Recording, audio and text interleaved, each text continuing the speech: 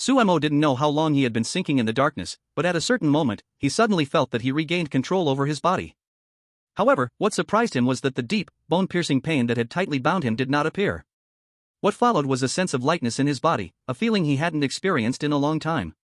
Suemo slowly raised his hand and blocked it in front of his eyes.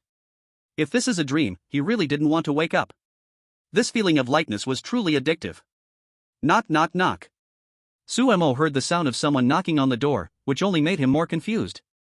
He was in a hospital, and he lived alone. No one would come to knock on his door. He slowly opened his eyes, and at that moment, Suemo finally confirmed that this was not the hospital. He had been lying on that hospital bed for so long that he had become familiar with every crack in the ceiling. He then slowly sat up from the bed, his eyes scanning the room. It was a clean and refreshing room. The room was also very simple: a bed, a desk, a wardrobe. The simple room had a large corner window, and warm sunlight was pouring through the window onto the light-colored floor inside the room. After scanning the room, Sumo's hand trembled slightly. On the desk, there was a family photo, and every face in it felt so familiar to him. Suemo closed his eyes for a moment. At this point, his confused mind finally returned completely. He remembered that he had already died in the hospital. How could he suddenly be in this place? Knock knock knock. The knocking sound came again, and Suemo also heard a few people whispering, but he couldn't make out what they were saying. After hesitating for a moment, Suemo followed his heart and opened the door. The faces outside the door made him feel a chill in his hands and feet. Dad, Mom, brother, you guys. Suemo lowered his head and gave a pale smile. Looks like we scared you. Come out and eat, said the young man outside the door, patting Sumo's shoulder in a familiar manner. His smile was as bright and intense as the sun, and the small fong that peeked from the corner of his mouth made Suemo fall into complete silence. As the three of them arrived in the living room and sat at the dining table, the seating arrangement was still familiar. His father sat at the main seat, his mother sat opposite his brother, and Suemo sat to the right of his brother. Let's eat first. Anan, I know you have many questions, we'll talk after the meal. His mother, sitting across from him, placed a piece of vegetables in his bowl. Hearing the familiar nickname, Suemo slowly picked up his chopsticks and silently shoveled a few mouthfuls of rice. The young man beside him saw this and also picked up a few pieces of vegetables for Suemo. When Suemo turned to look at him, he gave Suemo a big smile. This meal began in silence and ended in silence. Suemo had long been accustomed to being alone, and now, seeing those familiar family members, he felt somewhat at a loss. Anan, this is your favorite apple. Let's eat and talk, said the woman who had cleaned up the table as she came out from the kitchen, handing Suemo a red apple. This apple had once been his favorite, but after lying in the hospital for 4 years, it had become the fruit he disliked the most. Suemo looked at the apple handed to him and finally took it, placing it on his lap. You guys seem to know very well what's going on. Can you tell me about it? Suemo looked at the familiar three faces and, without beating around the bush, directly asked the question. Anan, you should have already passed away. Now, this place is the ghost realm, and we have all become anomalies of the ghost realm. The tall man who had been sitting silently finally spoke. If I remember correctly, when I was 18, big brother, you had already passed away. Father and mother both passed away one after another. Did you all come here at that time? Suemo pointed his finger at his head, then looked at the three people in front of him, or rather, the three strange beings. Pretty much, at that time, I died while saving someone, and because of that, my family was scammed. My father collapsed on the construction site for money, and my mother fell ill from the stress, eventually passing away as well, leaving only an 18-year-old you to live in this world. All of this made me feel hopeless. Sumo's older brother, Sunua, spoke slowly in the heavy silence. The eerie realm sensed my despair, the happy family felt my attachment to family, and I became the strange being of this family. Due to the bloodline connection, after death, our parents were also pulled into this happy family. Am I like that too? You became a strange being for the same reason. The happy family sensed our concern for you. When you die, you'll most likely be absorbed into the family, becoming part of the copy to enhance the strength of the happy family's copy. But if you die peacefully, the eerie realm won't take you. Suemo didn't know how to express the feelings inside him at that moment. Alright, Anin will understand this world later. For now, we're all here, so we should be happy, right? Li Wanhua, seeing the heavy atmosphere, quickly stood up and tried to lighten the mood. Anin, you've just arrived and aren't familiar with everything. You'll understand it all in a few days. Sunua quickly nodded, his hand placed on Sumo's shoulder. By the way, Anin, you can open your panel and check your talents and skills. Sunua's hand rested on Sumo's shoulder just like before. Panel? Suemo looked at Sunua with confusion. Seeing Sunua's serious expression, Suemo nodded silently. As the words panel flashed through his mind, a blue light appeared in front of him. Name, Suemo. Suemo stared silently at the blue panel in front of him, reading the words on it bit by bit. At that moment, the unreal feeling in his heart grew even heavier. Sunua, Sujanua, father, and Liwanhua all focused their gazes on Suemo. Seeing him staring blankly at a point, they understood he was observing his panel. Brother, what does this level mean? Suemo exited the panel and turned to look at Sunua. The eerie level ranges from F to SSS. You're a newcomer, so you're probably at level F. Later on, you can participate in copies to gain experience and terror coins, which can level you up. Terror coins can be used to buy eerie food to strengthen yourself. Sunua flopped softly onto the sofa, and upon hearing Sumo's question, he quickly explained. In addition, there are core skills and talents, which all relate to your future development. By the way, Anan, you don't need to go into too much detail about your talent, just the general direction. I'll see if I can find a copy for you to enter. Sujanua, sitting beside them, picked up a cup of tea, took a sip, and then hurriedly added after Sunua finished speaking. Isn't our home a dungeon? Suemo was a little confused. Didn't they say a home is a dungeon? Why do we still need to put it in other places? A happy home is a small dungeon, and since the requirements I set are a bit strict, only a few people can enter. We need to work in other dungeons to support ourselves. Sunua scratched his head awkwardly. To be honest, as the dungeon core, he felt a bit embarrassed about how their dungeon turned out. The question mark on Sumo's head was now clearly visible. Li Wanhua, who was standing beside them, smiled gently when she saw this. You'll understand later. A happy home is just a small dungeon, and there are many such happy homes. The core settings are a bit different for each. When your eldest brother became the core of this home, the settings were to only accept a few of us, so the dungeon developed slowly. There are only 3 external passages, and the dungeon's output is only the food I make, so fewer people come. Although Li Wanhua spoke with a bit of helplessness, the smile on her face was even happier. There are many such small dungeons in this neighborhood, but only our Su family's happy home dungeon is the most harmonious. For example, the family across from us, their core condition is that the capable rise to the top, so the family almost fights like dogs. Although their family is harmonious now, because of the number of people, the dungeon can only accept a small number of outsiders. So the 3 of us have to participate in other dungeons to level up. This is also good. I really don't like strangers coming to our home. Suemo had no objection to this core rule, he also disliked having strangers in the house. By the way, Mom, what do you mean by dungeon core output? It's the strange things we can produce that can be used for trading. My talent is making food with strong enhancement effects. Your brother and father aren't as good, their talents are more combat-oriented. And then, you can just think of it as a game. We're dungeon bosses, and the people who come are players. They get what they want from our dungeon, and we get what we need from them during their time in our dungeon. It's a mutual exchange. Sunua, seeing that Suemo had more and more questions, used a more vivid example to explain. I think I understand now. Their negative emotions become our horror coins and leveling experience, and the things our talents produce can be used as rewards after they clear the dungeon. Suemo finally understood, since he's familiar with games. He had been an NPC in a game before. Exactly. The number of world connections determines the number of passages. Our home dungeon has fewer connections, only accepting 1 person at a time. But there are many similar dungeons. Only when we connect enough worlds can we have enough players to complete tasks. Suemo listened as the 3 of them explained the basic rules of this world to him, and he roughly understood the situation. I can make some medicines, and that can be considered part of our dungeon output. Medicines? Great. Anan, medicinal items are the most popular. Sunua sat up straight with excitement, his hand ruffling Sumo's hair. I'll add this reward, and later, when people apply to enter the dungeon, it'll definitely be packed. No way, bro. I read in a novel before that those who fail the dungeon are pretty unlucky. Why are they so enthusiastic? Suemo, recalling the novel he read to kill time while lying in the hospital, scratched his nose in confusion. It's not that they die when they fail. The currency players have is gold coins. Every time they complete a task, they earn an equivalent amount of gold coins. If they die, a corresponding amount of gold coins is deducted. You will only die when all the coins in your hand are used up. Sujanua, seeing that he couldn't interrupt the previous conversation, quickly stood up when he finally had a question he could answer. So, do we, the strange ones, also have to eat human flesh?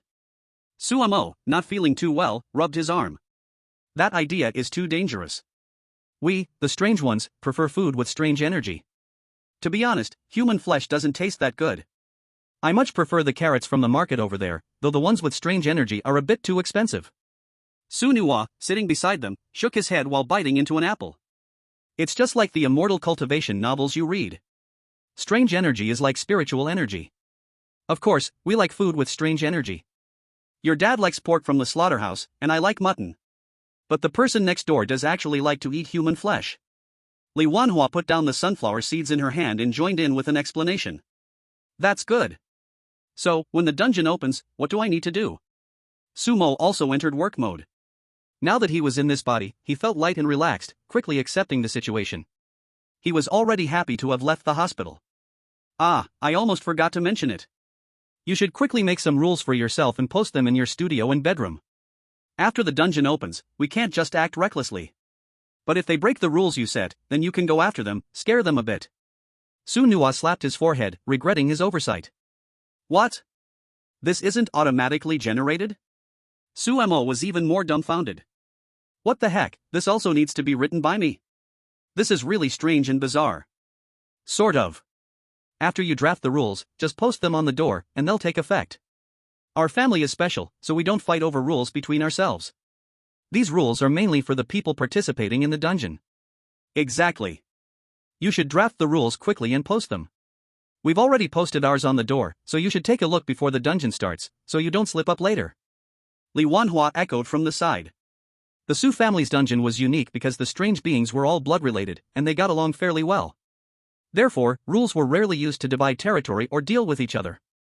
When the dungeon wasn't open, the atmosphere in the house was still quite relaxed. In families that were hastily put together, especially with an elimination system in place, relationships between the strange beings were often tense. The rules each strange being made had a suppressive effect on the family members when the dungeon was not open. By the way, Enin, take a look at the two rooms that just appeared over there. One is your bedroom, and the other, you should go check for yourself what it's for. Su Nua pointed to two doors behind them, his eyes full of curiosity. Su Mo followed Su Nua's finger, and one of the rooms was his bedroom. He had just come out of there. Apart from the bedroom, each of us has a work area. Our mom's, of course, is the kitchen. My ability is related to water, so I took the bathroom. Our dad is more combat-oriented, so the living room is his. This extra room probably has something to do with your ability. Su Nua spoke casually, but it left Su Mo in silence. Is the ability related to the cause of death? Su Mo suddenly looked up at Su Nua. And then, you're still as smart as ever, Su Nua said, feeling a bit shy under Su Mo's gaze, though his tone was filled with admiration. Let's go, let's check out what Enin's room is like. Li Wanhua stood up, walked over to Su Mo, and said gently.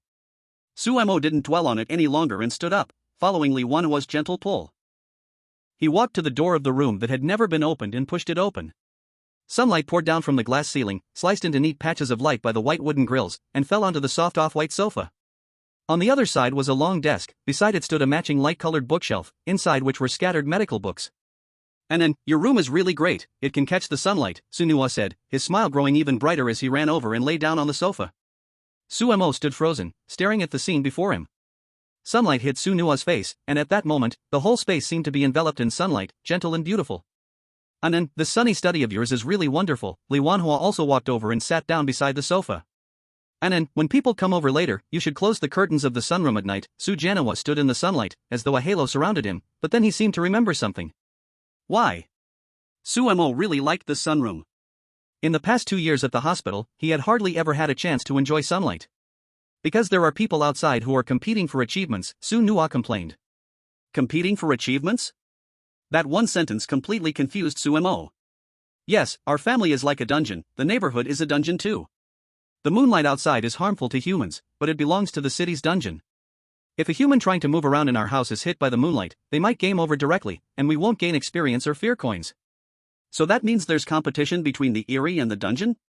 Su Mo felt a headache from these rules, walked over to the long sofa, pushed Su Nua, and lay down on the sunny sofa. And then, you and your brother are at home, your father and I have to go to work. Li Wanhua glanced at the clock on the wall of the study and frowned. Where are you going to work? Su Mo watched as the two of them started walking outside, opened his mouth to speak, and finally just asked this one question. I go around different dungeons' canteens. I looked, this afternoon I need to go to the hospital canteen to be the head chef. Li Wanhua pulled out a small notebook from her pocket, which was filled with dense writing. I'm going to be your mom's bodyguard, Su Janawa said flatly. Once Su Janawa and Li Wanhua left the house, Su Nua opened his light brown eyes and stared at Su Mo. Our dad doesn't have many special talents, his combat ability is alright. But our mom, she's quite popular in every dungeon, Su Nuwa, seeing that both of them had left, lazily said. Even though they've all turned eerie, they're still working so hard? Suemo couldn't help but complain. It was surprising to see his parents still so dedicated after switching worlds. No choice, cultivation costs money. Relying only on our family's dungeon, we'd starve to death. Su Nuwa covered his face with his clothes, his voice tinged with sleepiness. Then why aren't you out working? Suemo looked at Su Nuwa, who was almost falling asleep. Oh, I don't have any special talents like our dad, and our mom only needs one bodyguard. Su Nuwa suddenly sat up straight, staring at Suemo with a blank expression. Suemo looked at Su Nuwa's face, and he didn't feel the slightest fear. When Su Nuwa smiled, he was like a bright, sunny boy, but when he had a serious face, for some reason, it made him look quite fierce. This was why, when they were young, Suemo was often scared by him. So I can only rely on this face to blend in with the students. Little brother, how about I be your bodyguard in the future? Suddenly, Su Nuwa moved closer to Suemo, his whole body pressing down on him, with a pitiful expression on his face. Get off, I want to lie on the sofa. How can your sponsor sit aside like that? Suemo suddenly shivered and shoved Su Nuwa away. He squeezed him into the corner. Suemo, feeling completely satisfied, pulled the small blanket beside him over his stomach. In the warm sunlight, drowsiness slowly wrapped around his consciousness. Suemo turned over and let out a big yawn. Watching Suemo becoming drowsy, Su Nuwa sat on the carpet beside him, not disturbing him. As Sumo's consciousness gradually returned, he felt that this nap had been very comfortable. There was no pain surrounding him, and the warm sunlight was his companion. Enin, wake up, it's time to eat. Slowly, Suemo opened his eyes at Li Wanhua's gentle call. Mom! Suemo stared blankly at Li Wanhua's face, still not fully awake. Sai, hurry up and eat. Li Wanhua pulled the small blanket off Suemo with a very serious tone. Suemo quietly followed Li Wanhua to the dining room, where Su Jianhua and Su Nuwa were already sitting at the table. At lunch, Suemo seemed completely out of it. He didn't know what he was eating at all. Sitting at the table, looking at the various dishes, he started to feel a bit of anticipation. Mom, I haven't eaten your cooking in a long time. After saying this, Suemo saw Li Wanhua placing more coriander on his plate. If you like it, eat more. Li Wanhua smiled mischievously. Mom, that's not fair. Suemo quickly covered his bowl and even pushed the coriander from his plate onto Su Nuwa's plate. Just kidding, hurry up and eat. After saying this, as soon as Suemo lifted his hand, Li Wanhua placed another piece of coriander on his plate. Suemo looked helplessly at Li Wanhua, confirming it was indeed his own mom. Su Nuwa stared speechlessly at the 2 pieces of coriander on his plate, his forehead veins bulging. He comforted himself, this was his own mom and brother. After the meal, Suemo returned to his room, lying on the bed, feeling the softness of the bed.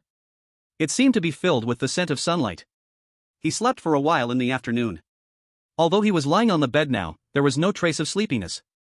His mind became more active as night fell. Suemo replayed the events of the day in his mind, thinking of the warm family life of the 4 of them, and suddenly sat up from the bed. Then, Suemo slapped the bed hard with his hand. Damn it, if I had known you guys were here, I wouldn't have been struggling over there. Suemo thought for a moment. The past 2 years in the hospital had been tearless misery. At 18, his family members passed away one by one, leaving him alone. It was only because of his mother's words to live well that he didn't give up hope, even in the hospital. Hearing the noise, Su Nuwa leaned against the door of Sumo's room. When he heard Sumo's words, he awkwardly dropped the hand that had been ready to knock. At this point, anyone who entered would be an idiot, Su Nuwa thought, and turned to go back to his room. He was really afraid Suemo would give him a big slap. Forget it, I can't sleep. Suemo tossed and turned on the bed, unable to fall asleep. Frustrated, he got up and walked over to his desk. Brother's bedroom rules. Suemo looked at these carefully thought out rules and felt a headache. He rubbed his head. Why can't these be automatically generated? And there's also the sunroom, it's so annoying. Sunroom rules. The single armchair in the southwest corner of the study belongs to Suemo. When he sits there, please do not stay within a 3-meter radius for a long time. If you feel the sunlight in the room suddenly turn pale, and the smell of medicine begins to spread in the air, please leave quietly immediately. This study rejects any form of lies.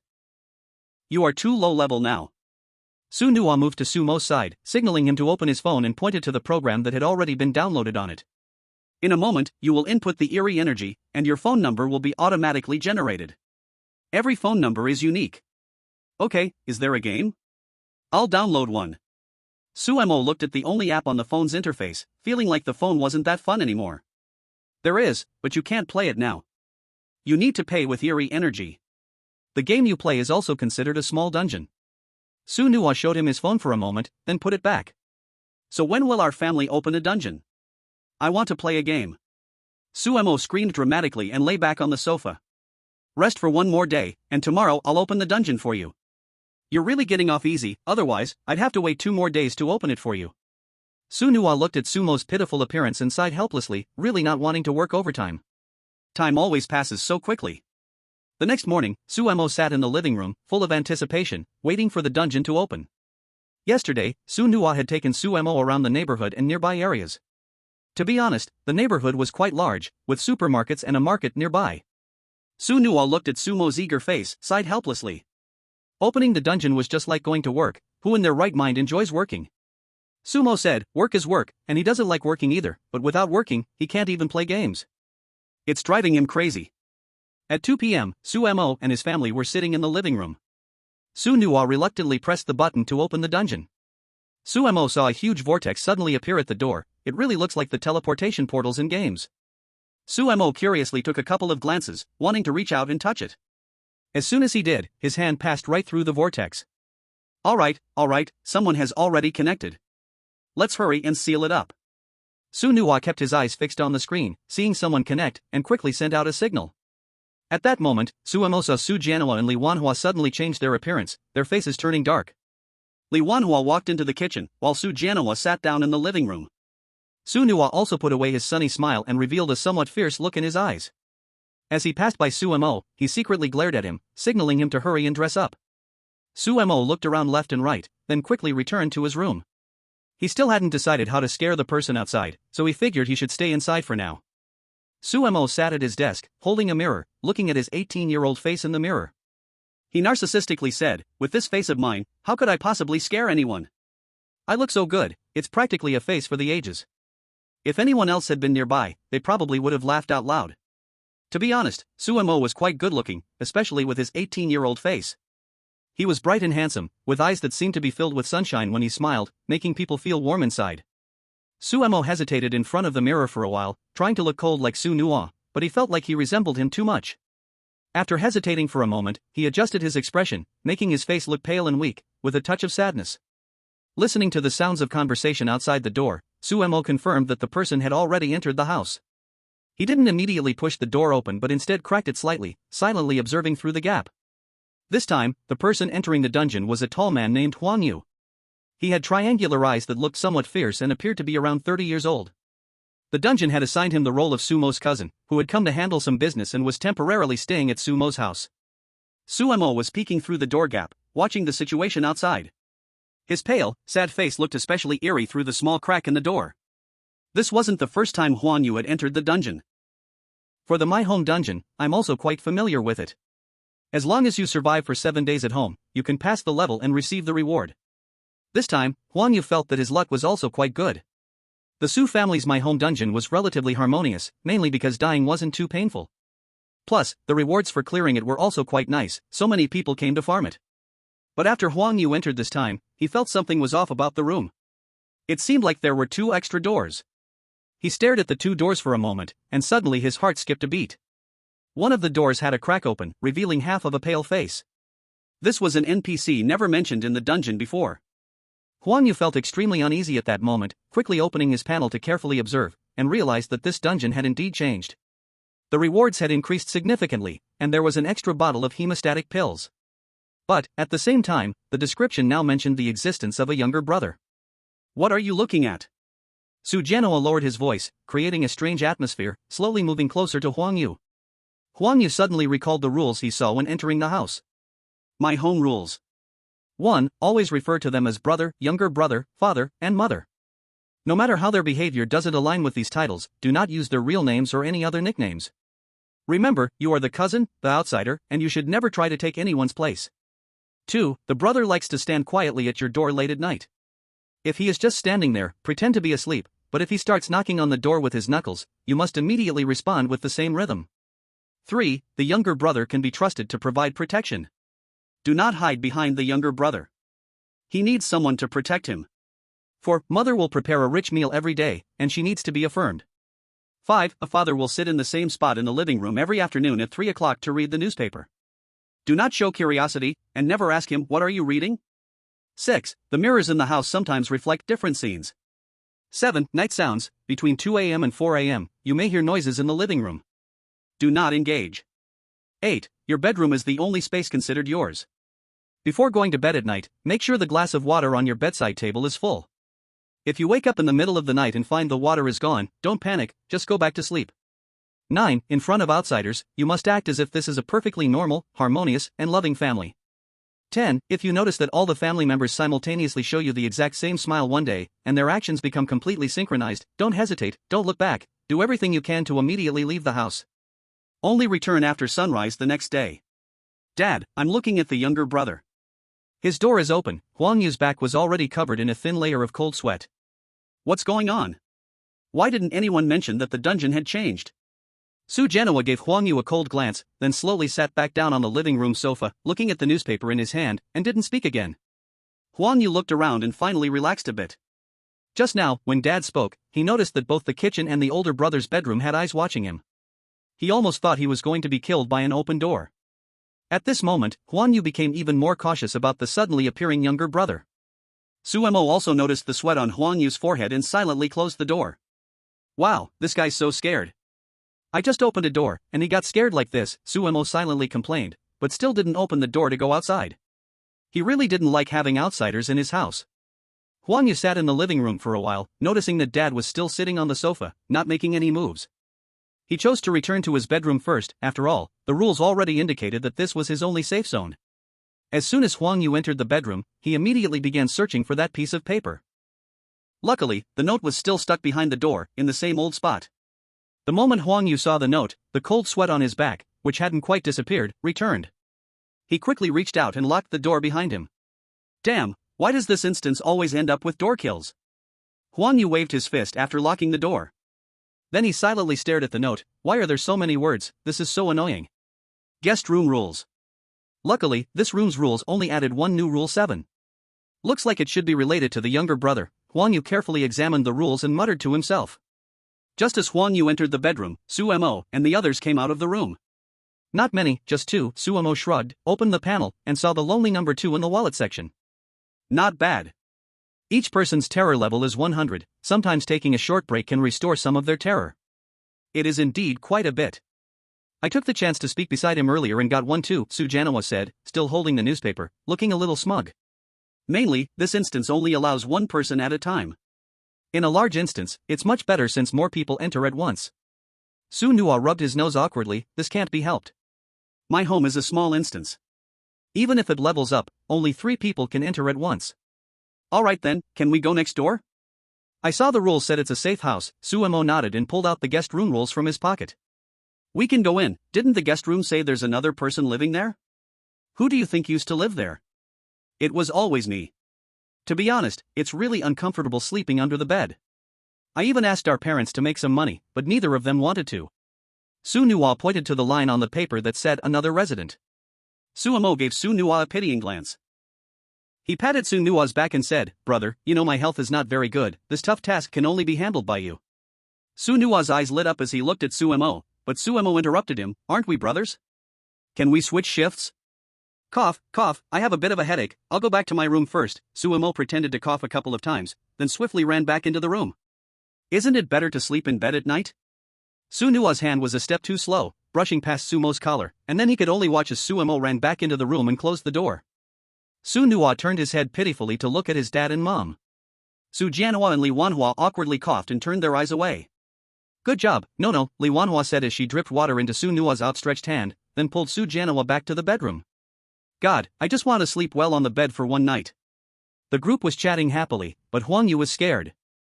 Huang Yu was in the bedroom, tossing and turning. Then he heard the faint sound of a conversation outside the door. Isn't this supposed to start at night? Why is it starting now? Can I still go out? Huang Yu's hand rested on the door handle, but after thinking for a moment, he let it go. Huang Yu sat at the desk and pulled out the bedroom rules again, flipping through them carefully. He was very curious about the other resident. Suddenly, Huang Yu narrowed his eyes. He turned to look at the nightstand, and the water in the cup on it was actually empty. Huang Yu carefully scanned the room but found no place to get water. With no choice, he had to go out to the living room and kitchen to check. Usually, water dispensers are placed in these 2 places. He quietly opened the door, peeking outside. The living room was already empty, and the whole room was eerily quiet, with only the sunlight outside the window casting on the floor, making it feel especially still. Today is the first day, and already 2 doors have been opened. There shouldn't be any more, right? Huang Yu carefully observed the room again before stepping out and closing the bedroom door behind him. He searched the living room carefully but found no new notes or water dispenser. Huang Yu sighed in frustration. Looks like the place to get water should be in the kitchen, Huang Yu thought. He was a bit hesitant about the kitchen. He had so few clues right now, and there was not a single one about the kitchen. He hesitated in the living room for a while before deciding to check the kitchen. If he couldn't gather enough rule clues in the next few days, things would be really dangerous. True to his experience as an old player, Huang Yu carefully walked to the kitchen, but he didn't go in immediately. Instead, he observed the interior structure of the kitchen. The kitchen was clean and tidy, with no food waste, just like an ordinary family's kitchen, except for the unusually large refrigerator. Huang Yu stood outside the door for a long time, scanning the small kitchen space, but he couldn't find the rule note about the kitchen anywhere. Where is this rule note? Can I go into the kitchen or not? Huang Yu was feeling anxious. He came to play the house dungeon because he didn't have many coins left, and the dungeon rewards were rich. He never expected to encounter changes in the dungeon. Chapter 7, My House 7. At this moment, Sumo was feeling a bit bored in his room. He silently opened his door and stood at the entrance, observing Huang Yu, who seemed a bit anxious in the dining room. Huang Yu was lost in thought, wondering where the rule note for this strange talk could be, when he suddenly felt a strong, piercing gaze from behind him. The hairs on the back of Huang Yu's neck stood up. He stiffly turned his head and saw Sumo standing at the door. He swallowed nervously. Brother. Cousin, what are you doing? Sumo slowly walked up to Huang Yu's side, her voice floating, barely audible if you didn't listen closely. The water in my room is gone, I came here to pour a glass. Huang Yu's eyes moved around twice, remembering the cup in his hand, and quickly raised it to show Sumo. Cousin, the water dispenser is in the study, why are you in the kitchen? The kitchen is Mom's place. Sumo slowly released a strange energy, a black mist forming around her, watching Huang Yu across from her, slowly widening her eyes, cold sweat pouring down, nearly laughing inside. Huang Yu's face gradually turned pale, but suddenly seemed to remember the third rule. I see, it's in the study, no wonder I didn't see it in the living room or kitchen. Then Huang Yu forced a couple of silly laughs, holding the cup and heading towards the study. Sumo stood in place, her eyes locked on Huang Yu as he walked away, but made no further moves. Huang Yu pretended to act normal, walking toward the study, and only after seeing that Sumo made no move behind him did he carefully exhale. Looks like the third rule is somewhat reliable. The little brother also gave enough hints. Huang Yu took 2 more steps forward, suddenly realizing he didn't know which door the study was, staring at the 5 identical doors in front of him, head lowered, thinking. One was his bedroom, where his younger brother had been just now, and among the other 3 doors, one led to his parents' room, one to his brother's. After a moment of hesitation, Huang Yu walked towards the door next to Sumo's bedroom. Sumo moved her feet slightly, sitting down on the sofa in the living room, seeing Huang Yu head towards Sunua's bedroom, the corner of her mouth curling into a smile. Huang Yu didn't notice Sumo's expression, standing outside Sunua's bedroom, trying to twist the doorknob, but the door opened directly from the inside. Cousin, what are you doing standing outside my door? Sunua's face was expressionless as he looked at Huang Yu, his eyes flashing with a red glow, the sound of water faintly heard from behind. Brother, you live here? Huang Yu awkwardly laughed, his fingertips unconsciously curling up. Seeing that Sunua didn't speak, but his eyes were growing redder, Huang Yu finally realized something was wrong and quickly took 2 steps back. Cousin, I don't live here. Where could I live? Sunua's voice became increasingly eerie, and the whole door gradually began to seep water. Sumo also noticed, the entire room seemed to suddenly grow damp, water droplets slowly emerging on the floor. Huang Yu's fingers dug into his thigh, and he finally realized he seemed to have triggered some kind of rule. Stupid brain, think quickly. Brother, cousin wanted water earlier, I told him to go to the study, he must have gotten the wrong door, since it's his first time here and he's unfamiliar.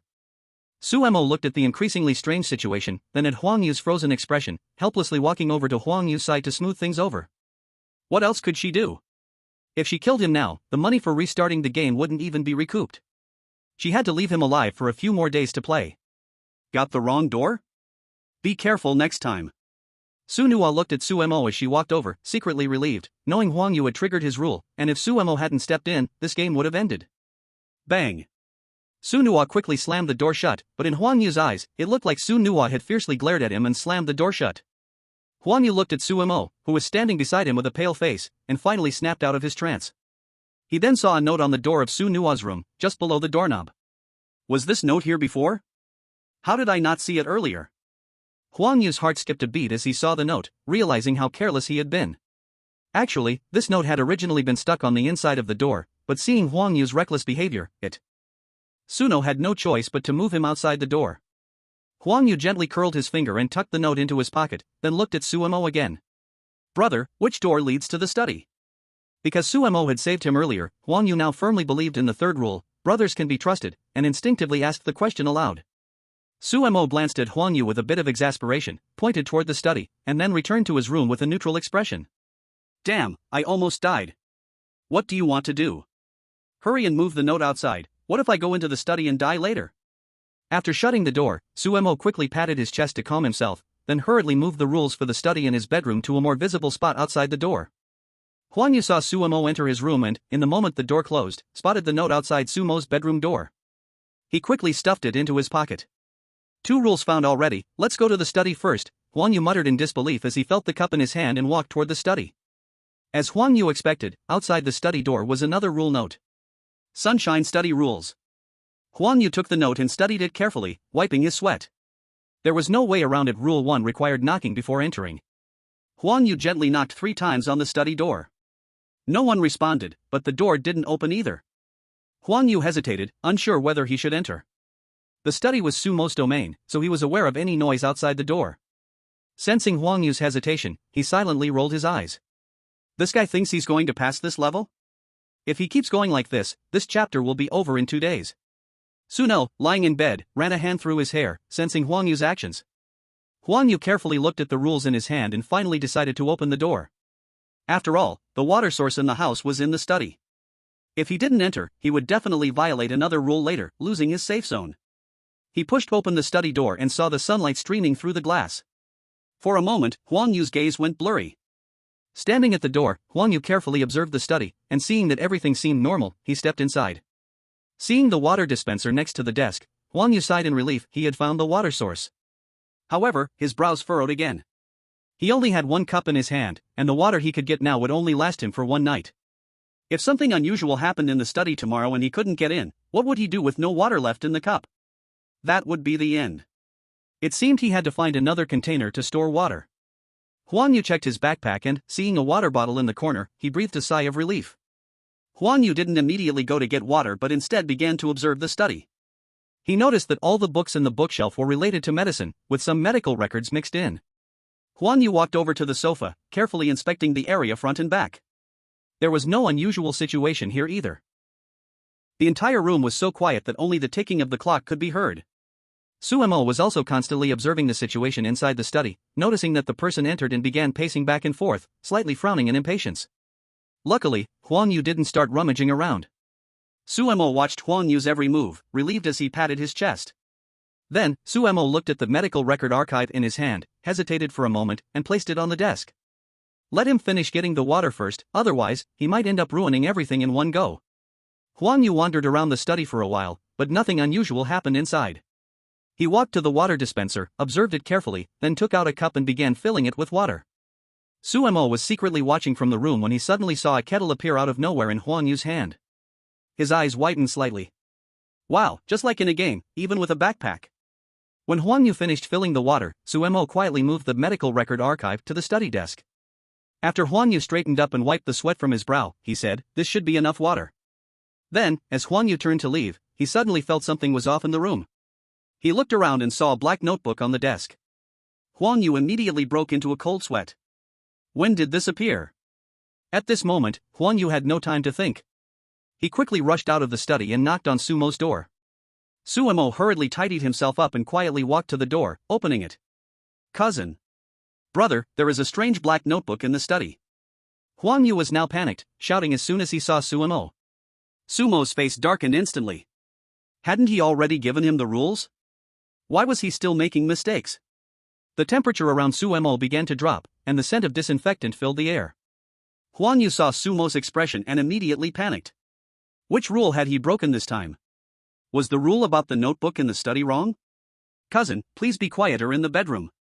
Suemo gently placed a finger on his lips, and Huang Yu immediately felt like his throat was on fire, aching terribly. Suemo noticed Huang Yu clutching his throat and stopped releasing his eerie energy. He turned and walked towards the study. Just as he was about to enter, he stopped and looked back at Huang Yu. "Cousin, you're giving me a headache."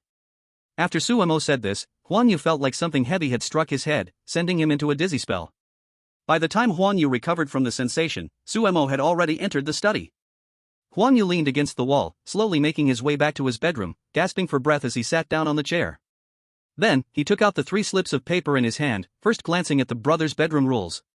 Brothers' bedroom rules. Seeing the first rule, Huang Yu gasped. Luckily, this was just a pollution rule, not a deadly rule. It seemed that next time, he would have to memorize the rules as soon as he received them. Huang Yu rubbed his throat, which felt like it was being pricked with needles. Even breathing hurt. He then looked at the brothers' bedroom rules. Brothers' bedroom rules. If you feel the air inside is humid or water droplets are seeping from the walls, please leave quickly. If after leaving the room you find any of your clothes or skin still unusually damp and not drying for a long time, perhaps you can check the sunroom, hoping there is sunlight then. Please make sure the brother in front of you is your real brother. Huang Yu looked at the first rule, feeling even more speechless. What is this? Do all the rules on the first day have to be checked in every bedroom? But Huang Yu thought of Suemo standing beside him, stopping Su Nua's actions. The importance he placed on his younger brother went up a notch. Sunroom? Huang Yu rubbed his finger over sunroom on his brother's paper, feeling more curious about the sunroom. The younger brother is a presence that can provide shelter. The sunroom belongs to the younger brother. It seems the sunroom can be considered a temporary resting area, but all of this is premised on the younger brother not being in the study. Anan, should we remind our dad and mom to put the notes in a visible place? Su Nua sneaked into Sumo's study and lazily lay on the sofa. Is this really an old player? Why does it feel like people are so stupid? Suemo sat on the single sofa scratching his head. Better remind them, otherwise our parents' bedroom rules will be triggered later. Forget it, let him bump into some bad luck. Our parents' bedroom rules are not that strict, most of it is just to scare people. Su Nua raised his hand, shook it, and then slapped it directly on the sofa. The sunlight here is really comfortable, it feels like I'm melting in it. Su Nua covered his eyes with his hand, softly muttering. Chapter 9 My Home 9. Scaring people, are our dad and mom that lenient? Suemo lay back on the sofa helplessly. To be honest, this sofa is really comfortable in the sun. Right, strictly speaking, I am actually the big boss of the dungeon, our parents are just the preliminary levels. Su Nua nodded vigorously, turned over, and continued to bask in the sun. Over here, Su Jianhua and Li Wanhua left home early, although there was nothing much to do outside. Having a stranger in the house always feels uncomfortable. Do you think it's okay to leave our 2 sons at home? Li Wanhua asked while sitting in a downstairs cafe, looking at the empty community outside.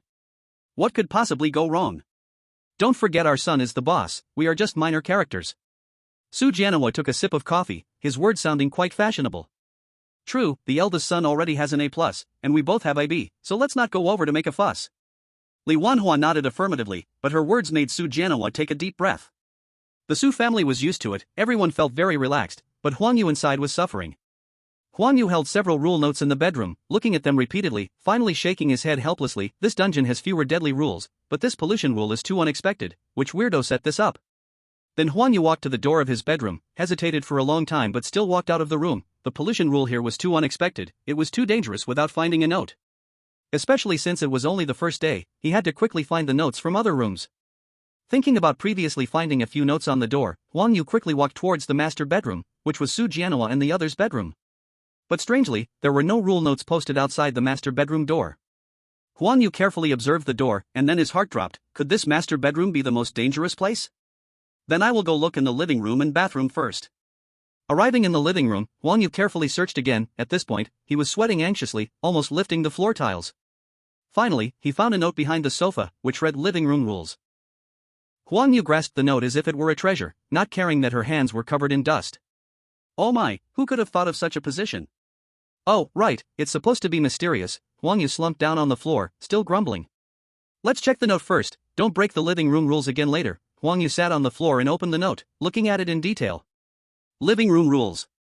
1. When entering the living room, please observe carefully. If you find Dad reading the newspaper and Mom trimming plants, you must quietly greet Dad, Mom to acknowledge your presence. 2. When you want to leave, you must slowly back away to the door facing the center of the living room, without suddenly turning around and leaving your back to all your family. 3. If you must sit on the living room sofa, please make sure to recognize your own position. 4. The living room TV can be turned on, but can only show news or nature documentaries. If any abnormalities occur, please immediately go to your bedroom until the TV returns to normal. 5. Upon entering the living room, if the TV is off, please pay attention to the screen. If something strange appears, immediately turn on the TV. 6. If you feel the carpet underneath your feet becoming damp and soft, please immediately stand up and seek refuge with your brother. 7. In the living room, please pay attention to the mirror. If any abnormalities occur, please ignore them. 8. The fruit in the fruit bowl is for family. You can eat apples and bananas, but must not touch peaches. If mom personally hands you a peach, you must accept it with both hands. 9. Your brother's medication may sometimes be left in the living room, please do not touch it and never mention it to anyone. 10. After 11 p.m., please do not enter the living room, it does not belong to you. 11. When the smell of disinfectant spreads in the living room, please immediately find an excuse to leave, and stay away from your brother. 12. Always remember your identity, and do not participate in family disputes. Huang Yu rubbed her legs, which were starting to feel numb, and stood up. At this point, she had already confirmed that the sunroom and her brother were a special presence in this scenario. Next up are the bathroom and the kitchen. I've already checked the kitchen this morning and found nothing, so let's head to the bathroom, Huang Yu said as she straightened her clothes and talked to herself. Sumo, through the medicine box left in the living room, saw Huang Yu's movements and could only roll her eyes in disbelief. Bro, is it really that hard to find a note? How is he still? He directly fell to the ground. Huang Yu tightly held onto the bathroom doorframe with both hands, straining to pull out his legs. After a struggle, he finally crawled out of the bathroom because the area of the water was too small. Sitting outside the bathroom, Huang Yu gasped for breath, calming his emotions as he took another look at the note. The rules here echoed those in his brother's room, both involving water.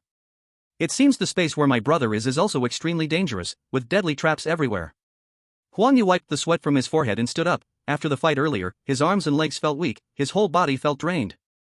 Looking at the untouched kitchen in his parents' territory, Huang Yu hesitated for a long time, wanting to explore the kitchen again, but after taking a step, he felt a sharp pain in his ankle. Looking down, he found that his ankle was already red and swollen. Huang Yu squatted down, carefully feeling around his ankle. Fortunately, I didn't injure the bone. At this moment, Su Nua saw Huang Yu through the bathroom glass. A spray suddenly appeared in Huang Yu's hand, and when he sprayed it on his ankle, the swelling disappeared. Sumo, besides Su Nua, also saw this scene through Su Nua's ability and turned to look at his older brother. Brother, look, there's a backpack, do we have one? Chapter 10 My Home 10. Bang! Su Nua punched Sumo on the head. With your big head, that thing is so expensive, we can't afford it. Just talk, don't use your hands. Why do they have it and we don't? Sumo squatted on the ground, holding his head and complaining as he looked at Su Nua. They come with it, we still have to buy it. I'll take you to the mall to check the prices someday. Su Nua gave Sumo a mocking glance, thinking about the 2 fear coins in his hand, wondering what he was thinking trying to buy something. Is our family that poor? Sumo looked at Su Nua incredulously. What do you think? It's only been a few days since someone came by, and we only have a little money from mom. Su Nua sighed as he lay back on the sofa, looking at the few fear coins that had just arrived in his account. Why are you and dad so poor? Sumo cautiously moved closer to Su Nua. In the past, when he asked his older brother and dad for pocket money, they had never been stingy. How did they end up like this in a different world? What do you think? Both dad and I work odd jobs. Mom only has a fixed large dungeon, but she is just in the kitchen, so it only takes a small part. Su Nua shook his phone, saying that their type of bazaar, which is battle-oriented, was not lacking in large dungeons, so each time they went, it depended on their own skills, with no guaranteed safety net. Compared to mom's type of bazaar that has some unique products, she usually has reserved dungeons, and due to the fighting power issue, most of the time, there is a guaranteed safety. Thinking about it, Su Nua enviously glanced at Sumo. Sumo was also a unique products bazaar, so it seemed he would also be able to secure a safety net in large dungeons later. In the future, our family will rely on you, little brother. I want to eat carrots until I puke. When can you earn money to buy them for me? Su Nua leaned closer to Sumo, looking pitifully at him. Although he didn't know what his older brother was up to, Sumo still silently patted him. Brother, look, Huang Yu is up to something again. He seems to be going to the kitchen. Sumo suddenly saw Huang Yu's movements. After his legs healed, he insisted on heading toward the kitchen, quickly tapping Su Nua. He will be in trouble. Dad and Mom hide these notes very thoroughly. He rummaged around the living room for a long time. Su Nua smiled with a face full of glee. The rules set by his parents were rarely fatal, but they were very torturous. Looking back at the clock on the study wall, Su Nua's smile grew even more sinister. Mom is coming back soon. Huang Yu suddenly seemed to remember something and stopped in his tracks. Sumo and Su Nua looked at Huang Yu, intrigued. What did he discover? Forget it. We're not going to the kitchen yet. I checked the time, it's almost dinner time, and the kitchen is quite dangerous. Huang Yu turned to glance at the living room's clock, which was already pointing to 5 o'clock. Huang Yu looked at his somewhat disheveled and worn clothes and turned back to the bedroom. The two brothers hiding in the study exchanged glances. He's going back already? I thought something fun was about to happen. Su Nuo waved his hand in disappointment, thinking he might see Mom get angry. Alas, he was really a coward. Let's tidy up too, dinner is a big deal. Su Nuo rubbed his hair in annoyance, but his tone towards Suemo showed no signs of irritation. The sky gradually darkened, and as soon as the moon showed its face outside, Su Nuo dashed to the living room and pulled the curtains shut. Su Jianhua and Li Wanhua also returned home, nodding towards Su Nuo and Suemo. Where is he? Su Nuo remained silent, simply pointing in the direction of the bedroom. Su Jianhua was not surprised by this, it was pretty much the same situation last time. Next up is your mom showing off her skills. Su Jianhua walked to the living room and sat down on the single sofa, picking up a newspaper as if he were a pro. Su Nuo pulled Suemo and sat down on the long sofa. Su Nuo took out his phone, leaning back against the sofa, while Suemo flipped through a medical book, utterly bored. Li Wanhua looked at the three of them posing and helplessly walked into the kitchen with her things. About half an hour later, Li Wanhua came into the dining room with plates of strange dishes. Suemo looked at those bizarre dishes, his face turning almost green. What's going on? When did Mom's cooking skills turn into this? Suemo stood frozen, as if struck by lightning. There's no helping it. Don't be afraid, the shape is weird, but the taste is okay. Su Nuo patted the petrified Suemo, trying to comfort him. And then, just pretend to eat a bit at first. Once he goes back to his room, Mom will make you something tasty. Seeing her slightly distraught younger son, Li Wanhua's heart ached as a mother. Listening to Li Wanhua, Su Nuo found it unbelievable. Mom, why didn't I get extra food? Shoo, your brother just got home, how long have you been at home? Li Wanhua waved away Su Nuo, her face showing disdain. Ahem, he's coming out. Su Jianhua suddenly heard some noise from the adjacent room and quickly reminded the three. The three quickly rearranged their faces, their expressions darkening. Cousin, it's time for dinner. Su Nuo walked to the bedroom door and knocked, but before his finger could even touch the door, it swung open. Okay, coming, brother. Huang Yu replied somewhat flustered, but calling him brother always felt a bit strange. He called things like brother, mom, yet they all called him cousin. The hierarchy was really a mess, and Huang Yu chuckled bitterly, surprised that he was still thinking about such nonsense at this moment.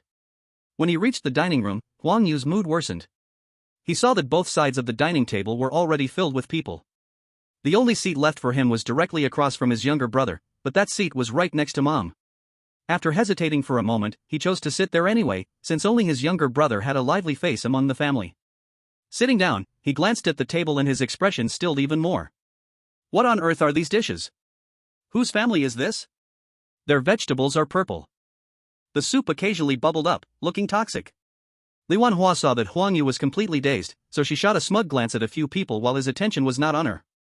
Come on, cousin, this soup is specially made for you, drink more. Li Wanhua scooped a bowl of soup and placed it in front of Huang Yu, which looked extremely strange. Huang Yu raised his hand to refuse, but at the moment he opened his mouth, he saw his mother next to him exuding black air, and his raised hand instantly froze.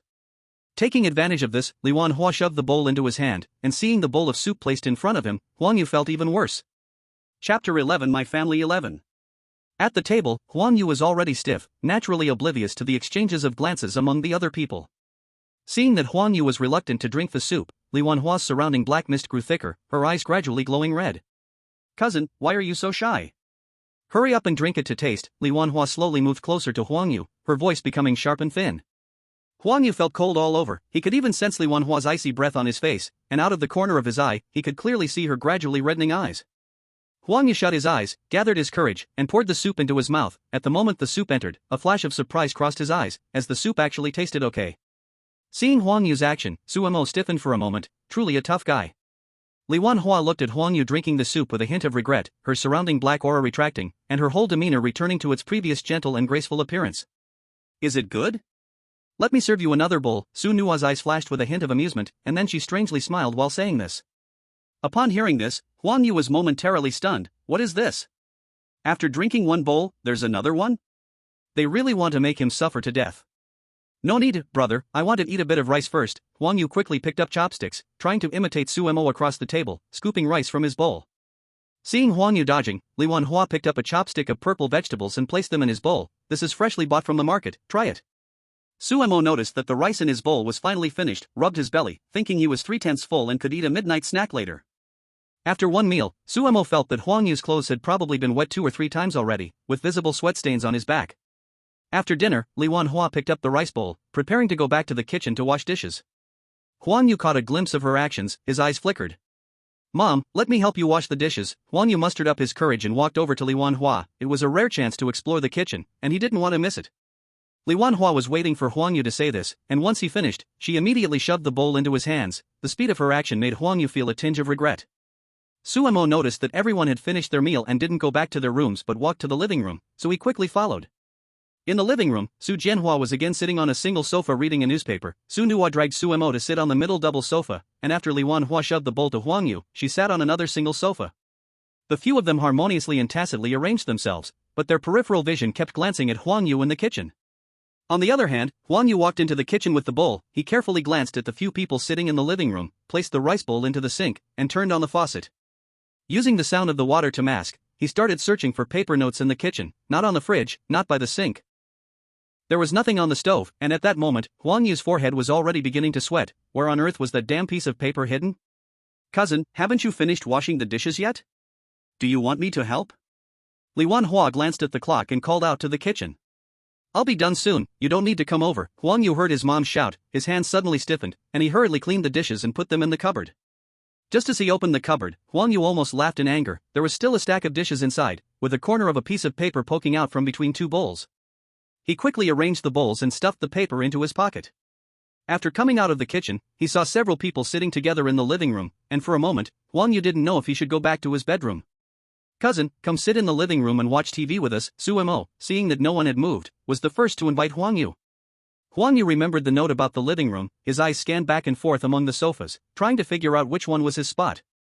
Su Nuo looked at the stubborn stare between Suemo and Huang Yu, feeling a bit amused, and turned to switch on the TV. It was time for the 7 o'clock evening news. Seeing the news on TV, Huang Yu breathed a sigh of relief, but after thinking for a long time without finding his place, he still decided to head back to his bedroom. "No, little brother, I'm a bit tired today, so I want to go back to my room and rest first." Huang Yu stood up and walked towards the bedroom, but after taking 2 steps, he felt a chill behind him. At that moment, he remembered the second rule about the living room: you couldn't face your family with your back when leaving. Huang Yu felt the cold air getting closer, and beads of cold sweat began to form on his forehead. After hesitating for a long time, Huang Yu mustered up the courage to turn around and look at the few people in the living room. The living room had changed its appearance, now worn down, with the 4 people sitting there staring straight at him. "Little brother, I thought about it, and I'll watch TV with you guys for a bit. It's too early to sleep at this time." Huang Yu pretended to laugh awkwardly and naturally walked over to sit beside Suemo. Among these strange people, Dad was somewhat odd, not interacting much. Mom was frequently making moves. Older brother was mostly using big moves. Overall, only little brother could provide some protection, so Huang Yu decided to sit next to him, thinking it might be safer. Just as Huang Yu sat down next to Suemo, he suddenly froze. It seemed he had violated a rule again, and his panic points dropped significantly. Huang Yu was becoming anxious, completely oblivious to the expressions of the 4 strange people around him. He had entered the day with full points, but after frequently triggering rules, his panic points had already dropped by more than half. Seeing Huang Yu lost in his own emotions, Suemo silently reached out and tapped him. When his cold palm touched Huang Yu, he jumped up entirely. "Little brother, what's wrong?" Huang Yu forced a smile, his face pale, and the redness of his lips was covered with a layer of white mist.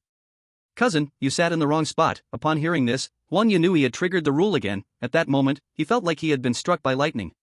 "Cousin, are you too tired? Why don't you go back to your room and rest?" Suemo looked at the petrified Huang Yu, tilting his head innocently. If he stayed here a bit longer, Huang Yu would probably say goodbye to them. Upon hearing the words, "Go back to your room to rest," Huang Yu felt a bit more alert and hurriedly waved at the 4 sitting there. "I am indeed a bit tired today, I'll head back to my room now." Then Huang Yu didn't dare to turn around immediately but instead stepped backward towards the bedroom, facing the living room, taking one careful step at a time. He almost stumbled because he wasn't familiar with the route. Chapter 12. Huang Yu moved back step by step, his eyes always fixed on the 4 people in the living room. When his back touched the hard wall, he quickly glanced around. Confirming it was the door to his room, he hurriedly opened the bedroom door and slipped inside, then locked the door tightly. Seeing the door locked from the inside, Huang Yu finally let out a breath, carefully wiping the sweat from his forehead. At this moment, the TV in the living room had already switched programs, changing from the news broadcast to a live feed from the guest room, with the 4 strange figures in the living room watching every move Huang Yu made in the guest room. "Brother, when do you think he'll remember to cover the mirror?" Suemo, half lying on the sofa, asked Su Nuo while watching Huang Yu performing passionately on the TV. "I don't know, but right now I just want him to quickly pull the curtains. The moon is coming out soon," Su Nuo replied, shrugging her shoulders. Seeing that Huang Yu hadn't closed the curtains yet, her face showed a hint of anxiety. After being illuminated by the moon, he might get caught by something strange in the neighborhood. Huang Yu felt a slight chill on his back in the room. He trusted his intuition. Although the guest room kept emphasizing it was a safe zone, he remembered the note had many restrictions. He took out the note and found the guest room rules, reading them word by word. First rule, lock the door, okay. The second rule caused Huang Yu to jump up, rushing to the wardrobe to pull out 2 coats to cover the mirror. Only after covering the mirror did he let out a sigh of relief. Then he looked at the third rule, still not bedtime, so I don't need to worry for now. When he reached the fourth rule, Huang Yu dashed to the window to draw the curtains. After checking all the rules, Huang Yu carefully looked at the water cup on the bedside table, confirming it was full before sitting by the desk. Huang Yu was anxiously pacing in the room, while the 4 strange figures in the living room watched with great interest. It seems like a stage play, still live broadcast, Suemo commented while munching on a peach, thoroughly enjoying the scene. He won't make it, Su Janoa said coldly, watching the panicking Huang Yu on TV.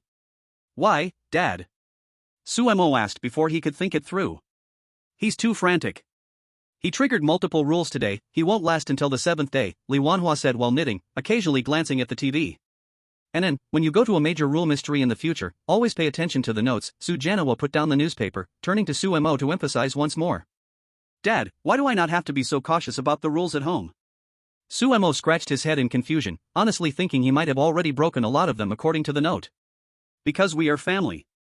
All the notes have an implicit rule, family members get the maximum tolerance, Su Nuo looked up from the game, answering Suemo earnestly. This sentence made the atmosphere in the living room warm, but Huang Yu in the room felt a bit distressed. Once everything was set, the room fell silent, he seemed to always hear whispers outside the door. Huang Yu glanced at his nearly depleted fright level, sighing deeply in his heart.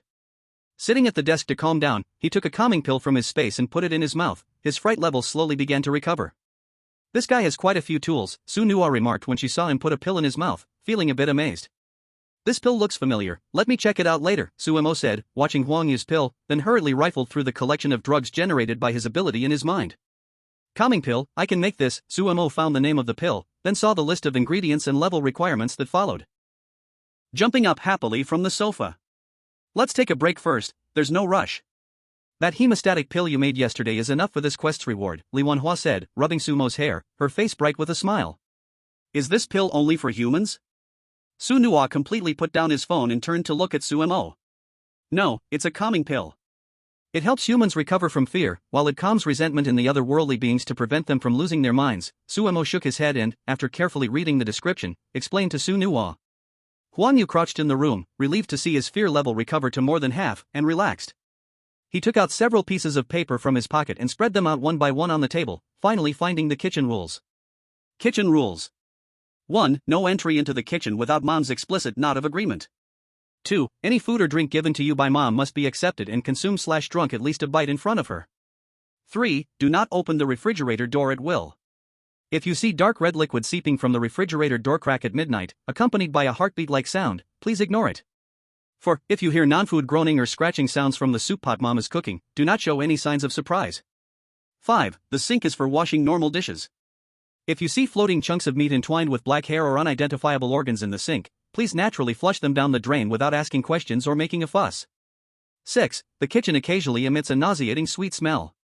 If you smell it, you must praise it as delicious. Mom needs affirmation. After reading the entire note, Huang Yu slapped his face, slap. The sound startled the 4 people in the living room through the television. Fortunately, I didn't run in by myself this afternoon, otherwise today I would have been done for. Huang Yu rubbed his slightly red cheeks, his voice filled with relief. Why do I feel he has gone a bit crazy? Suemo pointed at Huang Yu on the television, his tone holding a hint of uncertainty. It does seem a bit, so what should we do tonight? Li Wanhua also hesitated, should they still put in effort tonight? Why not let him rest well for a night? We have to be steady in our approach, right? Su Nuo thought for a moment. If there were no actions tonight, he could go back to his bed and sleep.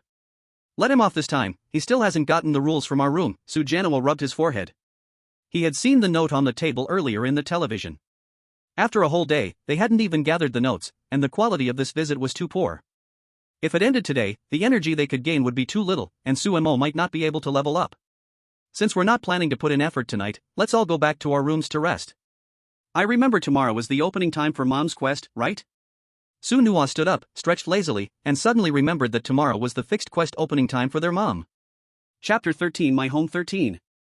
Aren't you going to watch a little longer? Maybe there will be something fun later. Suemo looked around, seeing everyone standing up, said a little dejectedly. Based on this person's performance, he definitely won't dare to leave the bedroom later. If we're not planning to mess with him tonight, what could be fun? Su Nua draped his arm over Sumo's shoulder, leaning against him, pointing at Huang Yu on the screen with a hint of disdain. Sumo also knew that Su Nua was probably right, but he really enjoyed the feeling of the whole family sitting together watching television. If Huang Yu could hear Sumo's thoughts, he would surely grab his neck and shout, "Isn't my life worth anything?" Alright, Sumo could only helplessly shrug his shoulders, let out a long sigh, and turned back to the bedroom. After entering the bedroom, Sumo threw himself onto the bed and lay quietly for a while before opening his panel. Name, Sumo. Level, F. Talent, cures all illnesses, complete medicine knowledge, self-study, can produce various medicines. Core skills, diagnosis, doctor-patient relationship, sickbed domain, medical record archiving. Wallet, 13. Sumo looked at the panel and quietly tapped the spot that showed his wallet, then smiled with a bit of helplessness. At my age, this is the first time I'm this poor. Am I really the legendary poor trickster? He closed the panel and casually set it aside, picking up his phone, which he placed on the bedside table. This is something contemporary young people insist on doing. After opening his phone, there weren't any random apps, the interface only showed one app named Recruitment. In fact, calling this app Recruitment felt more like a chat software. Today, after entering some trick energy, his number had been automatically generated, and he logged into Recruitment, adding his parents' and brothers' friend IDs accordingly. Inside, there were all kinds of dazzling recruitment posts. Sumo curiously scrolled through them, then found it somewhat funny and covered his eyes. The lowest combat level listed was E, and he couldn't even rank an F. No one would want him. Then, he opened his own interface. To his surprise, he found he could open a trading window. Sumo curiously clicked on it, then silently closed it again. Everything requires money. A window wants 100 Terror coins. If you can rob me, why give me a window? Sumo thought about the 13 Terror coins he had earned after a busy day, muttering quietly. Afterwards, Sumo casually browsed through others' trading windows. There were all sorts of items, selling food and tools were the basics. Why were half-eaten apples even for sale? But Sumo also noticed that the prices for medicines were relatively high and the quantities were low. With his talent, he felt a bit hopeful. Suddenly, Sumo felt a bit sleepy and yawned. After a year in the hospital, he had developed the habit of going to sleep around 10 every night. He looked up at the clock in his bedroom, the hands already pointed to 9. Sumo grabbed his change of clothes and headed out to wash up in the bathroom. To get to the bathroom, he had to pass by the guest room door, but Sumo didn't pay much attention. After all, that person wouldn't dare come out after 9. Just as he reached the guest room door, he realized he forgot to bring his pajamas and turned back to get them. When he picked up his pajamas and walked to the guest room door again, he suddenly heard the sound of Terror coins entering his account. He silently opened his panel and discovered that another 2 Terror coins had been deposited. Sumo glanced helplessly at the guest room door. He was just walking normally. Why was this so frightening? The more he looked at the door, the more he felt helpless. Sumo simply stood at the guest room door and knocked. Sure enough, he heard a noise from inside, followed by more Terror coins entering his account. Happy now, hee. As he watched the number in his wallet increase, Sumo squinted with unexpected joy. Then he hummed a song while walking to the bathroom, encountering Su Nua outside. Su Nua had obviously just finished showering and was coming out of the bathroom. Oh, I just finished washing up. You go ahead, Su Nua said, combing his hair back and stepping aside from the bathroom door. Bro, I just walked by the guest room door, and something good happened. Why not try walking by and knock on the door too? Sumo chuckled, trying to get his brother involved. Su Nua glanced at Sumo, who was smiling somewhat mischievously, and poked his forehead with a finger. Don't scare the person too much. He can't die within 5 days, otherwise, your upgrading energy won't be enough. I didn't do it on purpose. I just came to wash up and happened to walk by the door. Who knew he would be such a coward? Sumo innocently opened his eyes and blinked. Seeing Sumo playing innocent, Su Nua turned his head away. Though he knew it was all an act, Huang Yu was an outsider, why should they make things difficult for a stranger? Finish washing up and go to sleep, the next 2 nights might be restless. Su Nua ruffled Sumo's hair, instantly turning it into a bird's nest. Sumo looked at his older brother walking towards the bedroom with a bit of speechlessness. Sure enough, Su Nua paused at the guest room door and knocked twice. Ha, hypocritical guy. After knocking, Su Nua heard the horrifying sound of a coin arriving, and a warm smile spread across his face. Then he turned to look at Sumo. But all he saw was Sumo's back as he turned and entered the bathroom. Su Nua, indifferent, shrugged and walked back to his own bedroom. Huang Yu listened to the footsteps outside, his face turning pale then green, and then he pulled the blanket over his head, wanting to sleep. Suddenly, he stiffened. He almost broke the rules. Before going to bed, he needed to greet the person under the bed. "Good night, this is my spot." After saying this, Huang Yu stiffly waited for a response from below. In the adjacent room, Su Nuo sensed something and heard Huang Yu's words, scratching at the bedboard with the strange aura he left under the bed. Upon hearing the response, Huang Yu let out a long sigh. He had already been very tired today. If he didn't get this response, he would have to sit on the stool all night. Eagerly, Huang Yu tucked himself in, closed his eyes, thinking that tonight should be fine. On this side, Su Mo finished washing up and returned to his bedroom. Lying in bed, he felt the outside was quiet and completely different from the world. Outside the window, there were no car honks at all. In this tranquil atmosphere, Su Mo gradually fell asleep, and for a moment, the happy family in this space slipped into slumber. Chapter 14 My Home 14. The next morning, after the sun rose, a ray of sunlight mischievously jumped into Su Mo's eyes through the curtain gaps. Feeling the dazzling sunlight here, Su Mo slowly opened his eyes. He looked up at the clock and was surprised to find it was already 8 o'clock. Rubbing his somewhat empty stomach, Su Mo lifted the blanket. "I wonder if Mom saved breakfast for me." After folding the blanket, Su Mo pushed open the door of his bedroom and stepped out. Upon opening the bedroom door, Su Mo saw several people sitting in the dining room and hurriedly closed the door again. "Oh, I almost forgot there were people at home." Su Mo rubbed his face and looked in the mirror, trying to transform himself back into the ghostly look from yesterday. The 4 people in the living room heard the sound of the door opening and looked up toward the source of the noise, but only saw a figure darting back inside. Su Nuo, holding a bowl, was speechless, wondering which family's big black rat this was. Oh, it turned out to be his own. Huang Yu was overly excited, almost crying. His younger brother finally showed up. Without seeing him, he felt no sense of security. Li Wanhua, seeing Su Mo's actions, stood up and entered the kitchen to get him a bowl. After Su Mo took a seat, she placed a bowl of porridge in front of him. Looking at the strange atmosphere at the table, especially the strange expression on Huang Yu's face across from him, Su Mo knew Mom hadn't let him off easy with breakfast either. In the silence, Su Mo quietly finished his meal and then directly entered the sunroom, lying on the sofa with a book. Li Wanhua and Su Jianhua returned to the bedroom to tidy up and walked out, stopping specifically when passing by the living room to look at Huang Yu. "Cousin, there are 2 kids at home, I'm counting on you." After saying this, she left with Li Wanhua. Su Nuo looked at the bowls and chopsticks on the table that had not been cleaned up yet, feeling a bit speechless for a moment. "They ran away so quickly, and left the work for me." Su Nuo put down the bowls and chopsticks, saw Huang Yu still sitting across from him, his eyes turned, and suddenly he smiled.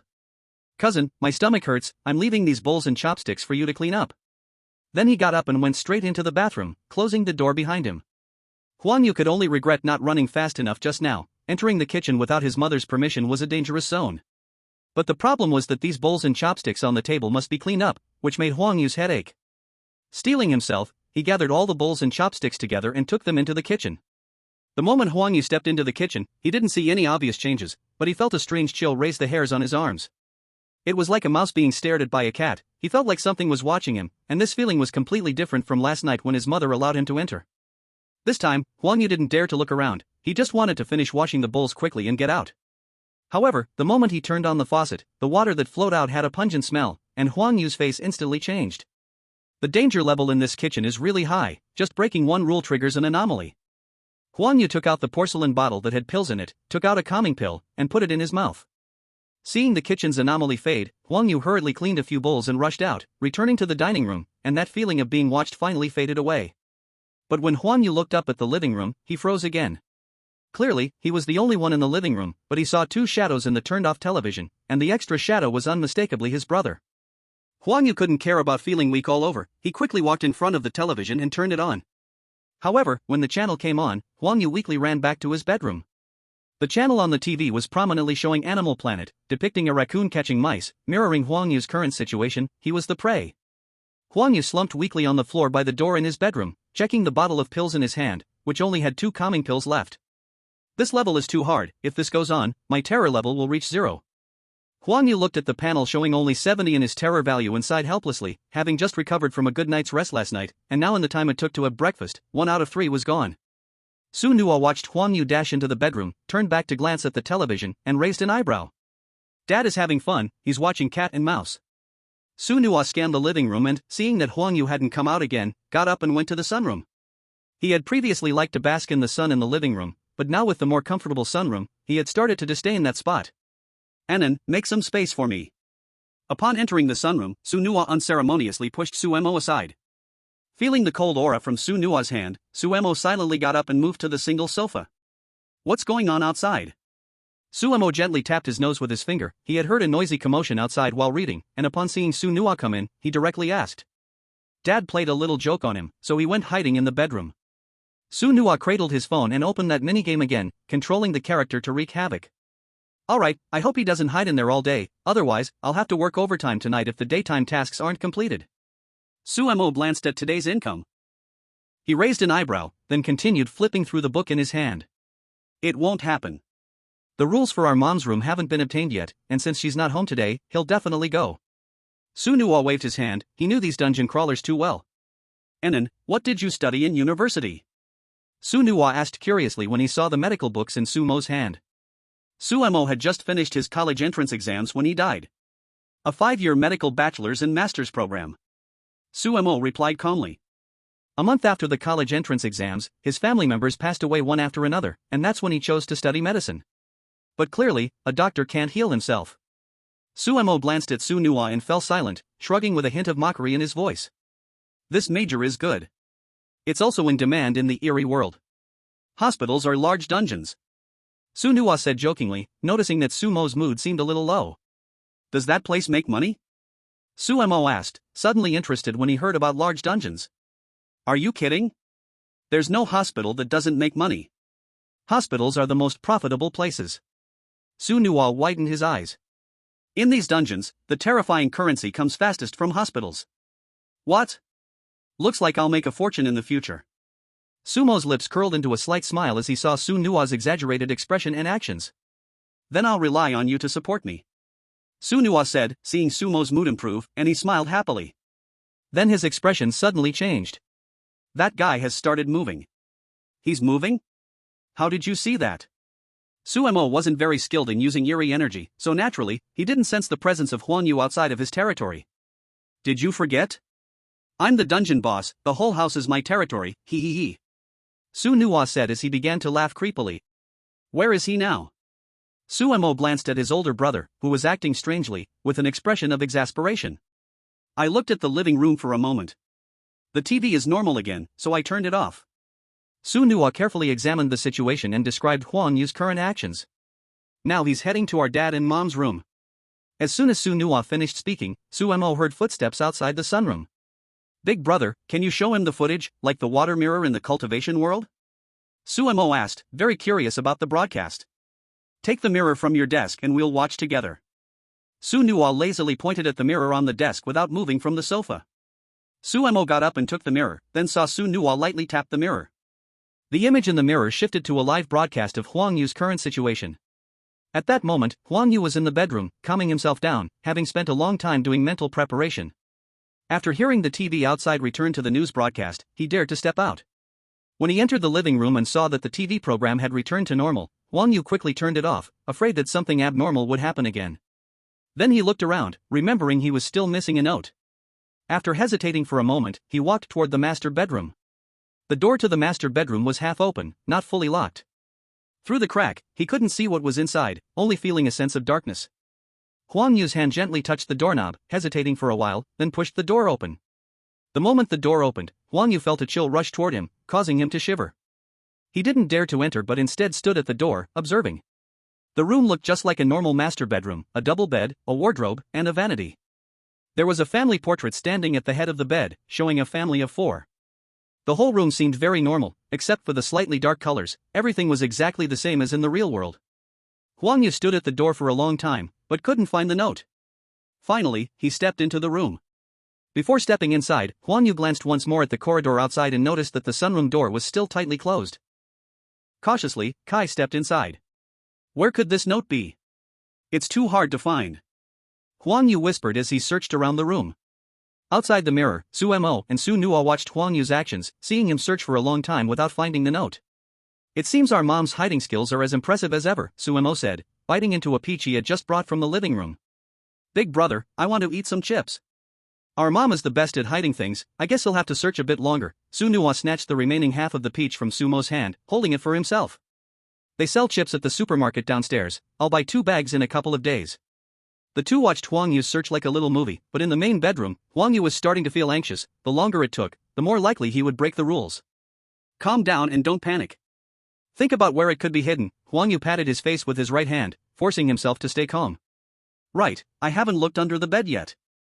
Huang Yu glanced around the room in despair. He had already searched everywhere, when suddenly he saw a glimmer of hope under the bed. As Huang Yu crouched down to look under the bed, he spotted a slightly yellowed piece of paper. Finally found it. Sighing in relief, Huang Yu tucked the paper into his pocket and stood up, brushing off the dust from his clothes. Then he heard some noise outside the door and hurriedly leaned towards the door to observe. He saw Su Mo coming out of the sunroom, heading toward the living room.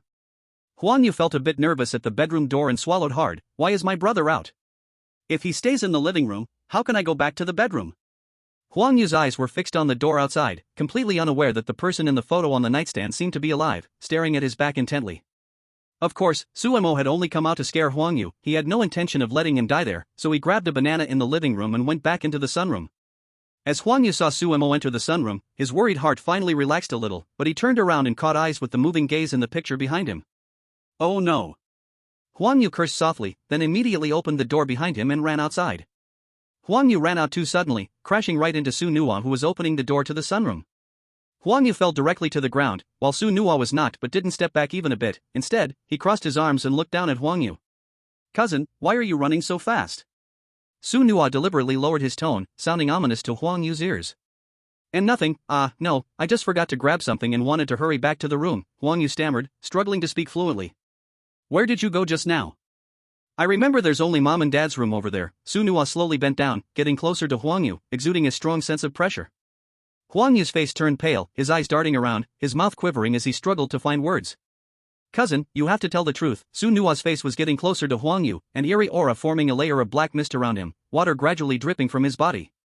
Right, I was just checking to see if Mom and Dad were here, and when I saw they weren't, I was getting ready to come back. Huang Yu fidgeted with his fingers on the floor, finally coming up with an excuse. Su Nuo didn't intend to put Huang Yu in a dangerous situation either. He enjoyed playing with him slowly, so after hearing his excuse, he stood up straight. Then cousin, you should be slower next time. It's fine this time, but if you crash into little brother next time, that won't be good. Su Nuo's eerie aura faded gradually, but his tone remained chilling, his eyes full of impatience. Okay, brother, I will be careful later. Huang Yu quickly got up from the ground, repeatedly apologizing, and then saw Su Mo behind the door through the crack in the sunroom door. Huang Yu found the two strange things in the sunroom. Feeling a bit scared about his bold actions earlier, he swallowed the saliva in his mouth repeatedly. Brother, I will go back to my room now. Huang Yu didn't want to stay here any longer. He just wanted to quickly return to the safe house to check the note in his hand. Su Nuo did not reply, just stared intently at Huang Yu, and seeing this, Su Mo shook his head, came out of the sunroom, looking sickly and pale. Brother, why haven't you brought me the things you were supposed to? Younger brother, I will go get it now.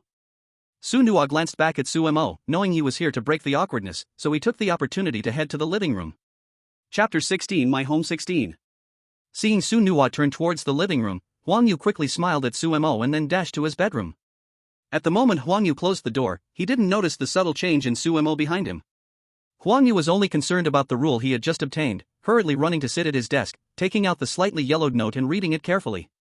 Su Nuo glanced at the yellow jade in the mirror. At this moment, the whites of his eyes were already tinted red, clearly indicating that his pollution level had reached a certain degree. This person really seems useless, just one day later, and he's already in such a state. Why don't we both go out for a bit? Let him sit in the sunroom and soak up some sun to recover his panic value? Su Mo said to Su Nuo in a negotiating tone. You can't go out right now, the rules in the community are too strict for you to break, and I can't save you. Su Nuo hesitated for a moment but decided to tell the truth. The reason why Su Mo had to be E-level to go out was that the community and the corridors were filled with rules. In my home, due to blood ties, there was some leniency for Su Mo. However, the community and corridor copies had none. Once a rule was accidentally violated, Su Mo's resistance was too weak, but once hitting E-level, Su Mo's resistance would be greatly enhanced. Su Mo was, of course, someone who listened to advice, well, actually now was listening to a strange suggestion, but he decided to give up the sunroom and hide in the bedroom. Su Nuo huffed through his nose, a bit unhappy standing up from the couch. He liked this couch too, but now it had to be given to Huang Yu, which naturally made him a bit unhappy. Don't sulk, think of the panic coins. Su Mo noticed his older brother's unhappiness and casually stuffed a peeled banana into his hand. The two of them walked out of the sunroom, purposely making a lot of noise, and then closed the sunroom door. The sound was made to alert Huang Yu. Sure enough, Huang Yu in this quiet atmosphere heard the noise. He leaned close to the door, pressing his ear against it, listening to the footsteps outside, followed by 2 more sounds of doors closing. Once everything outside was quiet, Huang Yu stood up straight. Did they come out of the sunroom? Huang Yu murmured to himself. Should I go take a look now? My panic value has dropped to this level, and I still don't dare touch the last 2 pills. Maybe I should take a gamble. Huang Yu gritted his teeth and opened the door. Outside was silent, the whole room had fallen into a dead silence. Huang Yu walked to the door of the sunroom and lightly knocked 3 times, knock, knock, knock. The knocking sound echoed far and long in the silence, making Huang Yu's heart skip a beat. Fortunately, there was no movement from either side of the door. He waited for a while in the sunroom, and no one spoke, so Huang Yu pushed open the sunroom door.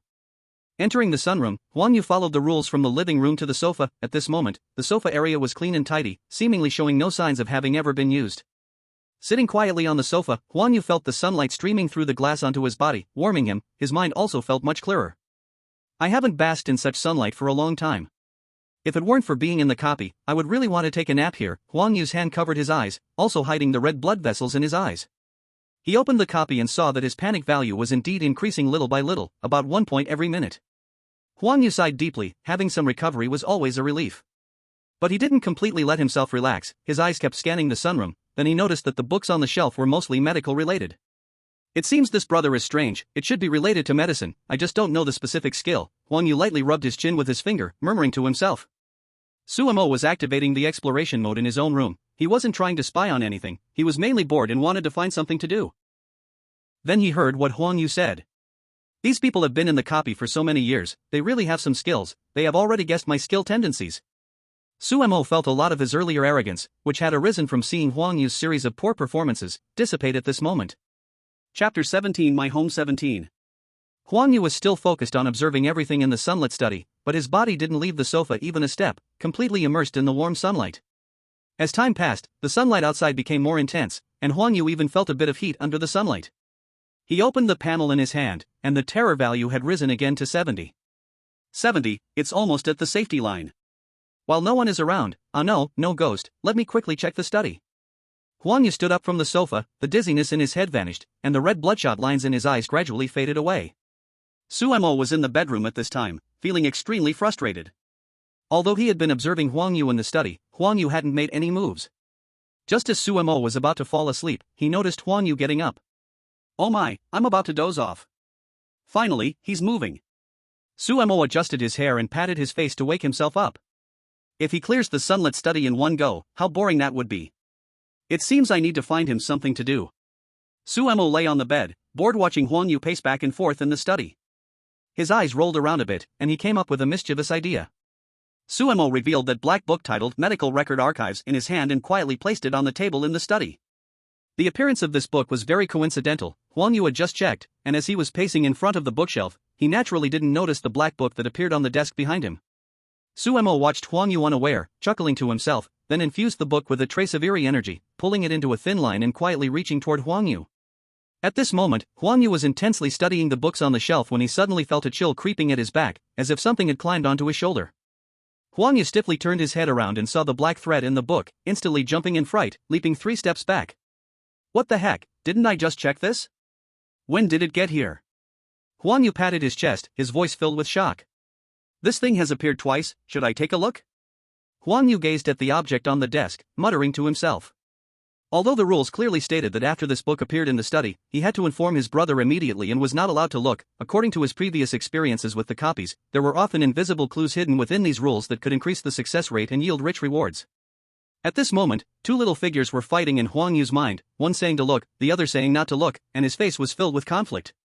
Suemo, watching happily from the bedroom, added fuel to the fire, making the book emanate even thicker ghost energy, even forming a layer of black mist, which slowly drifted toward Huang Yu. Seeing this terrifying scene in front of him, Huang Yu took 2 steps back in fear and turned to dash towards the door. His mind was solely focused on quickly informing his brother. The eerie energy was just as Suemo had imagined, playing cat and mouse with Huang Yu, occasionally tugging at Huang Yu's ankle with the black thread, causing him to stumble and crawl forward. Huang Yu fell to the ground at the first tug of the black thread, but looking at the black mist behind him, he dared only to crawl forward, not stopping for a moment.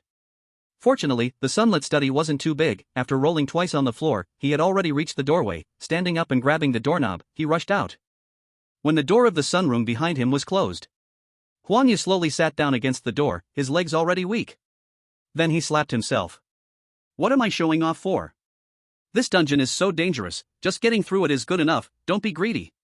Huang Yu watched his fear value, which had just barely recovered to 70, drop back down to 40, feeling completely unwell. As Huang Yu's fear value dropped rapidly, Su Mo was quite happy on the other side. His fear coins increased again, and looking at that rising number, Su Mo grinned. Huang Yu took a deep breath, got up from the ground, and walked to Su Mo's bedroom door. He took out the rule slip from his pocket, glanced at it, and then put it back. Su Mo naturally sensed the movement outside the bedroom door. But he really did not want to open the door, he was not going to move unless Huang Yu knocked. Brother, there are no entry rules for the bedroom, but you need to remain quiet. If I knock gently on the door, it should be fine. Huang Yu looked and saw there was indeed no rule about getting killed for opening the door, and he felt relieved. He curled his fingers and lightly knocked 3 times on the door, then didn't dare to continue. Su Mo heard the 3 knocks, followed by a period of silence. And he sighed in his heart, realizing he had learned to be cautious at this moment.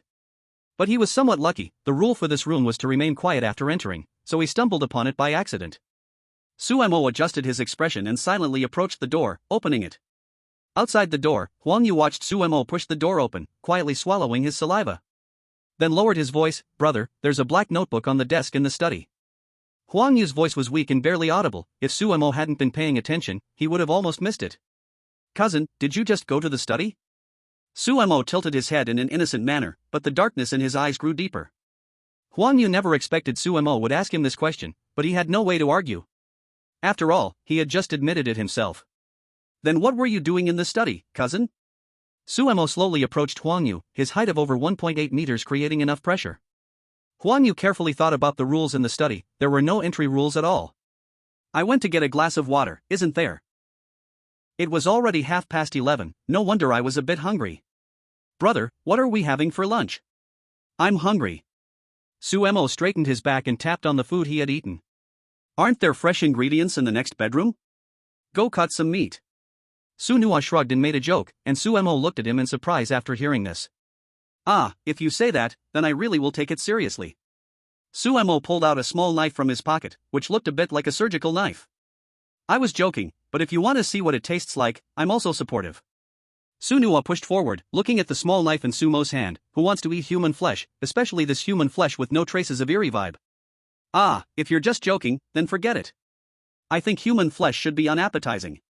Su Mo took back the surgical knife and directly lay down on the sofa.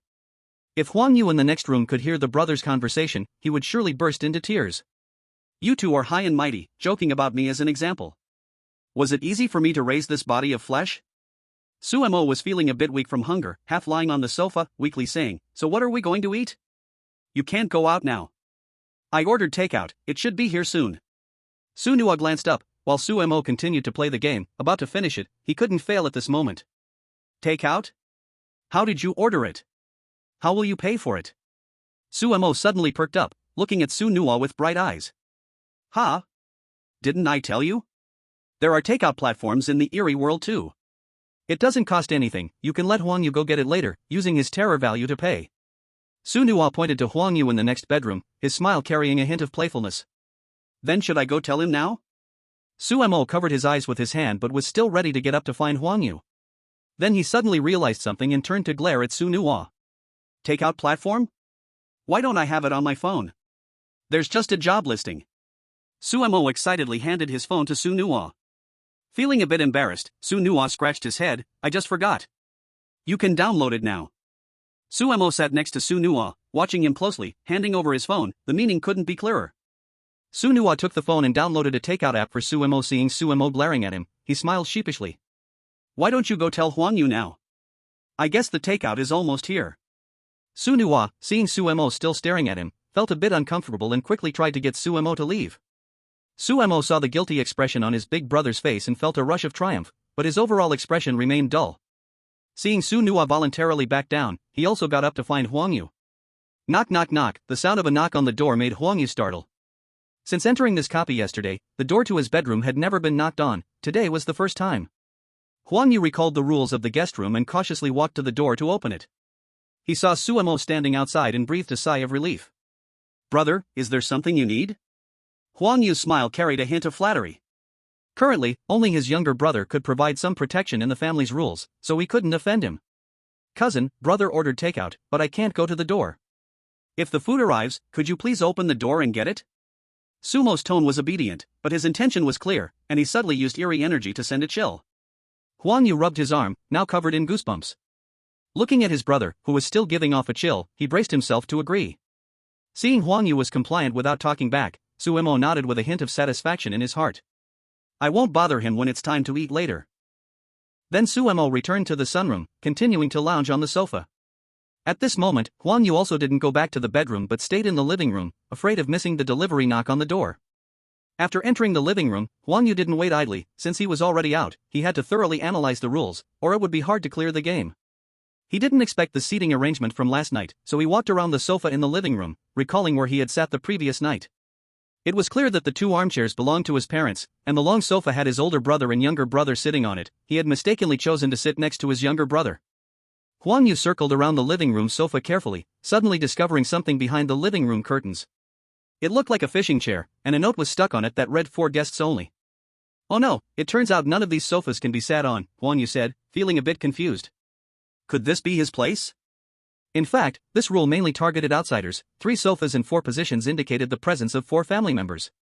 No matter where outsiders sit, it would be considered an invasion of the family's positions.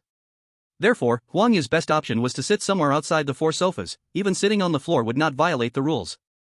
This chair had actually been placed next to the armchair on Huang Yu's first day. If he had noticed it while looking for notes in the living room, he wouldn't have triggered anything. But he overlooked the chair, so after Dad returned that night, he hid it away. Huang Yu looked at the chair with tears welling up, then he slowly folded it back and placed it behind the curtains, looking up at the ceiling. Suddenly, there was a knock on the door, startling Huang Yu. He quickly hustled to the door and peeked through the peephole.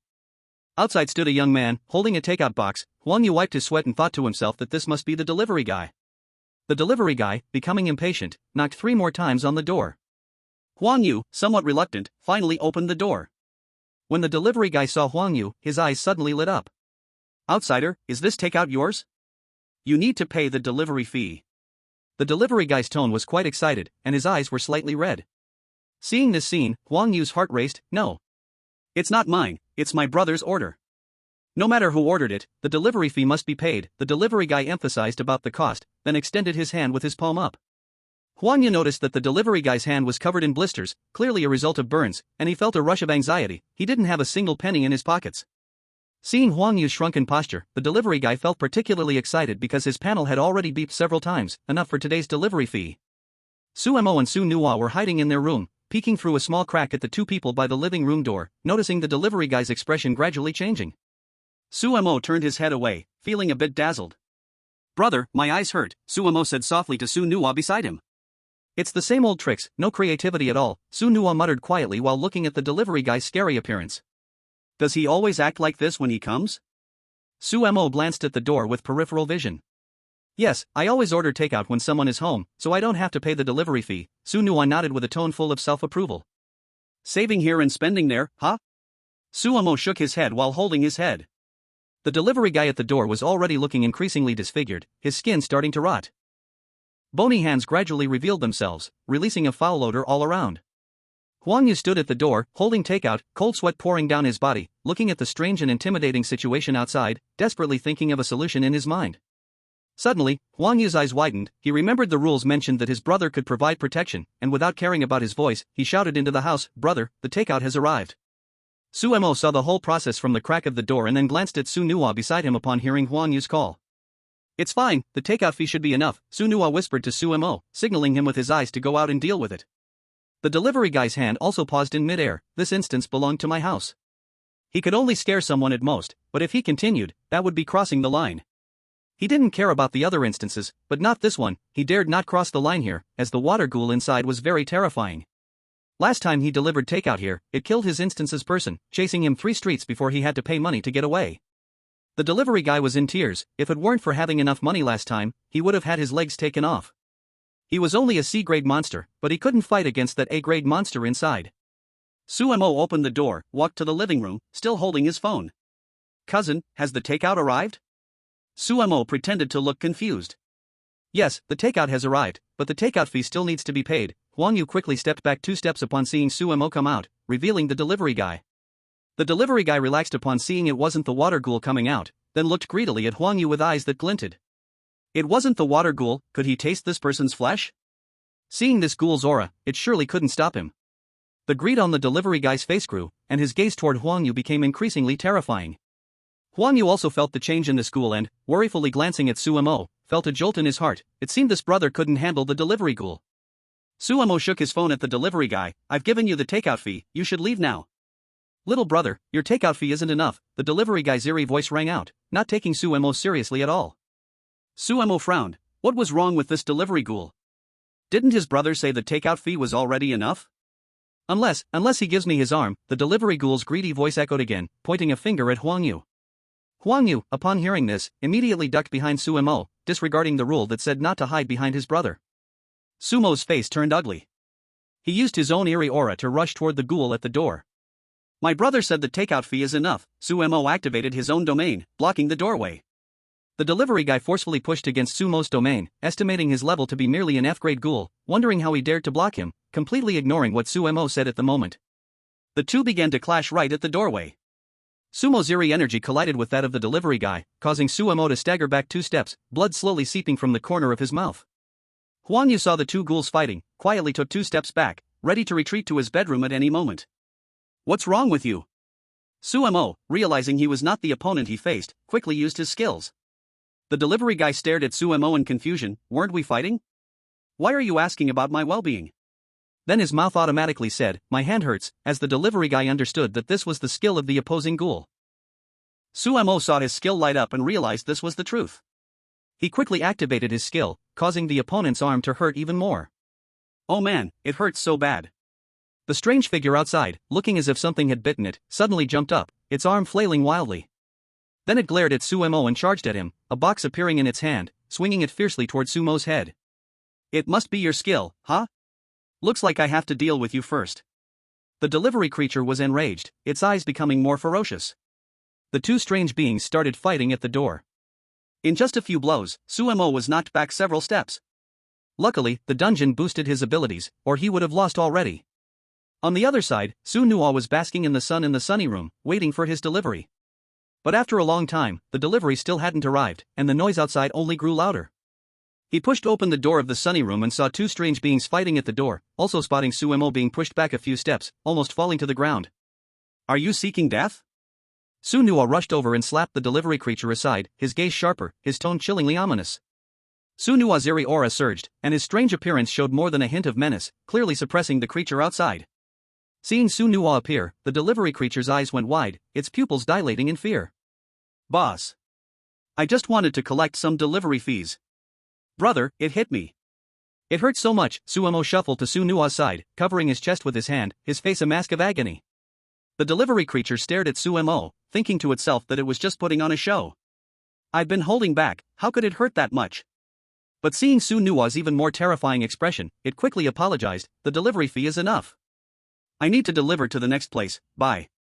Having said that, the delivery creature turned to run, but its foot was caught by Su Nuo's eerie aura, trying to run after attacking? Didn't the last lesson teach you enough? Hey, brother, I am a creature now. Suemo leaned closer to Su Nuo, correcting him on the terminology. Su Nuo shot a helpless glance at Suemo, already losing his temper. Why ruin the atmosphere? Boss, I'll treat you to milk tea. These 2 cups are my apology. The delivery creature, on the verge of tears, pulled out 2 cups of milk tea from its bag, extending them forward. Chapter 20 My Home 20. Su Nuo looked at the milk tea handed over from across, then turned his head, signaling for Suemo to take it, but still didn't retract his eerie aura. Seeing this, the delivery creature gritted its teeth and pulled out another takeout box from its bag, respectfully placing it into Sumo's hands. Boss, this is braised pork as my apology gift for the little brother. After seeing this gift, Su Nuo finally relaxed his eerie aura. If there's a next time, you. There definitely won't be a next time, boss, the delivery creature cried tears of joy, raising its hand to swear. Su Nuo waved at the delivery creature to leave, then closed the door.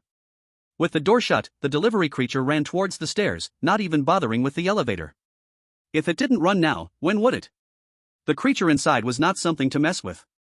What a loss all around. If I had known, I wouldn't have taken this arm, the delivery creature muttered while running, adjusting its clothes. The living room door closed, and Su Nuo walked to Suemo, ruffling his hair and checking his injuries. Next time, just call me directly, Su Nuo patted Sumo's shoulder. Hearing Su Nua's words, Suemo felt his eyes redden. Back when his older brother was around, he would always call him for help. After turning 18, that privilege was gone, and he had to learn to be independent. Alright, let's go get something to eat. Seeing Sumo's eyes a bit red, Su Nua quickly patted his shoulder. Back then, his brother was always the first to call in when there was trouble. It seemed in the years since his passing, Suemo had finally learned to stand on his own.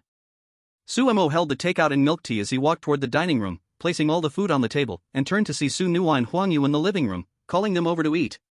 Su Nua turned her head and saw Huang Yu hiding behind, her eyes flashing with anger. "Were you just hiding behind your brother?" Huang Yu, who had just relaxed, immediately tensed up, remembering the third rule of the living room: you can trust your brother for protection, please do not hide behind him, he needs people to protect. He felt completely stiff and frozen. Suemo clearly heard the displeasure in Su Nua's tone and said nothing, silently turning his head to open the takeout boxes.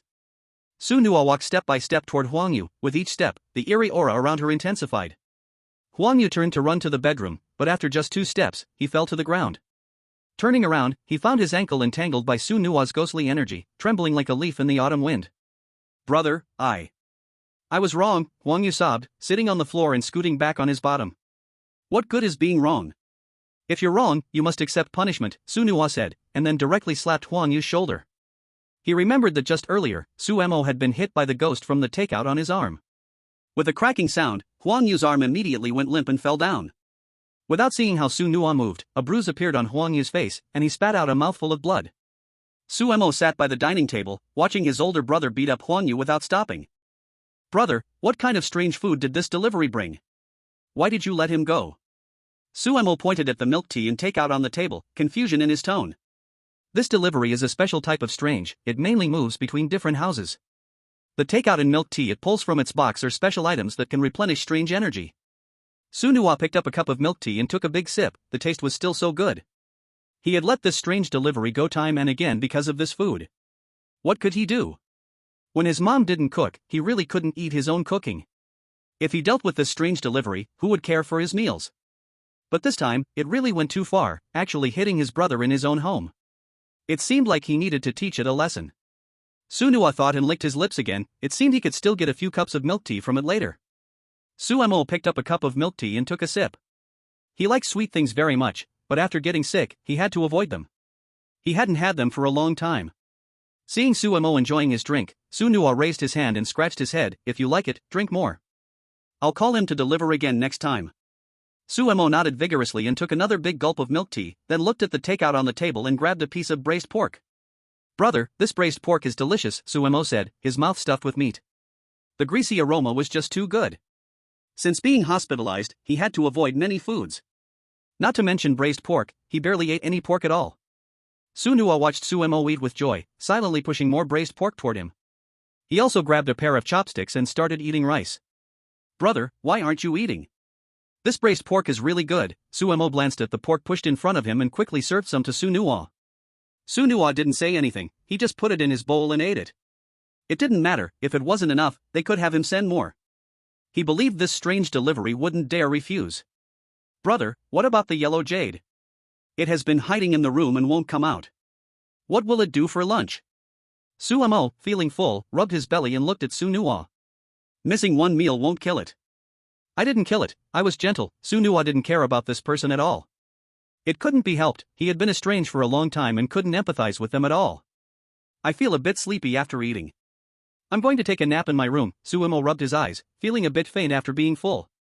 He really didn't expect becoming estranged would still make him dizzy. "You go ahead, I'll stay in the study." "The yellow jade probably doesn't dare come out this afternoon." Su Nua nodded, turning to walk toward the study. One must admit, after going through so many rounds of the copy, the yellow jade had some courage. This afternoon, instead of staying inside as Su Nua expected, it came out after hearing that there was no noise outside. "I can't miss this opportunity today," Huang Yu encouraged himself in his heart. Today, 2 strains went out, and the other 2 just finished eating. He should have a period of exploration time. Huang Yu glanced around, saw all the doors tightly closed, and quietly walked into the living room to search. Since this copy is called My Home, then the living room must be a place where everyone gathers. Perhaps he could find some items. This yellowing old photo shows 4 people: father, mother, elder brother, younger brother. They all smile, but their smiles are stiff, their eyes hollow, like carefully arranged puppets. On the back of the photo, several lines are written in dark red ink. the handwriting different from any rules you've seen before, seemingly older and crazier. Hide this photo in a place only you know. Every midnight, you must watch for 1 minute, remembering their inhuman nature. If you start to feel that the smile in the photo is warm, you are being assimilated. After seeing the photo, Huang Yu felt completely dazed, and the checkpoint requirements appeared on his panel. Checkpoint requirements. 1. Survive for 7 days in my home copy to pass the copy. Pass. 2. Have 2 family members deny your identity as cousin while awake to pass the copy. Normal. 3. Find the final door, and hold the photo to pass through this door. Perfect. Huang Yu hurriedly put the photo into his pocket. This adventure was worth it, he found all the checkpoint requirements. Another noteworthy place in the living room was the television. Huang Yu restored all the drawers to their original state and looked up at the TV. Seeing that the turned-off TV screen showed no unusual signs, he breathed a big sigh of relief, walked to the TV, quietly turned it on, and lowered the volume. The news broadcast was surprisingly playing. Huang Yu scanned the news broadcast from left to right but still found nothing particularly special. The news was about a young man who drowned while saving someone, only to have his family slandered, ending in tragedy. What Huang Yu did not notice was that when he turned his back to the TV, the eyes of the news anchor were turning with his movements. As Huang Yu ignored it, the anchor's expression gradually became stranger, blood tears oozing from the corners of his eyes. Huang Yu was still searching for key items when he suddenly felt the carpet under his feet was a bit damp. At this moment, Huang Yu also noticed the strange phenomenon on the TV and wanted to leave quickly, but he found that the carpet beneath his feet was showing some signs as well. Huang Yu's face turned ugly, he had focused too much on searching just now. Meanwhile, he had broken 2 rules simultaneously, and the terror value on the panel in his hand was plummeting wildly, already glowing red from hovering around the passing line. Huang Yu forced himself to calm down and ran towards his brother's bedroom. Now he could only take a gamble, hoping his brother could save him. Arriving at his brother's bedroom door, Huang Yu knocked quickly. Inside the bedroom, Su Mo was sinking into deep sleep. Hearing the knocking from outside, he turned over, a bit annoyed. Huang Yu saw that the door remained closed, but the anomalies behind him became increasingly apparent. The living room was already in a dilapidated state, filled with drifting black eerie energy. In desperation, Huang Yu took a key from his space and scratched it on Sumo's door. It opened immediately. This was the last master key. Huang Yu shook his head, looking at the already dissipated key, feeling a bit regretful. Once in Sumo's room, Huang Yu immediately shut his mouth. He didn't want to break any rules today that he broke yesterday. Sumo, lying on the bed, sat up, glaring at Huang Yu, who entered the bedroom without his permission, narrowing his eyes in displeasure. "Cousin, why are you in my bedroom?" Sumo asked, his face dark. Huang Yu didn't dare to answer at all, sweat dripped from his face, and he looked anxious. Seeing this, Sumo narrowed his eyes further. "Cousin, are you feeling unwell?" Huang Yu stiffened upon hearing Sumo's words. He didn't know whether to speak or not. He had seen this skill when Sumo was fighting with the takeout delivery earlier, but he wasn't sure whether to tell the truth. "I have a headache," Huang Yu thought for a long time and finally decided to tell a lie. But as soon as he said this, his mind felt like it was struck by something heavy, making his ears deaf and his vision go dark. "It's ruined, I should have told the truth," was all Huang Yu could think at that moment. The whole person suddenly fell to the ground. Sumo's heart was filled with displeasure at being disturbed during his rest, and the temperature in the entire bedroom gradually dropped along with his mood, while Huang Yu felt even more bitter inside, unable to express his feelings. It was uncertain whether the strange phenomenon outside had been resolved, but another rule had already been triggered inside the house. Sumo got out of bed barefoot and slowly approached Huang Yu. "Cousin, I hate it when people lie to me, especially when I ask about my health."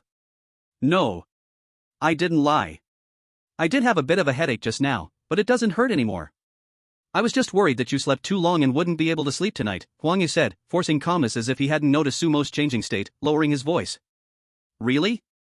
Cousin?" Sumo already guessed that something must have happened outside, but still played along with Huang Yu's act, intensifying the ominous aura around him to scare Huang Yu. "Yes, I really didn't lie to you," Huang Yu said, watching the surgical knife reaching out towards him, the sweat on his forehead flowing even faster. Chapter 22 My Home 22.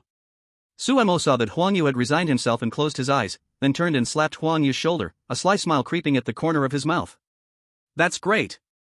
I thought you were lying to me, cousin," blinking his beautiful eyes, his face leaned very close to Huang Yu's. Huang Yu sighed in relief upon hearing Sumo's words, but when he felt the temperature around him still dropping, he sighed deeply. "Since you're awake, I'll head back to my room," Huang Yu said quickly as he jumped up from the ground and ran towards his bedroom, his swift movement surprising Sumo. "Cousin," Sumo softly called out behind Huang Yu, but Huang Yu didn't stop. Instead, he ran even faster.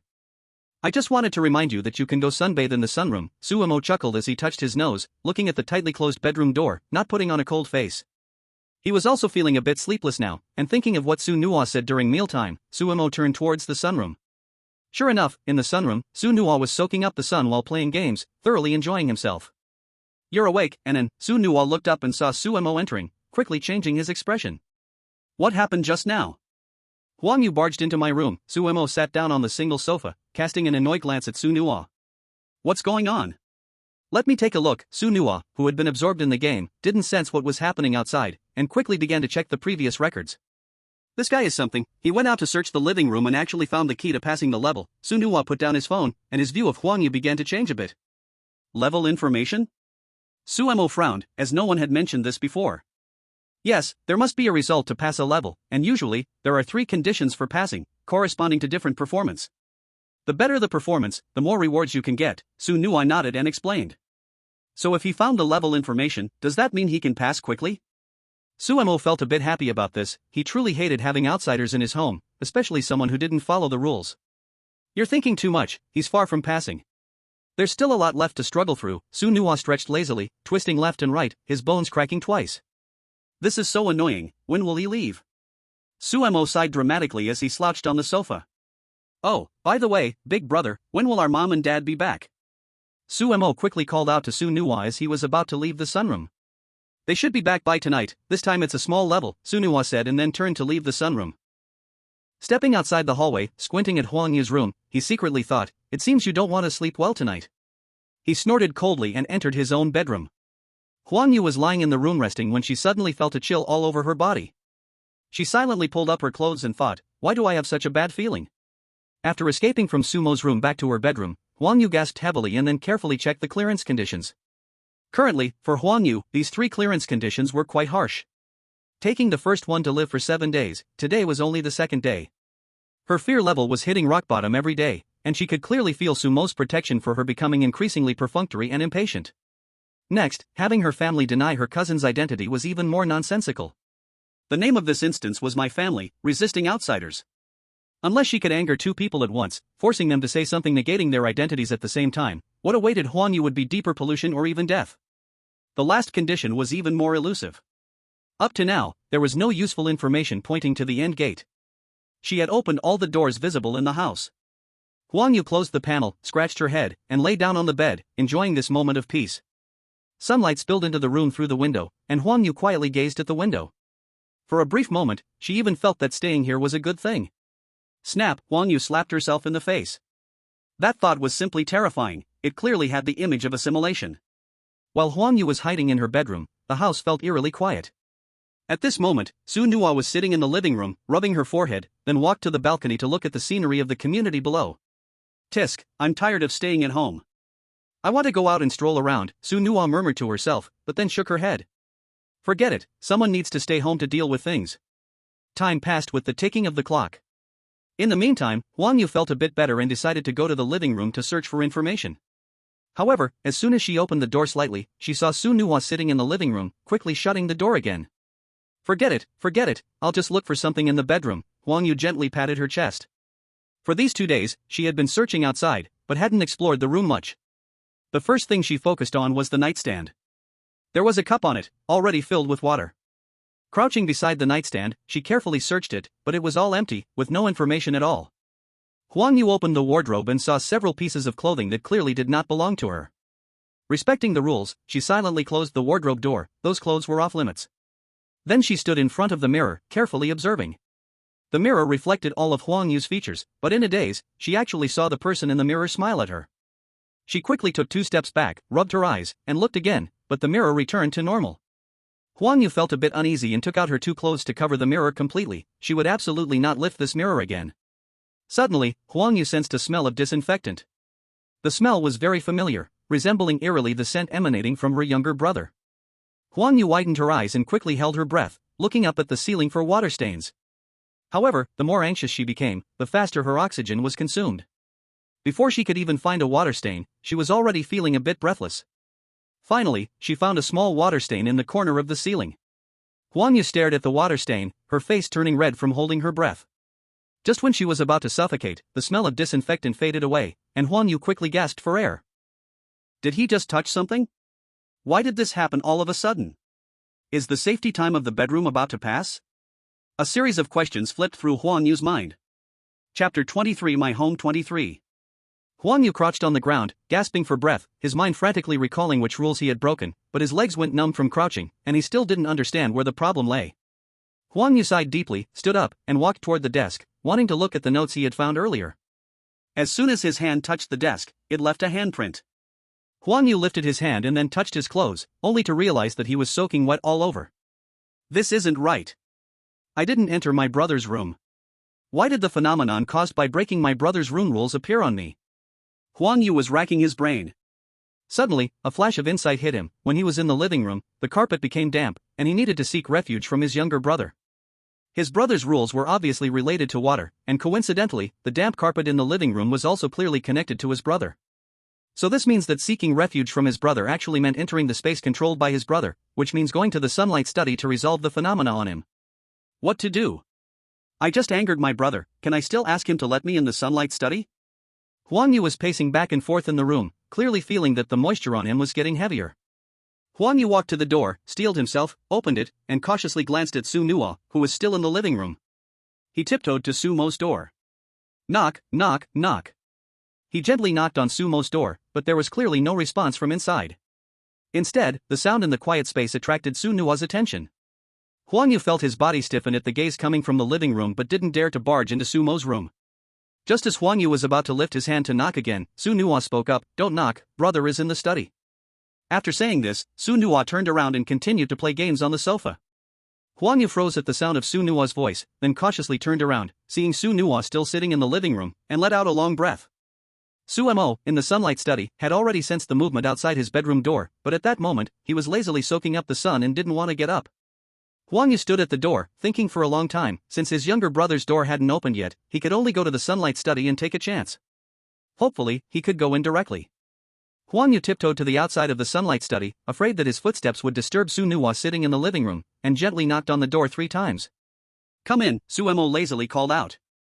Huang Yu, hearing a response from inside, was momentarily stunned, then quickly opened the door. Sure enough, Su Mo was sitting on the sofa in the southwest corner. Before entering the study, Huang Yu carefully recalled the rules. Originally, the southwest direction was the best place for sunlight, but it had now been occupied by Su Mo. "Cousin, why are you in the study?" Su Mo thought to himself, secretly laughing, "I won't give you a spot since you disturbed my sleep earlier. The sunlight here is nice. Can I sunbathe here?" Huang Yu tried hard to keep his voice from trembling, but his slightly shaking hand behind him revealed his emotions. "Sure, cousin, you can sit anywhere," Su Mo readily agreed, just as long as he could bask in the sun for a while and not leave too soon. Huang Yu quietly walked past Su Mo, going to the farthest spot from him where he could still soak up the sun, and directly sat down on the floor. "Cousin, there is a sofa here, you can come and sit." Su Mo saw Huang Yu bypassing him and curled his lips in his heart. His mind turned, and he thought of a way to mess with him, so he hurriedly patted the sofa beside him, inviting Huang Yu to sit.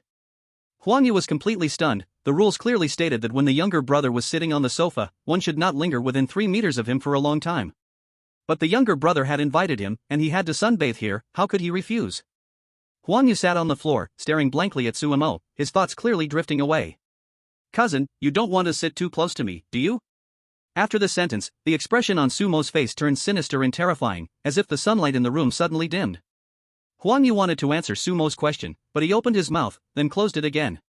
There was nothing he could do. The room's rules clearly stated that one must not lie, and that included any form of lie. Once he spoke the truth, it would surely anger the eerie presence. The best option now was to keep quiet and stay away from him, and if anything seemed off, to quickly leave the study. Huang Yu silently lowered his head, not saying a word. However, since he had not triggered any rules, Su Mo could only silently increase the pressure, making his appearance more frightening. As expected, not violating the rules made the eerie beings unable to act. Huang Yu looked at Su Mo, still sitting on the sofa, relieved that he did not take another step. Sitting on the floor and basking in the sunlight outside, Huang Yu had no mood to enjoy it. His nerves were taut, as the brother beside him grew increasingly terrifying. Huang Yu reached out and touched his clothes, feeling the dampness gradually fade away. Then he saw the panic level on the panel also slowly recovering. For a moment, Huang Yu's taut nerves got a brief respite. Suddenly, Huang Yu's nostrils flared slightly as he caught a faint scent of medication. This trigger stung his sensitive nerves. The study's rules dictated that the presence of the scent meant he needed to leave. At the moment he stood up, the sunlight in the study seemed to turn ghastly pale. In a daze, Huang Yu seemed to see a dying patient lying in a hospital. Shaking his head, Huang Yu tiptoed towards the study door, but the corners of his eyes remained fixed on Su Mo. As he reached the study door and opened it to go out, Huang Yu swallowed the saliva in his mouth. Just as he moved, the eerie presence behind him was staring at him closely. Huang Yu recalled that the scent he had detected in the study was very similar to the one that suddenly appeared in his bedroom. It seemed the bedroom had been invaded not just because of violating his brother's rules. Seeing Huang Yu leave the study, as soon as the door closed, Su Mo stopped emitting his eerie aura and returned to normal. Just now, when Huang Yu was in the bedroom, Su Mo had found him too peaceful and decided to stir up some trouble. Huang Yu stood outside the bedroom door, taking another look at the living room. The eerie presence that had been sitting there was already gone. He entered the bedroom and closed the door, but his stomach suddenly growled. Heh, at least I could have a meal yesterday, but today there's nothing to eat. Huang Yu self-deprecatingly smirked, then recalled the meal he had eaten last night and felt a bit nauseous. Forget it, not eating that meal is pretty good. Huang Yu rubbed his stomach and took out a cup to drink 2 glasses of water. The rules have been triggered quite frequently today, it's only the second day. It seems I can only choose the path of surviving for 7 days. Huang Yu looked at the 3 completion conditions on the panel and sighed helplessly. Chapter 24 My Home 24. Indeed, after Huang Yu shrank into his bedroom, the whole house suddenly fell silent. Su Nua and Su Mo were like working horses. Scraping fish vigorously, seeing that Huang Yu was quiet, the two of them very tacitly shrank back to their own territory. Su Mo stayed in the study all afternoon, going nowhere, silently researching the phone and the panel, watching the growing terror coins on it, and casually opening the app to buy things. But after turning a page, he calmly closed it, then Su Mo slapped his hand on the sofa. How come there's a poor ghost here too? No, I need to get a job, I need to fight. Then he browsed recruitment posts, flipping through various job listings, but found none, and after a while, he closed it again, staring at his level on the panel, cursing under his breath. Su Mo suddenly lost all motivation, slumping into the sofa, and not long after, he fell asleep in the sunny study. When the clock struck 5, the sound of a door lock turning came from outside the living room, and Huang Yu was startled by the noise, pressing his ear against the bedroom door to listen. Su Mo rubbed his eyes in the study, walked into the living room, and turned to look at Su Nua, who also came out of the bedroom, confusedly pointing at the front door. Are Dad and Mom back? Before he got an answer, Su Mo was ready to pull open the front door. As he took 2 steps forward, the door was opened, and outside were indeed Su Jianhua and Li Wanhua. Upon seeing their 2 sons standing in the living room, Li Wanhua lowered the things in her hands. Did you eat well at noon, Anan? Li Wanhua walked over to Su Mo and gently patted his shoulder. Su Nua glanced helplessly at his mother, knowing she must have slipped out again to come back so early, then looked at his dad, seeking answers with his eyes. Su Jianhua shot a glare at Su Nua, spreading his hands, indicating he had no solution either. What do you want to eat for dinner? I'll cook for you. Though Li Wanhua pulled Su Mo to sit down by the sofa, her eyes were on Su Nua. Mom, did you forget there's still a cousin upstairs? Su Nua stood next to the television, pointing at the closed bedroom door and reminded her in a low voice. Oh yes, if our family instance has opened, then why hasn't he come out? Li Wanhua lightly tapped her head and then looked at the guest room door. He must have caused some trouble during the day, the rules triggered too much, and he hid away. Su Mo sat on the sofa, grabbing a banana and putting it to his mouth. Then I'll go cook first, and at the dining table, I'll ask him for some pocket money. Li Wanhua headed to the kitchen with the vegetables, putting the prepared items into the refrigerator and taking out a few special dishes. Seeing this, Su Jianhua followed her but was pulled back by Su Nua, settling him in the living room to read the newspaper. Li Wanhua was preparing special dishes in the kitchen, which had some eerie qualities, great for the eerie, but with some side effects for humans. When the clock pointed to 6 o'clock, Li Wanhua brought all the dishes to the table, gesturing to Su Nua to call Huang Yu out. Su Nua lazily stood up, hands in his pockets, striding towards Huang Yu's door. He tapped the door twice, and the door opened from inside. Huang Yu looked at Su Nua standing at his bedroom door, taking a step back. Brother, is there something? Earlier, Huang Yu had quietly opened his door after hearing the commotion outside, and upon seeing 4 figures in the living room, he hurriedly closed the door again. All the eerie things returned to the instance, and what was thought to be a peaceful dinner became a battlefield. Dinner's ready. Su Nua coldly dropped the 2 words, then turned and walked to the dining room, sitting down at his place. Huang Yu followed closely behind Su Nua, and upon entering the dining room, he indeed saw the 4 eerie beings gathered there. He looked up at the dishes on the table, and his face instantly turned ugly. Today's dishes looked surprisingly appetizing, but the aroma wafting to his nose. The extraordinary allure of the peach captivated Huang Yu, his throat moved up and down slightly. Realizing his appetite surged, Huang Yu instantly felt something was off and pinched his thigh hard with his fingers. Cousin, what are you doing over there? Hurry up and sit down to eat. Huang Yu's small movement did not escape the attention of the four strange creatures present. Li Wanhua smiled slightly and pointed to the seat beside her.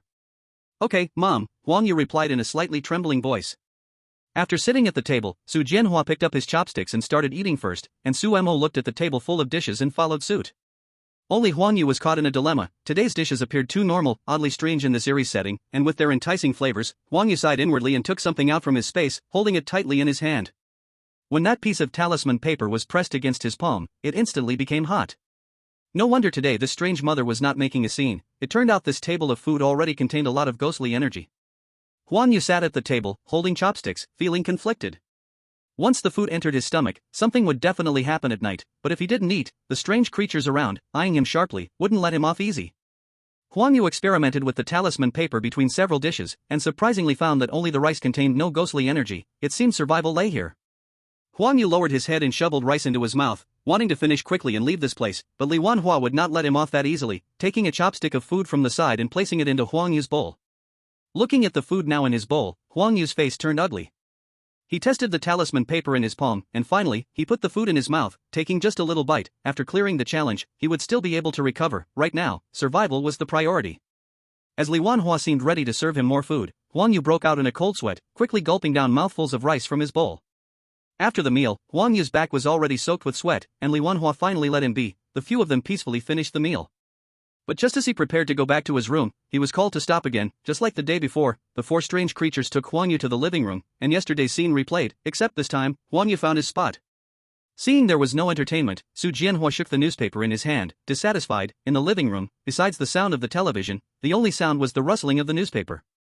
Huang Yu shrank into his chair, minimizing his presence. The news channel on the television was exactly the same as this morning, telling the same content. However, Huang Yu's nerves were too tense to notice this, as all his focus was divided by the strange creatures surrounding him. Cousin, this is the fruit we just bought today. You eat this. It has already been washed. Li Wanhua came out of the kitchen, placing the freshly washed fruit on the coffee table, and then took a peach from it, placing it in front of Huang Yu.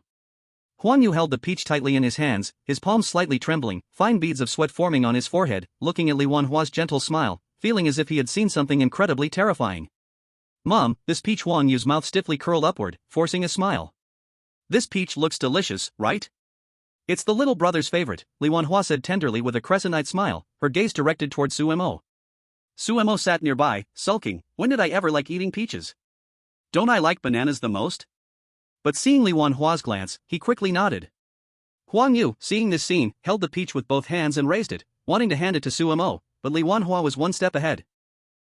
A peach was placed into Su Mo's hand. Cousin, you don't have to be polite, just eat the peach, Li Wanhua smiled, pushing the peach back that Huang Yu had handed her. Huang Yu lowered his head, staring fixedly at the peach in his hand, but did not dare to bring it to his mouth. After a moment of silence, Li Wanhua retreated back to her seat, yet her eyes remained fixed on Huang Yu. Huang Yu silently stared at the peach in his hand, holding it tightly. After a while, he realized there was no sound near his ear. Glancing with the corner of his eye, he noticed that aside from Li Wanhua, no one was paying attention to him, and he held the peach in his hands. Li Wanhua also did not insist that he take a bite. At this moment, Huang Yu began to guess the rules. Peaches were fruits that could not be eaten. If it was handed to him, it was enough to respectfully accept it. Huang Yu let out a small sigh in his heart and continued to huddle in the living room. He discovered that the rules in his home were very few, most of them concerned pollution. For a moment, the atmosphere in the entire living room fell silent, only the sound of the television remained. Just as the moonlight poured into the living room through the window, Su Nuwa stood up and drew the curtains closed. Turning around, he glanced at the news broadcast that had come to an end, nodding towards Su Mo. Su Nuwa's sudden movement attracted Huang Yu's attention, who was sitting in the living room. Seeing Su Nuwa tightly draw the curtains, Huang Yu suddenly remembered that his bedroom curtains were not drawn, but the rules clearly stated that once the moon was out, the curtains must be drawn.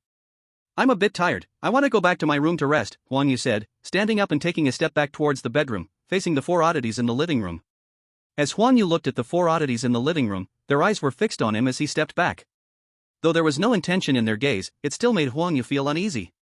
Huang Yu retreated to the bedroom door, feeling for the doorknob behind him, quickly opening it and stepping into the bedroom. But as soon as he entered the bedroom, Huang Yu froze.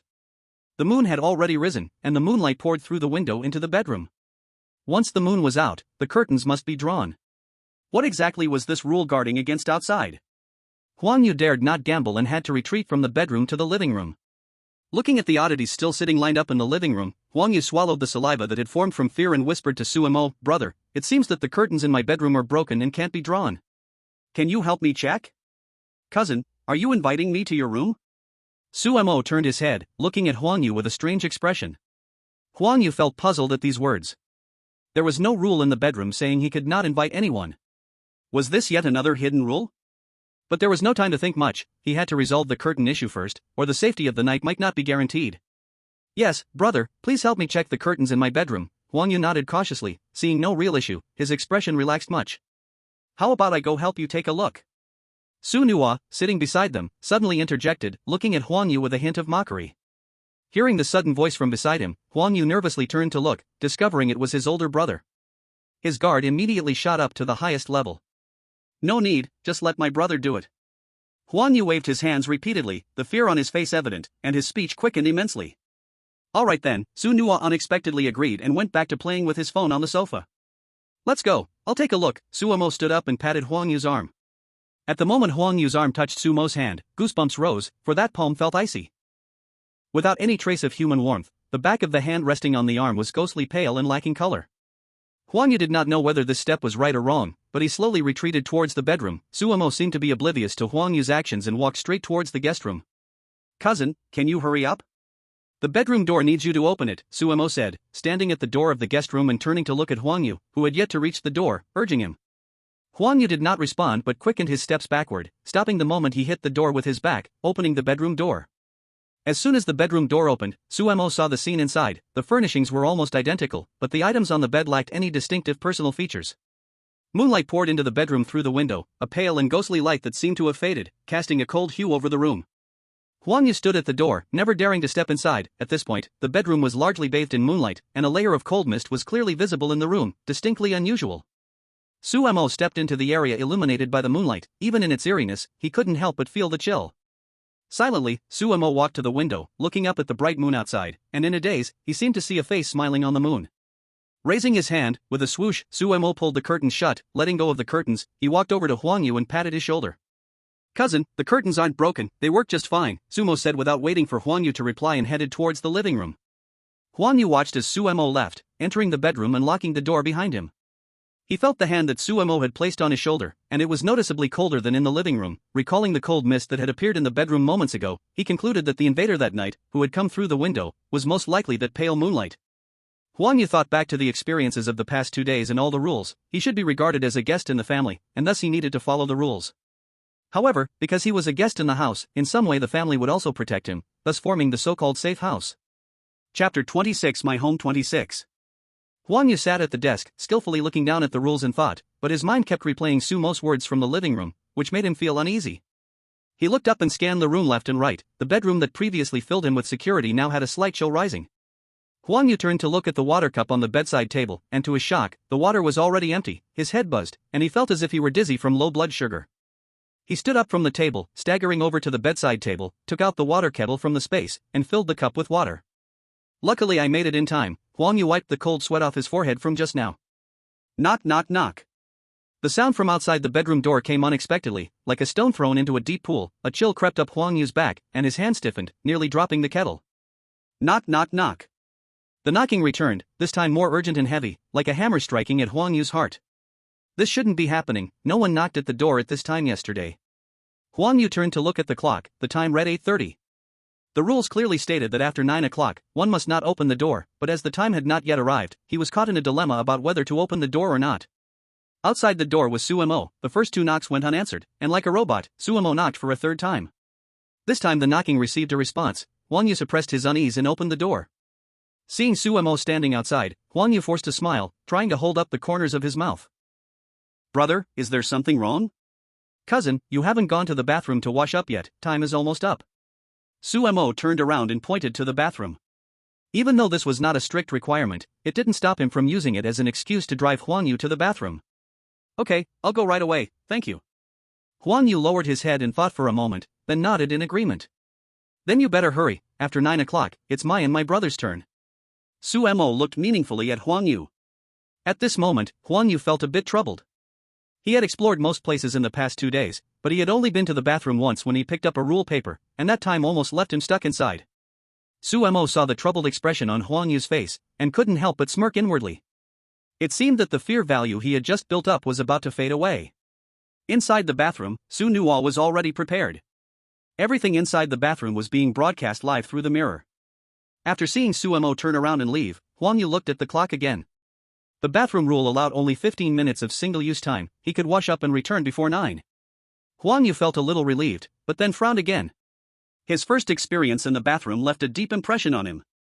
Huang Yu no longer hesitated. He turned around, closed the bedroom door, and walked to the bathroom door. This time, when he pushed open the bathroom door, Huang Yu did not rush inside recklessly. Instead, he carefully observed the situation inside the bathroom, and only entered when he saw there were no water stains.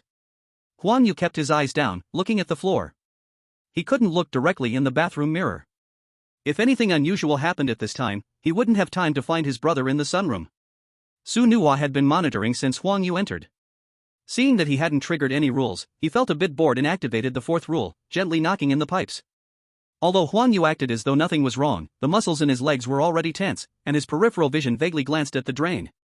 Su Nuo looked at the panel showing an increase in fear coins and smiled knowingly. No matter how normal Huang Yu acted, he still felt some fear inside. Huang Yu turned on the faucet to fill some water and was brushing his teeth when he suddenly heard what seemed like the sound of waves. He quickly stopped all his actions and turned off the faucet. But the sound of the waves lingered for a while, and as time passed, Huang Yu became increasingly anxious. He could only stay in the bathroom for 15 minutes, and once the time passed, he might fall into a deadlock. But the sound of the waves didn't stop, and he couldn't take action. As time ticked away and Huang Yu felt he could hold out no longer, the sound of the waves finally stopped. Huang Yu hurriedly turned on the faucet, rinsed the foam in his mouth, and wanted to rush out the door. However, without him noticing, the water from the faucet had already splashed onto the floor. Huang Yu stood up but stumbled and fell to the ground. It was a familiar scene. He panically turned his head to see water vapor wrapping around his ankle. He gasped in his heart, wondering when the water on the ground appeared. Huang Yu looked at the bathroom door, which was just within reach, and used all his strength to grab the doorframe, pulling himself out of the bathroom. Looking back at the now calm bathroom, Huang Yu finally stood up straight, but his ankle was already red all around. At that moment, there was a slight noise at the door of Suemo and Su Nuo's room, instantly startling Huang Yu, who was standing at the bathroom door. He turned to look at the bedroom door. Huang Yu saw the two doors about to open and felt a sudden pang in his heart. That strange brother had said that he and his older brother needed to use the bathroom at 9 o'clock. Now, with the doors moving, did that mean it was already 9 o'clock? Huang Yu couldn't think about anything else. He turned and rushed to the bedroom. With each step he took, darkness encroached behind him. The moment he closed the bedroom door, he saw two strange faces outside, clearly belonging to Su Nuo and Suemo. When the bedroom door was locked, Huang Yu noticed the clock showed exactly 9 o'clock. The thrilling events just now had drained all his strength, and along the door, Huang Yu slowly sat down on the ground. Recalling the two eerie faces he just saw through the crack of the door, Huang Yu felt a sense of fear, knowing that if he had been just a moment later, he wouldn't have been able to return. Su Nuo and Suemo looked at the closed door, exchanged glances, and a similar mischievous smile appeared on their faces. Su Nuo took a step back, gesturing for Suemo to come forward, and Suemo acknowledged this and placed his hand on the door. The sound clearly came from the door, yet it felt as if it struck Huang Yu's heart, making it leap into his throat. Huang Yu's back was pressed against the door, feeling it shake slightly. At this moment, he was like a frightened rabbit, scrambling away from the door and staring at it from a distant corner, terrified that something strange would break in. Suemo knocked a few times, sensing that the thumping had no longer increased Huang Yu's fear, and slowly stopped his actions, shaking his head at Su Nuo. "Let's come back tonight, we still have plenty of time," Su Nuo whispered. Suemo nodded and turned to see his mom and dad peeking out from the master bedroom, waving at them. "Dad, Mom, what are you planning to do tonight?" Suemo scratched his head, as it was his first time dealing with such things, and he needed to hear others' opinions. Chapter 27 My Home 27. "Tonight, you two go ahead, your mom and I will go back to our room to sleep. We've been busy all day and we're quite tired." Sujanoa waved his hand. Today there had been some mishaps in that little instance, and the two just wanted to rest quickly. "Oh, right, you two don't keep knocking on the door. If you knock too much, he won't be scared anymore," Sujanoa reminded his sons as he was about to close the door.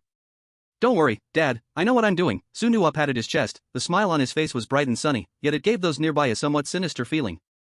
Suemo stood beside him, deep in thought, and Su Nuo turned to see him, curiously moving closer without saying a word. "And what are you thinking about?" Su Nuo's eyes fixed on Suemo, his tone filled with curiosity. "Can't we just go to the guest room to scare him?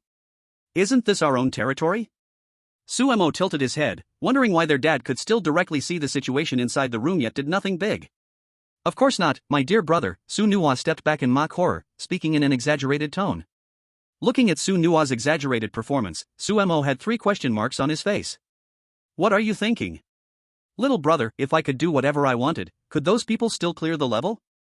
The instance not only limits him but us as well. If he hadn't violated the rules right upon entering, we wouldn't even be able to go to his guest room. Su-nuwa waved his hands dramatically, circling around Suemo 3 times. So that's how it is, hee. I thought we could scare him anywhere, Suemo chuckled foolishly, scratching his head. Yesterday he saw Dad showing the inside situation of the guest room on TV and thought they could go in directly. Feeling a bit embarrassed, Suemo rubbed his nose. Quit dawdling, let's wash up, then we can have some fun with him. Today he triggered more than one rule. Su-nuwa walked straight to the bathroom, turning back to look at Suemo, his smile full of pride. Alright, you go ahead and wash up, I'll hang out in the study for a bit. I might fall asleep if I stay too long in the bedroom. Suemo turned and entered the sunny study. At this moment, the study was silent, the pale moonlight filtered through the glass, filling the sunny study with a thick chill. Suemo looked at the moonlight with some annoyance. This was Sumo's territory, but other strange things were invading it, and this feeling of being invaded made Suemo very unhappy. You wait for me.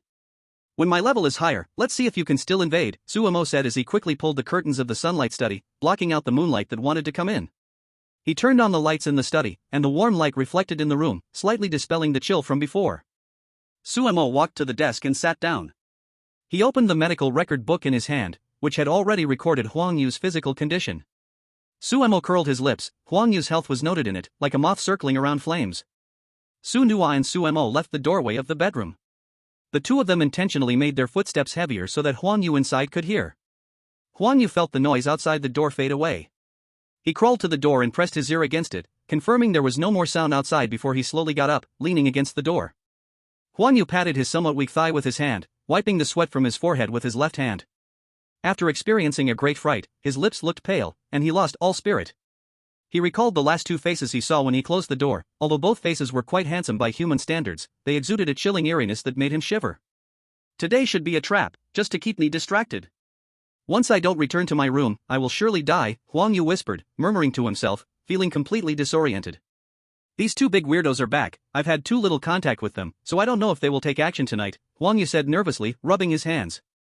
He had only been here for 2 days and had only had brief interactions with them at the dining table.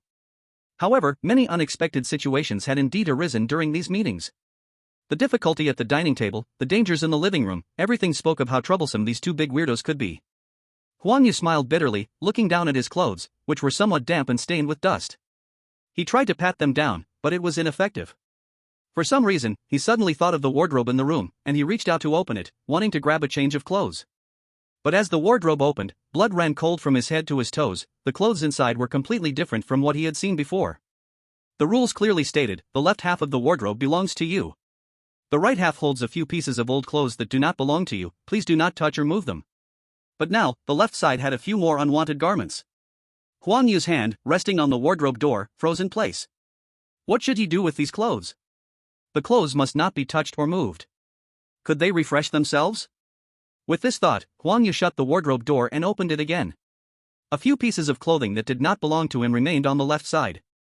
Huang Yu studied the note carefully and suddenly realized it was a word game. The premise of not touching or moving the clothes was that they stayed on the right side. Huang Yu put the rule note back in his pocket and decided to take a chance and reach for the 2 pieces of clothing, but the moment his fingers touched the fabric, he felt a tremor throughout his body, the sensation at his fingertips distinctly unsettling. Why does the feel of this clothing resemble human skin? Huang Yu said, trembling slightly as he hung the clothes back on the right side and turned to rest his hand on his own skin. Huang Yu returned the clothes to their original place and quickly shut the wardrobe door. At that moment, he felt a strong aversion to the clothes inside the wardrobe, his vigilance reaching new heights. Huang Yu searched around the room, but there was nothing to lock the wardrobe door with. So, he rummaged through his own space and finally found a chain lock. I don't even know when this thing was put in here. I need to hurry up and lock the wardrobe, Huang Yu said, weighing the chain in his hand. The chain made a clattering sound. After seeing that the cabinet door was locked tightly, Huang Yu walked around the wardrobe, looking left and right. How many strange things are there in this copy? Huang Yu said, searching beside the bookshelf but finding nothing, and then plopped down onto the chair in front of the desk. Suno felt someone touching his clothes left in the guest room while he was taking a shower and raised his eyebrows in surprise. Oh, what a coincidence. I want to act, and you give me the chance, Suno said, picking up a towel to dry off the water from his body, then wiping his hair as he walked to the living room. Suno knocked on the door of the study, and before the person inside could respond, he pushed the door open and walked in. Hey, the moonlight came in, right? Why is it so cold in your room? Suno felt something was off as he pushed the door open, realizing the coldness was clearly from the strange moon outside. I forgot to pull the curtains, it got like this as soon as I came in. Suemo shook his head, feeling displeased with the lingering presence left in his territory. Chapter 28 My Home 28. Seeing the displeased look on Sumo's face, Suno reached out to pat his shoulder, then emitted his own strange aura, erasing the moon's presence entirely. And then, you have to grow up quickly. The strange world isn't so safe, Suno said meaningfully, watching Sumo's face darken, then he laughed out loud. And then, don't worry too much. I will always protect you. Suno's smile was gentle. Suemo gazed at Suno's smile, feeling a bit dazed. Before his older brother's incident, all the promises made had been kept. Suemo nodded. I'll sit here for a while, you go freshen up. We'll go find him later. Just now he triggered the rules in his room again, Suno said, sitting on the sofa, playing with a water ball in his hand. Suemo quickly went to the bathroom to wash up, moving swiftly, and came back in no time. The two brothers looked at the clock in the sunlit study. It was only 10 o'clock, going now wouldn't be effective. Just as the two brothers sat together to discuss their plan, Suno's ears suddenly twitched. That Huang Yu is going to sleep. In the house's copy, with few people around, the strange presence under the bed would naturally be played by Suno. However, most of the time, Suno was not actually under the bed, just leaving his strange aura inside.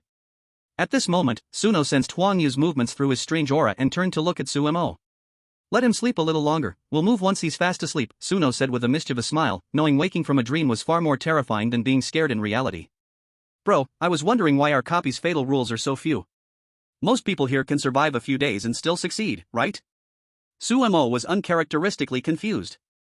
What are you thinking? The pollution rules will trigger the fatal rules once they reach a certain level. We haven't acted yet, so we can let him play a few more days, Suno said, pulling out an apple and tossing it in his hand a few times. Don't underestimate these rules. Once the fear level drops below 40, we can strike at any time. Next time, you should go check out our neighbors. Many of their folks disappear in a day or two. Suno recalled how their neighbors often made noises, his voice a bit suppressed and impatient as he clicked his tongue. On Huang Yu's side, according to the rules, he lay on the bed preparing to sleep. Since the knock at 9, the outside was quiet, and the only sounds within the room were his movements. Huang Yu thought back, there seemed to be nothing unusual last night, so today he also wanted to sleep early to gather his strength. However, just like yesterday, lying on the bed and closing his eyes, he always sensed a faint gaze observing him, yet truly, there were no other creatures around. Could it be the strange one under the bed? Huang Yu suddenly realized. This room does not only have him in existence. Then Huang Yu quickly checked the bedside water cup, and the cup that was full of water was indeed empty, which made Huang Yu feel a bit relieved, but that almost imperceptible gaze made him somewhat uneasy. Huang Yu lay in bed and turned off the bedside lamp. The room fell into darkness, and as his vision narrowed, his hearing reached its peak. Huang Yu vaguely heard rustling sounds coming from the wardrobe. With a slight smile, Huang Yu felt proud in his heart, thankful that he was clever enough to lock the wardrobe, but just as he was lost in his pride, the lock on the wardrobe began to rattle loudly. Huang Yu's nerves seemed to tighten, all his senses gathering towards the wardrobe, but he dared not open his eyes. Gradually, Huang Yu felt a cold, damp breath arrive at the bedside, causing the quilt on the bed to become increasingly moist. Huang Yu carefully swallowed, secretly cursing in his heart, wasn't the bedroom supposed to be a safe zone? How could it be like this tonight? Why did you lock my wardrobe? Su Nuo looked at Huang Yu, who pretended to be asleep on the bed, slowly exhaling a cold breath near his ear. How did Su Nuo enter this room? It all started with Huang Yu's cleverness. Although the rules did not clearly state what locking the wardrobe would cause, it could be seen from the rules that the wardrobe did not belong solely to Huang Yu. By locking it up, he actually provoked another strange entity. Now this strange entity was represented by Su Nuo, who naturally could come out to confront Huang Yu.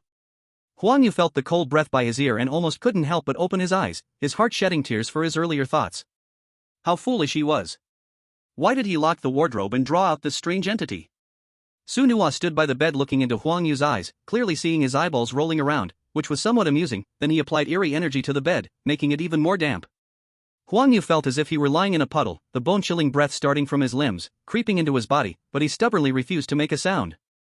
Su Nuo attempted to pull back the quilt from Huang Yu using eerie energy, but Huang Yu tightly pressed down the four corners of the quilt, entering into a tug-of-war with Su Nuo. At that moment, Huang Yu was using all his strength, veins popping on his forehead, but his eyes remained tightly shut, pretending to be asleep. After tugging for a while in this contest, Su Nuo felt a bit bored, so he returned to Huang Yu's ear and exhaled his cold breath again. The wardrobe is mine, do not lock it. Su Nua didn't want to continue playing with this person who couldn't produce any fear tokens. He traced his fingers lightly across Huang Yu's hand. Huang Yu felt the atmosphere around him gradually warming up, so he cautiously opened a small gap in his eyes, seeing the surroundings quiet, with no abnormalities. Then he used another hand to touch the place that had just been scratched. Realizing it was damp, Huang Yu knew his hand was probably injured, so he quickly took out some medicine from his space and sprayed it on the wound. While Huang Yu was fully focused on bandaging his own wound, Su Mo, who received permission from Su Nua, stood outside the door, lightly knocking. The soft sound made Huang Yu's hand tremble, almost dropping the medicine bottle.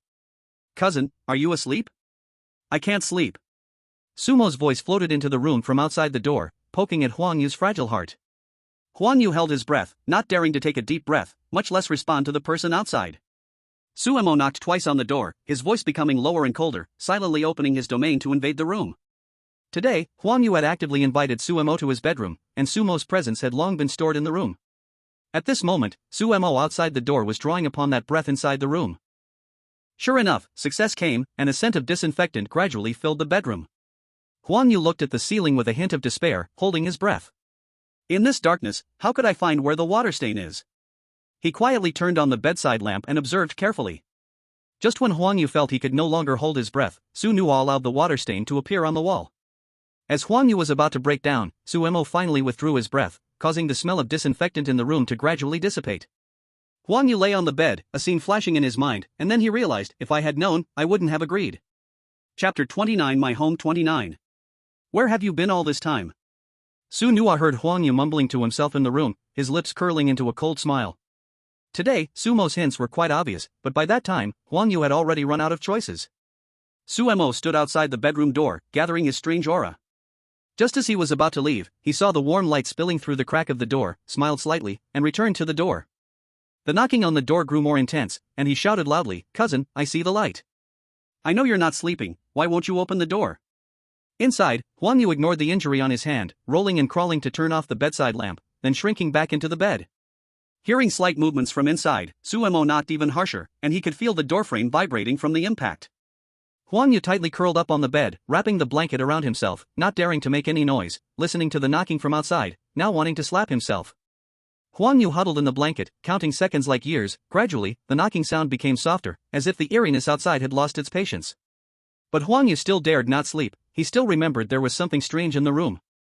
Thus, the night slowly passed in Huang Yu's wide-open eyes, until the first rays of sunlight peeked through the curtain. Huang Yu blinked his dry eyes.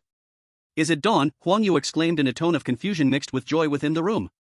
"Finally, it's bright." Huang Yu threw off the blanket and hurried to the wardrobe to unfasten the chain that was locked on it.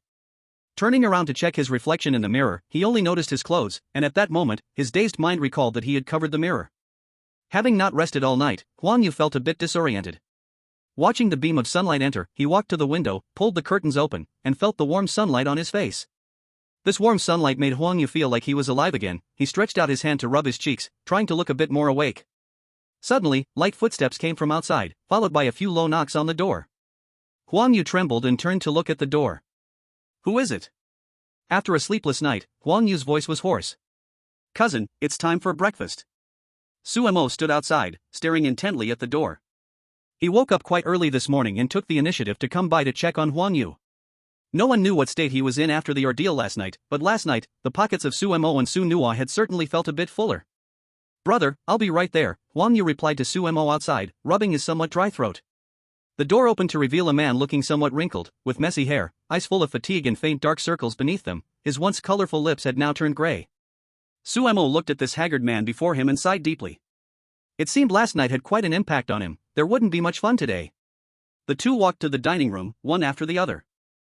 The other strange things at home were waiting here, but upon seeing this somewhat down-and-out man, even Li Wanhua paused in serving him soup. "What to do? Should we continue?" Li Wanhua's eyes clearly conveyed the meaning she looked at Su Jianhua with. "I don't know either, why not let him off this time?" Su Jianhua shrugged and responded with his eyes to Li Wanhua's glance. "Dad and Mom, stop exchanging glances, make a decision, this person is too useless." Su Nua joined in with a glance at the two who were staring at each other. After Su Mo and Huang Yu arrived at the dining room, Huang Yu walked directly to his seat, waiting for the command to start eating. Seeing the three of them exchanging glances, Su Mo felt somewhat speechless and kicked Su Nua under the table. "What are you all looking at?" Su Nua quickly coughed when he felt Su Mo's glare, reminding Su Jianhua and Li Wanhua. Su Jianhua and Li Wanhua snapped back to reality and looked at Huang Yu, who was bowing his head. Su Jianhua lightly coughed and took up his chopsticks to start eating. This breakfast went surprisingly smoothly, of course, only for Huang Yu, as his mother did not serve him any dishes or soup, but quietly allowed him to eat his rice in silence. After breakfast, Su Mo looked at Huang Yu, who was somewhat dazed, feeling a bit of a headache and scratching his hair. This ATM was about to run out, should he let him recover? Cousin, it seems you didn't sleep well last night, how about getting some sunlight in the sunroom this morning? Su Mo reached out and tugged at Huang Yu's clothing as he walked past. Feeling the pull, Huang Yu stiffened, then turned to Su Mo with a forced smile. I indeed didn't sleep well, I'll just rest in my room for a bit. Although Huang Yu really wanted to go to the sunroom for some sunlight since his panic levels were at an all-time low, he was afraid of sleeping in the study, breaking the rules, so he preferred to rest in his room first before finding time to go to the study. Su Mo watched regretfully as the ATM returned to the bedroom. The soft click of the door locking didn't escape the ears of those present. Su Nuwa turned to Su Mo, raising an eyebrow. Someone doesn't accept your kindness. Let him be, anyway, I see he'll have to go to the study later. Su Mo shrugged and waved a hand, having no intention of troubling him further this morning. So, should we just let him rest this morning? Su Nuwa looked at Li Wanhua and Su Jianhua, his tone full of doubt. Let him rest this morning, it's too early to force him, the benefit won't be enough. Li Wanhua waved her hand, saying that he had already become like this after just 3 days, so letting him rest a morning wouldn't hurt. And then, if it finishes in 2 or 3 days, this is a side quest, the benefits for us would be too small, but after the 5th day, finishing this quest means you can level up. Su Jianhua walked over to Su Mo and patted his shoulder. This was also why he wanted Huang Yu to rest this morning. Huang Yu had no idea what was happening outside. Having collapsed on the bed, he fell into a deep sleep. He felt safer in the safe house, but a daytime bedroom was far from being a completely safe place. He didn't realize this point. Su Mo lingered outside the door, listening to the low breaths inside, hesitating for half a day before turning and heading to the sunroom. After breakfast, the family had gathered in the study, and Li Wanhua expressed her satisfaction with the sunroom. How was it yesterday, the two of you at home? Li Wanhua held yarn in her hands, knitting a sweater. She had always liked this hobby in her life, and coming here, it even became a part of her skills.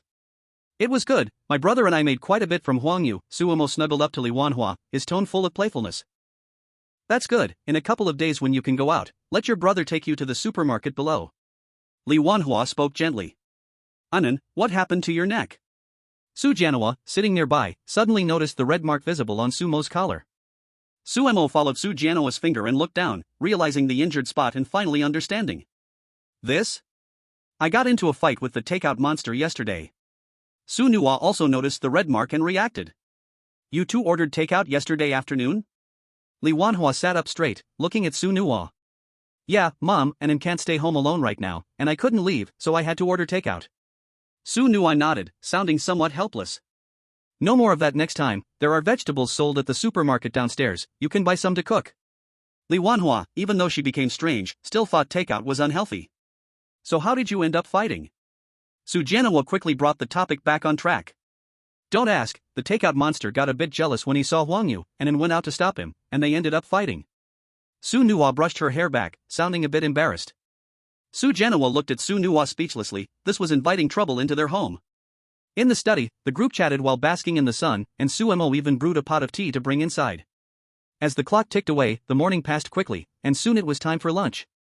Li Wanhua shook the half-knit sweater in her hands, stood up, and looked at the 3 men still lying down. I'm going to make lunch, you guys wake him up later. Okay, Mom, I want to eat ribs. Can you secretly make some and put it in my bowl? Su Mo was feeling a bit greedy. Anyway, over the past 2 days, he had dared not lift his head in front of Huang Yu, so he thought it better to stir up some dishes in his bowl without him knowing. Wait until dinner, I didn't prepare anything for lunch. Li Wanhua turned to leave the sunny study, nodding at Su Mo's words. At noon, it was Su Nuwa who went to wake Huang Yu. He was much less polite than Su Mo. Just as he went up, a loud banging sound came from the room, and for a moment, Su Mo thought there was renovation going on. Huang Yu, who was sleeping inside, was startled awake by the sudden noise. Having not slept all night and only catching a few hours in the morning, he felt his head was swollen and his reactions were slow. Cousin, hurry up and come out for lunch, the whole family is waiting for you. Su Nuwa raised his voice outside the door, sounding somewhat impatient. I'm coming. Upon hearing his brother's voice outside, Huang Yu didn't care about anything else and quickly put on his shoes and headed outside. When Su Nuwa saw Huang Yu just coming out, he looked him up and down but didn't say a word before turning to head to the dining room. Seeing his brother outside, Huang Yu felt even more subdued. The younger brother might still be neutral, but this older brother was definitely a boss, and he had been tormented enough in the bathroom last night. Today, as Huang Yu entered the dining room, he felt an inexplicable sense of terror, looking down while carefully observing out of the corner of his eye, horrified to discover that the mysterious figures sitting there all looked unusual. His dad had obvious red blood marks on his wrists, and the legs hidden under the table revealed airy white bones. His mom seemed fine, but her facial expression was stiff, like a creepy doll, as she stood up beside Huang Yu, awkwardly bringing a bowl of strange soup and placing it in front of him. Huang Yu's older brother, sitting across from him, had clothes that were gradually soaking through, and though he was eating vegetables, his eyes were firmly fixed on Huang Yu. Even his usually neutral younger brother looked pale, devoid of color. Huang Yu hurriedly opened the panel, shocked to see that his fear level was only more than 30. The whole person was filled with terror. The strange appearance represented further pollution. Today was only the third day, and the abnormality could no longer be concealed. Huang Yu sat at the table eating lunch, his heart racing, fearing that a few bizarre things would suddenly erupt. However, by the time he finished his lunch, the strangeness had only grown more terrifying. Throughout the meal, only his mother kept testing the dishes in a weird manner. After leaving the dining room, Huang Yu could hardly believe what he saw before him, for all the unusual phenomena had vanished, the house was still filled with warm sunlight, and everyone's faces wore gentle smiles, living in harmony. Huang Yu tightly clutched the photo in his pocket. It seemed that only this photo, connected to the condition for passing, could give him a moment of safety. "Cousin, your smile looks so stiff. Did you see something?" Suemo leaned close to Huang Yu, tapping his back with a hand, lowering his voice, making Huang Yu feel the eerie chill in his words. Huang Yu was startled by the sudden slap, his whole body stiffening, his fatigued mind couldn't catch up, and he instinctively replied, "Yes, no, nothing, I didn't see anything." Realizing what he had just said, Huang Yu hurriedly corrected himself in a flustered tone, while Suemo curled his lips into a smile, staring fixedly at Huang Yu. Sure enough, after Huang Yu changed his answer, a sudden pain struck his throat, but he could not make a sound. Suemo looked at the person before him, encircling his neck with his hands, struggling desperately. "Cousin, you lied to me, this is the second time." After saying this, Suemo retracted his eerie aura, and Huang Yu felt air finally enter his body through his throat. His previously flushed face began to recover. Suemo didn't look back at Huang Yu, he turned and walked toward his bedroom, while Su Nuwa passed by, tripping and sitting down on the floor. He paused but returned to his own room. Su Jianhua sat silently in the living room with a newspaper in hand, yet his peripheral vision was fixed firmly on Huang Yu. Li Wanhua also returned to the kitchen, the sound of running water echoing, but the people in the living room paid it no mind. Huang Yu stood up and turned to his bedroom. That suffocating feeling was far too painful, and he just wanted to hurry back to his room to rest. But at this moment, he didn't notice Su Jianhua in the living room and Li Wanhua in the kitchen, leaving his back exposed in front of the eerie presence in the living room. Su Jianhua quickly moved behind Huang Yu, his palm gently resting on his back. "Are you going back to your bedroom?" Huang Yu was startled by the sudden touch on his shoulder, leaping straight toward his bedroom, but was grabbed by the collar of his shirt by Su Jianhua, halting in place. "You seem quite anxious, is something the matter?" Su Jianhua's deep voice, purposefully lowered, surprisingly carried a hint of eeriness. At this point, Huang Yu understood that he must have triggered multiple rules. Seeing that he was being eerily held back, with no escape, he took out a card from his pocket and threw it behind him. The card landed on Su Jianhua's arm, making a hissing sound, and then it emitted white smoke. Su Jianhua looked at the card stuck to his arm, feeling a twinge of pain, his grip loosening, and Huang Yu immediately slipped free from his grasp. As Huang Yu charged toward his bedroom again, a sudden shout came from behind him. Chapter 31 My Home 31. Huang Yu hadn't reacted yet when he was slapped to the ground. In his dizzy state, he finally saw that it was his mother from the kitchen who struck him eerily. "You're really something, dealing with this kind, and you still let them hurt you." Li Wanhua didn't even glance at Huang Yu lying on the ground, turning to pull Su Jianhua's hand, carefully checking his wounds. Seeing that these two eerie figures weren't looking at him, Huang Yu crawled on the ground toward his bedroom. Su Jianhua saw it but did not stop it. Just now, Li Wanhua had already injured Huang Yu, and if he stayed any longer, Huang Yu's life would be in danger here. Huang Yu returned to the room, quickly locked the door, coughed twice while holding his chest, and squatted on the ground, his sleeve brushing against the corner of his mouth, leaving traces of blood. They already started to make a move. Huang Yu stared blankly at the bloodstains. Su Nuwa and Su Mo heard the noise from the living room and walked out of the bedroom. They saw Huang Yu crawling into the bedroom and closing the door, while their parents stood nearby, unsure of what they were looking at. "What happened to Dad and Mom?" Su Nuwa walked over, looking at the wound on Su Jianhua's wrist, his eyes trembling, pupils contracting. "That guy broke the rules just now. Your dad was threatening him, and then he suddenly pulled out that card and injured your dad," Li Wanhua said, giving Su Jianhua an annoyed glance. Su Jianhua, grinning, looked at Li Wanhua, then turned to his two sons, coughing. "I was careless, didn't expect he had such a trick. We should go up and kill him now. The bedroom door is locked from the inside, but since he has already broken so many rules, we can still break in," Su Nuwa said, his fingers cracking as he spoke through gritted teeth. Su Mo nodded in agreement. It was better to resolve this sooner to avoid any problems later. You too, don't be impulsive. We still need to keep her around until the 5th day. Besides, your mom has already injured him, Sujanawa quickly stopped his two sons. If they killed him now, they would have to start a new side quest, and only then could Anan level up. At this moment, Huang Yu was behind the bedroom door, completely out of strength, lying on the ground, gasping for air. In the space, he searched through everything but only found one pill, which was the last thing he had for healing. In this bizarre world, healing medicines were already rare. Li Wanhua looked at the wound on Sujanawa's wrist, which was injured by the system card and would not heal for a while. Her expression was somewhat serious. Mom, what are you thinking? Suemo leaned close to Li Wanhua, noticing her unpleasant face, and asked cautiously. Your dad's wound will take 3 days to heal, but we currently don't have any healing medicines at home, Li Wanhua said, opening an app to search for information on medicines. Suemo fell silent at Li Wanhua's words. Did Mom forget about her own skill? Mom, did you forget something? Suemo looked up, cautiously tugging at Li Wanhua's sleeve. I didn't forget anything, Li Wanhua lifted her head to look at Suemo, then her pupils widened. Right, Anan, can you make pills? Can you make healing medicine? I can make healing pills, but I'm currently at F level and can only make up to D level. I don't know if Dad can use it, Suemo said helplessly, scratching his head. It can work, the medicines we used to stockpile at home were only E level and D level, Su Nua nodded. Even though the closer the level, the better the healing effect, healing medicine was simply scarce in this bizarre world, anything effective could be used. Okay, I just made a few doses and placed them in the study. We can just use them directly, Suemo scratched his head. He had secretly brought some herbs to the door earlier and refined some medicines, which were just right for this moment. Su Nua turned around, took healing medicine from the drawer in the sunny study, directly crushed it, and applied it to the wound. Indeed, within a while, the wound gradually began to heal. Once the wound was fully healed, Sujanawa shook his wrist and turned around to pat Sumo's shoulder appreciatively. Your medicine is quite effective, you should make some more in the future. Dad, did you forget one thing? Our family, except for Mom, are all poor weirdos. I can't stockpile pills even if I wanted to, Suemo raised his hand to indicate helplessness. Don't worry. Let me handle buying the herbs later. Li Wanhua also felt the effect was not bad and spoke out from the side. You're the one who's poor and strange, I'm not poor, Su Nua protested from the side.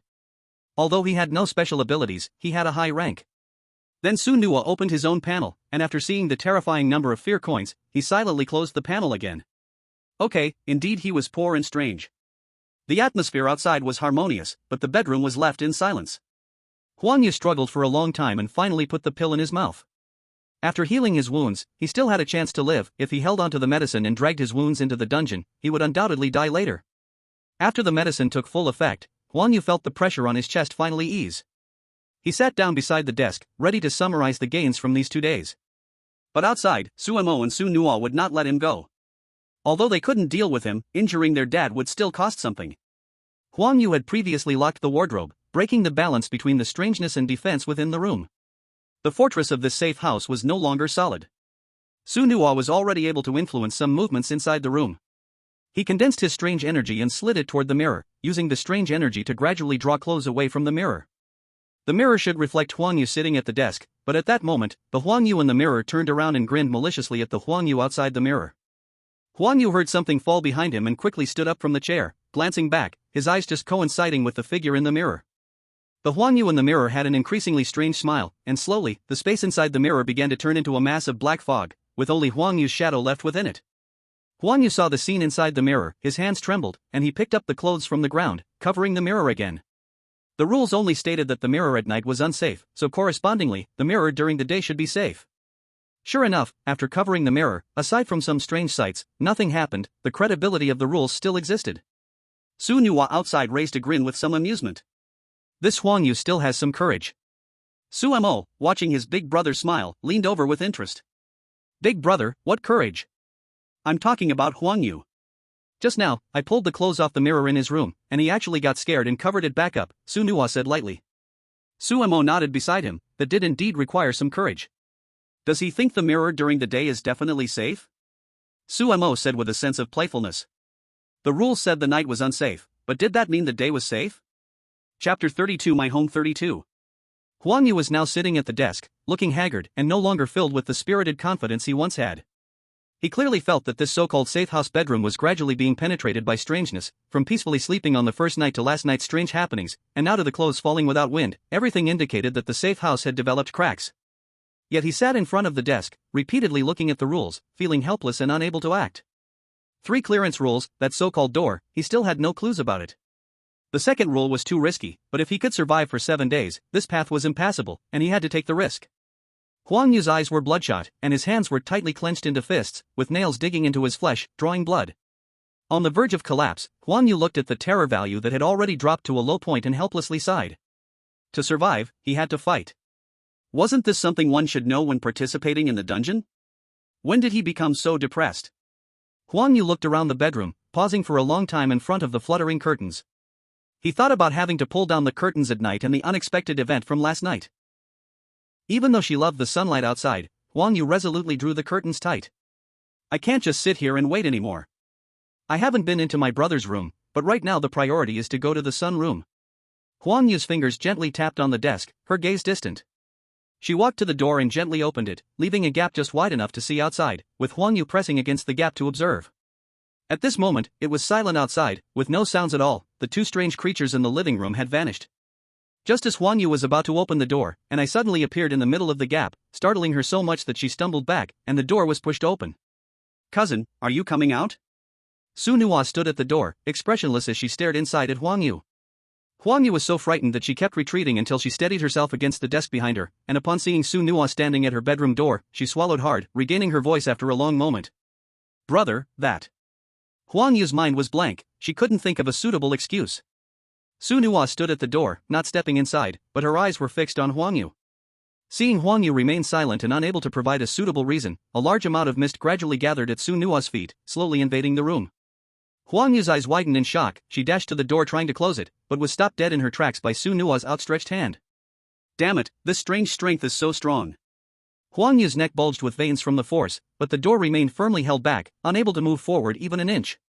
Cousin, what were you just looking at? Su Nuo's voice came again. Listening to her voice, Huang Yu felt cold all over. He sensed the murderous intent in the strange words from outside, which could no longer be concealed. Seeing Huang Yu still trembling all over, unwilling to say a word, Su Nuo's patience began to wear thin, and the mist gathering around her started to slowly tighten around Huang Yu's neck. Huang Yu pushed against the door, her hands reaching for her neck, trying to break free from the choking grip of the mist, but it was in vain. As time passed, Huang Yu clearly felt the oxygen in his lungs running out. Su Mo heard the noise and opened the door, looking through the gap at Su Nuo scaring Huang Yu, feeling quite amused, but regretting that he was short a bag of seeds. As he watched, he realized something was off. Huang Yu seemed to be on the brink of death from Su Nuo's intimidation. His face had turned from red to purple, and he was gasping with a ha-ha sound from his throat. Just as Huang Yu's consciousness was fading, Su Mo stepped out from the room and patted Su Nuo on the shoulder. Cousin, brother, what are you two playing at?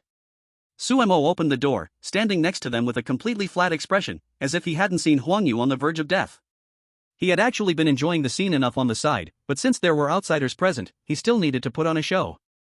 It's nothing, I'm just playing with your cousin. Su Nuo turned her face towards Su Mo, rolling her eyes inside at his innocent expression. She had been watching quite happily from the side, and now was putting on an act, but it was fine, it wasn't time to deal with Huang Yu yet. After saying this, Su Nuo withdrew the mist that was constricting Huang Yu's neck, letting him fall to the ground like a broken sack.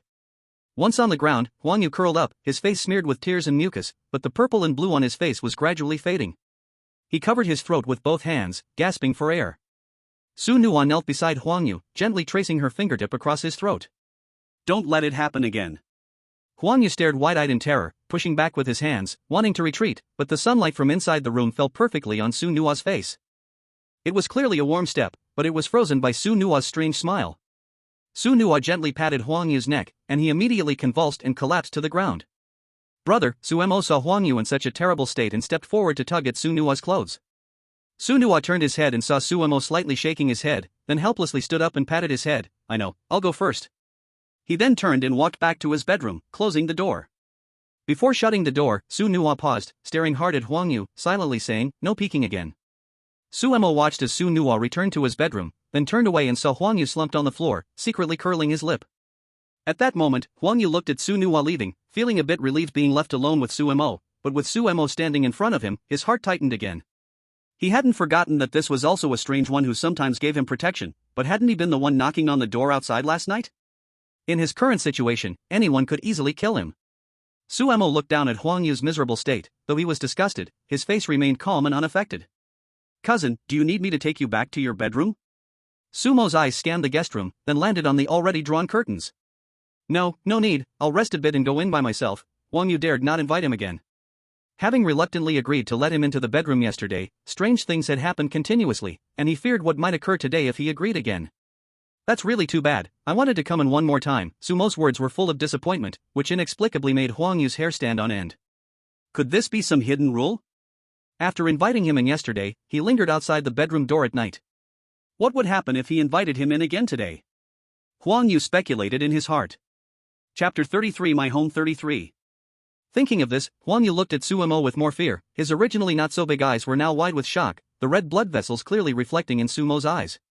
Cousin, since you don't need me to send you, I'll head back to my room first. Sumo saw Huang Yu's expression and felt grateful that he was just a strange one, not a participant in the scenario. Huang Yu lay at the doorway watching Sumo enter the bedroom, his eyes fixed on that direction. Sure enough, the moment the door opened, Huang Yu saw the scene inside Sumo's bedroom, his eyes widening in shock. Sumo's room was a stark white, even the sheets and blankets were white, like a hospital ward, yet the blanket revealed a shocking crimson, which was very glaring. Huang Yu wanted to take another closer look, but Sumo had already closed the door tightly.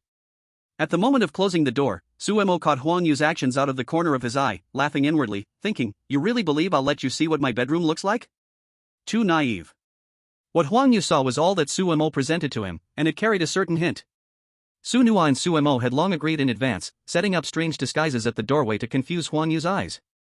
If Huang Yu had had the courage to peek into Su Nuo's room, he would have discovered a bedroom like an underground water prison. Huang Yu lay on the cold floor until his hands and feet gradually regained strength. He then propped himself against the doorframe to stand up, and upon hearing the noise from the main bedroom, he immediately closed the bedroom door. Su Jianhua and Li Wanhua came out of the bedroom, hearing the sound of the guest room door close, their eyes instantly looking over. He just closed the door, right? Li Wanhua asked uncertainly. It seems like something good happened just now, and we missed it, Su Jianhua said, looking at the strange atmosphere at the door, a smile curling on his lips as he turned to Li Wanhua with a hint of regret. What do you think will happen if we knock on his bedroom door now? Li Wanhua stared at the door, gradually revealing an evil grin on her face. Su Jianhua watched as Li Wanhua tiptoed to the bedroom door and knocked a few times. No sound came from inside the bedroom, but Sumo and Su Nuo's heads poked out from their room. Oh, it turns out to be Mom and Dad. Sumo shook his head in disappointment, thinking another fun show was about to happen. Mom and Dad, why are you two out here? Su Nuo looked at them with some confusion. I went downstairs to the supermarket with your mom because your brother said he wanted ribs and hasn't had them made yet. Su Jianhua passed by Su Nuo, patting him on the shoulder. Don't play too hard, there are still 2 days left. We know what we're doing, we just went back to the bedroom. Su Nuo turned his eyes away a little sheepishly. He really disliked having strangers in the house, especially since becoming the boss in this scenario made him even more averse to outsiders. We know you well enough. If your brother weren't here, who knows how many times this place would have been wiped out, Su Jianhua sighed.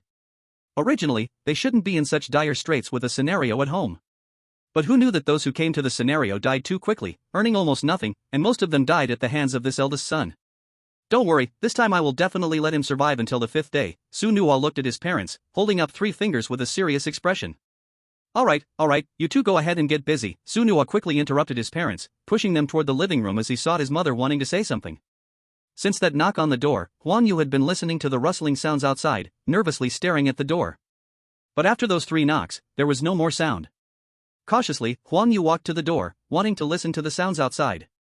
As soon as she got close to the door, the knocking sounded again. Li Wanhua sent her 2 sons back to the bedroom and gently knocked 3 times on the door again. Huang Yu nervously swallowed and quietly asked, "Who is it?" "Cousin, Dad, and I are going out for a bit. If you need anything, remember to find your brother and elder brother." Li Wanhua's voice was very calm, but in Huang Yu's ears, it felt like receiving an incredible piece of news. Okay, if I need anything, I will find my brother and elder brother, Huang Yu.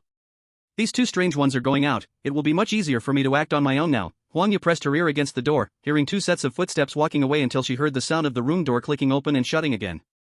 Huang Yu opened the bedroom door, and at this moment, the living room had completely quieted down. Cautiously glancing at her brother's and elder brother's bedrooms and seeing them motionless, she shut her own door behind her and walked to the sunny study. Following the usual routine, this time it also went smoothly. After entering the sunny study and closing the door, Huang Yu dashed straight for the sofa, sitting on it and feeling the warm sunlight from outside. She felt a sense of rebirth. Huang Yu's heart and body were exhausted to a degree, and sitting on the soft sofa while basking in the warm sunlight made her fall into a deep sleep. However, since the location was not right, Huang Yu soon broke free from this drowsy feeling, looked up at the clock, and realized that an hour had already passed. Huang Yu stretched and planned to bask for a little longer, but then she felt something seemed off in the room. Turning her stiff neck to the side, she was met with a familiar face in the armchair. Huang Yu's actions froze in midair. "Cousin, did you sleep well?" Suemo looked at Huang Yu's comical gesture and smiled while waving his hand. Huang Yu didn't know how long Suemo had been sitting on the sofa or if he had triggered any rules of the study, but he didn't dare to run away immediately. With a stiff smile, he raised his hand to respond to Suemo. "I feel pretty good, little brother." "When did you arrive?" "I just got here, cousin." Suemo knew what Huang Yu was worried about, but still concealed part of the truth. "He arrived about 5 or 6 minutes ago, which should count as just getting here, right?" Huang Yu sighed with relief upon hearing this, but then suddenly felt his heart racing wildly. This unsettling feeling made Huang Yu quickly react. "I've also rested well, so I'll head back to my bedroom now." Without waiting for Suemo to respond, Huang Yu dashed toward the door. He was too afraid to confront his brother in the study where all the rules favored Suemo. When the door opened, Huang Yu accidentally turned back to see the playful smile still on Sumo's face, intensifying his bad feeling. His words indeed had a problem, without any reactions appearing on him yet, but with such strong warnings, he estimated he was nearing the critical point. Chapter 34 My Home 34. Suemo watched Huang Yu close the door to the bright study, curiously rubbing his chin with his fingers, finding the terrified little expression quite amusing. Getting back to his senses, Suemo realized what he had been thinking and looked up at the sunlight, muttering to himself, "Am I really this twisted?" After Huang Yu entered the bedroom, the intense unease gradually subsided. Huang Yu gently touched his heart, which was pounding violently, and opened the panel, seeing his terror value had returned to 70. Being scared this time counts as a worthwhile experience. This study is a good place, but unfortunately, there are many traps. Huang Yu lightly tapped the terror value and shook his head, reminiscing about the encounters in the study. "I must leave myself a way out of this game and first see if I can find other conditions needed to pass." Huang Yu looked at the 3 types of conditions on the panel, lightly sliding his fingertip over the second one. To make them deny themselves, I must first understand what behaviors they hate. If the first condition doesn't work, I can also try the second one. Currently, this little brother seems strange. He probably hates anything related to illness. Among all the rules, his rules are about hospitals and medicine, so for the older brother, it might be something related to water. Huang Yu sat at the desk, flipping through the rules, still muttering to himself. However, now that these 2 strange beings have had too little interaction, there are completely no clues. Huang Yu placed the pen down on the desk, his gaze fixed on the words Mom and Dad. With a long sigh, he set everything down, covering his eyes with his hands while leaning back against the chair. "Ah, right, did those 2 strange beings go out just now? Can I go check their bedroom now?" Huang Yu muttered, feeling a bit hesitant, but having just experienced a brush with death, he really didn't want to leave this room. Huang Yu raised his hand to touch his neck, still feeling the pain from earlier. His fingers gently rubbed over the main bedroom's rules, his face filled with hesitation and struggle. The main bedroom's rules were quite contradictory. They required parental consent and not to be discovered when entering. Huang Yu convinced himself many times in his heart but ultimately decided to explore the main bedroom again. As soon as he opened his bedroom door, he stumbled right into Su Nua and Suemo standing outside. "Little brother, big brother, what are you doing?" Huang Yu blinked his eyes in pain, regretting coming out just now.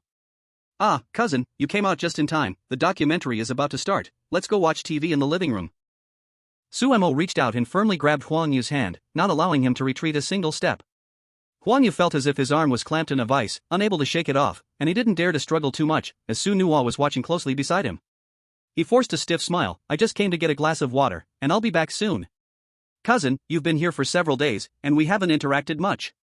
"Just right, let's watch TV together in the living room this afternoon," Suemo said, watching Huang Yu's stiff expression and listening to his refusal, becoming even more eager to drag him toward the living room. Huang Yu wanted to stay put, but he couldn't match Sumo's strength, and he was being pulled forward step by step, closer to the living room. "Do you not want to watch?" Su Nua came up beside Huang Yu, the cold aura around him gradually enveloping Huang Yu. Hearing this voice was like thunder in Huang Yu's ears. He immediately took a step forward and tightly followed Sumo's side. No matter what, his younger brother always felt a bit safer than his older brother. Once they reached the living room, the older and younger brothers sat on the sofa, and just as Huang Yu stood to walk towards his seat, his younger brother proactively grabbed his hand and positioned him between them. "Cousin, with Dad and Mom not here, there's enough space to sit," Suemo said, managing a stiff smile at the corner of his mouth. Su Nua also forced a similar smile as he looked at Huang Yu standing there. "Cousin, the documentary is about to start. Why don't you hurry and sit down?" At this moment, Huang Yu felt immense pressure. Cold sweat soaked his back. Faced with those 2 strange figures, he could only cautiously perch half his butt on the sofa. At this time, Su Nua turned on the TV, and the documentary just started, giving off a vibe reminiscent of old-fashioned family documentaries. As soon as the TV turned on, it captivated Huang Yu's attention. The family style on screen was identical to the home he was in now, except there were some photos hanging on the living room walls, which surprisingly included pictures of Huang Yu from his childhood. Huang Yu's eyes widened in horror as he watched a fleeting scene, questioning why he appeared in this documentary. Seeing the person beside him wide-eyed, Sumo knew the documentary was working, so he leaned closer to Huang Yu's ear and whispered, "Cousin, the call of blood will ultimately guide the wandering child home." Upon hearing this, Huang Yu's face turned even paler. He still remembered that he did not belong to this family, that he was just a player in a game, here only to complete the levels and earn rewards. Then the scene shifted, and a stranger appeared in the documentary. This person was not one of the strange figures. At first glance, Huang Yu knew this was another player, someone with a similar fate, at a dinner on their first night where his mother kept serving him food, but unlike Huang Yu, he dropped a dish of meat on the table. This cousin is very picky. Later, Mom made this dish for him many times, and now he eats it happily. Su Nuo raised an eyebrow, mockingly pointing at the TV screen and saying to Huang Yu. Huang Yu watched the other players' experiences on the screen, trying hard to calm his emotions, but the pressure from both sides was overwhelming, and his fingertips started to grow cold. The documentary continued to play regardless of Huang Yu's emotions. This cousin went through 2 or 3 days of family life, including activities like eating and watching TV with the family. Of course, he also broke many rules. In the end, Huang Yu saw that his actions gradually blended with those of his family, as if he had adapted to this family. Before the main character of the documentary changed, this cousin had completely integrated into the family. Then the scene shifted, and the family cousin was replaced by a cousin sister. This cousin repeated most of the events that had happened to the older cousin, gradually aligning her actions with his, and becoming part of this family. The documentary on the television switched repeatedly between the older cousin and the younger cousin, without exception. In the end, these people became compliant and integrated into the family. At this moment, when one cousin re-entered the family, the scene did not change the main character, but turned into a flurry of snowflakes, followed by a terrifying image that shocked Huang Yu. Chapter 35 My Family 35. After the documentary turned into a flurry of snowflakes, the image surprisingly switched to the surveillance footage of the living room, where Huang Yu sat between his older brother and younger brother, intently watching the documentary on TV. What terrified Huang Yu even more was that the version of himself on the screen slowly turned to look outside the TV, displaying the exact same smile as his older brother and younger brother beside him, with pitch-black eyes, staring fixedly at his own image outside the television. At the same time, the narrator on the television began to speak, and the voice was exactly the same as his younger brother's. "Relax, don't resist, let the warmth of home become a part of you, become one of us, you will attain eternal happiness." At this point, the film completely ended. The screen darkened like a mirror, reflecting Huang Yu's pale face and the stiff smiles on his brother's and younger brother's faces. At this moment, Su Nuo and Su Mo, with a tacit understanding, turned to Huang Yu, their eyes fixed on him, showing a hint of madness. "Cousin, after watching this, do you want to stay forever?" Huang Yu felt his limbs stiffening, blood rushing to his head, feeling as if he had fallen into an ice cave. I need to go to the bathroom." Huang Yu tried to stand up but was pushed back down on the sofa by Su Nuo's icy hand. Su Nuo still wore the standard stiff smile. "The documentary." He pointed to the screen. "There's still a bonus." Like a mirror, the pitch-black TV screen lit up again, still showing real-time monitoring, but this time it switched to the bathroom. The bathroom was empty, but the doorknob was moving by itself. Su Mo, seeing this, cooperated with Su Nuo, leaning towards Huang Yu's ear. "Mom said, when a guest wants to be alone, it will go keep them company." Upon hearing this, Huang Yu felt as if he had been doused with a pot of cold water on a freezing winter day, chilling him to the bone. Sitting stiffly on the sofa in the living room, Huang Yu stared intensely at the real-time footage on the television, his mind constantly replaying the fates of the older cousins in the earlier documentary. At that moment, a slight noise at the living room door broke the heavy atmosphere. All three turned to look at the living room door, and Huang Yu let out a long sigh of relief in his heart. This sound had indeed broken the tense atmosphere and allowed him to regain his ability to think. However, the person who entered next plunged Huang Yu into a deeper abyss. It was none other than Li Wanhua and Su Jianhua. "You're all watching television together, looks like you're getting along well," Li Wanhua exclaimed, her tone filled with surprise as she noticed the three people in the living room, completely ignoring Huang Yu's pale face. "A family should be together, you all have fun, I'm going to prepare dinner," Li Wanhua spoke gently, looking at the trio in the living room with satisfaction before heading toward the kitchen with her belongings. Su Jianhua looked at the three sitting together, directly picking up a newspaper from the living room and walking towards the sunny study without hesitation. "I'll be here, you might feel uncomfortable." Seeing their parents return, Su Nuo and Su Mo's stiff expressions disappeared instantly, returning to normal. "Mom, do you want us to help you prepare the ingredients?" Su Nuo glanced at the supplies in the bag, a plan forming in his mind.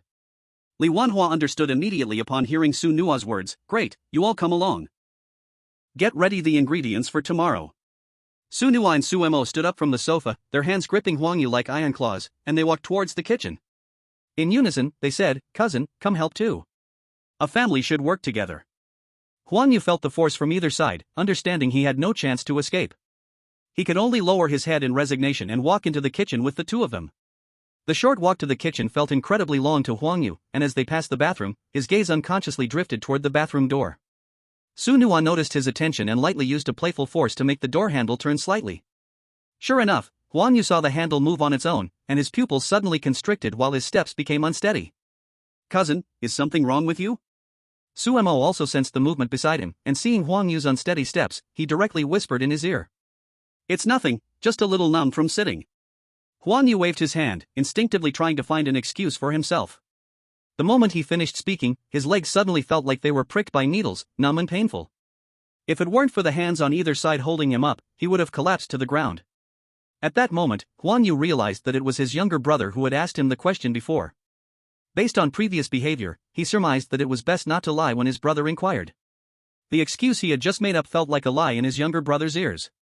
Feeling the weight of the hands suddenly increase, Su Nuo glanced at Su Mo behind Huang Yu. In their exchange, they both noticed the other's amused expression. As they entered the kitchen, Huang Yu's eyes were greeted with warm light. Their mother, with her back to them, was chopping something at the stove. The rhythmic sound of cutting made Huang Yu feel uneasy. "Mom, we're here," Su Mo said cheerfully to Li Wanhua in the kitchen. Li Wanhua turned around, her face beaming with a smile, but she was holding a heavy, sharp bone-cutting knife. The blade glinted with a faint white light. To Huang Yu, it seemed the apron she wore was stained with fresh red marks, and the knife appeared to be aimed right at him. "Great, kids," Li Wanhua looked at the three of them with a gentle smile, "cousin has come to help too. Tonight we'll make a hearty feast, so we need to prepare the ingredients right away." After Li Wanhua turned her body, Huang Yu saw what was on the cutting board, a bright red bone, now cut into countless small pieces. Next to the cutting board was a large bowl, filled with something resembling chunks of meat. "Cousin," Li Wanhua pointed the tip of the knife at Huang Yu, her tone still gentle, glaringly contrasting with the cold light of the blade, "go to the fridge and bring out the fresh seasoning." But Su Nuai and Su Mo released Huang Yu and stepped back 2 paces, silently blocking the kitchen door. With no option left, Huang Yu had to walk towards the fridge. The fridge was on the side of the kitchen, and the moment it opened, a chill rushed out. Huang Yu froze when he saw what was inside. Inside the fridge were many oddly shaped vegetables, along with a few pieces of meat wrapped in plastic. What unsettled him the most was the fresh seasoning in the far corner. It was human eyeballs. Su Mo and Su Nuan naturally saw this too.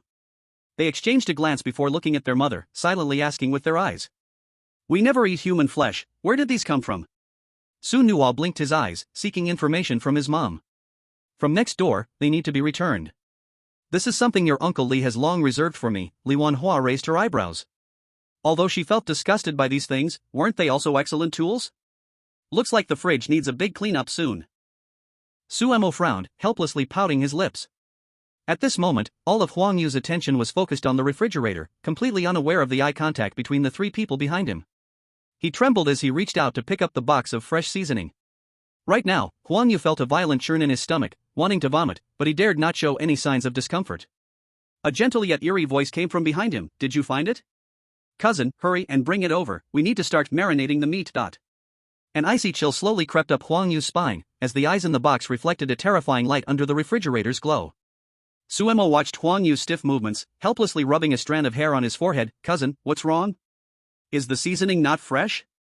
Huang Yu heard the clear male voice behind him, his brother's voice. He quickly turned around, holding the box and speaking in a panic, "And no, I'm coming right now." Listening to his slightly dry voice, feeling the slight clinking of the eyeballs in the box, Huang Yu's heart almost screamed, but he still forced a stiff smile on his face. Huang Yu turned and looked at his gentle mother by the stove, handing over the box in his hand. "Mom, this is for you." Li Wanhua took the box, her gaze sweeping over Huang Yu's slightly trembling hands, her smile growing warmer yet creepier. "Well done, cousin," Mother said, turning to place the box on the stove. Her delicate yet cold hand brushed against Huang Yu's shoulder, making the hair on his arm stand on end. Mother's smile became even more sinister, the creases at the corners of her eyes deepening as she fixed her gaze on Huang Yu. "Can you wash the vegetables in that basket too? I'll make soup for you all later." Huang Yu followed Li Wanhua's gaze. It was a basket of ordinary, normal vegetables. Feeling relieved, Huang Yu moved to the sink, where clear, transparent tap water flowed down, rinsing the dirt off these normal vegetables. Huang Yu focused intently on washing the vegetables, his eyes completely drawn to them, as if nothing else could capture his attention, but careful observation would reveal his ears quivering slightly. Su Mo and Su Nuan naturally noticed this and walked directly to Li Wanhua's side to talk to her. "Mom, why did you prepare so many dishes today?" Su Nua whispered into Su Mo's ear, as Huang Yu was nearby, making it inconvenient to ask Li Wanhua directly. However, this voice still did not escape Li Wanhua's ears. She turned from the stove, smiling at her two sons. There are more dishes today because we have guests coming tonight. Guests? Su Mo, seeing that Li Wanhua did not turn her back on Huang Yu, knew this was something that needed to be communicated to him as well. Yes, Uncle Li next door and his wife are coming over today, Li Wanhua said, turning back to handle the meat in her hands, somewhat disgustedly dumping the pieces into the brine with the eyeballs. Huang Yu felt his hand freeze while rinsing a potato, for strange guests were already hard to deal with, and now two more would join the dinner table. He thought to himself, can I survive this? Should I just lie down and give up? Su Nua walked to the sink, picking up a potato that Huang Yu had cleaned and inspecting it closely. Cousin, do you know? When there are guests at home, it gets really lively. Suddenly, Su Nua turned and stared at Huang Yu, especially when they are very satisfied with you. This statement was made very directly, causing Huang Yu's unease to rise to its peak. Su Mo saw Huang Yu's face lose color and cheerfully walked over to the refrigerator, patting the already closed door. This refrigerator will also feel very lively, it loves to welcome new members. Su Mo's voice was clear and gentle, filled with strands of sunlight, but his words made Huang Yu keep a distance from the refrigerator. After hearing these words, the potato in Huang Yu's hand almost fell into the basin. He hurriedly reached out to grab it, his fingernails deeply embedded in the potato. After the vegetables in the basin were washed clean, Huang Yu placed them aside and turned to Li Wanhua, saying in a calm tone, Mom, I'm a little tired, I want to go back to my room to rest first. As soon as this sentence fell, the kitchen fell silent. The bone-cutting knife in Li Wanhua's hand also stopped as she turned around, staring at Huang Yu with eyes that seemed to pierce through him. Of course, cousin, you can take a good rest first, we still have to greet the guests tonight. Li Wanhua suddenly smiled gently, her tone very amiable. She put down her bone-cutting knife and came over to pat Huang Yu's shoulder. This agreement made Huang Yu overjoyed. To not appear too eager, he turned to slightly nod at Su Mo and Su Nua, then quickly walked out of the kitchen. As Huang Yu passed between Su Mo and Su Nua, he could even feel a chill emanating from the two, and even when he reached the living room, he could clearly sense the gaze behind him. He dared not turn around and headed straight back to his bedroom, shutting the door tight. After closing the door, Huang Yu leaned against it and slowly slid down to sit on the floor. Suddenly he felt the light through the door crack dim, as if someone was standing outside the door. No knocking, no words, just standing quietly there for a few minutes before turning and leaving. Standing outside Huang Yu's door was Su Jianhua, who had heard the sound of the bedroom door closing. In the kitchen, Su Mo, Su Nua, and Li Wanhua watched as Huang Yu entered the bedroom and closed the door. Their expressions finally relaxed. He has gone back, hurry and remove this thing, Li Wanhua said with disdain as she pushed the box away. Although many strange things like to eat this, she really disliked it. Mom, if you want to deal with him, just deal with him. These things in the refrigerator make me feel uncomfortable, Su Nua said, looking at these things with some disgust. These meats had no strange aura at all, and he really didn't understand why the family next door liked to eat these things. I didn't want to either, but I ran into him when I came back, and he gave me this idea. I thought I could give it a try, Li Wanhua said helplessly, spreading her hands. If he borrows these things, we have to return them. It's a big favor for him to give you an idea. Su Jianhua leaned against the kitchen door, also speaking helplessly. Don't worry about that, he will come over tonight to check on the items. Li Wanhua tucked her hair behind her ear, her face still wearing a consistent gentle smile. I thought so. We don't usually get along with each other, so why did he come to our house as a guest this time? Su Nua picked up an apple from the refrigerator, rinsed it with some disdain, and then took a bite. We should make the normal things we eat first. When the time comes, there won't be any normal dishes on the table. Li Wanhua turned around to clean up the more normal things, which she had carefully selected from the supermarket. The strange food could not be served to them. Upstairs, Huang Yu was unaware that his fate was already sealed and was still relieved that he had escaped another dangerous situation. Chapter 37, My Home 37. At 6 o'clock in the afternoon, the crisp doorbell rang on time, and Huang Yu, who was in the bedroom, was suddenly startled. They're here, Li Wanhua gently responded, wiping her hands on her apron before going to open the door. This time, Su Jianhua directly sat in the living room, not returning to the room. Su Nua and Su Mo also quietly waited in the living room. After Li Wanhua opened the door, Outside, there was a middle-aged couple, both dressed in sportswear, holding exquisite small gifts, with proper and polite smiles on their faces. Sister Hua, I'm sorry to disturb you today, the middle-aged woman greeted politely. Come in, there's no need to bring anything, how polite. Li Wanhua warmly welcomed them into the living room. Su Mo poured 2 cups of water beside them and placed them in front of the couple, but as they saw the water cups, their hands instinctively shrank back a bit, their peripheral vision glancing at Su Nua standing beside them. Quickly call Uncle Li and Aunt Li, they are here as guests today, Li Wanhua waved at her 2 sons. She naturally noticed the actions of the couple in front but did not stop them. In this bizarre realm, her eldest son was definitely one of the top ones. In the bizarre world, even if it closely resembled the real world, it was different. The higher the level of the bizarre being, the better the treatment they received. If Su Nua were not so lazy, he could walk through this neighborhood with confidence. No need to fuss, Sister Hua, Aunt Li said, quickly standing up to catch a bowl of fruit that Li Wanhua brought over. Brother, the cousin hasn't come down yet, please invite him. Li Wanhua looked around, seeing Huang Yu hadn't appeared, her expression dimming slightly. Okay, Suemo went from the living room to outside Huang Yu's door, raising his hand to knock. Cousin, the guests have arrived, please come to the living room. Sumo's voice was still clear and penetrating, but the content made Huang Yu's heart tighten. Sitting at the bedroom desk, Huang Yu suddenly tensed his hand that was holding a pen, and then calmed his mood, making his voice less trembling. Okay, brother, I'll come out now. Huang Yu put down his pen and opened the door. Sure enough, his brother was standing outside the door, his eyes fixed on him. Cousin, let's go down, said Suemo, turning to walk toward the dining room after finishing his sentence. After just chatting in the living room, Li Wanhua had already led Uncle Li and Aunt Li to sit at the dining table, rearranging the seats so that Huang Yu sat directly across from Uncle Li and Aunt Li. You two arrived so slowly, hurry up and take your seats, the meal is ready, Li Wanhua said when she saw them in the dining room, first pulling Suemo beside her and then indicating for Huang Yu to sit in another spot. Huang Yu's eyes scanned the dishes on the table and the couple opposite him, his pupils suddenly constricted, and his face turned pale. Today, the dishes on the table were extremely bizarre. Usually, they seemed just oddly colored, but today one could actually see traces of human bodies on the food. Floating in the soup pot were several evenly sized meatballs, the meat appearing too pink. In the clear soup base, a few round lotus seeds bobbled up and down. However, upon closer inspection, they were not lotus seeds, they had black pupils and subtle iris patterns surrounding them, clearly miniaturized eyeballs. There was also a refreshing cold dish that seemed ordinary, but upon closer look, one could see the transparent threads intertwined with the cucumbers still writhing slightly, making a sound like a bug crawling. Cousin, hurry and sit down, everyone is waiting for you, Su Nuo reminded Huang Yu, who was frozen to the side.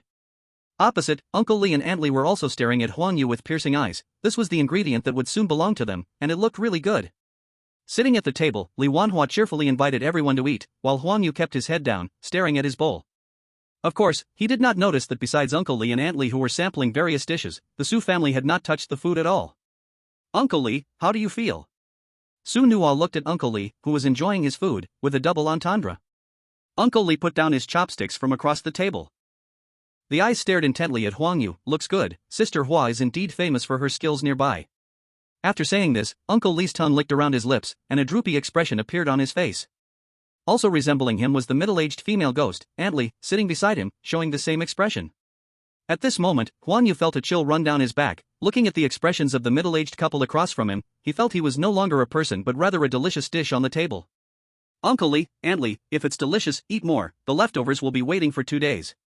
Li Wanhua gently coughed, pointed at the dishes on the table, and politely said, actually hinting that Huang Yu still needed 2 days and couldn't be touched yet.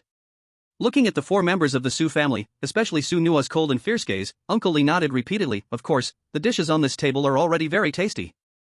Huang Yu curled up in the corner, silently trying to make himself less noticeable, but he was unfortunately the main character of the scene, with several strange attentions focused on him. Cousin, hurry up and eat. Su Emo looked at Huang Yu's clean bowl, a wicked thought bubbling up in him. I'm eating. Hearing Sumo's voice, Huang Yu forced himself to dig into the rice in his bowl. Then eat some vegetables, that meatball soup is really delicious. Su Emo pointed at the soup on the table, strongly recommending it to Huang Yu. But at this moment, Huang Yu didn't notice that they hadn't even used their chopsticks on the dishes. If it were normally, his mother would have started serving him vegetables long ago. The middle-aged couple across from him was eating heartily, and with each bite, they would look up at Huang Yu, as if he were the perfect side dish. The sounds of chewing and swallowing made Huang Yu feel cold all over. He wanted to leave first, but as he moved, he was pressed back down in his chair by Su Nuo. Cousin, the guests haven't finished eating, we cannot leave first. Su Nuo moved beside Huang Yu, using a bit of force to keep him seated, her voice piercing with chilling intent. Huang Yu looked up at Su Nuo in terror, then lowered his head again. During the gaze shift, he clearly saw the 2 greedy and bizarre eyes across from him, as if they wanted to skin him alive at any moment. The dinner ended in this lively yet eerie atmosphere, and everyone moved from the dining room to the living room, with Su Jianhua, the head of the family, sitting on the sofa and chatting with Uncle Li. Seeing no one paying attention to him, Huang Yu quietly moved his feet, wanting to return to his bedroom, but after just 2 steps, he felt something tugging at the corner of his clothes from behind, a bad premonition instantly rising in his heart. Huang Yu felt the pull from behind and turned his head stiffly. Seeing it was Su Mo, he wiped his cold sweat silently and asked, Brother, what's wrong? Cousin, are you going back to your bedroom? Su Mo stared at Huang Yu tightly, with eyes sharply clear, making one feel inexplicably cold at heart. I'm a bit tired. Faced with Su Mo, Huang Yu didn't dare lie, so he could only pick and choose his words, avoiding the heavier topics. But the guests haven't left, you can't go back. Su Mo tilted his head, a big smile appearing on his face. Seeing this, Huang Yu could only give up on returning to the bedroom and sat down in his chair in the living room, hanging his head but constantly glancing at the strange figures in the room. Thank you very much for lending those things today, I will return them in 2 days. Li Wanhua took a sip of tea, speaking gently to Aunt Li. Aunt Hua, you don't have to say that, it's already great that you borrowed things from us, there's no rush to return them. Aunt Li's face showed a satisfied smile, but her eyes kept glancing at Huang Yu. This family is really strange, not eating even a bit of flesh, but then again, the whole family has skills, and those strange, ghostly foods are enough for them to taste well.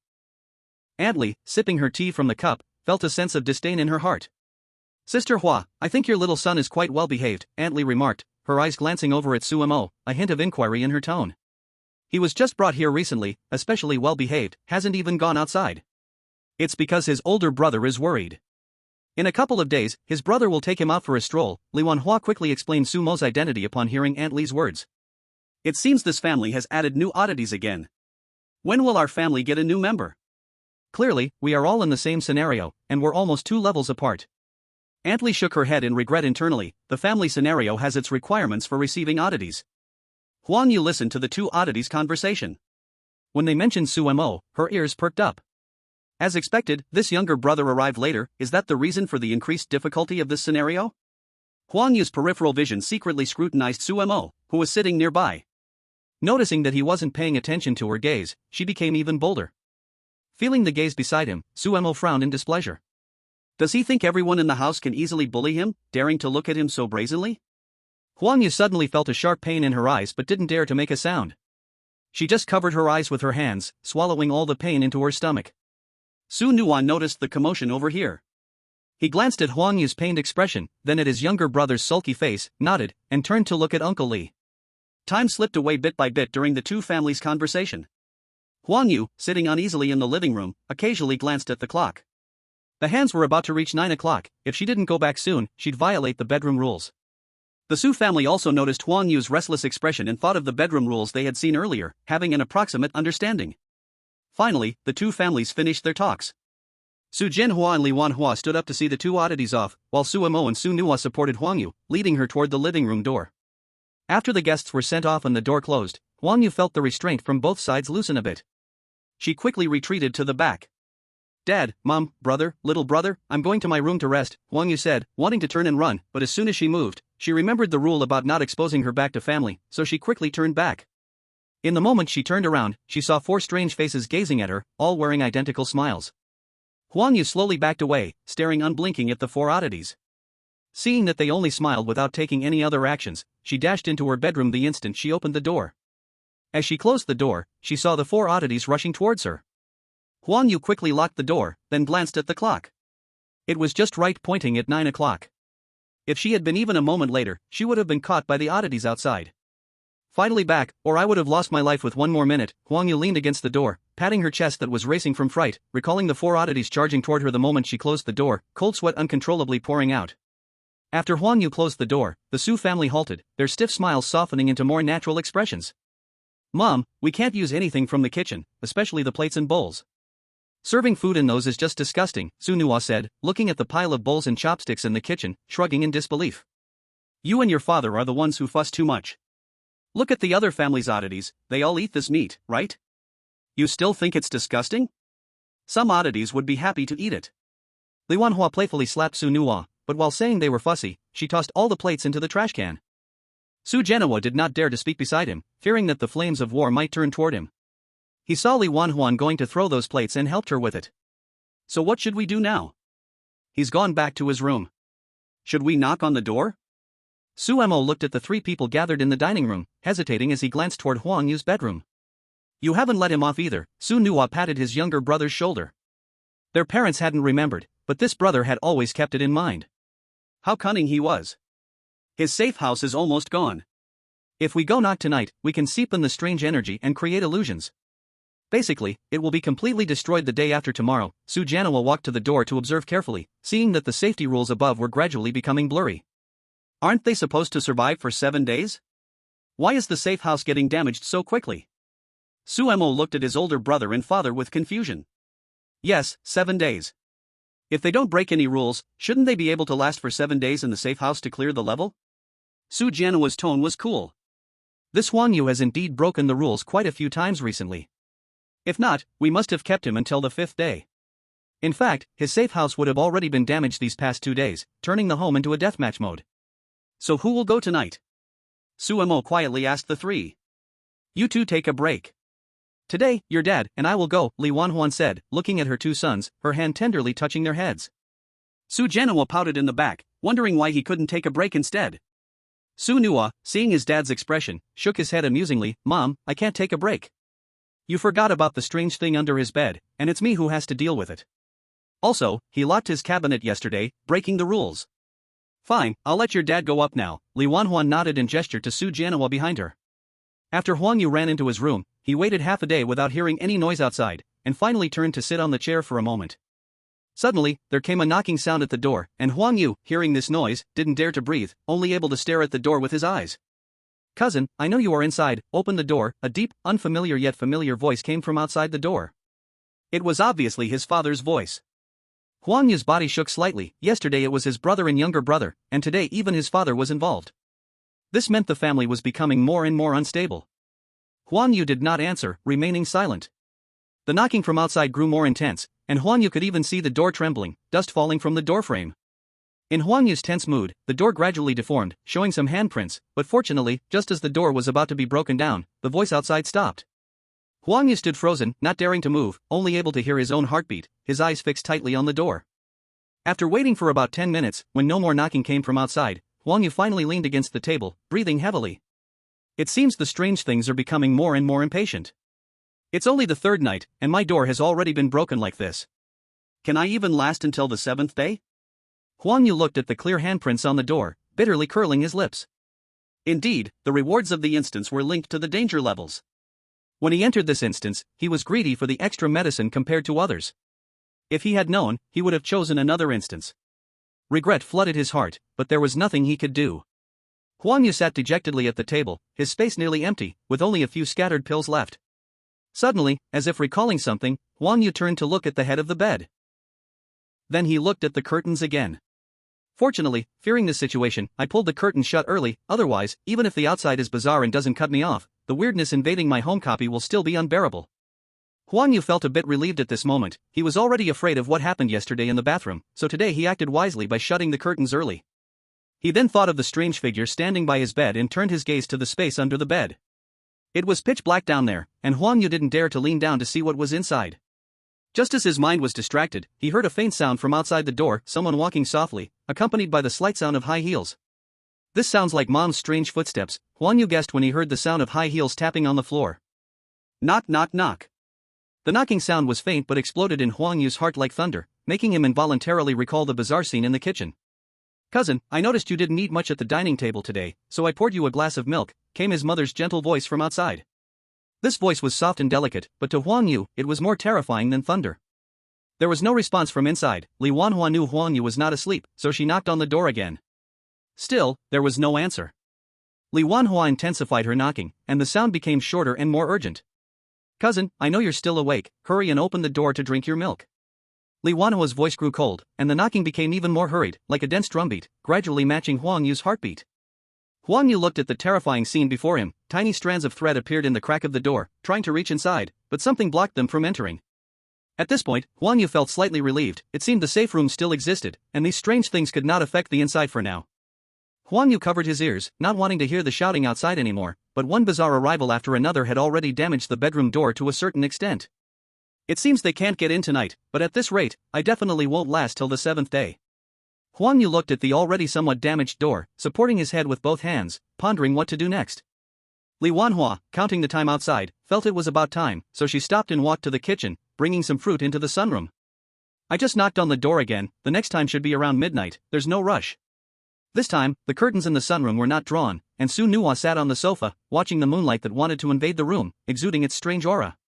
Sure enough, that cold aura rapidly faded after Su Nuwa reacted. Suemo took a fruit from the fruit bowl, gazing at the huge moon outside the sunroom. This moon is really round, and the light it casts is so bright, Suemo said with a sigh, and then took a bite of the peach. Stop looking, and then, if you keep staring, you'll be affected by it. Su Nuwa placed a hand over Sumo's eyes to block them. The moon can develop followers, and some bizarre beings can become its faithful worshippers, but a home does not need that. For home, this moon is the invader, becoming a follower of the moon is a destruction of the home. Suemo also firmly believed in his family, avoiding the moonlight and moving to the innermost part of the sofa, sitting down to continue biting into the fruit. Brother, what's that guy next door doing? In the sunroom, everyone was quietly resting, but Suemo felt a bit bored, and the next room was silent. What else can he do? He's flipping through those tattered notes again. Su Nuo was playing a game with an apple in his mouth. Did anyone clear the dungeon before us? Are we really this bad? Suemo looked at Su Nuo with curiosity. Of course, some people have cleared it, but someone like Huang Yu was actually considered decent. Many others were eliminated by the second or third day. Su Nuo put down the game he had just cleared and looked up at Suemo. Alright then. So, is our clearance rate really this low? Suemo returned to the moment and continued. Of course, we have fewer people coming in, only one at a time, so the clearance rate is naturally low, Su Nuo nodded, though he concealed that their situation was indeed lower than similar dungeons. Anan, go back to sleep, remember to wear earplugs tonight, Li Wanhua gently patted Sumo's head, handing over the milk she was carrying. Mom, this milk. Suemo looked at the milk in front of him. Wasn't this the cup he just took to Huang Yu? Why was it in his hands again? It was meant for you, I just took it over to scare him a bit, Li Wanhua chuckled, covering her mouth. This milk was so expensive, how could it be for Huang Yu? Chapter 40 My Home 40. Suemo returned to his room, put on the earplugs, and lay down on the bed, falling asleep immediately. He slept until dawn, with sunlight pouring onto his eyelids, waking him up. That was a really comfortable sleep, Suemo stretched, his face glowing with a fresh sheen.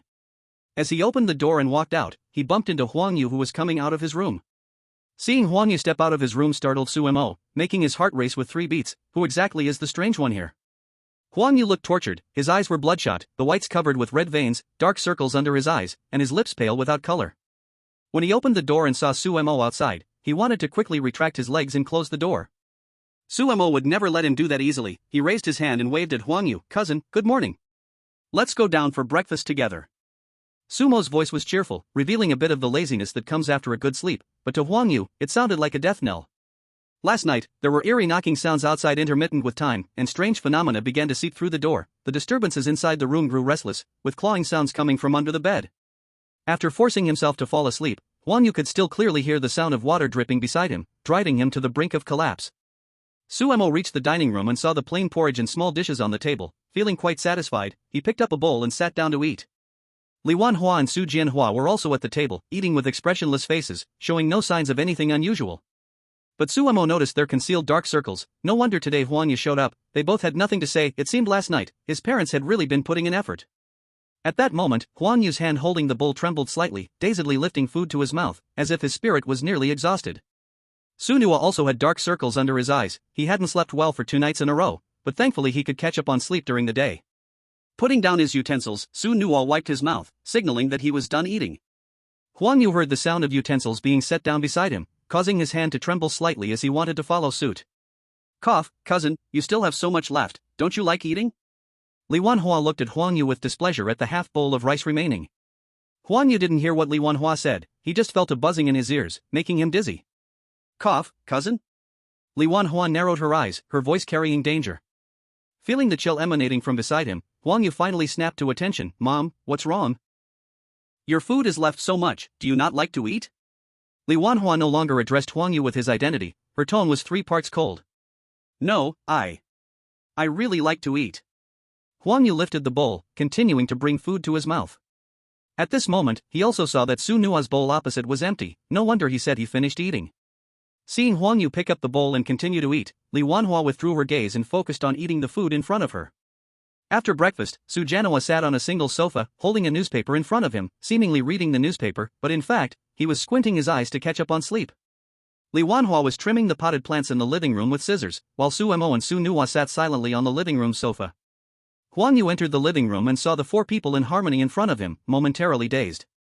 Under this warm sunlight, he surprisingly felt that this atmosphere was very good. Dad, Mom. Even though Huang Yu's mind was somewhat confused, he still firmly remembered the rules. Cousin, do you want to come help me trim the plants? Li Wanhua, standing by the window with scissors, looked at Huang Yu gently. Sunlight poured in through the window, casting a layer of halo around Li Wanhua. In a daze, Huang Yu felt this warmth deeply, but then saw the cold gleam of the scissors in Li Wanhua's hand, waking his blurry mind back up. No, I'm a bit tired, I want to go back and rest a bit. Huang Yu waved his hand and slowly backed away from the 4 people. Cousin, are you feeling unwell? You just woke up, why do you want to go back to rest? Su Jianhua put down the newspaper and asked with a serious tone. Huang Yu tensed up when he heard the first half of the sentence. It wasn't until all the words were spoken that he realized this was not Su Mo asking. I'm fine, Dad, it's just that I didn't rest well last night. Huang Yu shook his head, his body still slowly retreating. Cousin, you haven't seemed to rest well these past 2 days. It's like this every morning. Su Mo looked at Huang Yu, who was still backing away, and directly exposed his lie. Oh, then why don't you rest in my room? Su Nuo thought this was an opportunity and actively invited Huang Yu to his room. Huang Yu looked at Su Nuo with some surprise, not expecting that he had wanted to go to his brother's room for a long time but never got an invitation. This time, it came so easily. Su Nuo stood up and walked to Huang Yu, patting him 3 times on the right shoulder, all of his movements exactly following the rules. But at this moment, Huang Yu hesitated because in the 6th rule about his brother's bedroom, it specifically said to ensure that the brother in front of you is the real brother. So is the one inviting. Su Mo turned and looked at Su Nuo with some difficulty. What are you thinking? There can't be any surveillance in the room, even the strange things need private space, right? Su Nuo flicked Su Mo's forehead playfully. Well. Su Mo rubbed his forehead and pointed at the scene on the television. You mean this? This is the strange energy left on him earlier, used to track Huang Yu, Su Nuo explained as she watched Huang Yu rummaging around on the TV. Su Mo patted his chest in relief. Luckily, this surveillance footage followed Huang Yu. If it had been in the bedroom, some of his little secrets would have been exposed. Huang Yu opened Su Nuo's wardrobe in the room, which only had a few everyday clothes hanging inside, the whole interior space completely visible. After searching for a long time, Huang Yu found nothing useful in the bedroom, finally discovering a note behind a photo album on the bedside table, which read, "Illusion is reality, the door is within the illusion." This should be the clue to the so-called ultimate door, but why is it so strange? Huang Yu felt a moment of joy after seeing the clue, but then his face fell again. After hiding the note away, Huang Yu continued to search for a long time, but still found no further information, deciding to leave the room first. As soon as Huang Yu moved, he keenly sensed that the humidity in the air was off. He looked up at the walls around him and found water beads seeping out. Damn it, I need to get out of here quickly, Huang Yu muttered under his breath, his heart racing as he rushed toward the door. Huang Yu felt his clothes gradually becoming damp, as if he were standing in the fog, surrounded by drifting water droplets. He reached the door and yanked on the doorknob with all his strength, trying to open it, but the door seemed sealed shut, not budging at all. Huang Yu was trapped inside the room, futilely pulling on the doorknob as the beads of water from the walls dripped down to the floor, filling the room with water. Huang Yu still wouldn't give up, clutching the doorknob as if he could just pull it open. Just when the mist had soaked his hair, the door finally opened. Huang Yu quickly ran out of the room and looked up to see Su Mo standing in the hallway. A few strange beings felt very uncomfortable. Seeing him so relaxed makes me a bit uneasy, Su Nuo murmured as she leaned next to Su Mo. Me too. It's obviously my territory, so why does he have to be here? Su Mo replied, feeling a bit angry. Just bear with it, Enan. After it's over, Mommy will knit you a set of sofa cushions to change the sunshine study, Li Wanhua said, looking at her 2 sons who were grumpily eating apples. Can't we just get rid of him today? Su Mo suddenly said something shocking. If the other 3 said this, it wouldn't have been so surprising. After all, the 3 strange beings had been here for many years and had already adapted to social rules. But no one expected that in just a few days, Su Mo would also integrate into it. Watch the time and roughly when it's close, just kick him out. But he must be left with one life today, Su Nuo leaned back against the sofa but still disagreed with Su Mo's words. In the living room, 4 strange beings quietly did their own things, while the TV continuously showed Huang Yu's scenes in the study. The morning passed quickly, and after about 2 or 3 hours, Su Mo felt that Huang Yu's complexion looked much better and decided to kick him out of the study. After resting on the sofa for half a day, Huang Yu felt a bit more energetic, but he hadn't slept at all. Last time he fell asleep here, he almost broke his brother's rules. This time, even though his eyelids were heavy, he still forced himself to sit on the sofa. Sure enough, after 2 or 3 hours, Huang Yu suddenly felt that the sunlight had changed color. The entire room seemed to exude a chilling and ghastly whiteness, and he could even smell a faint scent of medicine. His heart raced like a drum, pounding loudly, and his 6th sense warned him of danger. Silently standing up, he slowly pushed open the door. Sure enough, he saw Su Mo's face outside the door, and Huang Yu stepped aside without making any sound. After Huang Yu left, Su Mo walked into the study and closed the door. The feeling of no anomalies in this territory was truly comfortable. When he saw Huang Yu in the study, Su Mo almost couldn't control his strange aura and wanted to explode. After Huang Yu returned to the bedroom, although his fear level had recovered, he still felt very tired and really wanted to sleep. When he looked up and saw the clock, he realized it was already past the halfway point. It was almost time for lunch. Wow, why is time passing so quickly? I just finished one round, and now it's back again. Huang Yu said, feeling a bit annoyed, but fatigue swept through his brain, and his eyes unconsciously shifted to the bed. No way, if I miss lunch, who knows what will happen. Huang Yu checked his surroundings, wanting to find a usable tool, but it was already empty inside. The meal went exceptionally smoothly. When he stood up and left the table, no one stopped him, but Huang Yu's heart grew even more anxious. From the corner of his eye, he clearly saw 4 strange figures at the table, all of them looking at him with eerie smiles as he left. This silent eeriness was sometimes harder for Huang Yu to accept than actions. It felt like the calm before a storm, suffocating but with no way to vent. In the afternoon, Su Jianhua still took Li Wanhua away from home, leaving space for the 3 of them. Even when Huang Yu heard their departing footsteps, he didn't feel much more at ease. On the contrary, Huang Yu grew even more worried about their departure. This was already the 4th day, and he had only had a brief encounter with the 2 strange beings. Now, with both of them leaving again, the lack of more information made him anxious about the potential harm that an unknown existence could bring in the future. As Huang Yu thought of this, he helplessly tugged at the corners of his mouth, still pondering the unknown existence. The known ones were already difficult enough to deal with. Huang Yu looked at the worn-out door, and sure enough, he could see someone standing outside through the crack, blocking the light. No one knocked on the door, the outsider was quietly peering inside, and mist gradually seeped from the crack, as if something prevented it from flowing inside. It seemed these eerie phenomena were just to frighten Huang Yu, to make him shrink back in the house in fear. Irritated, Huang Yu tossed all the rule papers onto the bed. None of them contained anything that could help him survive. After venting his anger, Huang Yu felt as if his head was buzzing with blood. It seemed all the blood rushed to his head at once, making his vision darken. Forget it, whatever will be, Huang Yu thought in despair, throwing the blanket aside and scattering the papers on the bed to the floor. He then burrowed into the blanket, covering his head to sleep deeply.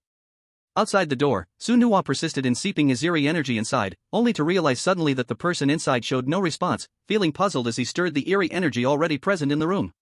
I'm trying so hard to scare him, and he's already asleep. Su Nuwa stared blankly at Suemo beside him, a strange look on his face. What can we do then? Should we knock on the door now? Suemo tilted his head, as the newcomer could only think of this type of scare tactic.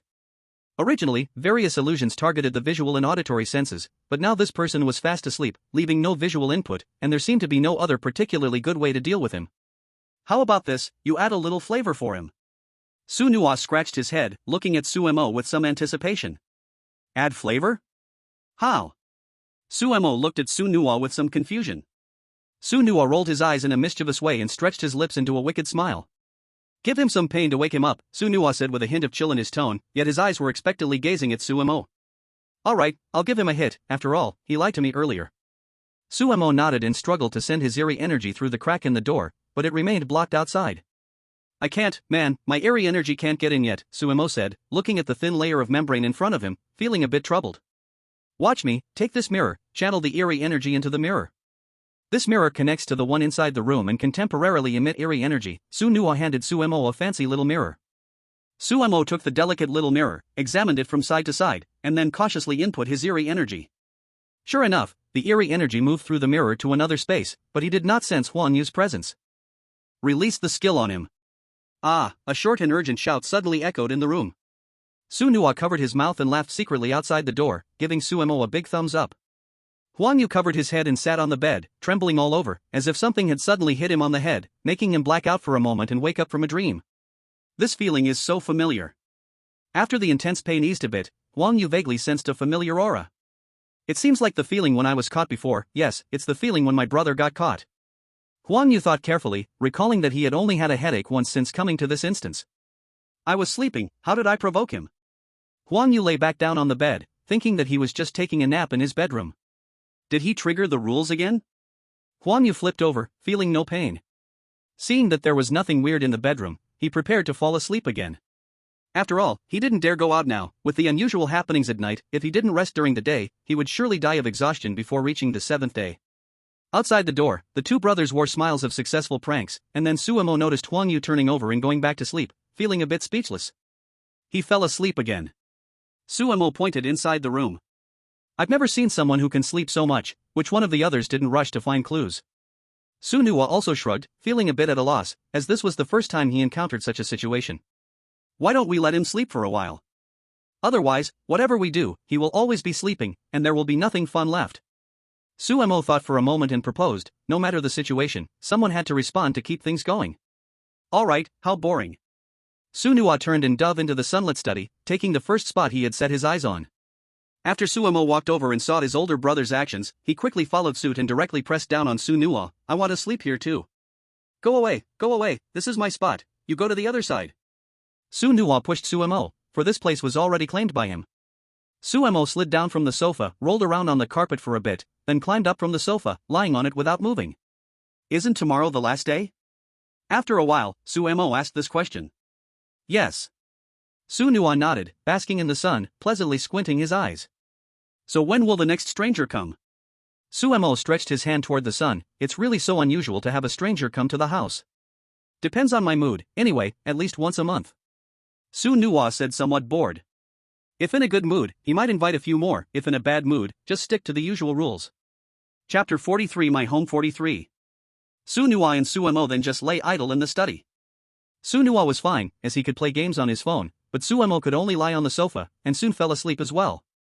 Su Nua, feeling speechless, kicked Suemo with his foot. If he fell asleep, who would scare Huang Yu next door? Anyway, Su Nua didn't want to move at all, just wanted to relax. Forget it, anyway, Dad and Mom are not home. Su Nua continued playing games lazily, letting the kid next door rest the entire afternoon. When the sound of a door lock turning came from the living room, Su Nua's ears perked up slightly, and he quickly woke Suemo. Wake up, Mom and Dad are back. Suemo rubbed his eyes, looking at the setting sun pouring in through the window, his gaze blank. Hey, are you sleeping, stupid? Su Nua raised his hand and waved in front of Sumo's eyes and put his hand down when he finally saw some clarity in Sumo's eyes. You two are indeed here. The door to the study was pushed open by Li Wanhua. She came back today, and after not seeing her two sons in the living room, realizing the whole house was silent, she guessed they might be in the study. Li Wanhua put the snacks she held on the table, pushing the two. Put the snacks away later, no eating now. It's almost time for dinner. Okay, Mom. Su Nua happily rummaged through the snacks inside. Despite being such a big kid, he still loved eating snacks. Li Wanhua and Su Jianhua returning meant dinner time was near, but Huang Yu next to them was unaware. Due to the quiet afternoon, he had fallen into a deep sleep and had not heard the noises from the living room. The Su family also knew Huang Yu was sleeping, so after preparing the meal, they intentionally didn't wake him, instead watching the clock. Half an hour later, when Huang Yu still hadn't come out, Li Wanhua personally went to knock on his door. The knock was loud, shaking the doorframe, and Huang Yu, sleeping inside, was instantly startled awake. Seeing the situation outside the door, his face turned pale, and looking up at the clock confirmed that he had overslept. Cousin, we should all eat together as a family. Why haven't you come down? Li Wanhua's gentle yet eerie voice slipped through the crack of the door and made Huang Yu's already pale face turn even whiter. Hurry up and open the door, come down for dinner. Li Wanhua knocked again vigorously, and Huang Yu, trembling, opened the door. Li Wanhua immediately slapped her hand against Huang Yu's chest. He felt as if he had been struck with a hammer, stumbling back 3 steps, blood seeping from the corner of his mouth. Cousin, you opened the door just in time, you almost missed dinner. Li Wanhua let her hand drop, a strange black aura rising around her, her skin so white it seemed to glow, even translucent. I'm sorry, Mom, I'll come down right now. Huang Yu quickly bowed his head to apologize. Seeing Li Wanhua's aura lighten as he apologized, the living energy around her grew stronger, making Huang Yu feel slightly relieved. Then hurry up, everyone is waiting for you. Li Wanhua turned and walked toward the dining room, but out of the corner of her eye, she glanced back at the carefully following Huang Yu. When Huang Yu entered the dining room, he realized what it meant for the atmosphere to be filled with eeriness. The 4 people sitting at the table had already revealed their strange air, showing no signs of concealment, as if the calm mealtime from a few days ago had been shattered. Huang Yu trembled as he sat at his place, continuously apologizing to the people at the table. With each apology, the Su family gradually retracted their eerie aura, but their expressions were still quite strange. Huang Yu didn't dare to raise his head, keeping it down while eating. Even when everyone offered him food, he didn't dare to resist, fearing that any rebellion would worsen the situation with the strange beings across from him. After dinner, several people went to the living room. Huang Yu wanted to slip away but was frozen in place by their gazes. Cousin, you're acting very strange today, missing dinner time and not wanting to watch TV with us. Suemo tilted his head, his tone seeming casual but drawing cold glances from those nearby. And no, it's fine, let's just watch TV together. Huang Yu kept waving his hands, not daring to return to his room, only able to curl up on the chair, watching TV under the same roof as these strange beings. But strangely, today's TV wasn't the news broadcast. Huang Yu's pupils constricted, and nearby Su Nua spoke. Cousin, since dinner was delayed and we missed the news, we can only watch documentaries. Huang Yu, upon hearing the word documentary, recalled the strange situation from that day, stiffening his neck and not daring to look back at the expressions of those beside him. It was indeed the documentary that played that day, now repeating with different characters. The same plot, different faces, seemingly indicating that strange things were constantly happening in this house. At the end of the film, the eerie live footage still reflected the living room, but this time it had changed from 3 people to 5. In the footage, the living room lost its warm lighting, turning cold, gray, and dilapidated, and bloodstains splashed across the brand new newspaper in Dad's hand. Blood tears streamed from the corners of the elder brother and younger brother's eyes, staring intently at Huang Yu, while their mother's apron hung in tatters and her smile was frozen on her face. Huang Yu watched the scene on the screen that sent chills down his back, glancing at the few strange individuals beside him who still showed signs of life. "Cousin, did you see something?" Sumo's voice softly echoed in Huang Yu's ear. Huang Yu almost jumped from the sudden voice, but thankfully managed to suppress his excitement. "No, isn't this just a normal documentary?" "Yeah, this is just a normal videotape, but unfortunately, those cousins left later." Su Nuwa tossed the apple in her hand and caught it again, her tone even. Huang Yu's gaze was fixed on the videotape, as the atmosphere on the screen grew increasingly bizarre, and the entire living room's walls began to peel away, revealing things that did not exist in reality. Suddenly, a door appeared on the wall, capturing Huang Yu's attention. This door did not exist in the real world, yet he felt it was crucial. Could this door be the passage to the end? How could it appear? Huang Yu momentarily forgot everything else, rubbing his chin in deep thought. The screen suddenly went dark, and all the scenes inside vanished, startling Huang Yu and pulling him from his thoughts. Then he felt the atmosphere in the living room gradually growing more eerie, as everything began to slowly transform into what was on the screen. But what terrified him more was that these strange actions did not coincide with the screen. Instead, all eyes were focused on him and began to draw closer. At this moment, Huang Yu could no longer care about the rules. He quickly stood up and ran towards the direction of his bedroom. Huang Yu stepped directly on the sofa, leaping over all the strange objects, and as he landed, he dashed forward several steps, reaching the door of his bedroom and swiftly closing it behind him. But just as the door was about to shut, Huang Yu froze. The living room's light returned to normal, and a few people sat quietly in their seats watching television. When they saw him running away, they merely glanced at him with surprise. As if all the strange scenes just moments ago had never existed, this sudden shift made Huang Yu's heart race. Huang Yu quietly opened the door, tiptoeing to test the waters outside. However, as soon as his toes touched the floor outside, he felt the light turn harshly white again, the change so swift that it felt as though he had instantly relocated. In the living room, Su Nuwa and the others quietly watched Huang Yu as he cautiously tested in front of the door, realizing that the entire house now only had the guest room free of the eerie atmosphere, which felt temporarily safe. This was also why Huang Yu saw different scenes in the two places. The spaces he occupied had become quite different. The guest room still held a normal scene, but outside, it had already shifted into a bizarre realm. Huang Yu, to test the scenario before his eyes, repeatedly opened and closed the guest room door. In a space he couldn't see, the ghostly energy slowly eroded the barrier and crept into the room. In the area beyond his sight, the ghost realm's guest room gradually overlapped with the real guest room, the door decayed, and the walls started to accumulate moisture. The 4 in the living room watched quietly as Huang Yu danced with danger, none speaking to stop him. After figuring out the conditions for the scene changes, Huang Yu firmly shut and locked the bedroom door, turned on the bedroom light, and sat at the table.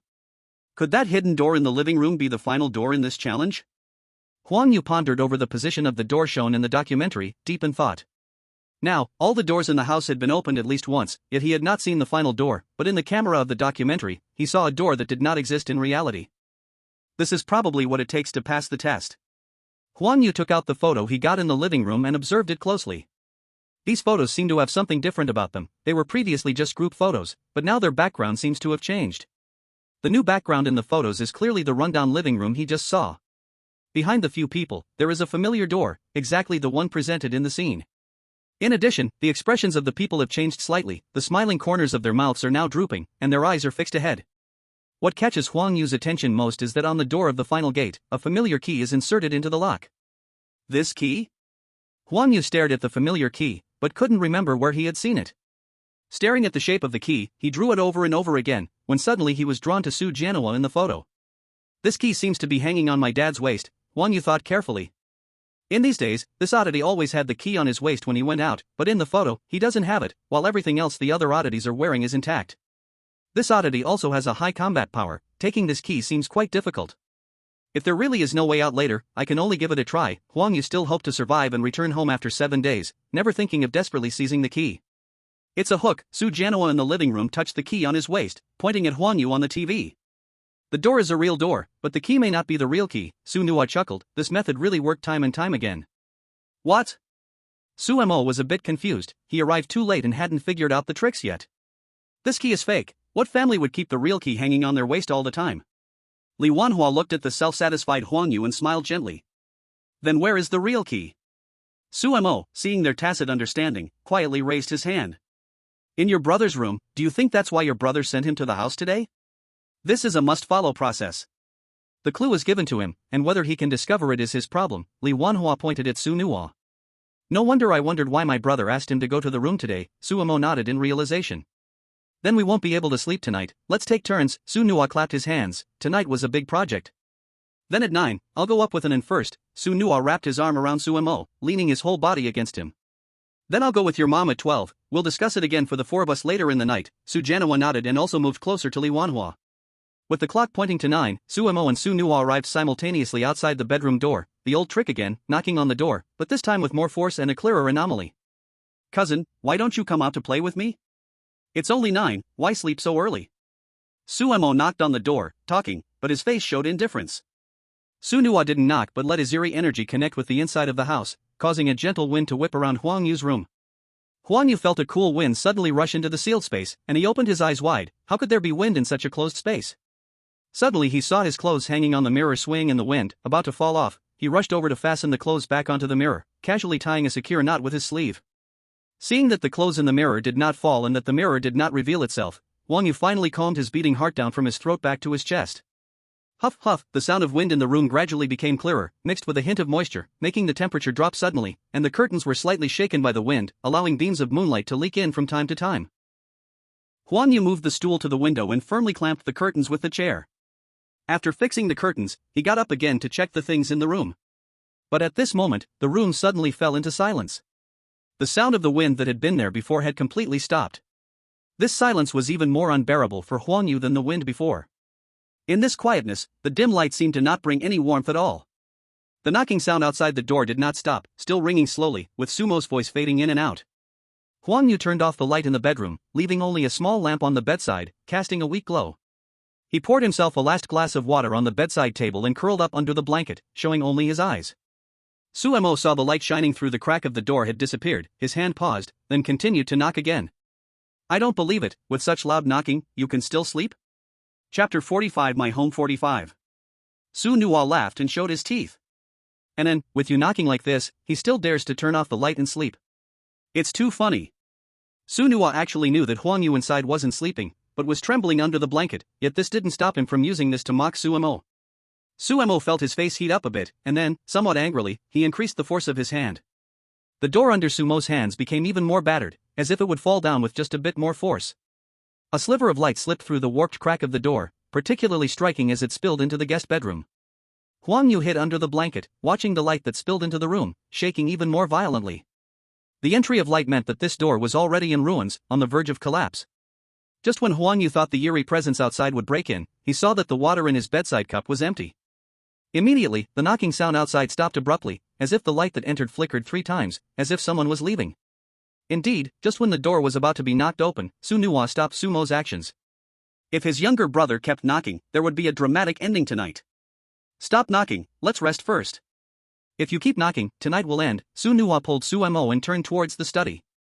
In the study, Su Janhua, who had been waiting early, looked up when both brothers entered and glanced at the clock. Why are you back so soon? Don't mention it, if an knocks a couple more times, this door will break, Su Nuo waved his hand. Too many triggered rules, the safety shield weakened too quickly, and on the 4th day, the protective rules were about to vanish. What should we do then? If it really disappears, will your mother and I take action? Su Janhua awkwardly folded the newspaper in his hand. It's tough for the weirdness. Other side stories think of how to kill, yet here, we have to think of how not to let it die before the 5th day. If it really comes to that, you both just don't knock tonight. After all, you've been knocking for 3 or 4 days, I'm feeling annoyed, Su Nuo shrugged. Knocking on this door for so many days was driving him crazy. Then how do we scare him? We can't knock anymore, and we can't just go in and deal with him, Su Janhua rubbed his forehead, feeling a headache. Then it has to be me, Su Nuo shook his head helplessly. Su Janhua squinted slightly. Then if you go, I'll go back and sleep with your mom. Go ahead, Dad, I feel like a workhorse, when I'm clearly the boss, Su Nuo said weakly. At midnight, the clock struck 12. Huang Yu, who had been a bit drowsy, was suddenly awakened. He heard knocking coming from outside the door again. Bang bang bang, the rhythmic knocking sound arrived as expected. This knock was neither hurried nor slow, with a distinct rhythm, sticking to Huang Yu's heart like syrup. Cousin, are you sleeping? I can't sleep alone, so I came to find you to chat. Outside the door was Sumo's voice, but unlike his usual clear male voice, this time it was sharper and more high-pitched. Huang Yu tightly grasped the bedsheet beneath him, his fingertips even digging into his skin, not daring to relax. Then the knocking stopped, and there was a moment of silence. Huang Yu momentarily thought it was over this time. But suddenly, there was another knock at the door, this time faster and heavier. "Cousin, are you asleep? Did you see anything in my room today?" Outside, Su Nua's voice sounded, rough and dark, carrying a hint of threat. Huang Yu could now imagine Su Nua's expressionless face standing outside the door, his eyes emitting a terrifying glow. Huang Yu dared not make any move, his throat felt tight, even his breathing was weak and barely audible. Then Huang Yu heard footsteps outside, as if someone was moving around, and the knocking abruptly stopped again, plunging the room into brief silence. In this quiet, Huang Yu stared hard into the darkness, not daring to fall asleep again. The door was already warped, and he didn't know how much longer it could hold. The strange could burst in at any moment. Bang! Bang! Bang! A third sound came from outside, followed by his father's voice. This voice was deep and urgent, filled with an incredible rage. "Open the door! Why are you keeping family outside? Why can't family come in? Hurry up and open the door." With each urgent knock, Huang Yu's heart raced, even pounding painfully against his chest, as he covered himself tightly with the blanket, not daring to move. "Open the door! Open the door! Open the door!" More voices gradually joined outside, his brother, his parents. Huang Yu caught a glimpse of 4 shadows in the light seeping in through the blanket's gap. Those 4 elongated figures stood there motionless, as if ready to break through the door at any moment. Huang Yu swallowed hard, feeling his throat already dry and parched, devoid of moisture. Suddenly, all knocking and shouting ceased entirely, his ears didn't even get a chance to adjust to the sudden silence, and Huang Yu was drawn in by a faint cracking sound. It was the sound of the door lock turning. Something was opening the door. Huang Yu felt all his blood rush to his head, chilling him, but he didn't dare to move an inch, gripping the blanket tightly. The soft sounds gradually approached the bed, finally stopping at the edge. Huang Yu tightly shut his eyes, not daring to steal a glance. A gentle breeze brushed against his cheek. This gentle feeling, however, made Huang Yu shiver even more. Suddenly, Huang Yu felt this damp and chilly sensation was very familiar. It seemed to be the same feeling after that eerie thing crawled out from under the bed that day. But these eerie figures by the bed didn't make any movements, as if they had only come to stare at Huang Yu. Huang Yu, in disbelief, pinched his thigh with his fingernails, but to his greater shock, he felt no pain at all. A dream, this must be a dream, Huang Yu thought in a daze, internally screaming in despair. But externally, he remained quiet, lying still in bed. His surroundings felt completely silent, with nothing unusual happening. All his senses seemed to be altered by something. At this moment, Su Nua stood beside Huang Yu's bed, lightly flicking a cup with his fingers. He saw Huang Yu lying there suddenly break into a sweat, his brows furrowed, gripping the blanket tightly as if struggling against something. Su Nua chuckled, taking his seat on the chair beside the bed, crossing his legs, watching this silent play unfold. As Huang Yu's eyes slowly turned, about to awaken, Su Nua slipped away, leaving the room in silence. Huang Yu, lying on the bed, suddenly opened his eyes, sitting up instantly and looking around. Chapter 46 My Home 46.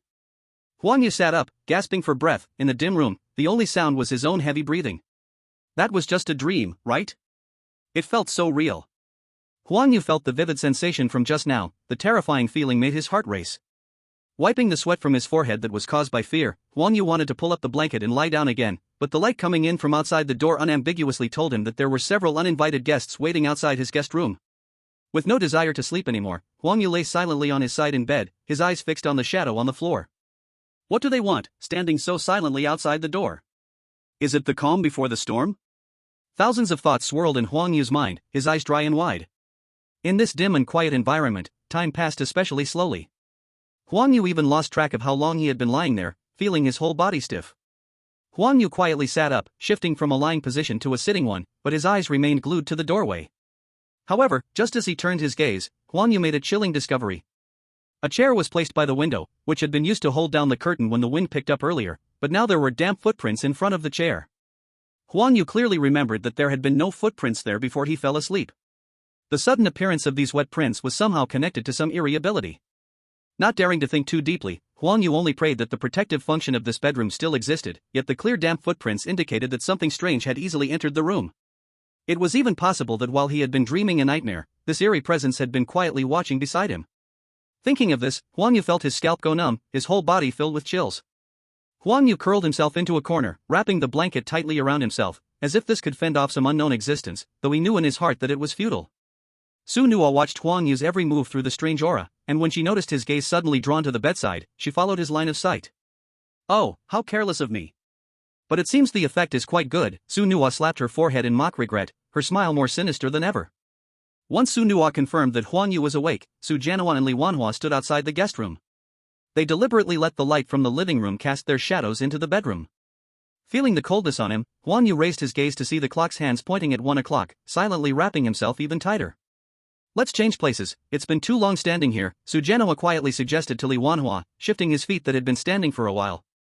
Sure, let's go sit in the living room and turn on the television for some noise, Li Wanhua nodded. Huang Yu inside wasn't giving them any reaction, so it was pointless to remain standing there. Mom, Dad, I'll go to the living room with you, Su Nua stepped out from the side, standing beside her parents with a cheerful smile. At that moment, Huang Yu's pupils suddenly contracted. Initially, Huang Yu had been hiding well in bed, although terrified at the eerie stillness outside, he could still maintain some calm. But now he saw what had once been 2 eerie figures outside the door turn into 3. Was it possible that these entities could come in? Are you waiting for someone? This thought swirled and fell in Huang Yu's mind, bursting like fireworks and plunging his thinking into chaos. Oh, there's movement inside again, Su Nua's ears perked up as he turned and smiled slightly at Su Jianhua and Li Wanhua. Let's go, let's sit in the living room, we've been here long enough, Li Wanhua lifted her feet and walked toward the living room, but after just 2 steps, a noise came from the nearby door. Li Wanhua turned her head to look at the source of the noise, and saw a head poking out from the door next to Huang Yu's bedroom. Dad, Mom, and Big Brother, why are you all standing here? Suemo yawned, still a bit groggy. Why are you awake? Su Nua looked at the tired face of Suemo, asking softly. I don't know, I suddenly heard someone talking and woke up. It felt like several people were chanting, Suemo shrugged. The 3 strange figures outside instantly fell into silence. Who was talking? Could it be Huang Yu trembling inside? Why don't you wait a bit longer to sleep? In a while, we'll be going to the living room to turn on the TV. Don't wake Huang Yu again, Su Nua pointed to the living room and quietly shared their next plan. Now that you say that, how can I sleep? I'll join you guys, Suemo rubbed his temples, thinking that since they were here, he might as well be awake. Hey, that's really great. A family should stick together, Su Nua happily patted Sumo's shoulder. If you're not sleeping, I'm not sleeping. This way, it feels fair for everyone. If you're asleep and I'm not, that would bother me. Su Nua nodded in satisfaction and turned to walk toward the living room, while behind him, Su Jianhua and Li Wanhua appeared calm, without any signs of worry. However, Suemo, trailing last, looked like he was drained, his head down, trudging along. The few people were chatting and having fun, but they scared Huang Yu in the adjacent room quite a bit. He guessed that these strange figures hadn't broken in just yet because they were waiting for someone. Soon, the 3 became 4, and all the strange beings in the house were gathered. Yet, they still did not knock but stood outside, whispering to each other. As time went by, Huang Yu felt he was about to collapse. Why haven't these strange beings taken any action? Are they outside discussing how to share him? If you want to share, you need to come in first to talk. Regardless, give some response. Huang Yu was on the verge of driving himself crazy, already starting to complain in his heart, but the strange beings outside remained unresponsive. The main thing is that the strange beings outside truly did not care about his thoughts. They were all in the living room figuring out what their next step would be. Mom, do you think it's suitable for a late-night snack now? Suemo lay on the sofa, recovering some energy, but his stomach suddenly growled loudly. Li Wanhua, hearing Sumo's stomach rumbling, shook her head helplessly. There's nothing to eat in the house. If you want a late-night snack, I can't make anything here. Ah, I'm hungry, Suemo, feeling dramatic, buried his face in Su Nua's shoulder, crying out, peeking at Su Nua with his small eyes, not a single tear in sight. Chapter 47, My Family 47. Su Nua pushed away the Suemo who was leaning on him in disgust. Do you think it's still when you were little? Let me see how big you've grown now. Ah. Mom, Big Brother is starting to dislike me. Suemo shouted even louder, bringing thunder without rain. Huang Yu, watching the strange figures outside finally leave, relaxed his heart a little, but just as he did, he heard the noisy voices in the living room, and his heart tightened again. After getting off the bed, he dared not wear his shoes. Walking barefoot on the floor, quietly making his way to the door, he pressed his ear against the door panel, wanting to listen to the noise outside. Just as his ear touched the door, the living room erupted in loud shouts. Huang Yu couldn't quite hear what was being shouted, so he hurriedly shrank back into the blanket. This is damn strange, so sensitive? I just got to the door and there's a reaction already? Huang Yu cursed inwardly and decided that tonight, he wouldn't get within a step of the door. In the dead of night, it felt like everyone's hidden sides were awakened. At this moment, it was vividly displayed in Sumo's behavior. Usually a sunny, calm person, he was now acting like a child, fussing and rolling around wanting a midnight snack. Su Jianhuan and Li Wanhuan exchanged knowing glances, covering their ears with a mischievous air. One hid behind a newspaper, while the other picked up a sweater and focused on knitting. Su Nuwa shook his head, covering his eyes with his palm. How old are you, acting like this just for food? I don't care, I want to eat a midnight snack. Suemo rolled back and forth on the sofa, almost falling to the floor. Su Nuwa quickly reached out to steady him and then pushed him back onto the sofa. Stop rolling around, here, order takeout. As Su Nuwa said this with disdain, he still stuffed his phone into Sumo's hands. How do I order? Suemo took the phone and instantly stopped howling. But once he opened it, he couldn't find the takeout app at all. Tisk. Su Nuwa rolled his eyes, forgetting that his little brother was still in F grade and couldn't use various apps at all. Tell me what you want to eat, I'll order for you. Su Nuwa took back his phone and quickly found the takeout app. Suemo opened his mouth, listing a bunch of things like reading a menu. Su Jianhuan and Li Wanhuan stared at him in shock, while Su Nuwa, speechless, closed his phone and smacked Suemo on the back. Talk properly, what do you think your older brother is? You want a full banquet or something? Su Nuwa withdrew his hand, holding the phone, his other fist waving in front of Sumo's face. Then I want to eat crayfish and grilled skewers, I haven't had them in so long. Suemo quickly shouted out the two things he most wanted to eat. He really hadn't eaten these for a long time. When his older brother was around, they often sneaked out to eat without their parents knowing. After their family fell apart, he lost the mood to eat, and later, after falling ill, he couldn't eat these things at all. Su Nuwa fell silent. It was surprising that his little brother remembered these things so clearly. He opened the takeout app, found the strange delivery option, and placed the order. Upon hearing Sumo's words, Su Jianhua and Li Wanhuan exchanged glances, pretending not to know anything, and each did their own thing. These two little rascals used to sneak out for late-night snacks, thinking he and his wife were oblivious. With the smell of crayfish and grilled skewers sticking to their clothes, how could Li Wanhuan not know? Huang Yu curled up in the blanket upstairs, unable to hear the exact voices, only catching the constant noise from outside. Meanwhile, the strange delivery person saw Su Nua's order and looked mournfully at the grilled skewers and crayfish that had just refreshed in his delivery box. Brother, you won't let me off so easily this late, will you? The strange delivery person, holding these two items, anxiously arrived at Su's house. Knock, knock, knock. Half an hour after placing the order, the door to the living room was knocked on. For some reason, Suemo felt that the knocking sound was so careful. Suemo looked at the door with some anticipation, but this time, Su Nua didn't let him open it.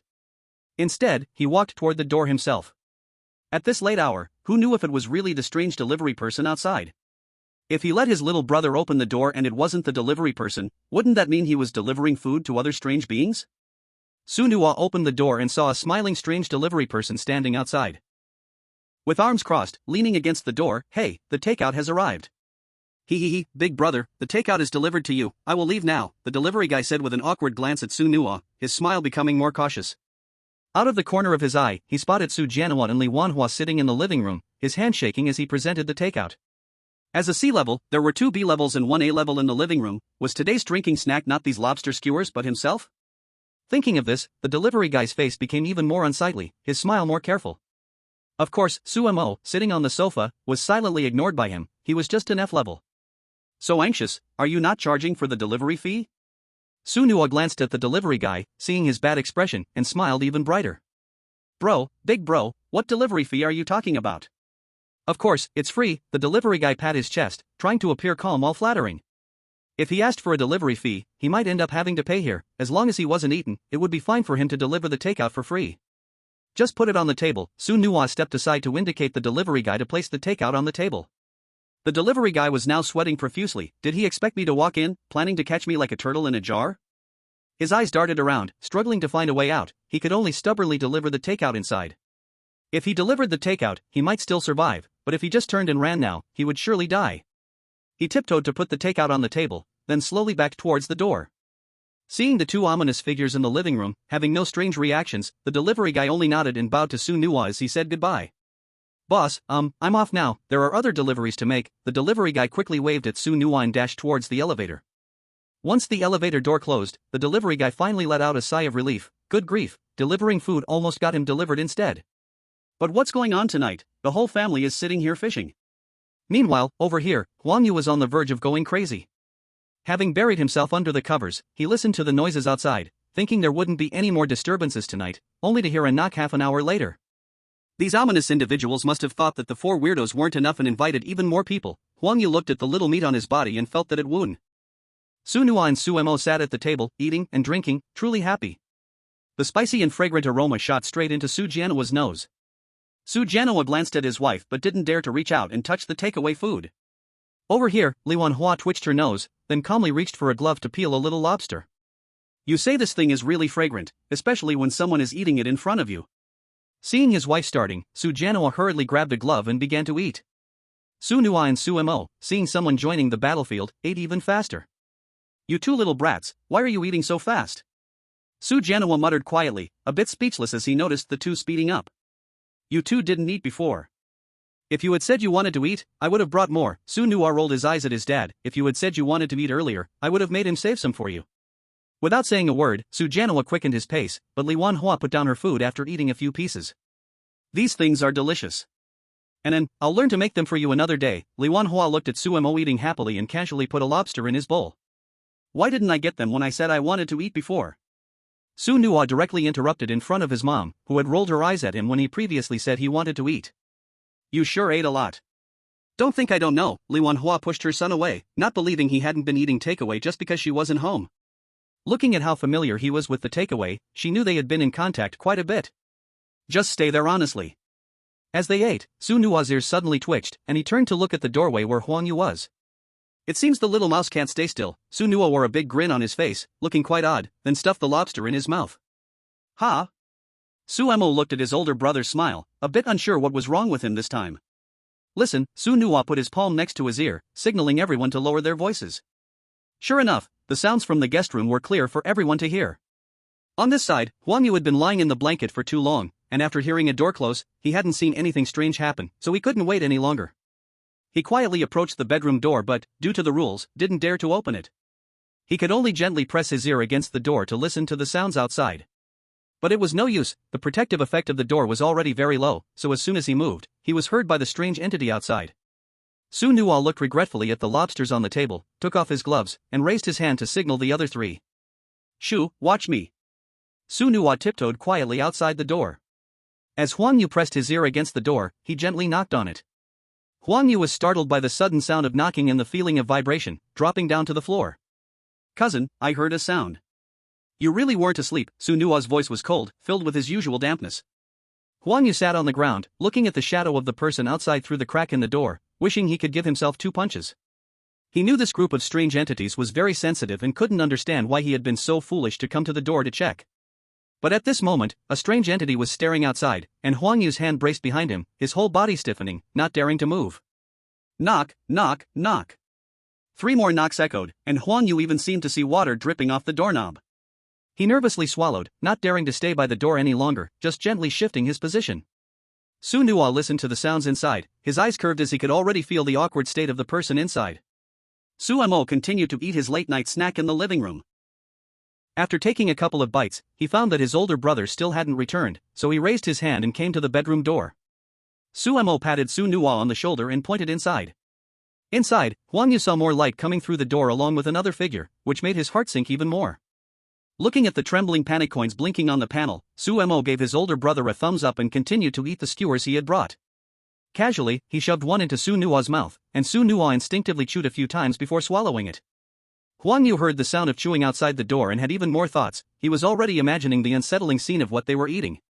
After finishing the food in his hand, Su Mo felt a bit sleepy, stretched his hand lazily, and in the light, it seemed as if he was about to smash the door. Huang Yu was all ready to hear a thunderous knock on the door, but who knew he waited a long time without any noise at all. Why were these strange people not following the routine? After being frightened for so long, Huang Yu felt a sense of fatigue rising in his heart, even able to complain a little. Seeing that the panic coins on the panel had stopped increasing, the 2 brothers shrugged and walked away. They were originally just trying their luck. Since there was no fruit now, they might as well go back and have a late-night snack. As their footsteps faded away, Huang Yu hurriedly got up and lay back in bed, too scared to move a muscle, afraid of attracting those strange beings outside. In the living room, Su Mo finally felt full, wiped his slightly greasy mouth. Brother, are we going to his place later? Su Mo pointed in Huang Yu's direction, and Su Nua understood the meaning, shaking his head. Forget it, let's go back to rest. He won't be able to sleep with the remaining time anyway. Chapter 49 My Home 49. Hiding inside the house, Huang Yu heard footsteps outside again, feeling both terrified and helpless, wondering why they were back. Shadows outside flickered as the light shone through the door crack. It seemed like many people were wandering outside. Then, the light shining through the crack finally revealed no figures, but after 2 scares, Huang Yu didn't dare to approach the door, only able to stare tightly at it, restless in his fearful guesses. After Su Nuwa and the others finished their late-night snack and wiped their mouths, they purposely wandered a few circles in front of Huang Yu's door before returning to their respective rooms to sleep. Su Nuwa could even sense the movements inside the house. When he lay down on his bed, he still felt Huang Yu shivering under the covers, then he chuckled satisfied and fell asleep. Huang Yu lay in bed, not daring to close his eyes until more and more light crept in through the curtains, and when the first ray of sunlight shone into the room, he blinked his sore eyes. It was dawn, the sun was up, and he felt he could be a bit safer now. This sunlight seemed to fill Huang Yu with immense courage. Huang Yu climbed out of bed, stretching his stiff body, and returned the stool that had fallen by the window back to the table. Suddenly, Huang Yu heard a knock at the door. Without thinking, he knew someone had come to invite him for breakfast, and sure enough, after thinking this, Su Mo's voice came from outside. "Cousin, it's breakfast time." Su Mo felt his voice was quite normal, but after Huang Yu heard it, he inexplicably felt uneasy.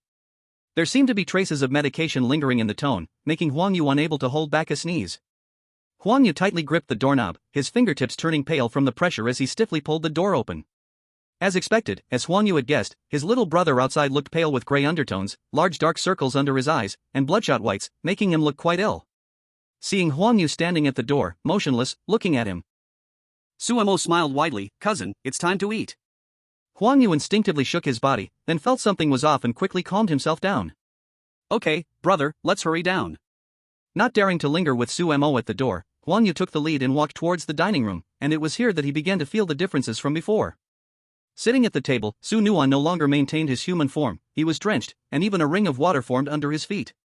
His mother's chef outfit was stained with blood, and his father's newspaper appeared inexplicably worn and tattered, exuding an eerie sensation. When Huang Yu sat at the dining table, everyone turned to look at him, and that gaze made him feel as if he had fallen into an ice cave, his hands and feet instantly turning cold. "Cousin, did you hear any sounds last night?" Li Wanhua slowly uttered this sentence. Huang Yu shook his head rapidly, he would never admit he couldn't sleep last night. "Oh really?" Su Nuwa turned to look at Huang Yu, the whites of his eyes tinged with bloodshot veins. "Then cousin, why are your eyes so red?" Huang Yu felt his heart racing as if it would leap out of his throat, and to stabilize his emotions, he gripped his thigh tightly. He forced himself to appear calm, managing a stiff smile. "It's probably because I didn't sleep well last night." Su Nuwa tilted his head, water droplets trailing down from his hair to the ground, and in the sound of dripping, he slowly opened his mouth. "Is that so?" Huang Yu dared not answer with a yes or no, only managing to change the subject awkwardly. "It seems like brother and you didn't sleep well yesterday either." As soon as the words were out, the 2 eerie figures across from him stopped their actions in unison and looked over at him. "You feel we didn't sleep well?" Their movements and words were synchronized, even the expressions on their faces were extremely similar, which made Huang Yu feel an inexplicable unease. Did this statement touch on some kind of rules? Should he continue answering on this topic? The answer was clearly no. Seeing he had stepped on a landmine, Huang Yu hurriedly turned to Li Wanhua. "Mom, are we still having porridge today?" Li Wanhua put down her chopsticks and placed a bowl of plain white porridge in front of Huang Yu. "Yes, cousin, today we are still having porridge." Seeing that Huang Yu did not respond to him, Su Nuwa and Su Mo lowered their heads and continued eating their meals. At this moment, Huang Yu realized that the food on the table was surprisingly normal, with no strange colors, and it even smelled delicious. Looking at these perfectly normal dishes, Huang Yu's hand holding the chopsticks trembled. Seeing normal things in a bizarre world felt even more bizarre. Li Wanhua noticed Huang Yu's behavior and sneakily glanced at Su Jianhua, feeling smug, then looked at her 2 sons, signaling them to eat quickly. "Is this not to your liking, cousin?" Li Wanhua noticed Huang Yu was hesitant to eat, her tone gradually becoming colder, and her smile faded. Huang Yu, trembling, picked up his chopsticks and cautiously scooped some porridge into his mouth, and the moment the porridge touched his tongue, he opened his eyes wide in surprise. The porridge was smooth and incredibly delicious, feeling nothing out of the ordinary. Then, the only sound left on the table was Huang Yu's rapid consumption. He had unknowingly fallen into the delightful flavors. Only after finishing his bowl did he realize that several eerie figures were staring at him intensely. "Is it good?" Li Wanhua saw Huang Yu finish his bowl and nodded in satisfaction. Huang Yu then realized that he had eaten all the porridge in his bowl. It seemed he had consumed quite a lot of the food before him. Holding his stomach, Huang Yu felt a bit scared, looking at the eerie figures. Why did this situation feel wrong? This food had some significant issues. Seeing Huang Yu's suspicious look, Li Wanhua stood up with some dissatisfaction. "Are you full? If you're full, then leave the restaurant." Huang Yu dared not say another word, turning to escape back to the bedroom, but as soon as he stepped into the living room, he was stopped by Su Nuwa and Su Mo. Li Wanhua tidied up the things on the table, putting the bowls into the sink while muttering softly, really has no appreciation. Huang Yu, who was trapped in the living room, looked at his older brother and younger brother on either side of him, his face turning ugly. Is there something going on? Cousin, can't we just play together if there's nothing happening? Su Nuo patted Huang Yu's shoulder, his sharp eyes staring at him. And no. I guess we can. Huang Yu looked at Su Nuo gradually coming closer, his voice trembling. So can or can't? Su Nuo frowned, how come he's stuttering now? Can. Huang Yu felt the pressure on his shoulder and immediately steadied his voice, speaking quite firmly. Su Mo was beside him stifling a laugh. Seeing Su Nuo glance at him, he quickly gestured for himself to stop laughing. Su Mo tugged at Huang Yu from behind, but whether it was too much force or Huang Yu was too weak, he suddenly fell onto the couch. Sumo's hand rested on Huang Yu's shoulder, the faint smell of disinfectant becoming more pronounced. Huang Yu endured the discomfort all over, raising his head to force a smile. Little brother, what's up?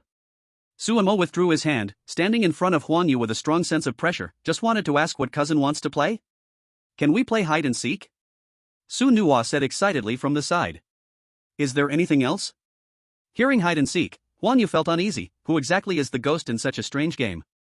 Then how about telling ghost stories? I think that sounds thrilling. Su Mo suggested another option. Telling ghost stories in a strange world sounded so interesting. Huang Yu shook his head repeatedly. The two of you are enough of a ghost story already. If we tell more, can I still live? That won't do, this won't do. Then how about we watch TV? Su Nuo sat down on the couch in annoyance. He hated being rejected. Okay, let's watch a live documentary. Su Mo clapped his hands, and his words made Su Nuo's eyes suddenly shine. Huang Yu still wanted to refuse. The last few times watching TV had unexpected outcomes. Today surely won't have any good results.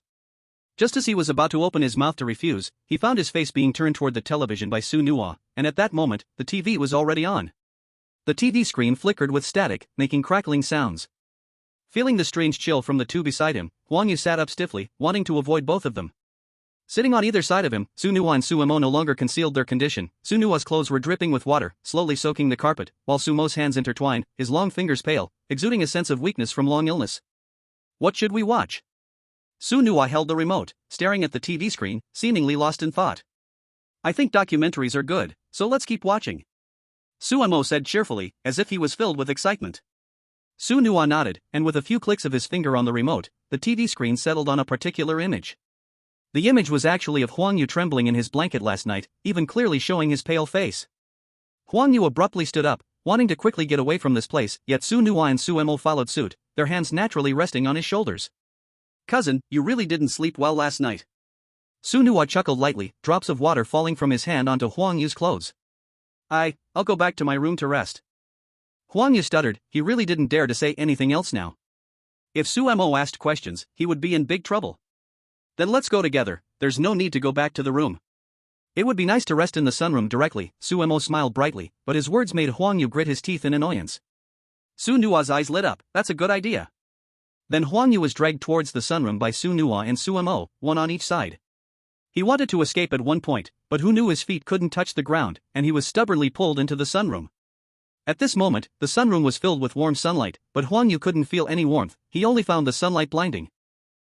Huang Yu pointed at the sofa, but then his words got stuck in his mouth.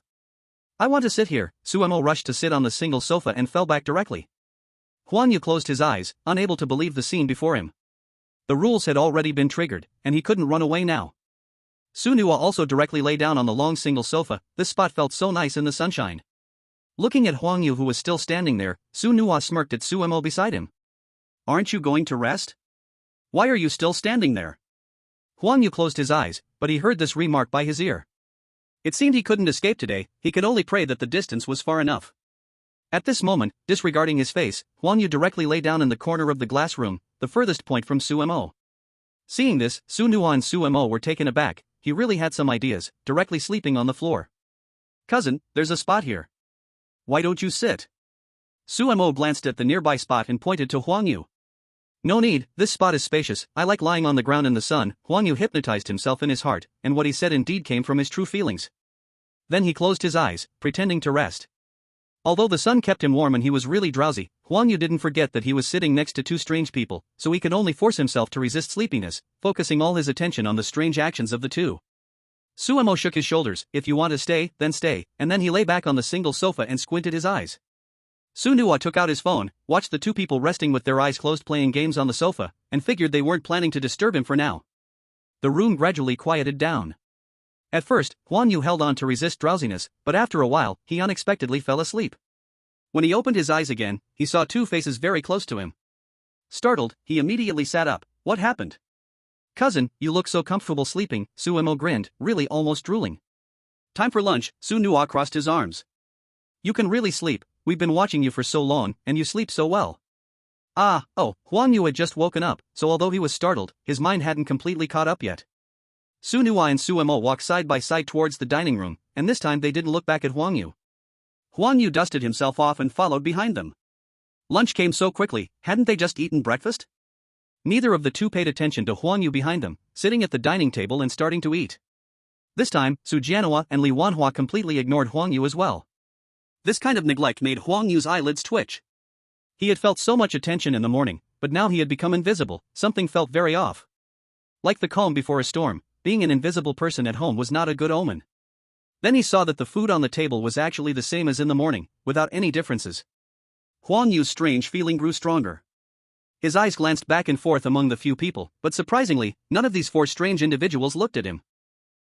Huan Yu picked up the bowl and mechanically shoveled rice into his mouth. The restaurant was eerily quiet, with only the occasional sound of chopsticks clinking against the bowl.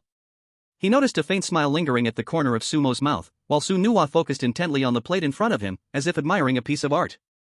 I'm full, Huan Yu tentatively set down his bowl and chopsticks, and soon noticed the sudden gaze of four people fixed upon him. Cousin, you ate so little for lunch today. Suemo looked at the bowl in front of Huan Yu. Is it not to your taste? Must be tired of eating these past few days. Li Wanhua put down her bowl and chopsticks, pondering for a moment before speaking. Maybe, after today it won't be the same. Su Jianhua turned his stiff neck slightly. This strange conversation sent a chill down Huan Yu's spine. What did it mean that after today it won't be? Would he not eat, or what exactly? Huan Yu felt the increasingly eerie atmosphere, mustering his courage to say, I'm a bit tired, I want to go back and rest. To Huan Yu's surprise, this time no one stopped him. In fact, Su Nua waved his hand at him, saying, go ahead.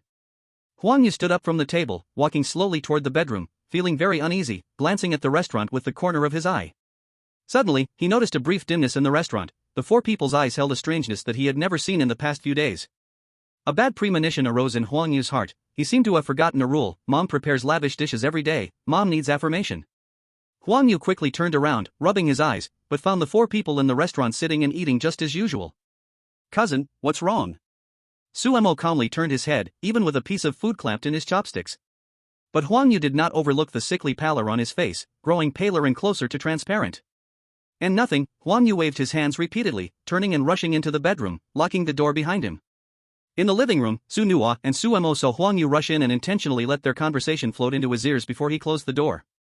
I feel cousin's face doesn't look good, he didn't sleep well last night. Suemo squeezed the chopsticks in his hand, but his eyes were focused on Huan Yu's direction. Looks like cousin is still not suited to sleep in the sunroom, he didn't rest well in the morning either. Su Nua nodded, making gestures identical to Sumo's. Yeah, especially when I'm around. Suemo turned his stiff neck, the cracking sound attracting much attention in the space. At least Huan Yu clearly heard it before entering the room. With these words, Huan Yu's rush into the bedroom and the action of closing the door became even swifter. No matter how long the door could hold up, it at least granted him a moment of security. However, when he sat down at the desk, he saw a strange notebook on the table, with a pitch-black cover, which he had seen in the sunroom before. The rules only said that after seeing this book in the study, he needed to tell his brother, but why was this book now appearing in his room, and could he look at it? Huan Yu gazed at the book before him, curiosity growing heavier in his heart, as if several cats were clawing at it. His eyes remained fixed on the book. The longer he looked, the more he felt its allure, until his hand seemed to lift uncontrollably to rest on it. When he opened the first page, Huan Yu was taken aback. The first page of the book was actually his name. The handwriting of the name was his own, yet Huan Yu couldn't remember when he had ever possessed this book. Sensing something strange, he wanted to stop his hand's movement. But his hand seemed to have a mind of its own, flipping to the next page. The first page was indeed the first day of Huan Yu's arrival here. This book was like a diary, recording every minute detail of Huan Yu's actions on that first day. The second page, as Huan Yu expected, generally recorded the actions of the second day.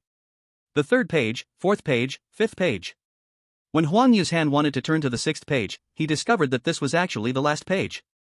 Huan Yu fell back into his chair. Was it that there was no sixth page because the time had not yet come, or was it that he had no sixth day? Huan Yu's heart raced. He felt as if various malice surrounded him, ready to swallow him whole, like a small boat drifting in the ocean, poised to sink into the abyss at any moment.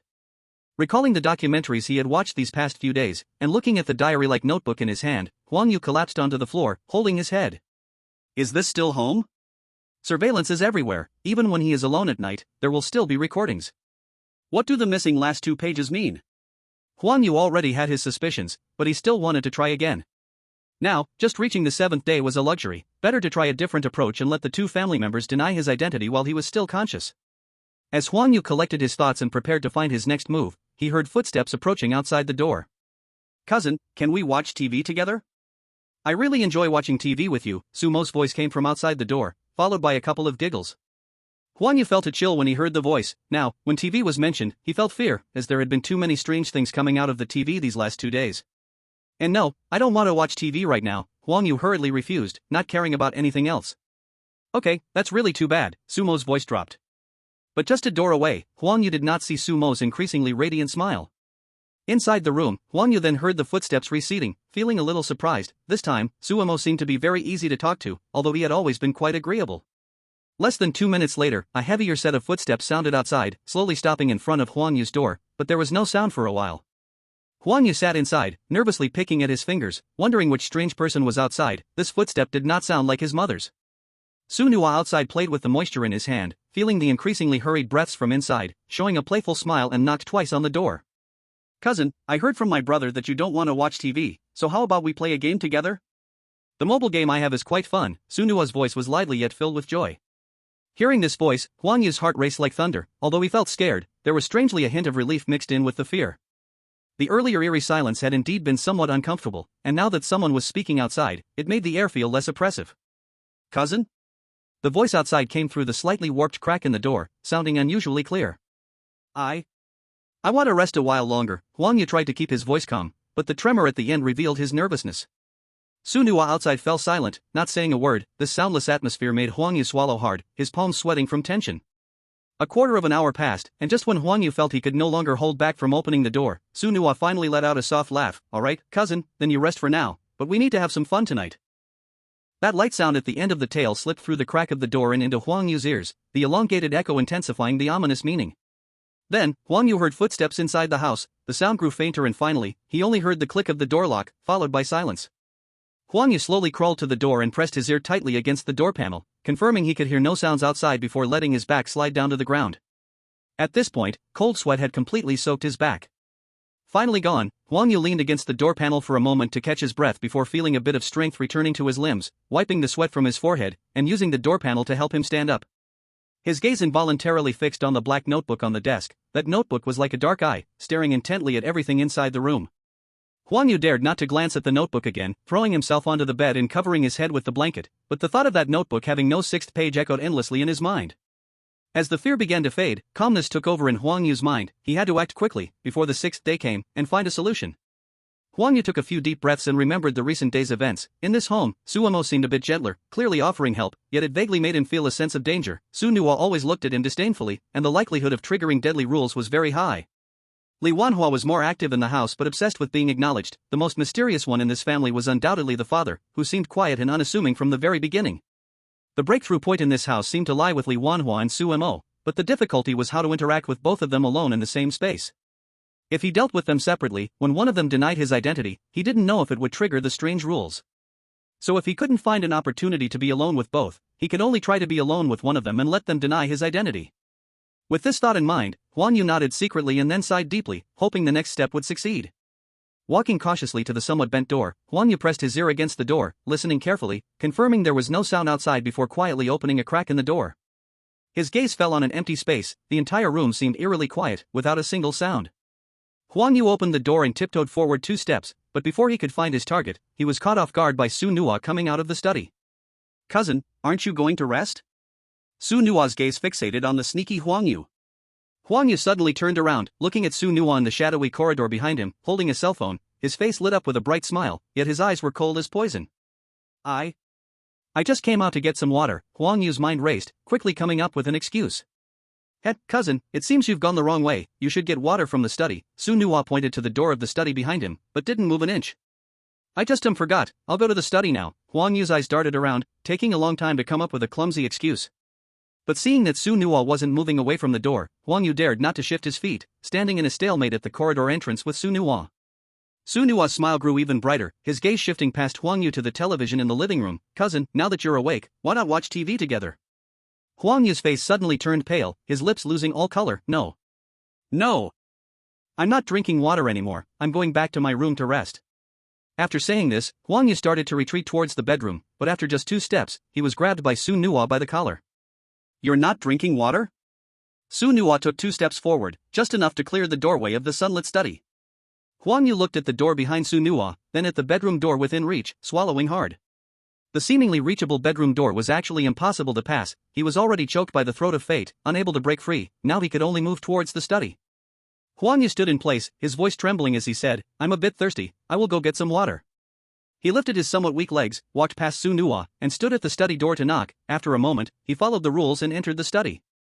As Huang Yu passed by Su Nuo, he clearly smelled a damp, watery scent and felt a bone-chilling cold coming from beside him. After entering the study and closing the door, isolating Su Nuo's eerie aura outside, Huang Yu felt his mind calm down a bit, but when he looked up, he saw an unexpected person sitting beside the sofa.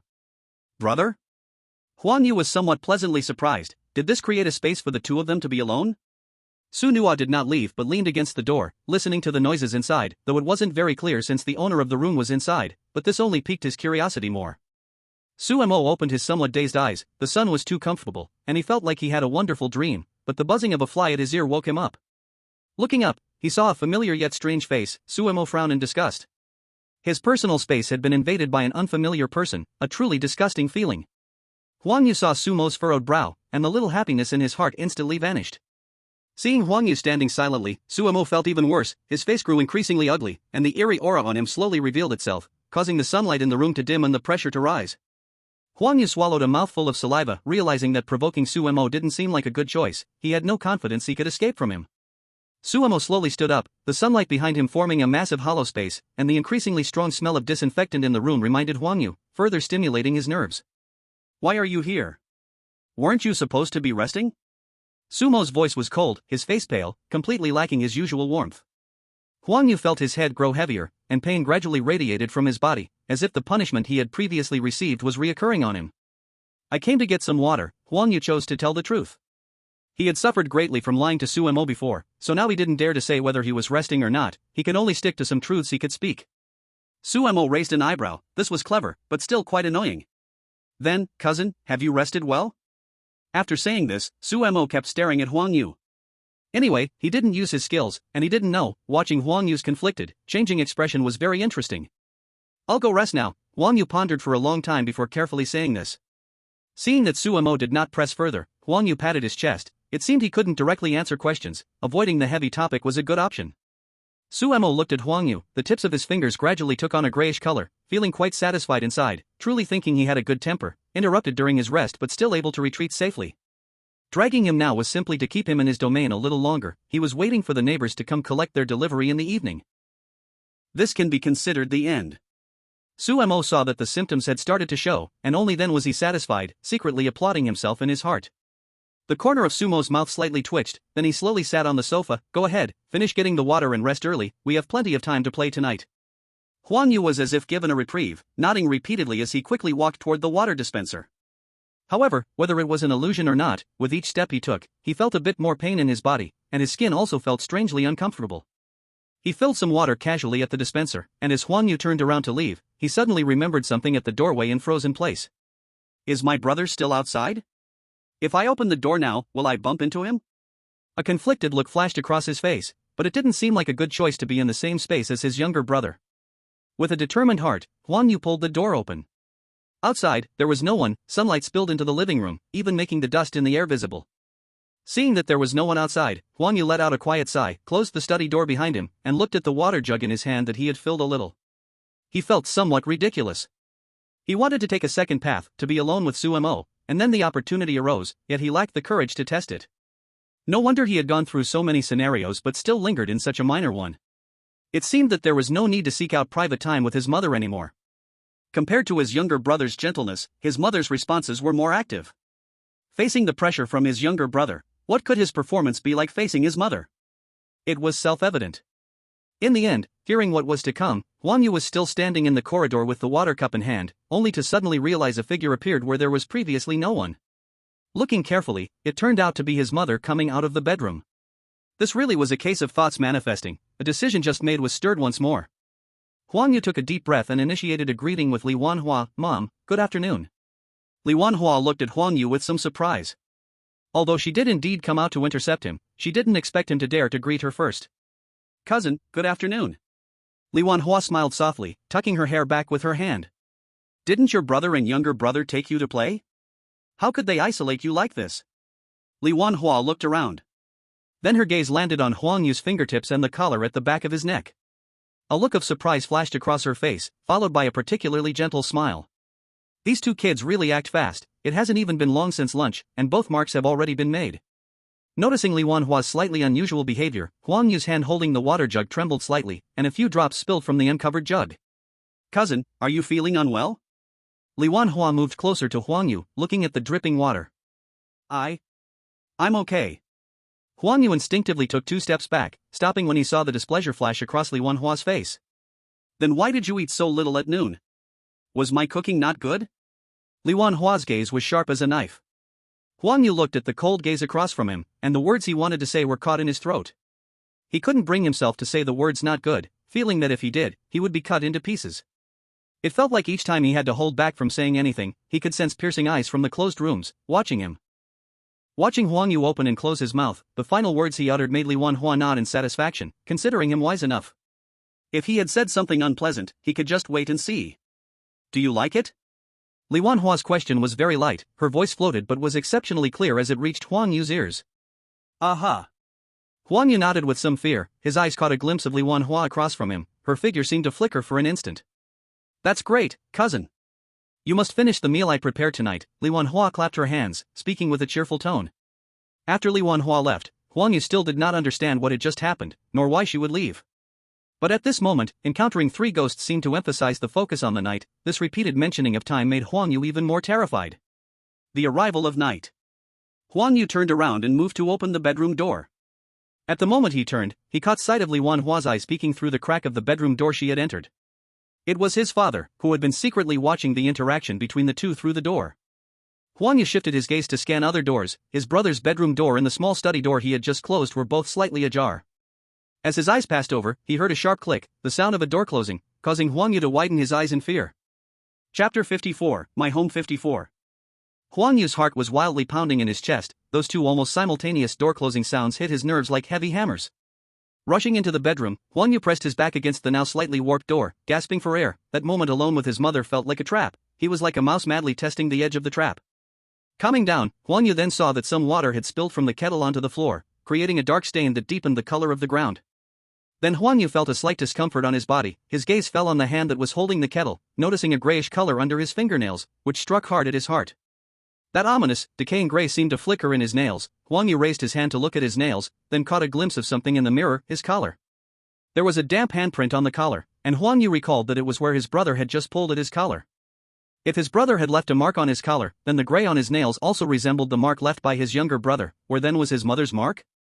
Huang Yu fell onto the bed, feeling a sense of unease. That black notebook and these markings all hinted at ominous signs. The repeatedly mentioned time was at night. It seemed that a big event was bound to happen tonight. Huang Yu hid inside the room, not daring to come out, as the remainder of the afternoon slowly trickled away. Huang Yu stared at the sun gradually setting outside the window. The dusk sunlight shone into the room, warming it up. But inside Huang Yu's heart, time seemed to plunge into an icy cave. This afternoon felt unnaturally calm. He was like an invisible person in the bedroom. Huang Yu stood up, drew the curtains closed, and then sat on the chair waiting for a knocking sound from outside. It was almost dinner time. That knocking should be sounding soon.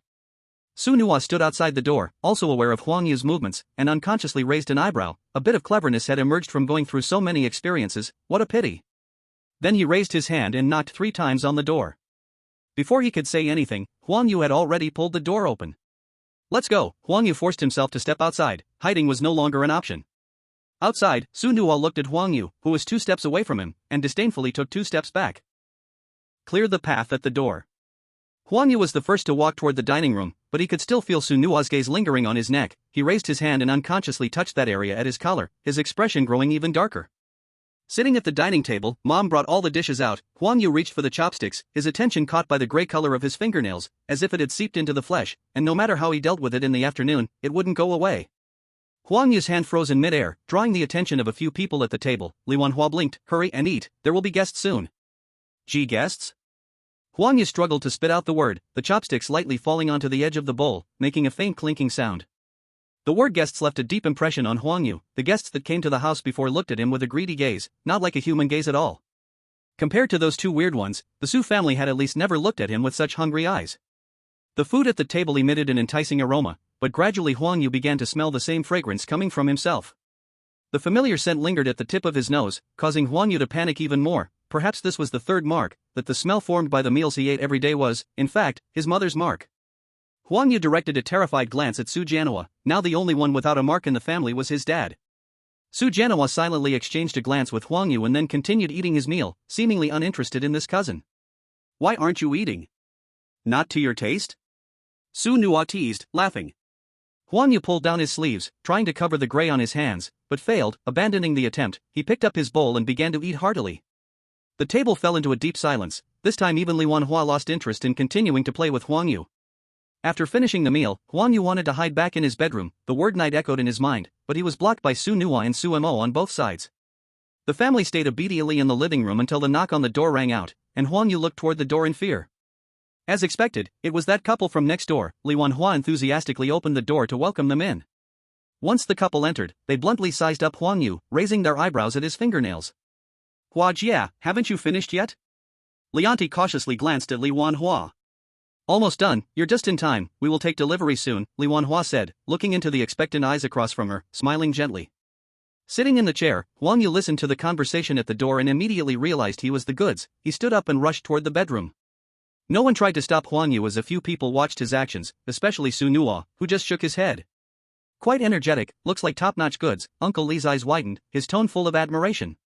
You two sit in the living room for a moment, I'll have them bring the goods up. Su Jianhua pointed to the sofa beside them, telling the two to sit freely. Su Nuo and Su Mo exchanged glances and walked toward the closed bedroom door, purposely heavyening their footsteps. Huang Yu fixed his gaze on that door, listening to the footsteps outside, his forehead breaking into a cold sweat from fear. This time, they didn't play any games, they simply stretched out their hands and slapped the door, which initially had a slight bulge but directly cracked open with Su Mo's slap. Huang Yu looked at the crack on the door, retreating 3 steps in terror and taking out the only thing that could save his life. Seeing Huang Yu's movements, Su Nuo turned around, pushing Su Mo aside and directly kicking the door open, shouting, "Cousin, you really are lively, let's play together." Huang Yu clutched the object in his hand. He placed his hands behind his back, but every movement he made was under the watchful eyes of Su Nuo across from him. Underestimating the enemy tactically, valuing the enemy in his heart, Su Nuo did not take another step forward, but directly activated the mark, causing water vapor to coil around Huang Yu's neck. The water vapor circled around Huang Yu's neck, slowly lifting him up. Huang Yu struggled to grab at the water vapor, but it was in vain. Under the suffocation, his life-saving weapon fell to the ground. 2 minutes later, Su Nuo brought Huang Yu's body downstairs and laid it on the living room floor. Aunt Li and Uncle Li gazed at Huang Yu, swallowing hard, then cautiously looked at Su Nuo, who was indeed a big shot. "So, are we taking him away?" Seeing Su Nuo nod, the two of them happily lifted the body and began to walk back to their home, constantly sizing it up with their eyes along the way. As the living room door closed, the strange feeling of restraint in the house instantly disappeared. Su Mo rolled contentedly on the sofa. Chapter 1 Food Street 1. "Stop flipping through it, hurry up and see if you leveled up," Su Nuo said, patting Su Mo's head with a hint of helplessness. "Ah, let me take a look." Su Mo quickly opened his panel and saw his level, nodding in satisfaction. "Name, Su Mo. I leveled up, I'm now an E," Su Mo said, his face lighting up with joy. With one less stranger in the house, everything felt much more comfortable. Su Mo grabbed a banana from the table and ate it bite by bite. "Perfect, let's go out for a midnight snack, the food street is lively right now," Su Nuo said, stretching lazily. He hadn't been out for several days for this dungeon. Food street? Su Mo's eyes widened. Was it that kind of snack street with all kinds of delicious food? Yes, just the kind you imagined, Su Nuo nodded and put on his coat. Su Mo turned to look at Su Jianhua and Li Wanhua. "Mom and Dad, are you going?" "You two brothers go, just don't stray too far from your brother," Li Wanhua said, holding yarn and starting to knit a sweater. "You two go, I'm a bit tired." It's been exhausting these past 2 days, Su Jianhua rubbed his old waist, it had been quite a workout the last few nights. Su Mo picked up his coat, put it on, and happily followed Su Nuo. They put on their shoes and pushed open the door. This was the first time Suemo formally stepped out of the house, and everything felt incredibly fresh. Let's go, Uncle Lee and Aunt Lee's house is right across, we just need to take the elevator down. We live on the 18th floor. Su Nuwa pressed the elevator button and stood at the door waiting. With a ding, the elevator door slowly opened, the white light looking a bit eerie in the dark night. Bro, does the elevator have rules? Suemo poked Su Nuwa in the lower back. There are no rules. As long as the dungeon isn't open, there are no rules in public areas, Su Nuwa said, looking somewhat helplessly at his brother peeking from behind. But I've read in novels that there are, Suemo said, confused, staring at the closed elevator doors. Then they must be wrong. After all, this is a world where the strong rule. These public areas have no rules, unless it's a large dungeon, Su Nuwa said, his words filled with strong confidence. There was no getting around it, his brother was just that confident. Su Nuwa self-indulgently crossed his arms and leaned against the elevator. Suemo stared at his older brother in disbelief, his brother's narcissism was acting up again. But when they reached the food street, he finally understood what true intimidation was. What a coincidence, the food street dungeon isn't open today. We can really enjoy our food, Su Nuwa said happily, looking at the bustling street. Boss, who's following you? Su Nuwa led Suemo to a barbecue shop. As soon as they walked in, the boss came over, somewhat fawning as he said, "My brother, my dear." Su Nuwa said with a bit of pride, then patted Sumo's shoulder. Boss, your brother is here too, just in time. The grilled skewers are made with fresh ingredients, let you try some. The owner of the skewer shop said as he went to take skewers out from the cabinet. Su Nuwa glanced at the skewers, frowned, then turned to the boss, changed the ingredients. The skewer boss looked at Su Nuwa and smacked his head. Look at my head, if the boss doesn't eat this, then I'll get you some good meat from the back. After the boss left, Suemo looked at the skewers in the cabinet, then leaned in towards Su Nuwa. Bro, is there a problem with these skewers? There's no problem, just the meat of players. Su Nuwa said disdainfully, glancing at the skewers, this kind of meat is cheap and is the main meat on this street. Suemo twitched his mouth and took 3 steps back. It felt bizarre, it was too sudden, and he hadn't reacted yet. When the boss brought out a plate of skewers, a delicious aroma drilling straight into Sumo's nose, but the earlier incident left such a deep impression that he only started eating after seeing his brother take a skewer. These skewers are quite fragrant, the boss has great skills. Suemo chewed on the meat in his mouth, looking amazed. When the boss comes over, he definitely serves the best skills. The owner happily said when he heard this. What can you do? Su Nuwa is a big shot around here, many dungeons like to invite him over to take charge, but he's a bit lazy and doesn't like to work. The boss shook his head with some regret, then called over a few strange customers coming into the shop to sit and eat. Oh, isn't this Su Nuwa? Finally willing to come out of your little broken house. A sarcastic voice came from the store door. Suemo held the skewer in his mouth and looked towards the source of the voice. At the door stood a small, fair-skinned guy, about 185 centimeters tall. Su Nuwa didn't even turn his head and directly tossed the wooden skewer he finished eating at him. Suemo next to him could even hear the sound of the wooden skewer slicing through the air. Is this how you treat old friends? The small fair-skinned guy dodged the wooden skewer and sat down at a table, unceremoniously grabbing a skewer to eat. Siaze, shut your mouth, if you want to get a little rough, I won't mind. Su Nuwa shot a glance at the fair-skinned guy while continuing to eat skewers. This must be our brother, are you interested in guesting at the food street? I'll pay you. Siaze looked at Suemo, raising his eyebrows. I'm not like your brother, that kind of poor guy. Suemo didn't know what their relationship was, keeping his head down to eat skewers, not saying a word. Siaze turned his head to look at Su Nuwa. The food street is opening a dungeon in the next 2 days, let your brother guest. Sure, I'll come over too, remember to pay me. Su Nuwa waved to the boss to bring over more skewers. After all, now that a rich guy was here, he wouldn't have to pay later, so it was a free meal, why not enjoy it? Can you pay the bill later? Siaze glanced at the skewers being served on the table, his mouth twitching. Su Nuwa shot a look at Siaze, binding him to the table with steam to prevent him from running away without paying later. Hurry up and eat, today we're hunting rich guys. Seeing Suemo stop talking, Su Nuwa patted his shoulder. Siaze looked at Su Nuwa in disbelief, then tried to use his strange energy to break free from the steam, but after a long time, he couldn't do it, so he could only give up and eat with the brothers. When Su Nuwa finished eating satisfactorily and wiped his mouth, the skewer boss handed over a bill, originally meant for Su Nuwa but switched to Siaze after seeing Su Nuwa's expression. Siaze glanced at the skewer boss, unsure if he was an insider or outsider, then reluctantly took the bill and transferred some money to the boss. Don't forget tomorrow night, Siaze shouted at the 2 brothers walking out with full bellies. But when he looked down, he saw that the steam was still not broken free. Holding onto the table, he chased after. Su Nuwa, you bastard, you didn't untie me. The kebab vendor looked at Siaze, who was chasing out while holding the table, his mouth twitching, then calmly continued grilling his skewers, calling to customers, secretly comforting himself that it was fine, wasn't this a common occurrence? Chapter 2 Food Street 2. Su Nua waved his hand ahead without looking back, and the water vapor that locked onto Siaze suddenly vanished, causing Siaze to stumble and nearly fall to the ground. Damn! Siaze leaned on the table that fell to the ground, steadying himself, and started to talk as he looked up. But when he looked, he saw that the Su brothers had already walked far ahead side by side, completely not hearing what he was saying. Helplessly fixing his clothes, Siaze lifted the table, put it back into the vendor's shop, then walked out again, returning to his gentlemanly rogue appearance. Suemo rubbed his somewhat bloated stomach, truly having not eaten so happily in a long time. Just as he was about to speak, a hiccup escaped, all tasting like kebabs. Brother, really come tomorrow, this dungeon sounds so lively. Suemo rubbed his fingers, feeling a bit anxious. Of course we're coming, why wouldn't we? Don't look at that brat Siaze's mouth, he always gives generously. This Food Street dungeon is one of the richest dungeons nearby. Su Nua glanced back at Siaze's direction, continuing to speak with Suemo. This is also recognizing our business ability. Besides, with your older brother me around, what's there to be afraid of? Who knows, maybe your skills will come in handy here. Su Nua patted Sumo's shoulder as they walked forward. Come in handy?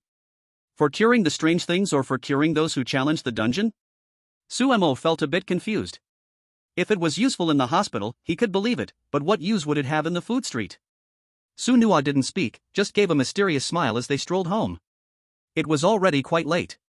Suemo looked up at the starry sky, suddenly remembering the moonlight mentioned in the rules at home, turning back to glance at his older brother. Why does the moonlight feel so normal this time? Sumo's eyes fixed on the bright white moon, not feeling any coldness whatsoever. That's because the neighborhood dungeon isn't open right now. When our house's dungeon opened those 2 days, the neighborhood dungeon also opened, that's why it was like that. Su Nua rubbed his nose, he wouldn't have wanted to open the dungeon if his younger brother hadn't come. The two brothers took the elevator back home, where Su Jianhua and Li Wanhua were already asleep. The room was quiet, but the living room left a small nightlight for the brothers, emitting a warm glow. They tiptoed through their washing up, then went back to their own rooms. Lying on his bed, Suemo still felt somewhat excited. He didn't know how useful his skills would be in practice, but honestly, those kebabs were really fragrant. The next evening, there was a knock on the living room door. Suemo had just finished dinner and was sitting in the living room eating some fruit. Who is it? Suemo was cautious and didn't open the door, asking through the door panel since his older brother wasn't in the living room. It's me, Siaze. The voice outside was quite familiar, indeed it was Siaze. Wait a minute, I'll let my older brother come down. Suemo turned and called Su Nua from his room, then cautiously opened the door. Sure enough, outside was Siaze with his charming face, still wearing that gentlemanly rogue smile. I brought you uniforms. Don't tell me you two forgot.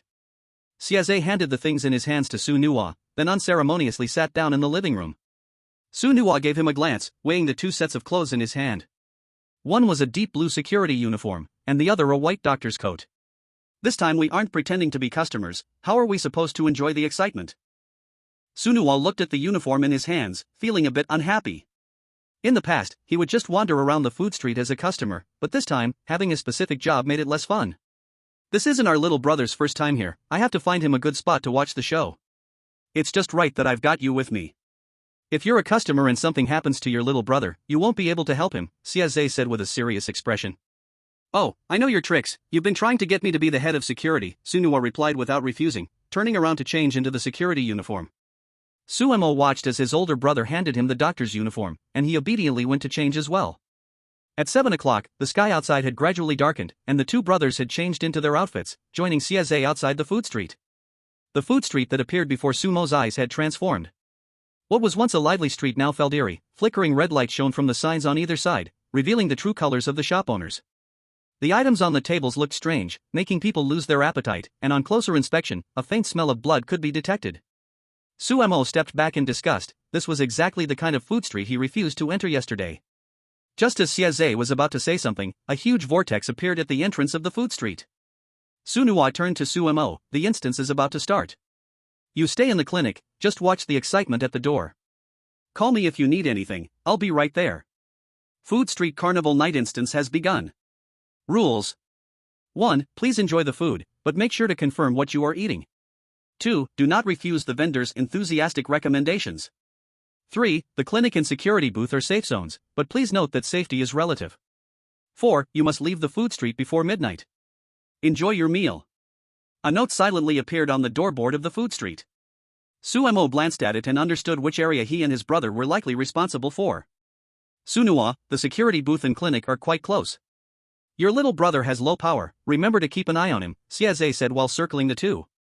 Sunua was not worried, but having Suemo stationed in the clinic was still a bit concerning. Yeah, stop showing off here, go back to your monitoring room, Sunua said, pushing Siaze's hand away dismissively. Sunua grabbed Sumo's arm and brought him to the clinic, marking the entrance. In a bit, put up your rules, this clinic is temporarily your territory, Sunua said, looking at his younger brother standing behind him. He had initially thought they were coming as tourists and hadn't informed him of the rules. Now, there was no choice but to fill him in on the spot. Okay, I'll go write the rules now, Suemo nodded. Having written 2 or 3 at home, it wouldn't be difficult this time. Sunua took a few steps forward, thought for a while, but still felt uneasy, pulled out paper and pen, and quickly wrote down some rules, turning to hand them to Suemo. Forget it, just use this version of the rules. Suemo took the note handed to him and glanced at the content, his mouth twitching a bit, but seeing his brother's serious expression, he turned and stuck the note up. Chapter 3, Food Street 3. Siaze sat leisurely in the monitoring room, watching as people began to enter the instance. Just a few more needed to reach 100 to start it. Then the monitor switched to the brothers, capturing Suemo putting up the rules Sunua had given him on the door, looking curious as he zoomed in. Every strange being had a strong desire to control their territory, they rarely used rules written by others, so this brotherly duo was quite unusual. When Siaze saw the contents written on the note, the corner of his mouth also twitched involuntarily. What the hell is this? 1. Principle of patient distinction. This medical room prioritizes regular trauma and ingredient contamination. Purely physical fights causing injuries, please turn left and walk straight for 200 meters to find regenerative orthopedics. The judgment criteria are decided by the doctors of this room, and disputes will not be entertained. 2. Principle of equivalent exchange. This medical room charges panic coins or equivalent health information as a medical fee. Paying with information is encouraged, with specific value evaluated by the doctors of this room. Those attempting to skip payment will be handled by the security chief. Consequences refer to Rule 5. 3. Principle of absolute domain. Once inside the medical room, all forms of force and abilities are sealed. Any form of threats, attacks, or mental pollution is prohibited. Violators will be forcibly detained until the end of the instance and receive special care from the security chief. 4. Principle of trust in medical care. Patients must unconditionally cooperate with all diagnoses and treatments by the doctors in this room. Questioning the treatment plan and interfering with the process gives the doctor the right to unilaterally terminate services, and you will be asked to leave the medical room without a refund. 5. Principle of final interpretation rights. All rules of this medical room are ultimately interpreted and enforced by the security chief. After Sunua saw his brother post the rules, he turned and walked towards his security room, which also had surveillance, so there was no need to come out unless necessary. Some curious anomalies passing by looked at this so-called safe zone. At first, they saw an E-grade anomaly inside and snorted dismissively. But they turned around to see the rules at the door, speechless, and walked away, thinking they had a big boss backing them up. Impressive. Alright, if I can't provoke them, can't I just avoid them? Once everything was ready, the medical room lit up with a pale sign, the red cross looking eerily stained with blood. Suddenly, there was a sound of gongs at the door, the entire street froze in an instant, and Suemo magically understood that the instance had officially begun. Suemo sat somewhat bored in the medical room. This instance had just begun, and it had nothing to do with him. After walking around the room a few times, he saw a message from his brother on his phone. Stop wandering, there's also surveillance behind the medical room, go check it yourself. Suemo happily pushed back his chair and ran to the back rest area to open the monitor. At first, he felt something was missing in his mouth, but soon the grilled skewers from the previous vendor were delivered to him. The boss sent me over with these, they are all top quality meat, the vendor hurriedly said when he saw Suemo hesitating for a moment. Hearing it was sent by his older brother and seeing his explanation in the chat, he held the skewers while watching the surveillance, like watching a TV show. At the entrance of the food street, 100 people had gathered, their heads bobbing, but they certainly looked different from the yellow jade seen in previous instances. These people were clearly well equipped. Suemo glanced over and saw many protective gears on them, and some even had waves of anomaly energy around, indicating they were quite strong. These people carefully approached the street after reading the rules on the notice board, and the bizarre vendors on the street saw them with gleaming eyes, as the ingredients had finally been delivered to their doorstep. This instance did not last long, ending at 12 o'clock, just 4 hours. Suemo sat in the medical room, bored, eating the skewers. Due to the rules at the door, not even those who would typically run into trouble came over, and this time the rewards from the rules were quite generous, making more than his home's long-running instance. Just after the instance had begun for a while, there was a knock on the door of the medical room. Suemo initially thought it would be the players coming through the instance, but when he opened the door, it turned out to be the vendor from the skewer's shop. The boss had a pale face, clutching his stomach as he rushed into the infirmary, the pain showing through his expression. Help! This damn group of challengers! Doctor, help! I just ate the explosive dumplings from next door. The barbecue boss's stomach felt like something was rampaging inside, occasionally bulging out. Sumo's spirit lifted, activating his patient bed domain and transforming it into an emergency ward. With a combination of skills, the boss's case appeared in his medical record: abdominal injuries caused by accidentally consuming explosive dumplings. Suemo flipped through the medical records, looking speechlessly at the barbecue boss. How could you eat that? The barbecue boss lay on the ground, unable to speak, and seeing him in this state, Suemo quickly lifted him onto the bed and began surgery. Let me take care of you first. Suemo demonstrated a clear improvement in his control of the patient's condition within his patient bed domain. He took out his scalpel and slowly made an incision, discovering significant internal damage caused by the explosion of the dumplings. Suemo crushed the healing medicine he had previously created, applying it to the wounds, and then stitched the belly back up. This was Sumo's first consultation. After restitching the boss's abdomen, he stuffed a healing pill into the boss's mouth. The barbecue boss moved his body and felt that his stomach no longer hurt. He had regained strength and quickly jumped off the bed. Thank you, doctor. Do you sell this healing medicine? I want to buy some. The barbecue boss looked greedily at the medicine in Sumo's hand. You tell me what happened first. I don't have much of this medicine in hand, so come talk to my brother in a couple of days. Suemo was filled with curiosity. It was weird for the healing to happen before combat in this instance. This time there came a tough guy. The items we recommended were supposed to be consumed, but who knew he took advantage of the situation and shoved it into the boss of the nearby shop. I couldn't fight back, said the barbecue boss, full of bitterness. In these times, it seemed that whoever had the bigger fist held the power.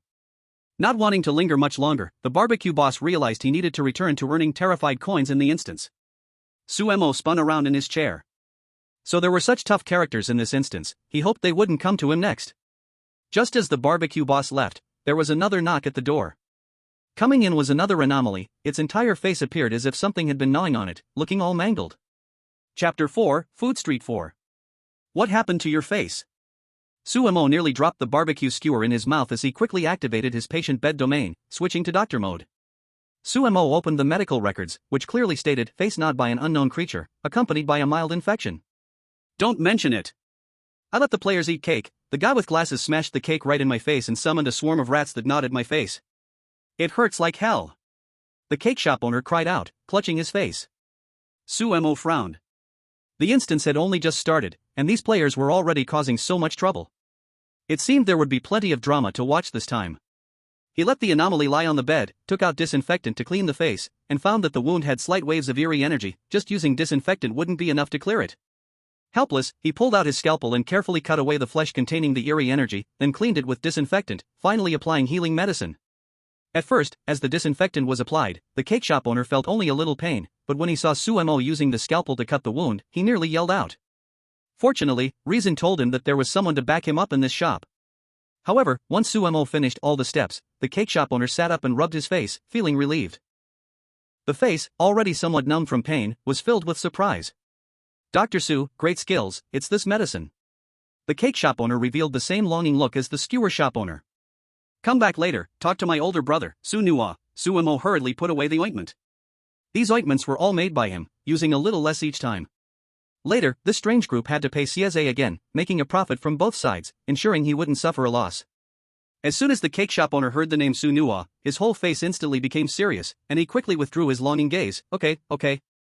Before the cake shop owner stepped out, the door of the medical room opened again, and in came the owner of the drink shop next door. The cake shop owner and the drink shop owner exchanged a glance, shaking their heads helplessly. The drink shop owner covered his throat, unable to say a word. Fortunately, the medical area still hadn't closed. Suemo quickly took out the medical record, and when he looked at it, he was dumbfounded. Severe throat burns, accompanied by symptoms of infection. Come over here and lie down properly. Suemo patted the bed beside him. The drink shop owner obediently lay down on the bed, opening his mouth wide. Suemo shone a light inside and saw that the throat had already been corroded into a mass of rotten flesh. What did you eat? Suemo said helplessly, taking a scalpel and making an incision on the strange throat, cutting off all the rotten flesh, then using healing medicine to treat it. Finally able to talk, the drink shop owner nearly cried from joy after his throat was healed. What's the situation with you? Why is it always you strange ones coming here to get treated? Suemo looked at the owner speechlessly. He initially thought this place was a safety room for humans, but how did it turn into a strange safety room? That guy with glasses and his teammates came to our shop to buy drinks. I recommended something, and then he poured it all down my throat, the drink shop owner cried with snot and tears. Suemo spun the scalpel in his hand, realizing that they were all asking for it, setting traps for others and ending up suffering themselves. Only the skewer shop owner seemed a bit unlucky. Alright, stop crying here. What do those people look like? Suemo patted the drink shop owner, feeling like he kept hearing about a group of people. Early preparation was better to avoid being unprepared when they came. I'm not quite sure, but it seemed like he and his teammates had about 8 people. The one who came to our shop wore glasses and was holding a book, the drink shop owner recalled carefully. Everything happened too quickly, and he didn't remember much clearly. Alright, hurry back then. The mission isn't over yet. Suemo sent the drink shop owner away, stretched his somewhat stiff arms, and turned back to sit in front of the monitor to continue watching. Some players were indeed performing excellently, having gone through several shops in the food street without getting seriously injured. Some players were still lingering in the first 2 shops, discussing with the owners. However, Suemo also noticed that the players who fared the worst were mainly those coming out of the skewer and cake shops, each covered in injuries. This was understandable, as those owners would definitely vent their anger on the players. Suemo silently said a prayer for these players in his heart, then continued eating the skewers. What a pity, they're a bit cold. As Suemo adjusted the monitor, finally, on the 4th rotation, he saw the player wearing glasses that the owner mentioned. A tall, skinny boy, wearing glasses, but for some reason, he gave people an inexplicably sinister feeling. Anyway, Suemo felt this person was particularly treacherous. Suemo took out his phone and sent a message to Sunua, brother, did you see that boy with glasses? 3 store owners on my side have all been played by him. Be careful. If he comes, quickly send me a message. If he dares to cause trouble in the clinic, I'll let him know who holds the power to explain. Sunua looked at the message sent by his brother and hurriedly replied. These owners are all higher in rank than his brother, yet they have suffered losses at this person's hands. His brother is guarding the clinic, a place that players covet, so this person will not give up easily. Suemo chuckled softly, his big brother was still so confident. But then again, these owners looked like they were mice seeing a cat when facing his big brother, showing that his brother's strength is top-notch among this group. Before the message could be sent, the door of the clinic was knocked on again. Suemo looked up to see a boy wearing glasses standing at the door. It was the boy who made Suemo feel uncomfortable, like a vulture. Suemo straightened his white coat and stood up. The glasses boy saw Suemo stand and quickly helped his companion from behind. The companion's leg was bleeding profusely, surrounded by dark marks that were gradually increasing. Doctor, my companion got injured while avoiding regular food. This should comply with our rule number 1, the glasses boy adjusted his glasses, his gaze fixed on Suemo. The companion he was helping, however, had eyes that were very naughty, scanning the clinic as if looking for something. Seeing this, Suemo frowned, feeling uncomfortable, then activated his patient domain. He pulled out a medical record that stated regular food contamination. Come in, help him lie here. Suemo sensed the greed in their eyes and felt a bit unhappy. He flicked his coat and walked to the back, then carefully took out his phone to message his big brother, bro, that 4-eyed one is here. It seems like his teammate hasn't come in yet. I'm coming right away. Upon seeing the message, Sunua's expression turned dark in an instant. The few others working as security nearby saw Sunua's gloomy face and shrank back, cautiously asking, boss, what's wrong? To the clinic. Sunua didn't have time to answer, already rising to head toward the clinic. In the clinic, Suemo put away his phone and walked out from the back, seeing a patient already sitting on the bed as he walked up holding sanitation supplies. The 4-eyed boy was pacing around the room, occasionally glancing at the items on the table. How are you going to pay for the consultation? This isn't free, Suemo placed the tray on the table, preparing the items with a serious look. Is this okay? The 4-eyed boy took out an item from within his space. After Suemo took it, he pouted, knowing it wouldn't be anything good. It was a water bottle that could hold water indefinitely, yet Suemo still accepted it. Why not take it? This piece of junk is worth quite a few fear coins. My big brother's ability is related to water, let's see if he has any use for this bottle. Seeing that Suemo accepted the item, both of them seemed to relax inside in relief. Suemo stood by the bed to clean the man's wound, but during the treatment, he suddenly noticed that the 4-eyed boy was acting strangely. He was holding his book tightly, yet his eyes kept darting toward the door. Suemo paused his movements. The boss had said there were 8 people, so it seemed that the other 6 were standing outside the door. Suemo released his domain and, sure enough, sensed 6 presences outside. Each presence exuded a sense of danger. After treating the wound, Suemo walked up to the counter, looking at the four-eyed man who was lingering, and finally asked, "The wound has been cleaned, please leave as soon as possible." "It's easy for you to say that we should leave, sell us some of these medicines." The four-eyed man looked at the strange thing behind the counter, with a tone full of threats. Rule 3, once you enter the medical room, all weapons and tools will be sealed. You must have seen that just now. Suemo felt somewhat amused. The rules at the door were so clearly posted. These people were used to being tyrannical here that they didn't even look at the strange rules? When the four-eyed man realized that his book and abilities were no longer usable, his expression slightly changed. Having gone through so many instances, he naturally knew that if his abilities were higher than the strange rules, the restraints on him would be greatly reduced. With such a low level of strangeness in front of him, how could he possibly have no power to fight back? A few teammates outside also sensed something was off. A few rushed in first, but the last one looked at the rules at the door. His face changed dramatically. The executioner in the medical room is the security captain, not a doctor. Upon hearing this, the inside person's face also changed instantly. Almost simultaneously, there were faint footsteps outside. Sunua chuckled softly, coming in from outside, looking at the group crowded in the room. His gaze swept over his brother, seeing that he was not injured much, and his eyes revealed a hint of emotion. "I heard someone is causing trouble in the medical room?" Sunua surveyed the area, his eyes like knives, intensely staring at the few people. The strange things behind him also silently mourned for these people for a few seconds. The four-eyed man slowly stepped back a few paces. "It's all a misunderstanding. We just came to get treated and buy some medicine." "Bro, they want to rob me." Suemo ran a couple of steps to Sunua's side, hands on his hips to report the situation. Upon hearing Sumo's address, the four-eyed man's face turned pale instantly. No wonder the executioner in the medical room is the security captain. Generally speaking, whoever's place it is will be the executor. Truly careless lost a stronghold. The few people hesitated to take any action. Regardless of anything, the medical room could still be considered a safe house. Once outside, they didn't know how those security guards would treat them. Seeing their actions, Sumo's eyes turned. Quickly realizing their intentions, he hurriedly took out a strip of gauze and wrapped the injured person's leg. "The treatment is finished. According to Rule 4, your actions constitute a threat. Please leave the medical room quickly." Suemo swiftly hid behind Sunua. The faces of these people instantly turned very ugly, eyes glaring at Suemo. The four-eyed man snorted coldly, slowly retreating from the medical room along with his teammates. As soon as they stepped out of the medical room, the 8 of them instantly ran away. Sunua looked at the already distant figures, sneering coldly. Then, he signaled the strange creatures behind him with his eyes. As he moved, the strange creatures also chased after them. Sunua stood at the entrance of the medical room, glancing back at Suemo. "If anyone causes trouble again, send a message," and then Sunua moved and chased in one direction. Suemo looked in that direction and found it was the place where the four-eyed man had run off. Seeing his brother's figure disappear, Suemo turned back to the shop. The shop owner next door poked his head out, and after seeing the security captain leave, he cautiously looked at the medical room again. "This kid really has a solid background. No wonder with such a low level, he can still have a safe house in our large instance." He then continued to greet the customers coming into the shop. Suemo stared at the slightly cold grilled skewers, pushed them aside, and intensely focused on the monitor, trying to find the figures of those people who had just left. After adjusting a few times, the monitor flickered uneasily. "Just saw the figures of my big brother and the four-eyed guy." Sunua slowly followed behind the four-eyed guy, occasionally attacking with some eerie energy. That four-eyed guy was in a mess, using all sorts of tricks, and was eventually captured by Sunua in front of a shop. "Such a thing, I wonder if Sieze will take it." Sunua observed the four-eyed guy, seeing the ample eerie energy around him, and patted his shoulder in satisfaction. As soon as he finished speaking, Sieze appeared beside him, dressed in red, completely contrasting with his usual refined, decadent appearance. "Sunua, not bad, will this one do?" Sieze knew Sunua's rules and rubbed his hands in a somewhat flattering manner. "Sure, what price can Boss Sie offer?" Sunua looked at the already fainted four-eyed guy and tightened the eerie energy around him a bit more. Saying fear coins is too ordinary, I have a prop here, very suitable for a brother. Sieze took out a medical box from his space and handed it to Sunua.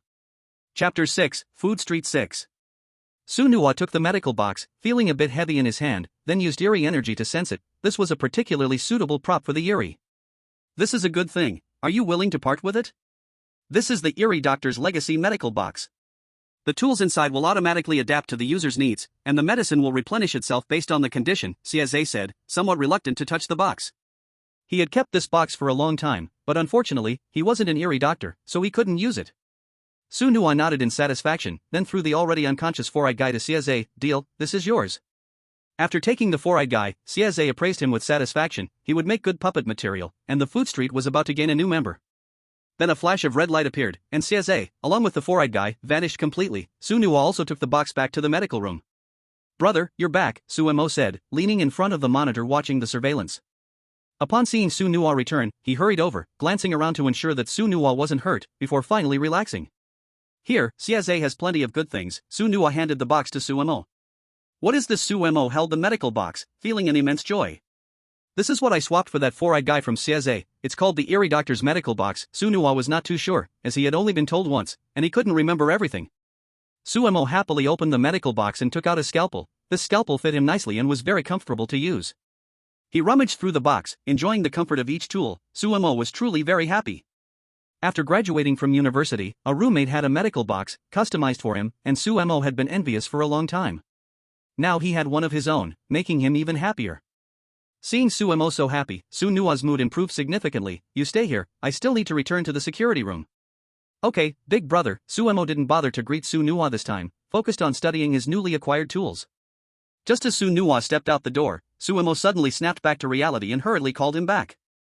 Big brother, wait a second, can you see if this is usable? Suemo handed the kettle he just received to Su Nuwa.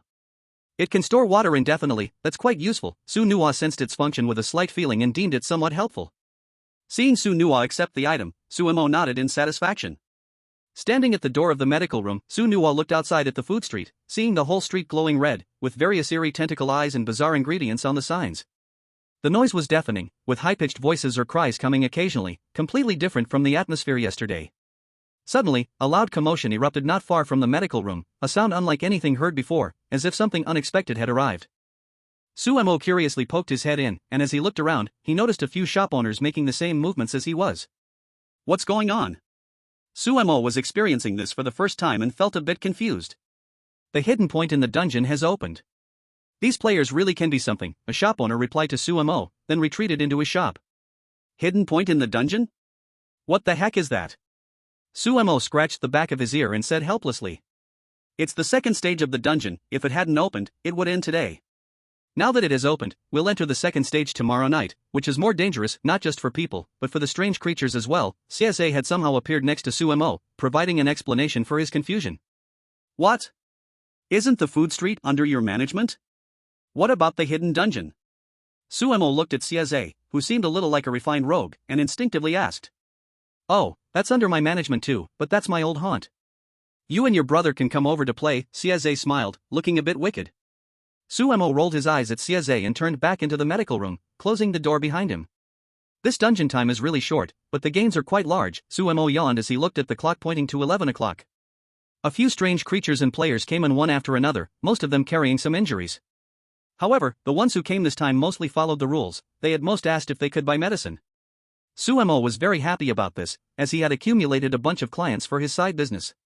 When the countdown at 11:50 sounded, the players in the street hurriedly ran in one direction, everyone looking anxious.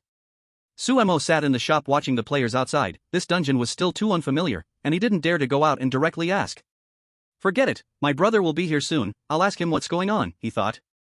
Just as he finished thinking about Su Nuwa walked into the medical room. Ah, I thought I could do 1 day's work for 2 days' pay, but who knew these players would be like this and activate the hidden dungeon? Su Nuwa sat down heavily on a chair and started complaining.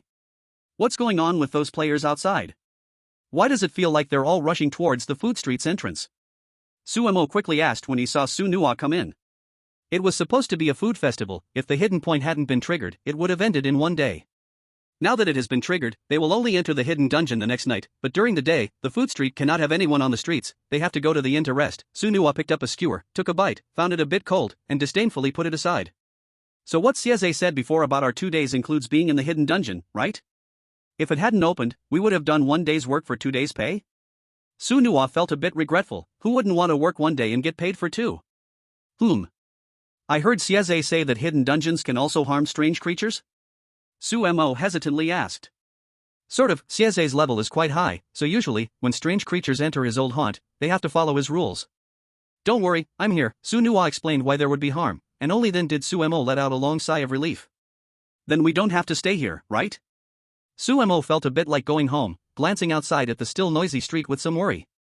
We can't leave, we can only make do here today. Su Nuwa stood up, stretched lazily, and took stock of the medical room. You have a resting room back there, sleep here. Su Nuwa, glancing at the medical room's environment, shrugged his mouth in resignation. What about you, brother? Suemo looked at Su Nuwa heading outside and quickly asked. Me? I'm going to the security room, I'm the security captain, Su Nua said matter-of-factly. Since Xieze had brought him in, his treatment would definitely be very good. After saying this, Su Nua waved his hand to Su Mo and turned to blend into the darkness. After losing sight of Su Mo, Su Nua's direction was not toward the security captain's break room.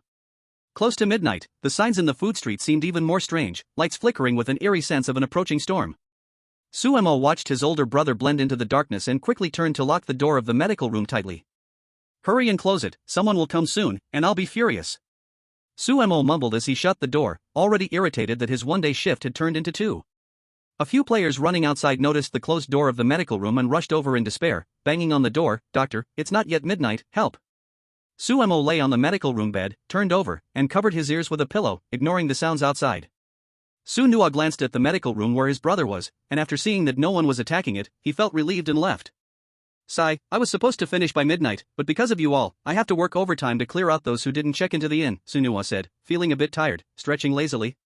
The strange security guards behind him took 2 steps back upon hearing Su Nua muttering to himself. The strange gazes exchanged with one another, seemingly noticing the shared fear in each other's eyes. Let's hope we don't go crazy and end up being slaughtered ourselves. Bang, a dull bell sound echoed, and the entire food street plunged into a bizarre world, the tentacles on the signs beginning to move, searching for lone players on the street. Many players who did not rush into the inn were now hiding around the street, curled up in corners with terrified eyes watching the bizarre scenes unfold. Some players, still unwilling to give up, tried to dash into shops for shelter, only to end up being caught like sheep in a tiger's den by the shop owners waiting inside. Thump thump thump, a regular sound of footsteps approached from the other end of the food street, making everyone on the street, including the strange beings, shudder. Players hiding in corners watched in disbelief as the strange beings who were grabbing people retreated to the sides, making way for a team of security personnel walking down the middle of the street, led by a tall young man.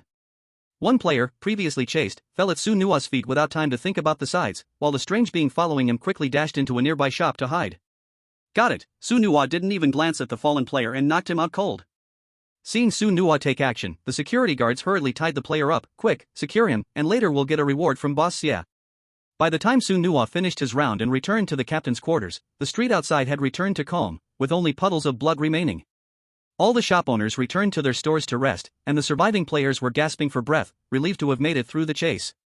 Su Nua took off his uniform, lay down on the bed, and twitched his ear slightly upon sensing. The girl with the ponytail beside nodded. The girl with glasses glanced, turning to the people next to her. I don't recommend going, there have hardly been any low-level anomalies in such large instances. If it's other shops, we could definitely get hurt or lose people, said the middle-aged bearded man, somewhat hesitant. Although he felt the girl with glasses was right, he still felt a bit unwilling. After all, going to the medical room was only potentially dangerous, while hitting other shops was definitely dangerous. How about we just go take a look? Anomalies are usually resting at this time. If we just keep quiet, it should be fine, the ponytailed girl suggested. In the end, the group discussed for a long time and decided to go see the medical room. The temptation of high rewards and low risks was just too great. Quietly, several people crept in the dark to the entrance of the medical room, and when they looked up, they saw the glaring rules posted at the door, each line stating that the executioners were the security team leaders, leaving everyone exchanging glances. I still think we should go somewhere else. I've seen the security team leader before, and they're not low-level. The girl with glasses took 2 steps back. She had seen Sumo's appearance on the street today, and she absolutely dared not take action in the medical room. After the girl with glasses stepped back, 2 other people followed her out. The middle-aged bearded man, feeling unwilling, chose to stay and charge the medical room. In the end, a line of 7 people chose to stay, while the girl with glasses, the ponytailed girl, and a guy with glasses chose to leave. As the 3 just concealed themselves, the remaining 7 started charging at the main door of the medical room.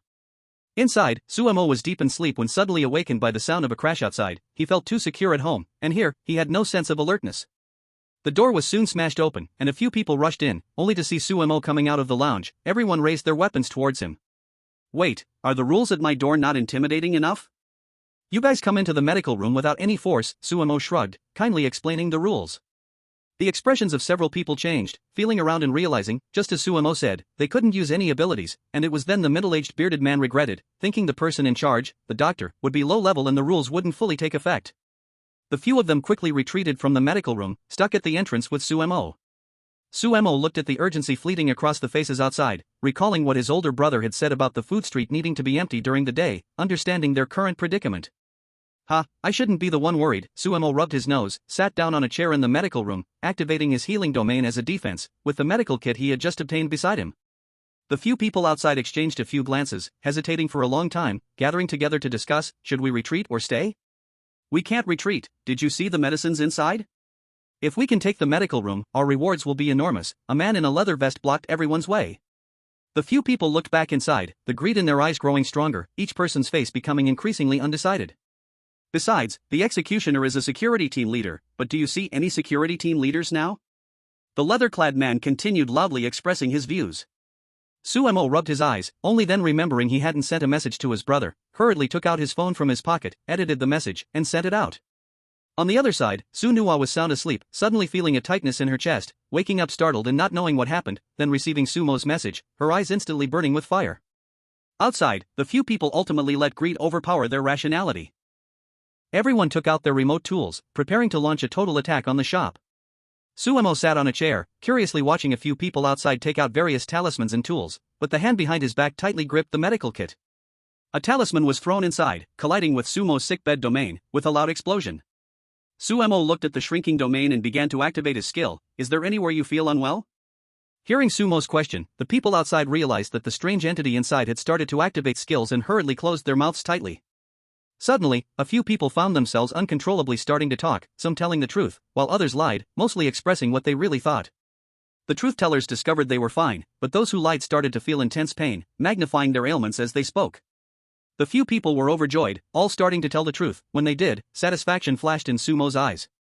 Then, the skill activated patient relations. The truths just spoken began to take effect, with their described conditions amplified many times over. One person's arm hurt so much that the prop they held fell to the ground. The man in leather flashed a hint of anger, taking out a bow-like tool from his space, trapping the few people inside it. With a flash of white light, all Sumo's skills became ineffective, and those inside the device began to recover. Suemo started to output continuously, only to find that all his skills hitting the tool merely stirred up a ripple, obviously unable to break its defense. Brother, you're here, why aren't you coming out to help me? Suemo shouted helplessly toward the outside. Sunua walked out from behind a big tree, looking at Suemo acting like a rogue, shrugging his shoulders. Aren't you having fun? Why not give it another try? You haven't even tried your last skill yet. Sunua completely ignored the furious glares from the people inside the tool. I can't break the defense. I learned a few conditions today, but the strange energy can't get in, Suemo pouted, thinking it wasn't that he didn't want to, but that he simply didn't have enough level.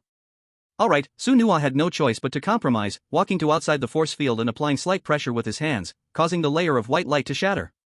Before the people inside could react, they all fainted, sprawled on the ground. Siaze, hurry up and come out to collect the scrap, Sunua shouted outside, his voice not loud but very penetrating. Coming, stop using your strange energy to damage things. Siaze flashed a few times from a distance, appearing in front of the two brothers. This is really scrap. Siaze squatted down in front of the few people, examining them with some disdain as he clapped his hands. If they can't even enter an inn, what good can they be? Sunua kicked one person's leg, also showing some disdain. Then what do you want?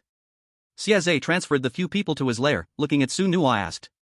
Transfer some fear coins. This group of scraps can't exchange for anything. Sunua took out his phone and waved it in front of Siaze.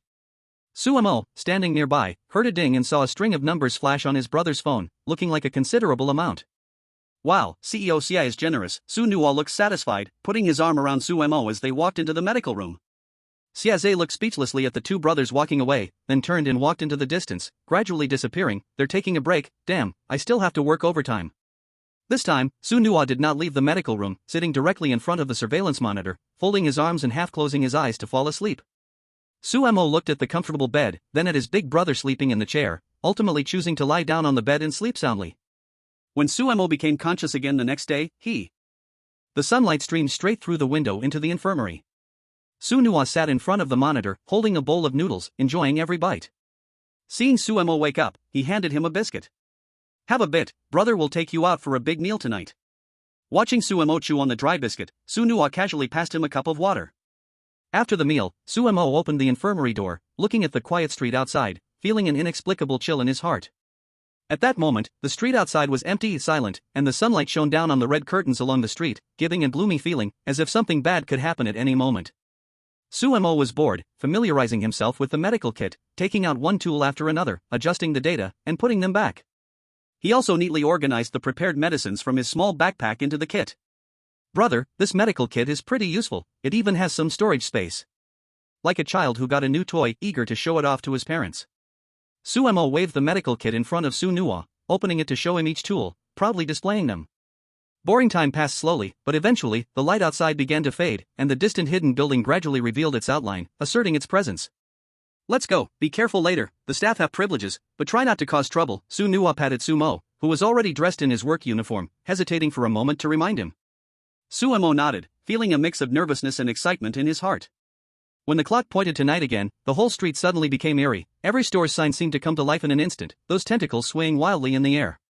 But the nearby stores had all their doors shut tight, the closed doors glimmered with an ominous red, making the players walking on the street feel an inexplicable chill. Let's go. Sunuwa put on his hat and adjusted his uniform.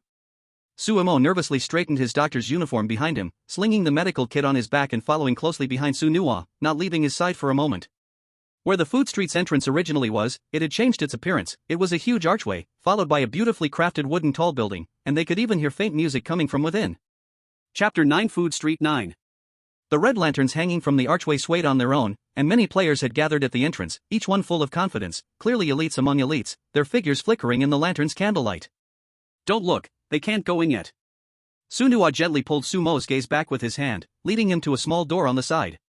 CSA had already been waiting here for both of them for a while, dressed in red, holding a fan, appearing charmingly flamboyant, which made Suemo feel he was a bit too showy.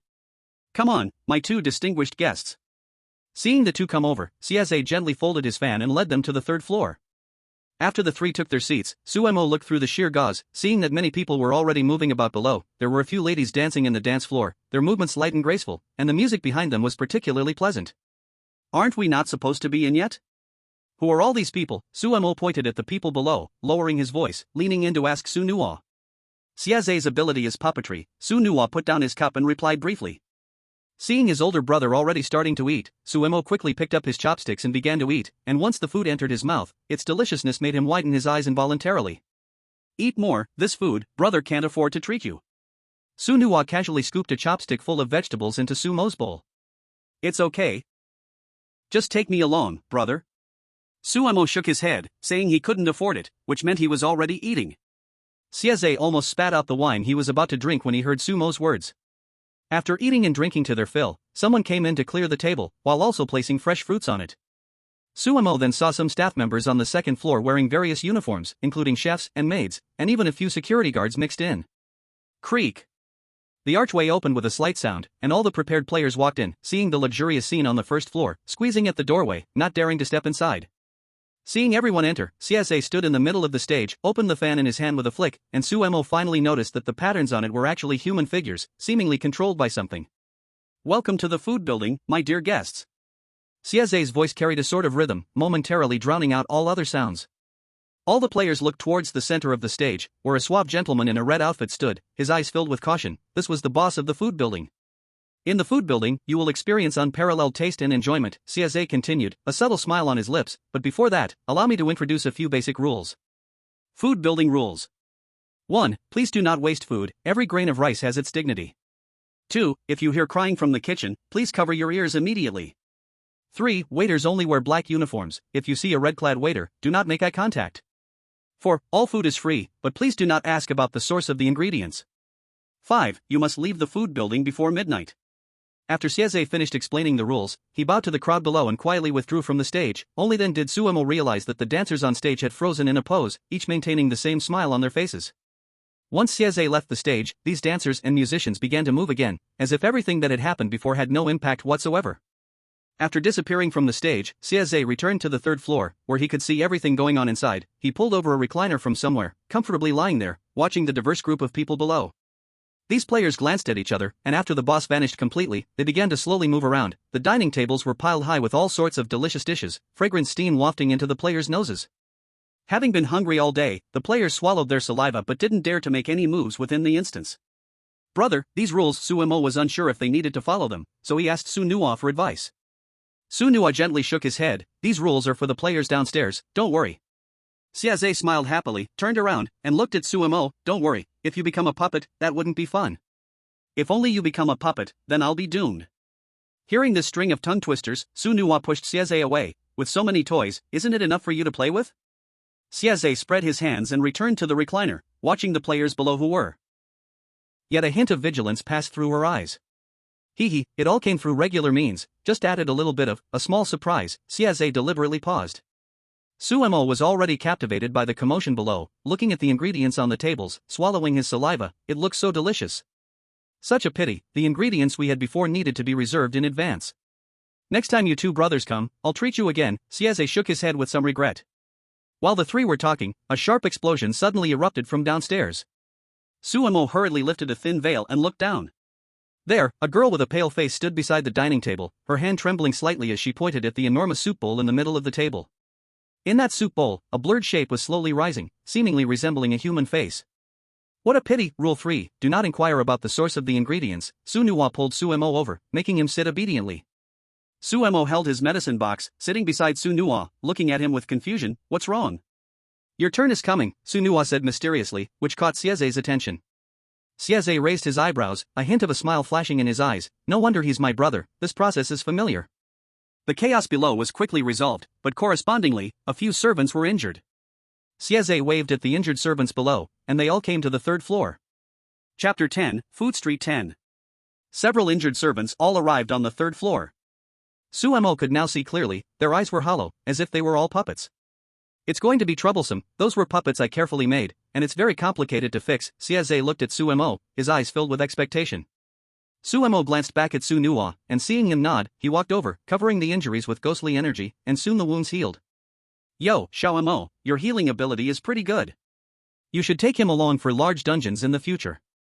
You fight in front, and he heals you from the back, Siaze said while satisfied, playfully nudging Sunuwa. Humph, Sunuwa scoffed, turning around to pull Suemo back. Don't, there are still 2 unfinished, Siaze called out anxiously. Reward, Sunuwa pouted, 1 was your trial pack, and you still wish to heal all 3? Siaze laughed in disbelief, turned around and transferred a frightening coin to Sumo's account. So tacky. While Suemo was healing the 2, a chorus of gasps rose from below, startling Suemo to nearly lose control of his hands. What are they doing? Why is it so noisy down there? Suemo complained, rubbing his ears. Walking to the railing, he looked down, seeing a player clutching his throat, collapsing to the ground, his expression filled with agony. After a moment, his body gradually stiffened, and his expression began to merge with that of the servants. Rule 1, do not waste food. Sunuwa walked to Sumo's side, looking down at the commotion. He just threw up what he ate. Ah, my food hall just got a new employee. Siaze waved his fan, his tone filled with joy. Are all of your puppets living people? Suemo turned to look at Siaze, hesitating for a long time before asking. Brother, Rule 4, please do not inquire about the source of the ingredients, applies to the third floor as well. Siaze's expression stiffened, then he burst into laughter. Smack. Sunuwa slapped Siaze on the back. Don't scare my brother. I can't believe you're so ruthless. You're all VIPs, how can I be rough? Siaze rubbed his injured spot in disbelief. Suemo had been looking at Siaze with some vigilance, but he suddenly burst into laughter at the scene before him. Suddenly, a faint sobbing sound reached his ears. Siaze also turned to look towards the source of the sound. It's starting. I wonder if anyone below realizes. Covering your ears is useless. Sunuwa looked pityingly at the people on the first floor. At that moment, the big clock downstairs chimed, signaling 11 o'clock, yet those still indulging in the food feast showed no response, their faces twisted in pain as they sank deeper into the sound's abyss. The food feast is about to begin, come and enjoy it together, Siaze said happily as he walked around, watching the crazed people below. After Siaze's words fell, the weeping from the kitchen grew louder, and those immersed in food now looked tormented. They opened their mouths wide, their eyes bulging, and strange sounds erupted from their throats, as if they were enduring tremendous suffering. Their skin lost color at a visible speed, turning grayish-white and stiff, their expressions frozen into a hollow smile indistinguishable from that of the surrounding servants. What's going on? Suemo was a bit confused. What was happening? They've been tainted by the rules. The food down there is essential for creating puppets, and the weeping is meant to attack their consciousness. You can't defend physically, you can only resist with willpower, but the food they've eaten weakens their minds, Sunuwa explained slowly to Suemo. This group of players has been sinking step by step into an abyss since entering here. Wanting to leave is incredibly difficult, and let's not forget this is a hidden instance inside a large dungeon. Opening it always comes with a price. However, the weeping didn't last long. After about 5 or 6 minutes, the sound gradually faded away, and the chaos downstairs slowly calmed down. Those who had transformed into servants slowly crawled up from the ground, tidying up the various messes on the first floor. Few of those who had just consumed large quantities of food were still alive, and those who survived were huddled in corners like frightened birds. Rules are rules. My food tower still has a long way to go before upgrading, Siaze said, nodding in satisfaction as he looked at the transformed people below. Suemo calmly watched the struggling players downstairs when suddenly he noticed a group of players sneaking toward the kitchen. Bro, look, he said. Sunua followed Sumo's pointing hand and eventually lost interest, pulling back his gaze. Just another group of self-important fools. Why do you say that? Suemo asked with curiosity. Every time a dungeon opens, there are people like this who think there's some secret in the kitchen. In reality, all the secrets of the food tower are embedded within these dishes. Those who head to the kitchen are just asking for extra servings. Sunua bluntly broke through all their schemes. Moreover, this time the greatest danger has passed. As long as they stay quietly on the first floor, they can essentially clear it, Siaze added from the side. After the recent cleaning, 2/3 of the people had already fallen. If another wave hit, no one would dare to come to the food tower again. As they spoke, the group that had sneaked into the kitchen had already met their demise under the chef's knife. Wow, this group of players is something. They even made it to the 3rd floor. Sunua twitched his ears and stood up from his seat. Siaze's face turned somewhat grim. These puppets were supposed to upgrade, yet someone managed to reach the 3rd floor. Suemo picked up a medical kit, standing behind Sunua, nervously watching the stairway entrance. 4 people came up the stairs, 3 men and 1 woman. As soon as they appeared, they froze upon meeting the eyes of the others. Siaze, feeling a mix of embarrassment and anger, threw his fan out, while the man in front wearing a badge hurriedly threw out a defensive item. The sound of metal clattering echoed on the 3rd floor. Seeing the 4 unaffected, Siaze's face darkened further. Is it a boss? Are we going to start a group? The woman behind quietly asked the 3 people beside her. Start a group, my foot, hurry up and run. Can't you see? The security captain is here too, the muscular man cursed directly, who knew the boss here was of such a high level. The few quickly ran toward the stairway, and Siaze directly moved to block their escape route. Sunua, take them down. I want to make them my new toys. Siaze looked at a few people, a hint of excitement flashing in his eyes. Sunua cracked his knuckles and followed, a sinister aura spreading, directly activating his domain, turning the entire 3rd floor into a battlefield in an instant. This time, the reward can't be less, Sunua said softly as he passed by Siaze. When have I ever shorted you on rewards? Siaze casually dodged a spell thrown from across, still having time to talk to Sunua. Chapter 11 Food Street 11. At this moment, the whole 3rd floor was covered in a layer of water vapor, with various patterns even forming on the walls, dazzling the eyes, and the air was thick with an eerie atmosphere. This small team was not ordinary, as they made it to the 3rd floor. The bald man at the front raised his hand, and his chest badge flashed. A glaring white light swept past, weakening the surrounding eerie aura by 1/3. Suemo stood beside, nervously watching Sunua, and when he saw Sunua's eerie aura being pushed back, he looked even more worried. But Siaze stood beside, seeing the eerie aura weakened, with no hint of worry, instead coolly waving his fan. It's useless, my domain naturally must follow my rules, Sunua's voice echoed in the domain, especially sounding even more terrifying in the ears of a few players. The muscular man in the team roared and smashed his fist into the ground, trying to break the domain, but the water below him created a massive pulling force. Watch your feet, a long-haired woman shouted just before being hit in the face by the fan thrown by Siaze. A scholarly-looking man, similar to a strategist, observed for a while before saying to the bald man, Captain, we can't stall any longer. We must find the core. Siaze watched the few players struggling like trapped beasts, leaning against the railing, a look of casual ease on his face. Oh, looks like you've made progress lately. Shut up, if you say more, you can take over yourself. Sunua briefly showed up again before quickly blending back into the domain. The strategist man glanced at Suemo, who stood to the side, his eyes flickering, as if the eerie creature had never joined the battle and its eerie aura was faint, clearly of low level. Captain, perhaps that eerie creature is our breakthrough point. Upon hearing this, the bald man's gaze also turned to Suemo. This action caught the attention of Siaze and Sunua's face suddenly turned pale with anger. Suemo also noticed their scrutinizing gazes and quickly activated his domain for defense. The 4 players quickly altered their strategy, pouncing towards Suemo. Suemo stepped back 2 paces and opened his medical kit. In the blink of an eye, several pills flew out from the kit, exploding in front of a few people. The instant the woman's arm touched the powder, her flesh melted away to reveal white bone. The others following quickly retreated upon seeing this. The woman cried out in agony, clutching her arm and stepping back to avoid the powder. Some people looked at Sunua with confusion. Brother, didn't we say before that if we don't pass the level, we can redeem ourselves with gold coins? What about these people who have turned into puppets? Can they redeem themselves? The premise of redemption is that they are still players, Sunua scoffed, motioning for Suemo to take a closer look at the few people. After becoming my puppets, they will officially be employees of the Gourmet Tower, Siaze said with a near-pleased expression, looking at the few people, his gaze stopping on the girl whose arm was nothing but bones. Little Mo, can you help treat her?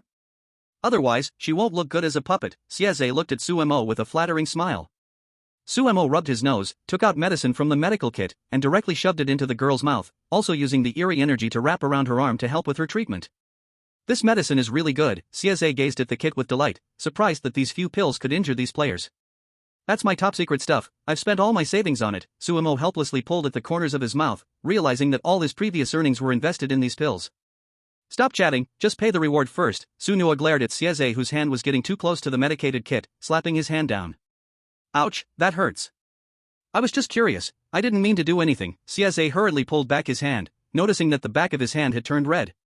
Hurry and pay the reward. Sunua watched Sieze menacingly, his eyes filled with threat. Just tell me what you want.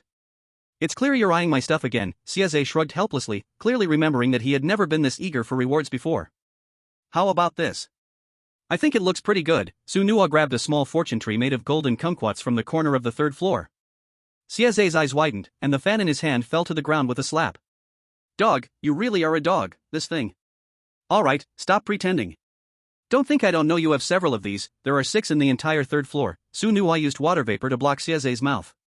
Seeing this, Sieze also wiped the expression off his face. You really know how to choose.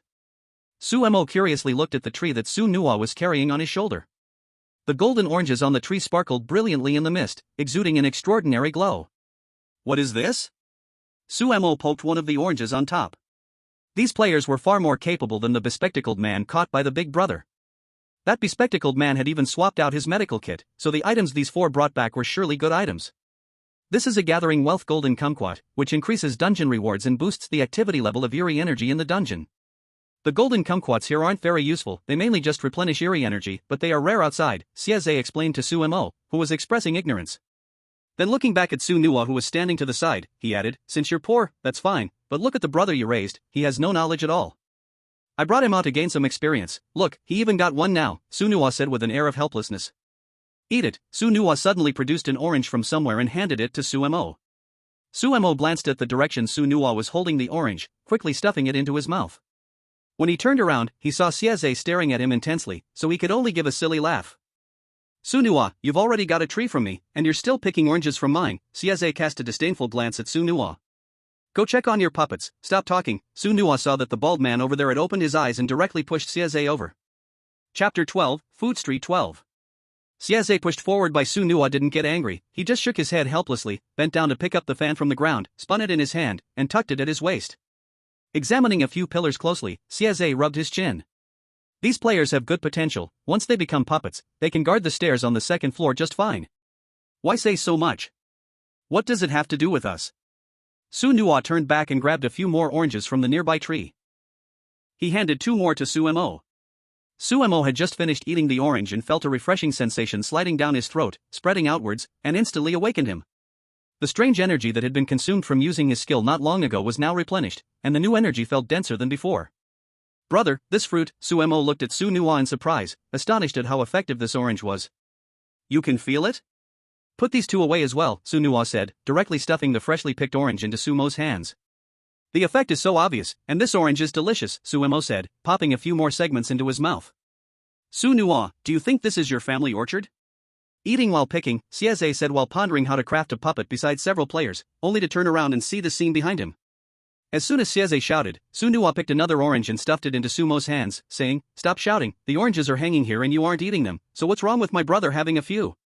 Sieze watched Sunua's movements and quickened his fan motion, saying, That's enough, these oranges are my precious collection, I like them too. Sunua paused his actions, casually pulling his hands back, and then glanced at the gold orange fruit he was carrying on his shoulder. Feels like it's taking up space.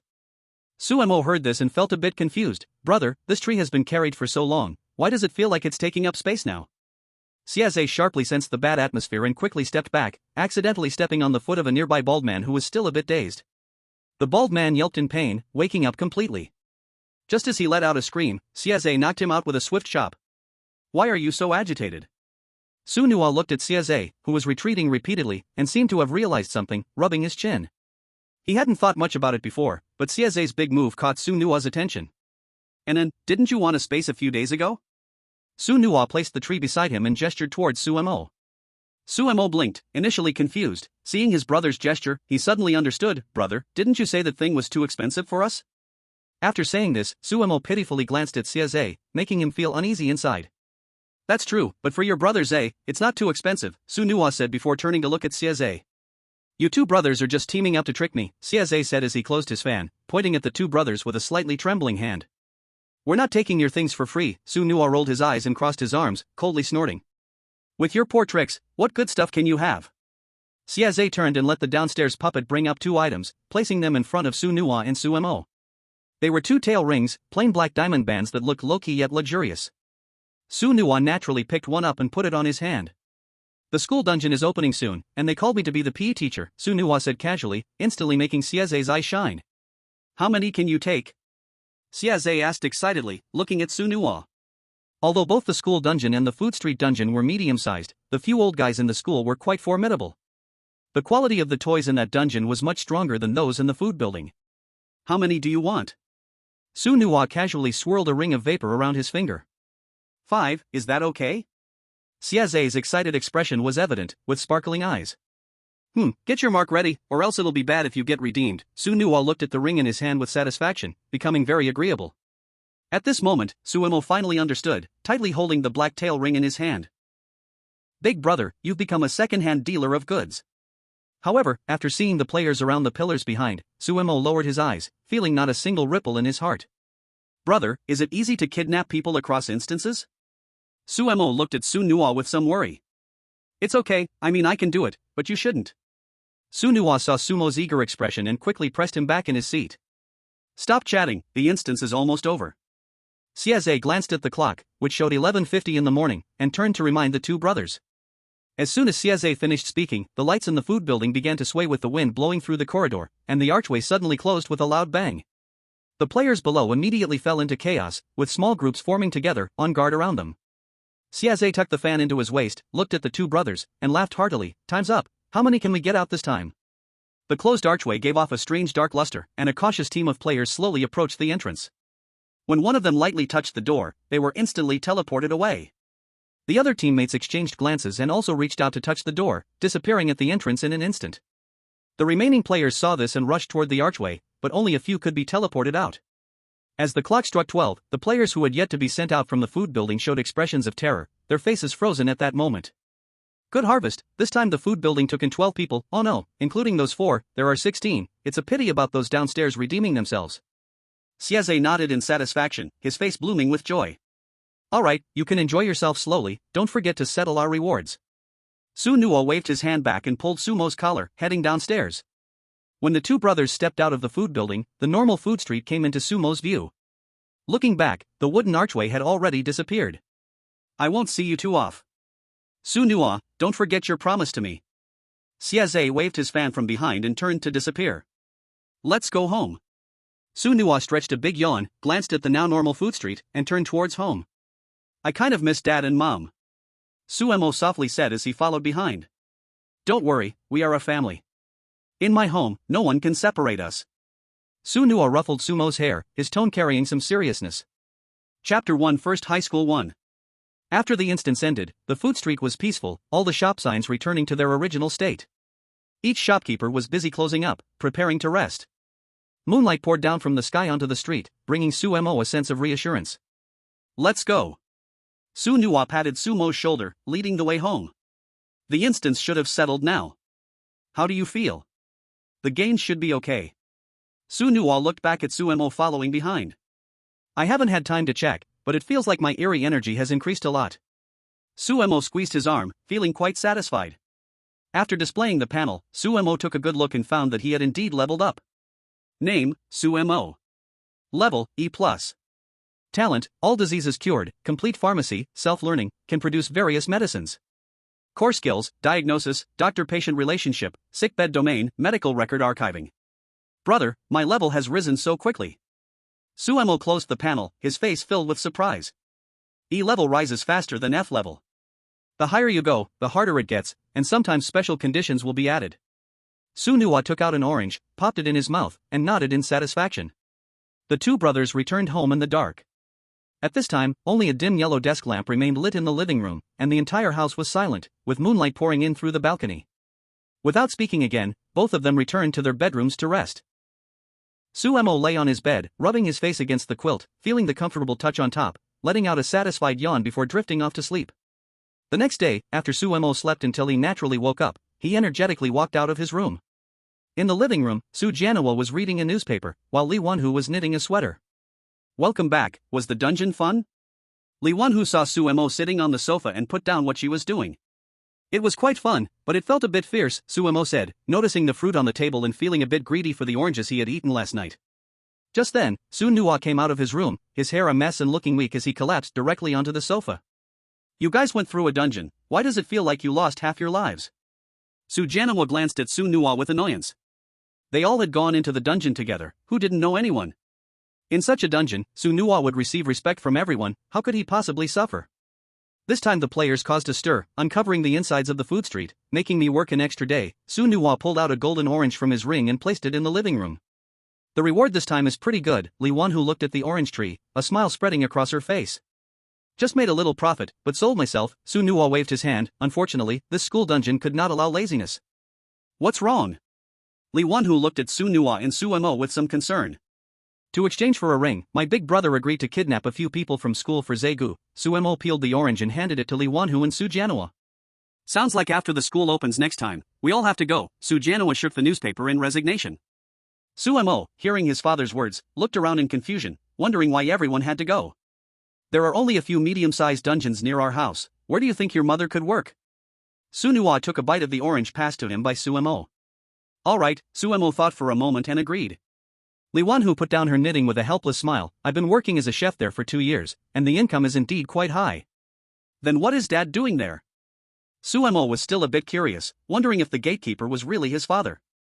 The gatekeeper, that's a nice position, with good pay and little work, ordinary people can't get it, thanks to your mother's connection, Su Jianhua said confidently.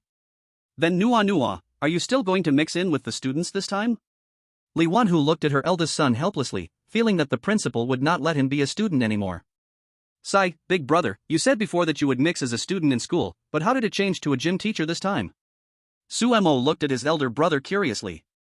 Don't mention it, last time in the dungeon, I hit a teacher in class, and this time they wouldn't let me go as a student no matter what, Su Nuwa lazily flipped over.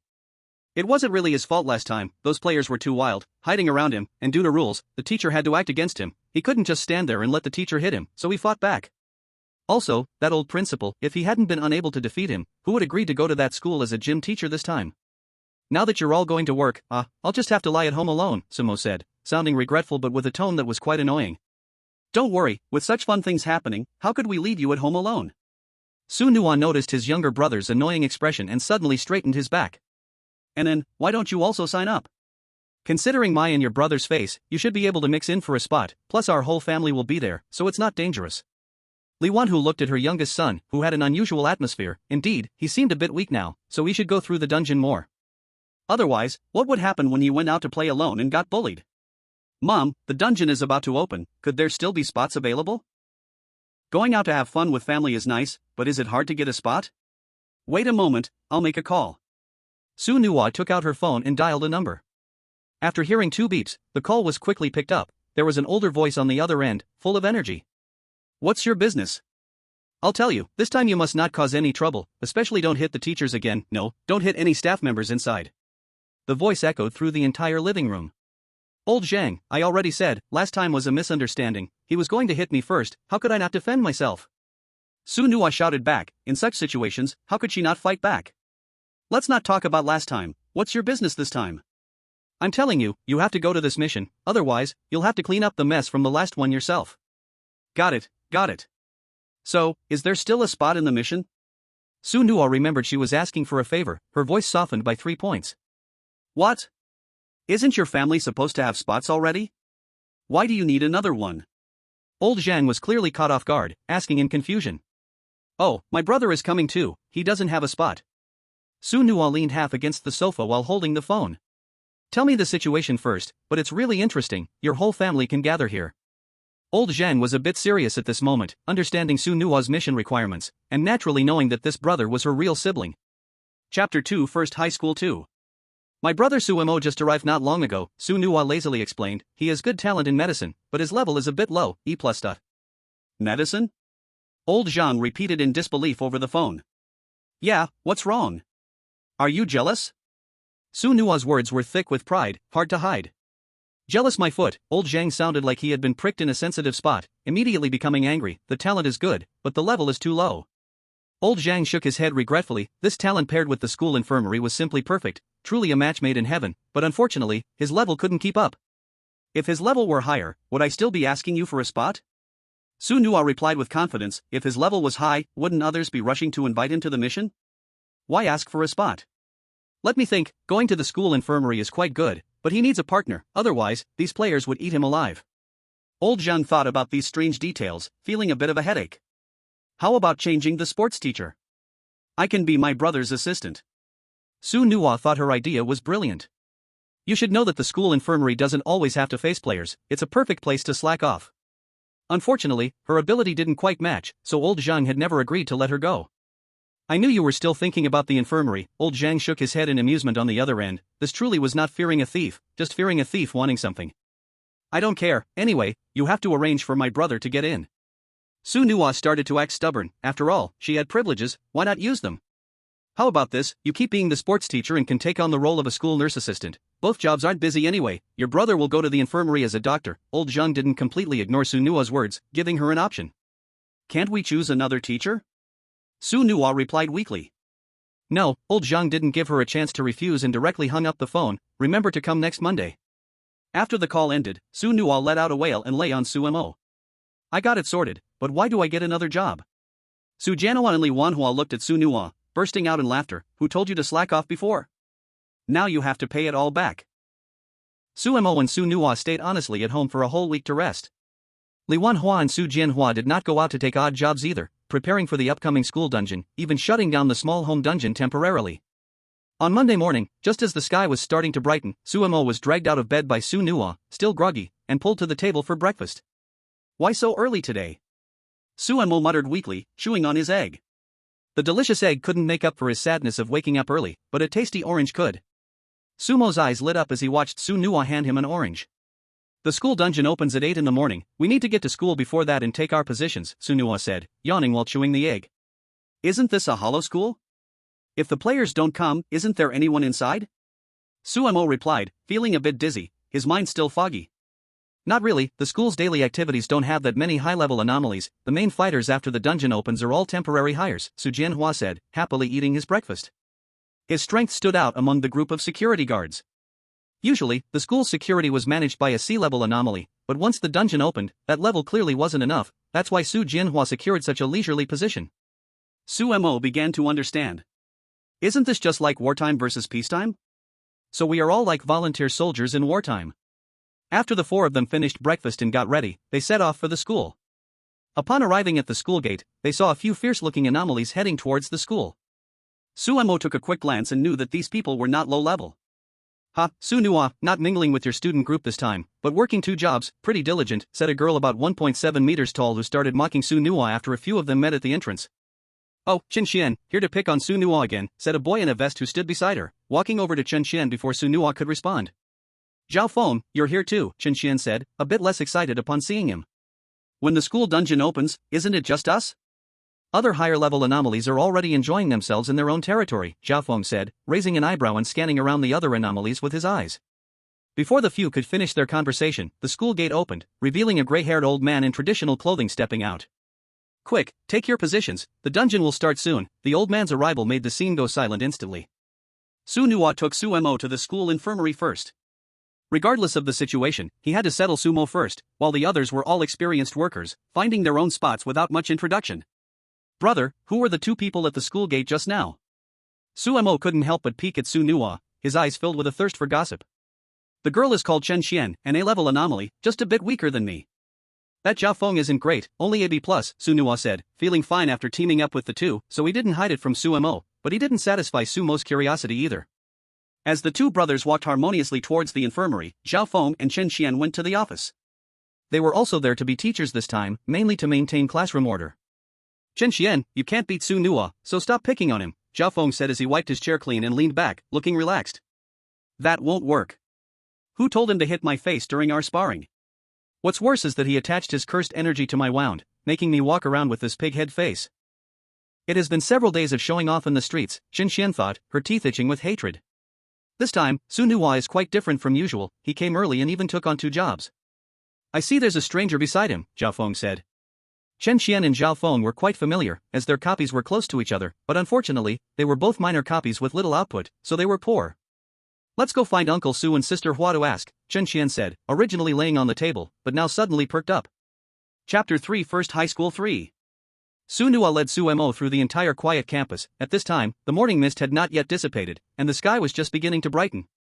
We are almost there, Su Nuwa said as he walked with Su Mo to the far east side of the 4th floor of the comprehensive building. The door of the infirmary was basically no different from other rooms, except that it had a sign saying infirmary on it, and the glass window at the door was blocked by a white curtain. You can see the national flag platform from the infirmary window. Try not to go over to the teaching building, as there are more players over there, Su Nuwa said, pulling Su Mo inside and specifically advising him. Su Mo looked around the infirmary and immediately felt 3 black lines appear on his forehead. This infirmary was simply too shabby. There were 3 beds in the room separated by curtains, and several cabinets were placed against the wall, containing a few scattered medicines with labels on the bottom, but they were pitifully few. Brother, is this really the infirmary? Sumo's mouth twitched a few times. Having one is already good, some schools don't even have an infirmary. Su Nuwa looked around and seemed somewhat satisfied. So what's the use of this infirmary? Su Mo didn't even see any tools for treating wounds inside. It's useless. Usually, the principal is the school doctor here, and when students come, he just gives them 2 pills, and if it's really bad, they go to the hospital outside. Su Nuwa lay down on one of the beds, feeling uncomfortable and then sitting up. The world is really a huge mess, and now I am part of it. Su Mo sat on the chair behind the desk. To be honest, this chair was quite comfortable. That chair is comfortable, right? It was bought for himself by old Zhang. Su Nuwa walked over, a bit envious, touching the chair. This was a nice piece of furniture that even had a massage feature. Su Nuwa and Su Mo were now hanging around in the infirmary, as there was still some time before the copy opened. Getting up early made them feel a bit sleepy. By the way, brother, how many people will come for this copy? Su Mo just remembered that he didn't know how many players were coming. Seems like it's also 100 people, I can't remember clearly, it's all mixed up in different classes. Su Nuwa was caught off guard by the question since he really hadn't counted. Usually, there were only 7 or 8 players around him. So where should we post the rules for this infirmary? Su Mo held the rules and looked around, a bit hesitant. Let's stick it on the door, otherwise, if those blind ones don't see it and come in to rob you, what will you do? This infirmary has been robbed a lot during the last few copies, Su Nuwa shrugged. But he didn't tell Su Mo that since the infirmary was under the principal's control before, the players who came to rob the medicines had unfortunate outcomes, with many becoming teaching tools for the school. Alright, then I'll stick it on the glass. It can be seen from the outside and won't be easily taken down. Su Mo happily stuck the rules on the glass and clapped his hands in satisfaction. Will this rule be a bit? Su Mo looked at the rules awkwardly, feeling that it had a vibe of intimidation mixed with false authority. Medicines are scarce no matter where you are. In medium to large copies like this, places like the infirmary are often robbed. You can't guard it now. Su Nuwa also felt a bit awkward. At that moment, a sound of footsteps came from outside the door, and Su Mo and Su Nuwa instinctively turned to look at the door. When it opened, in walked none other than Chen Qian and Zhao Feng. How did you 2 get here? Su Nuwa sat on the chair, spinning around lazily as he asked. Let's go, the principal wants us to attend a meeting. A rally before the dungeon opens, Chen Qian said, while Zhao Feng smiled good-naturedly. No wonder he is the principal, Su Mo gave a thumbs up. Let's go. Su Nuwa wasn't eager to leave the chair and turned to walk towards the 5th floor.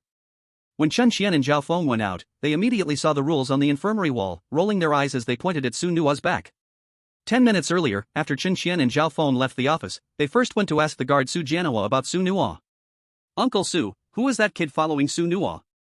Chen Qian, being familiar with him, asked directly. You mean Su Mo? He's my son Su Nuwa's younger brother, just arrived recently. Su Jianhua felt a bit cautious as soon as he heard Su Mo's name.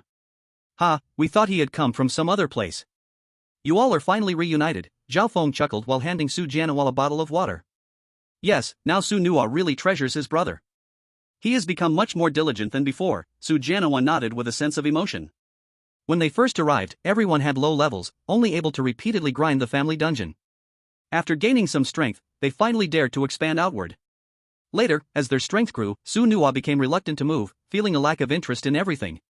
Now that Su Mo was here, it was obvious that Su Nuwa's mood had improved a lot, and Su Jianhua and Li Wanhua's spirits were also getting better day by day. Back in the infirmary, Chen Qian sized up Su Mo. Seeing his polite smile, he looked very well-mannered. Su Nuwa, your brother seems much more polite than you. This comment was a total jab. The 2 brothers ahead didn't reply at all, leading to an awkward silence. Who do you think wrote the rules for the infirmary? They seem a bit ridiculous. Xinxian leaned close to Zhao Feng, whispering. Not sure, but Su Nuo was definitely involved. Zhao Feng shook his head. Though they spoke quietly, the two brothers still heard it, and Su Nuo turned back, giving them a warning glance. Arriving in front of the principal's office on the 5th floor, Su Nuo didn't knock but pushed the door open. Old Zhang, aren't you tired of meetings every day? Mind your manners, there are so many people here. Principal Zhang was seated, his tone very friendly. I won't say much, you have been to so many already. Just remind your brother to be careful, and if he encounters something too difficult, he should hide quickly. Principal Zhang looked Suemo up and down, considering him a rare breed. Stop staring, the dungeon door has appeared. In 10 minutes, players will be ready.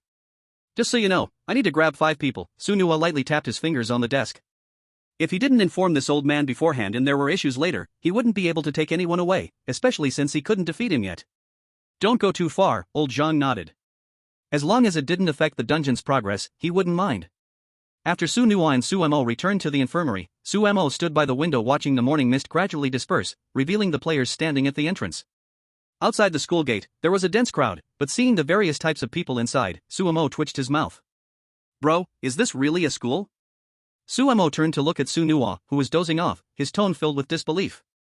Yeah, they are all coming here as students, Su Nuo nodded, his tone still a bit sleepy. Then what's going on? That ant looks at least 50, and over there. No matter how you look at it, they all seem to be in their 40s or 50s, how can they mix with students? Suemo pointed at the people below. It's better not to see, Su Nuo said, already used to it. In this medium-sized instance, you can see all kinds of people. This instance is so big, with so many rules, how do I know if they have violated any? Suemo hesitated and turned to look at Su Nuo. His big brother had said that only those who violate the rules can be dealt with, but with so many rules, who knows which one they triggered? Just look at the infirmary, for the other rules they might have triggered, whoever triggered them should deal with it. If they can't handle it, you probably can't either, Su Nuo said as he stood up, tidying his clothes and moving to the window to look down. This instance lasts quite a while, 7 days to be precise, but the infirmary will likely be busier in the later stages, Su Nuo said, seeing a few people in the crowd, his pupils contracting slightly. And then, that girl over there with the fan, and that long-haired guy, if they come to the infirmary, let me know, Su Nuo pointed out a few people below. Although he didn't know their names, his descriptions were very vivid. Are we supposed to mark them and send them to Zegu? Suemo looked at those few people, feeling they were not easy to deal with. I'm worried you can't handle them, but if they really fall into our hands, sending them to Cieze wouldn't be bad. The instance below had already opened, with each player pouring in through the school gate, but many people were lingering at the entrance, seemingly watching something. That seemed to be the school rules of the first high school, the overall rules of the school, visible only outside the school gate, and not seen once inside. Suemo stayed in the infirmary for the entire morning, feeling a bit bored. During the 3rd period, Su Nuo went out to teach on the playground. When he left, his face was so sour that Suemo felt the few students left in his hands probably looked a bit dead. Soon after Su Nuo left, someone knocked on the infirmary door. Suemo didn't respond, thinking whoever wanted to come in could do as they wished. After all, anyone coming at this time couldn't be good. The person outside, having waited a long time without a response, knocked a few more times, and finally, impatiently pushed the door open, since the rules of the infirmary didn't specify no entry. 3 players stood at the door. After entering, they peeked around, and upon seeing only Suemo, they subconsciously sighed in relief. It was obvious they weren't good people. Doctor, I scratched my arm, can you bandage it? The long-haired girl raised her arm, which indeed had a cut on it. Suemo opened his sickbed domain, pulling out the person's information from the medical record book. Cut, and it could heal on its own if not bandaged. The corner of Sumo's mouth twitched as he looked at the 3 of them. Classmate, this wound will heal on its own without a bandage. The infirmary is very busy, please don't cause trouble. Upon hearing this, the long-haired girl's face darkened, and the 2 boys beside her moved closer, seemingly wanting to take it by force. Infirmary rules. To ensure basic medical services and maintain order in the infirmary, the following regulations are established. Please be sure to comply, violators will bear the consequences. 1. This infirmary only treats sick students. When entering, please clearly state where you feel unwell. If you can't express it, or if the symptoms you mention do not match what Dr. Suemo diagnoses, you will not be considered a patient. 2. Inside the infirmary, Dr. Sumo's word is always correct. If he tells you your blood is green or that your ears are melting, please trust his professional judgment and immediately accept the appropriate treatment he provides. 3. All medicines provided by this infirmary must be taken on the spot, with effects that are immediate. If you do not feel an effect immediately after taking them, please inform Assistant Su Nuo right away, he will take you to the inner room for a deep examination. The infirmary only has 3 beds. If you discover an extra bed, please do not approach it, and do not lie down on it. If the curtain of that bed is drawn, do not be curious about what is inside, and pretend you did not see it. After receiving the medicine and taking it, you have 1 minute to leave safely. During that time, no matter what you hear or see, do not look back. Once the time is up, or if you turn around to respond to our call, we will assume you voluntarily choose to stay and become a permanent patient of the infirmary. This note seems to contain very normal rules, but at the very bottom of the rules, there is a very, very inconspicuous line. A text that almost merges with the texture of the paper follows. 6. Under no circumstances attempt to harm Dr. Suemo, otherwise, Assistant Su Nuo will be very angry. Seeing the 3 players closing in, Suemo nodded knowingly, not understanding what 3 people had the courage to come and seize the infirmary on the first day. Doctor, what is your attitude? Our classmate is injured, shouldn't you treat them? The tall player seemed agitated, but as he stepped closer, he blocked Sumo's retreat. The short boy teamed up with the tall one, gradually approaching Suemo, wanting to subdue this strange doctor at once so they could take all the medicine in the infirmary and become rich overnight. The girl beside them was also brimming with confidence. After all, no matter how one looked at it, they had the upper hand. This doctor was strange and weak beyond belief. No matter what, he couldn't win against them. Suemo slowly took out his medical kit, pulling out a hemostat and a scalpel. I said the infirmary is very busy. Sumo's eyes were completely calm as he then looked at the girl with a wound that was almost healed. But since you insist on treatment, according to Rule 2, I believe this girl's blood is green and needs further observation. As soon as Suemo said this, he secretly activated his skill, amplifying the pain in the girl's wound. Caught off guard, the girl immediately screamed, and the 2 boys trembled in fear. See, I was right, Suemo said with satisfaction, nodding his head before taking out a bottle of disinfectant and a roll of bandage from the cabinet. The girl, who was holding her arm and screaming, saw Suemo approaching and continuously backed away. Although the 2 boys were startled at first, seeing the scene before them, they raised a bench and aimed it at Suemo. Chapter 5 First High School 5. Just as the bench was about to come crashing down, the infirmary door creaked open with a squeak. Everyone in the room was instantly attracted by the sound, looking up towards the doorway. Su Nuo leaned against the doorframe, casually swinging a whistle in his hand. He glanced at the situation in the infirmary, his gaze sweeping over the players, cold as a blade, making them tremble with fear. So lively, and full of energy, just in time, we need a few sandbags for physical education class. Su Nuo's voice was flat, but it struck the players' ears like thunder. Are you going to report yourselves, or should I invite you? The boy holding the bench instantly froze, the girl who was moaning over her wound dared not make a sound, while the short boy desperately sought a place to hide, trying to shrink his presence. They could clearly feel that the assistant standing at the door had much greater pressure than the doctor, but they could not understand why. After participating in so many copies, this was the first time they discovered that the assistant's strength surpassed the doctor's. Seeing Su Nuo standing at the door, Sumo's confidence grew. Just moments ago, he was a bit worried about being unable to take on the 3.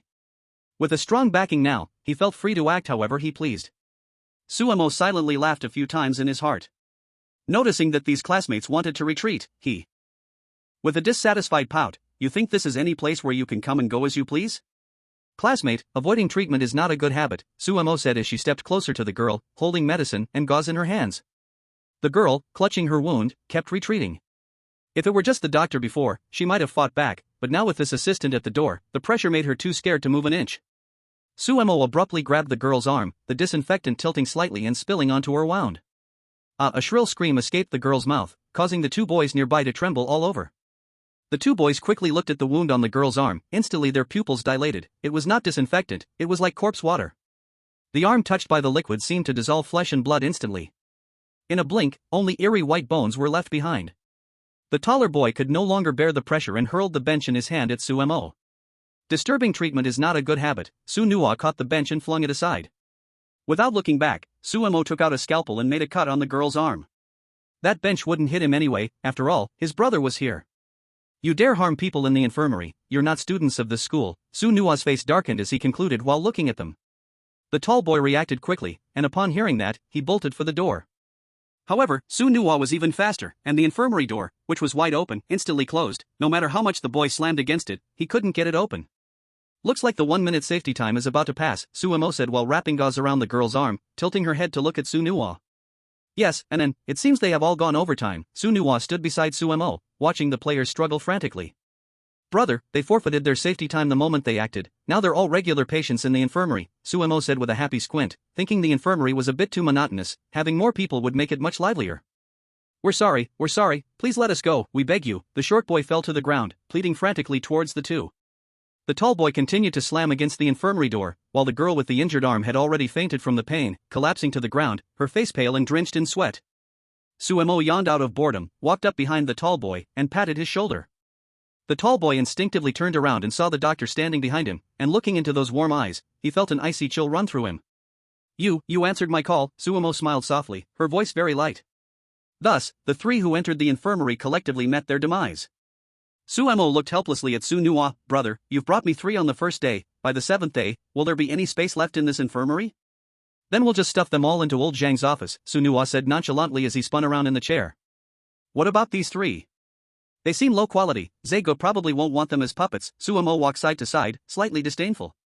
"Let's keep them as specimens." Su Nuwa looked around and thought the infirmary was indeed a bit empty. Turning them into specimens might scare future players.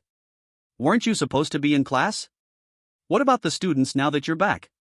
Sumo suddenly remembered that Su Nuwa had gone out to attend class while his underlings worked on making specimens. "What do I teach them in PE?" "I let them have free activities," Su Nuwa said lazily, squinting in the sun. "Brother, how did the 3 of them, with no brains and no skills, manage to get in here?" Suemo curiously looked at the bones of his underlings. Although Suemo himself does not have strong abilities, he has a solid backing. In these dungeons, some cannon fodder will always come in. Besides, if there is no mark, they can still redeem themselves to go back. Su Nuwa yawned. Usually, the infirmary is rarely visited this early. He hopes the next 2 days can be calm, allowing him to slack off a bit. Suemo finally finished handling everything for his subordinates, placing 3 specimens against the wall, nodding in satisfaction. His skills are really good, having made such exquisite items. Turning around and walking to the window, he looked down and saw the students already finished with class, walking in groups towards the cafeteria. Suemo lifted his head to check the clock on the wall. It was already past 12, no wonder he felt so tired and a bit hungry. "Bro, don't sleep, I'm hungry." Suemo turned around and saw Su Nuwa fast asleep in the chair, completely unaware of the world, and immediately 3 black lines appeared on his forehead. You're hungry? Let me check." "Let's wait a bit longer." Su Nuwa, a bit dazed from sleep, looked at the time and stood up to stretch. "Let's wait a bit longer. Right now, the cafeteria is packed with students, it's their busy time, we might affect their appetite." Su Nuwa recalled how things went the first time he came to work at school and waved his hand in disgust. "That works, but I wonder if there's still anything good to eat at the cafeteria. The food at the place where I used to study was not great." Suemo sat down, feeling a bit down. "Did you forget something?" Su Nuwa looked at Suemo, who sat listlessly on the side, and quietly reminded him. "What is it?" Suemo didn't react, still feeling low. "Our mom," Su Nuwa reminded him again. "Ah, right. The cafeteria chef is our mom, then I can relax." Suemo suddenly smiled happily, knowing his mom was in the back kitchen and wouldn't let him go hungry. Suemo opened the window, gazing longingly in the direction of the cafeteria, hoping it would end soon so he could go eat. Over at the cafeteria, it was full of noise and bustle, with various screams and pleas, like a drop of water falling into a hot oil pot, making the whole campus restless. Around 1 o'clock, listening towards the cafeteria, the noise suddenly stopped, and Suemo became lively. "Bro, I hear it's already quiet over there, let's go eat." Suemo closed the window and walked step by step to the infirmary door. "Let's go." Su Nuwa put down his legs that were kicked up and tidied his clothes. On this path, they didn't see a single player outside. To be precise, there wasn't a single student wandering around. Along the way, Suemo saw some teachers walking toward the cafeteria, and when they saw Su Nuwa, they instinctively took 2 steps back. At the cafeteria door, the 2 brothers ran into Chen Xian and Zhao Feng. Zhao Feng's eyes lit up upon seeing the brothers, pulling Chen Xian and rushing to their side. "Su Nuwa, you brought your brother to eat? Then let's go together, it's more lively with more people." Chen Xian rolled her eyes behind him but didn't say anything. After all, who didn't know Su Nuwa had connections in the back kitchen, and who wouldn't want to eat well with him? "If you want to join in for a meal, just say so." Su Nuwa's words were as sharp as always. Zhao Feng rubbed his nose awkwardly, but he showed no sign of leaving.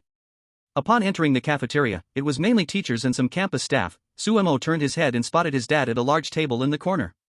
Suemo pulled Su Nuwa towards their dad, plopping down beside him, followed closely by 2 little tailgatters. "Anan, how was this morning?" "The infirmary should have been quite peaceful." Su Jianhua smiled as he took out his thermos cup for a sip. "This morning 3 people came to the infirmary to grab stuff, and now they have all become specimens." Suemo raised his hand, exaggerating the scene at that time. "The players are quite bold now, rushing to the infirmary on the first day." Li Wanhua, carrying some dishes from the kitchen, walked to the front and was surprised to hear Sumo's words. "It's probably those cannon fodder again. When I was guarding the door today, I ran into 2 who wanted to hit me. They didn't even look at the rules and I sent them away on the spot." Su Jianhua also thought that this batch of players weren't very smart. There are still a few capable ones inside, Mom and Dad, be careful if you run into them, Sunua reminded, taking out her phone to show the two of them what she looked like. The table was filled with Li Wanhua's signature dishes. Anyway, the cafeteria's food was funded by the principal, so why not eat it? After eating and drinking to their heart's content, sitting by the table sipping sweet water, Suemo took the chance to show off an orange, causing Chen Qian and Zhao Feng beside him to turn green with envy. In the afternoon, Sunua and Suemo nested back in the infirmary again, feeling completely bored. The two leaned by the window, watching the students running around below. Meanwhile, Zhao Feng and Chen Qian were also heading to the office. Chen Qian complained through gritted teeth, "Weren't we all poor before? Why does Sunua's brother have everything now? We three couldn't even afford that orange before. It's different, we are truly poor, while Sunua is poor because he is too lazy." Zhao Feng's words were indeed like a knife to the heart. Although their levels were similar, due to talent reasons, the two of them together couldn't defeat Sunua. This strange level determined the thickness of one's own energy. Natural talent skills decided your position among equal levels. Besides, with Hua Jia around, how poor can he be? Suemo is also Hua Jia's son. Zhao Feng delivered another deadly blow to Chen Qian. At this point, Chen Qian didn't want to say anything, waved her hand, and quickened her pace towards the office. That afternoon, the infirmary was indeed just as they said, quiet enough that Suemo even took a nap on the bed, waking up to find no one there. Looking at the sun setting, Suemo sat on the edge of the bed rubbing his not-so-hungry stomach, pondering what to eat at night. At this moment, the door of the infirmary was suddenly knocked on again. This knock was completely different from the rough one in the morning, carrying a sort of careful feeling. Suemo adjusted his white coat and sat upright behind the desk in the infirmary. Sunua didn't want to see these students at all and lay down on the fourth bed, pulling the curtain shut. "Come in," Suemo said, wearing a gentle yet distant expression, and spoke in a steady voice. A pale, handsome boy walked in, with a mole below his mouth. He wore the high school student uniform from this instance, standing nervously in the infirmary like an ordinary high school student. When Suemo saw this person, although he didn't feel any danger, he still instinctively opened the area of the bed. The boy remained relatively composed. Although sweat was forming on his forehead from the pain, he still used his peripheral vision to scan the infirmary, his whole body tense. Upon seeing the three samples in the infirmary, he instinctively took 2 steps back, his eyes towards Suemo filled with caution. "Classmate, please tell me your symptoms in detail." Suemo disregarded his gaze and continued to dutifully play his role. I have a stomachache." The boy pressed his abdomen, his expression pained. "It started hurting after lunch, and it's getting worse." Suemo took out a medical record from the notebook in front of him, which noted the boy's condition: mild food poisoning, cafeteria lunch, mutated fungi. Upon seeing the word fungi, Suemo recalled the stir-fried mushrooms from lunch, unconsciously smacking his lips. That stir-fried mushroom was really delicious. When the boy heard the sound coming from Sumo's mouth, his pupils contracted, and he cautiously withdrew his arm. Seeing the boy's action, Suemo felt a bit embarrassed, but maintained her previous expression, quite calm. Indeed, I ate something bad." Suemo nodded, walked to the medicine cabinet, took out a small bottle of clear liquid, and grabbed a strip of white tablets. Rule number 3, the medicine provided by the infirmary must be taken on the spot. After the boy took the liquid and tablets, he examined them carefully. Not knowing what he saw in them, he swallowed both, greeted Suemo, and hurriedly ran toward the infirmary door. Chapter 7 First High School 7. Just as the boy's hand was about to touch the infirmary doorknob, Sunua's lazy voice came from behind the curtain of the 4th sickbed. "Hey, you!" The sudden voice made the boy freeze, and he instinctively wanted to turn his head, but the next moment, he stood still, forcing himself to stop the instinctive movement. According to the rules, he could not respond or turn back. He had to exit the infirmary within the safety time. Suemo raised her eyebrows, wondering what her elder brother was up to. This person was quite amusing. Why was he still standing there instead of hastily leaving? Sunua stretched out a hand from the gap in the curtain, pointing to the boy's feet. "Your shoelace is undone." The boy froze in place, using the corner of his eye to glance at his feet. Sure enough, his shoelace was indeed undone, but at that moment, he could not stop to tie it, unable to react. It was as if his awareness had finally returned. He ignored all the sounds behind him, opened the infirmary door, dashed out, and then ran down the corridor without looking back, eventually disappearing from Suemo and Sunua's sight. As the infirmary door slammed shut, silence enveloped the room. Suemo walked over and pulled back the curtain. Sunua was half lying on the bed, looking quite pleased with his prank. "You have quite the guts and are very cautious. How did it go? Was he scared?" Suemo looked at Sunua with curiosity. Judging from the boy's earlier performance, his fear level should have dropped significantly. "Not bad, this boy has some quality. It seems he has a special talent." Leaning toward scouting, Sunua nodded and walked to where the boy had been standing. After pacing back and forth a couple of times, he squatted down and picked up a tiny, almost transparent card from the ground, shaped like an eye. "What is this?" Suemo curiously leaned over and poked a finger at the card. It's a leftover eye, but its level is a bit low, Su Nuwa pressed lightly with his finger, causing the card to turn into powder that fell to the ground. There are many fools among the players this time, but also quite a few capable ones. This one is much smarter than the three from the morning, he knows how to disguise and even left an eye behind. Su Nuwa proudly brushed his hands together, wiping off the powder. Let's go, we should find Mom for dinner. Su Nuwa's stomach grumbled, slightly reddening his face. Let's go. By the way, did you do something? His shoelaces weren't undone when he came in, Suemo carefully asked while recalling the earlier details. Just a little trick to help him remember, let him know the infirmary is not such an easy place to leave an eye, Su Nuwa grinned, he had high hopes for this person. The two brothers locked the infirmary door and walked against the crowd toward the cafeteria. At that moment, most people had finished their meals and students were heading back to classrooms for evening study. The handsome boy who had just escaped from the infirmary was pale and met with a few people at the corner. Captain, Sungu, the boy nodded at the two men in the front. What's going on inside? Why are you so flustered? The captain looked at the boy, who was drenched in sweat, with some concern. There are two strange beings in the medical room. I saw a doctor, the level isn't high, but the abilities seem special. Leaning towards medical skills, the boy paused, glancing at the expressions of a few people, and continued, there is another strange being behind the curtain of the fourth bed. I haven't seen it, but I heard it speak. The pressure is intense, it should be the rule-based assistant, Suno. Liangzi, what's the situation with the medicine in the medical room? Is it worth us taking a risk? Sungu asked, a bit eagerly. The medicine was their target this time. The medicine works very well, but there are strange beings inside. Their combat strength is unknown. It's not necessary, I don't recommend a rush. A fool already went there in the morning and ended up as a specimen in the medical room, Liangzi recalled carefully, speaking earnestly. What could your eyes observe while you were inside? A girl with a high ponytail asked after the others finished speaking. Yuan Jie, I just got feedback that the eyes have been destroyed. It should be the work of Suno, Liangzi said, sensing the eyes he left behind but receiving no signals. Then let's put this matter aside for now. We'll talk about the medical room later, the captain pondered, leading a few people to turn and leave. There are too few clues now, and we have a long time, let's take our time. As night fell, the darkness completely enveloped First High School, with only the classrooms brightly lit. Students were busy with evening self-study, for certain beings, this was the time for revelry. Suno and his brother passed the classroom building and saw some students being hastily sent outside, hearing many screams. Looks like the battle is fierce, Suno remarked with emotion. Back when he was a student, he could only sit in the classroom at this time. He never imagined teaching would be this free. Had he known earlier, he would have switched positions long ago. The two brothers wandered around the campus and headed to the cafeteria, which was already completely closed. They entered through the back door. Li Wanhua was busy cleaning up in the kitchen, preparing ingredients for the next day. Other small tasks were, of course, not something this head chef needed to handle. Anan, Nua, you're here. You must be hungry, Mom has saved you some food, Li Wanhua said as she brought out 3 delicious dishes from the side cabinet, including spare ribs that Suemo liked and carrots that Su Nua favored. Mom, how was the cafeteria today? Su Nua casually asked, chewing on the carrots. A lot of cannon fodder on the first day, they even prepared ingredients for the day after tomorrow, Li Wanhua scornfully glanced at the refrigerator nearby. Upon hearing this, Suemo silently pushed the spare ribs aside. This couldn't be true. What are you looking at? This is serious strange pig meat, Li Wanhua said, giving Sumo's shoulder a playful slap, I'm not that picky. Where's Dad? Why didn't he come in the evening? Suemo looked around but couldn't see his father, feeling curious. He's at the school gate.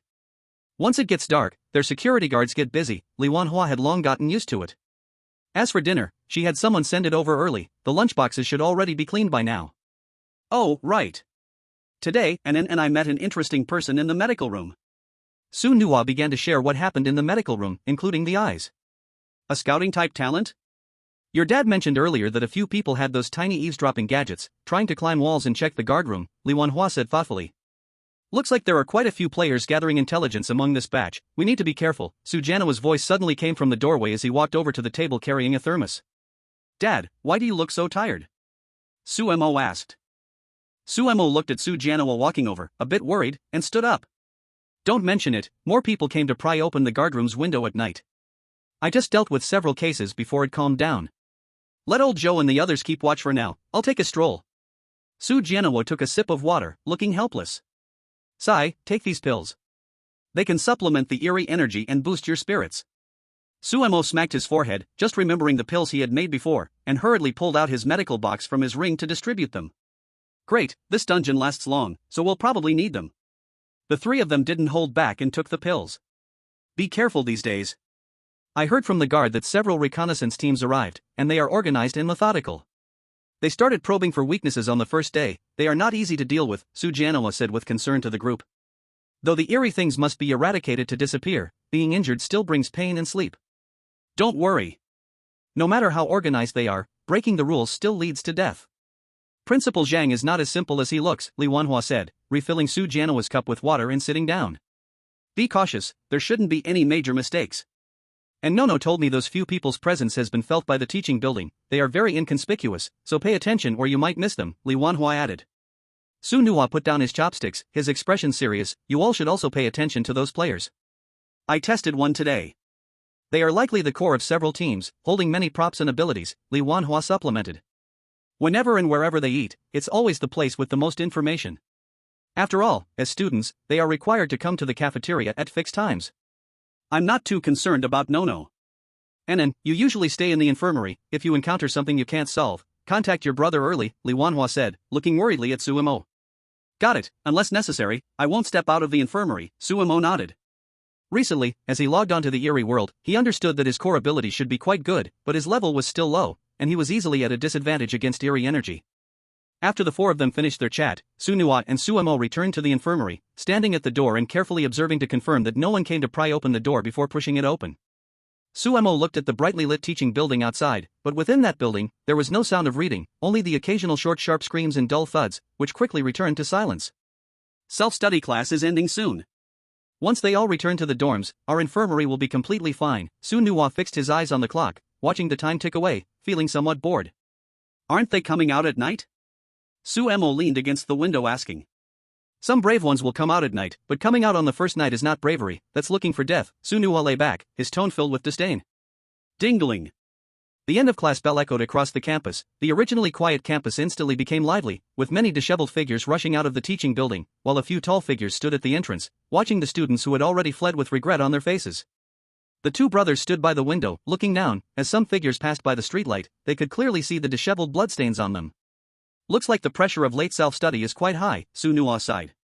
During late self-study in the classroom, he could only pretend to read, but now he could lie down and sleep in the infirmary, which was much more comfortable than before. Where are we going to stay tonight? Suemo looked around the infirmary and suddenly froze. It seemed like it was too late to go home, so where would they sleep tonight? Could it be in this infirmary? Oh heavens, please no. We're going to the staff dormitory at 10 o'clock. We can't leave now, or else the infirmary might be turned upside down, Sunua soothingly patted Sumo's back. You scared me. I almost thought I would have to sleep on this little bed. Sumo's prickly hair finally calmed down. The corridor outside the office building wasn't peaceful either. Footsteps occasionally passed by outside the door, and many people stopped in front of the infirmary before leaving again. Looks like the fools are still the minority, Sunua said, satisfied as he glanced at the clock showing 10. Is there a rule at the dormitory about 10 o'clock? Suemo took off his white coat and hung it on the wall. Yes, they locked the doors, Sunua nodded. The campus outside was already deserted, completely eerie. Teachers finishing work walked around the campus with relaxed faces, while some on-duty teachers heading to the dormitory to work overtime had no smiles at all. Arriving at the staff dormitory, Su Jianhua and Li Wanhua were already waiting at the hallway door. Upon seeing the two brothers approach, they finally sighed in relief. Are we staying together? Suemo curiously looked around. Yes, 7 days is too long. We are a family, so we must stay together, Su Nuwa nodded. He used to sneak home after school at night, but now that his family was at school, there was no need to go back. After returning to the dormitory, the four turned on the lights. The staff dormitory was not bad at all. Besides the living room, there were 2 rooms, exactly like a standard 2-bedroom apartment. By the way, Anan, this is not our territory, so we must not break this rule. Su Nuwa pulled out a piece of paper from his pocket and handed it to Suemo, which contained a rule that couldn't be broken. Staff Dormitory Rule 1, from midnight 12 to 4 a.m., please do not leave the dormitory room and ensure that doors and windows are tightly closed. No matter what sounds you hear, do not respond or check. This rule is so strange. Suemo read it carefully and then put it in his pocket. Well, at this time, they are cleaning up the wandering students outside, afraid that we will go out to grab their performance. Li Wanhua rubbed her nose. In the past, there were indeed bizarre cases of greed where someone went out at night to compete with Principal Zhang for results. Alright then, Suemo stiffened. Indeed, behind every absurd rule lies an absurd fact. Just when Suemo tucked the note away, he heard a sobbing sound from outside, fluctuating in volume, which was irritating. Don't listen to it. Let's wash up and go to sleep, Sunuo said, seeing Suemo frown, and pulled the curtains up. After rinsing, Suemo prepared to go back to the room, but as soon as he entered, he heard another round of running sounds outside, filled with wails and howls, making him feel uneasy. Brother, it's too noisy here. I want to go home and sleep, Suemo said, finding it hard to bear the noise, especially the piercing screams. Let's use earplugs for now. The earplugs at home are pretty good. Tomorrow I'll tell them to chase the noisemakers elsewhere. Sunuo frowned at the noise outside. After the family of four turned off the lights to sleep, the outside players, especially those crazy enough to go out at night, were mostly chased away, and the once quiet campus suddenly came alive. Early the next morning, the two brothers slept until the sun rose. After all, the infirmary wouldn't open too early, and the PE teacher didn't have classes in the first 2 periods. However, Su Janhua and Li Wanhua got up early to go to work. Two brothers strolled through the campus, and in Sumo's perception, today's campus felt much more oppressive than when he came yesterday morning. As they passed certain areas, he felt a chill run down his back. Don't look, those areas are ruled by strange entities, so be careful behind you, Sunuo said, seeing Sumo's startled expression, and covered his mouth, sneaking a laugh. Alright, it's true that my own territory feels more comfortable, Suemo said, rubbing the goosebumps on his arms. As the two reached the floor with the infirmary, they saw a few figures crouched at the door. Suemo was a bit curious but didn't approach immediately. What's going on over there? Are they human or strange? Suemo tugged at Sunuo's clothing. They're strange, but what are they doing here at this time? Sunuo said, looking at the strange figures squatting by the door with a hint of curiosity in his heart. Dr. Su, you're here. Please treat me, my arm is broken, said the closest strange figure, holding one arm with the other and grinning at Suemo. The other strange figures stepped back a couple of paces when they saw Sunuo, but their eyes were fixed tightly on Suemo. Seeing the strange figures in front of him, missing arms and legs, covered in injuries, Suemo shook his head and quickly opened the door to the infirmary. What happened to you guys? Suemo walked over to the shelf, put on a white coat, and activated his treatment area to examine the conditions. Don't mention it, a few tough players entered this time, and we were their roommates. We got tied up all night last night, the strange figure with a broken arm said, wiping its tears, looking pitiful. Let me take a look. Suemo pulled out a medical record and brought it before his eyes. Without exception, they all showed physical harm, and the figure with the broken arm was the worst, weakened energy swirling around it. Did they use any tools last night? Suemo, looking at the medical records, turned his gaze back to the strange figure with the broken arm to inquire. Yes, I was tied up with a rope. I couldn't get free no matter what. The rope seemed to suppress the strange energy. The figure quickly nodded in response. Sunuo stood at the door, his gaze sharp. Do you know which players it was? What did they look like? There were 3 guys, one wore a ring, very special, black, one had long hair tied behind, and the other didn't look special, just kept laughing, the strange figure recalled carefully, shivering all over. Suemo said nothing. He took out treatment medicine and bandages from the back cabinet, prepared them on the counter, and handed them to the strange figures. He also used the bandages to help the figure with the broken arm reattach its limb, watching the strange figures apply the medicine and take the pills before urging them to leave quickly. Thank you, Dr. Su, thank you, Teacher Su, the strange figures said hurriedly after tending to their wounds and ran out, afraid to be late. After this batch of patients left, the infirmary fell into silence. Suemo and Sunuo exchanged glances, watching the students outside moving back and forth, lost in thought. Bro, are these the people you saw that day? Suemo asked, looking at Sunuo who was sitting on the bed and not speaking, voicing his doubts. The one with the ring should be, I'm not sure about the others, Sunuo nodded. In the morning, besides that group of strange figures, no other patients arrived at the infirmary, and the two brothers comfortably lay in the infirmary, watching the students and strange beings running outside, feeling very satisfied. In the afternoon, they enjoyed a nice lunch at the cafeteria. Suemo dozed off in the infirmary while sitting alone, finding it really hard to stay awake. Where did Sunuo go? The gym teacher was still a teacher. Skipping class didn't seem right, especially with 3 classes in the afternoon, 1 class for each grade. He had to go out for an afternoon class and couldn't slack off. Didn't they say the PE teacher is often sick? Why is there no one to take my class? Sunuo complained in the infirmary for a long time, mumbling under his breath. Go ahead, you might earn a lot of panic coins this afternoon. Suemo thought positively. They had only been here for 2 days, and this was just 1 afternoon of class. What a deal. When Sunuo put on the PE teacher's whistle and arrived at the playground, there were still a few students missing from class 1 of the first year. Sunuo squinted his eyes. I'm not slacking off, so why aren't you coming to class? The sharp whistle echoed across the playground, and both arriving players and the strange ones tensed up, standing in line. Many players in the line had wounds on their bodies. Even those without injuries looked exhausted, their nerves all tight. Seeing the sparse crowd below, Sunuo became a bit angry. Class leader, why are so many people missing? The class leader, called out, trembled all over and hurriedly stepped forward. Teacher Sue, several students claimed they weren't feeling well and didn't come to class. We've tried to persuade them. Upon hearing the class leader, the players below were drenched in cold sweat. Even the class leader was scared of the PE teacher. Clearly, it seemed that the absent players were in big trouble. Not feeling well? How come I didn't hear that the school doctor issued any leave forms for any of you? After saying this, Sue Nua headed towards the teaching building of Class 1. In the orderly line behind him, a player saw Sue Nua leave and wanted to follow, but as soon as he lifted his foot, he was forcibly pushed back down by the strange one in the line. What are you doing? The teacher has left, shouldn't we go after him? The player shouted at the strange one beside him when he couldn't break free. Teacher Sue said to let us stand here, no one can leave without his order before class is over, said the sports committee member standing at the front of the line, his expression unchanged. In the classroom of Class 1 of the first year, several players were gathered together. One of them said nervously, "What if we don't go to PE class and the teacher comes looking for us?" From my observation, the teachers in this school are not low-level. What PE teacher? I've been hanging around the office for so long and have never seen a PE teacher, a bearded man said beside him. Suddenly, several people heard footsteps coming from outside the door and turned to look at the entrance in unison. The door slammed against the wall with a loud crash, so powerful that it even embedded itself 3 inches into the wall. After a cloud of smoke, Sue Newell walked into the classroom. Feeling the pressure at the entrance, the faces of several players turned pale instantly. Why haven't you gone to class? Sue Newell's voice was very calm, like a lake without any ripples. Teacher, we don't feel well and asked the class leader for leave, a bespectacled boy pretended to say, leaning over the desk. Is that so? Sue Newell paused his voice. Seeing their expressions about to relax, he added, how come I don't know that the school doctor issued you any sick leave? Besides, telling the class leader has no use in my class.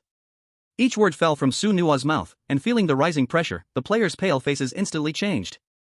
One even took out a weapon from his space and pointed it at Sue Newell. There is only one way to take leave in my class.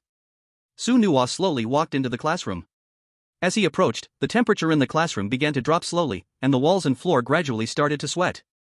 The players felt the change in the classroom and reacted instantly, running towards the classroom exit, but the back door was locked, and Sue Newell stood at the front door. Sue Newell didn't immediately kill the few people, instead, he used his power to create another layer of terrifying imagery to intimidate them. Finally seeing the players struggle to resist, only to be knocked down to the ground, he finally stopped his steps. There is only one reason to take leave from my class, to become a corpse. Sue Newell looked at the panic coins on the panel that had stopped refreshing, and sighed helplessly in his heart. As the eerie energy was released, several players were surrounded by mist around their necks, gradually losing their voices. Sue Newell casually tossed a few players aside and turned back to the playground. The first class had not yet ended, and even as a teacher, he could not leave his post without permission. Back on the playground, seeing several players still standing in place, Sue Newell shook his head regretfully, if only you had left while I was away. It seems you all are very well behaved, well done. In my class, you must follow my rules. Sue Newell patted the sports committee member's shoulder, letting him return to the line first. In gym class, everyone should have fun, so I won't say more. Today's gym class has one activity, dodge the water balloon. Sue Newell smiled with a sunny face, but no one dared to underestimate him on the field.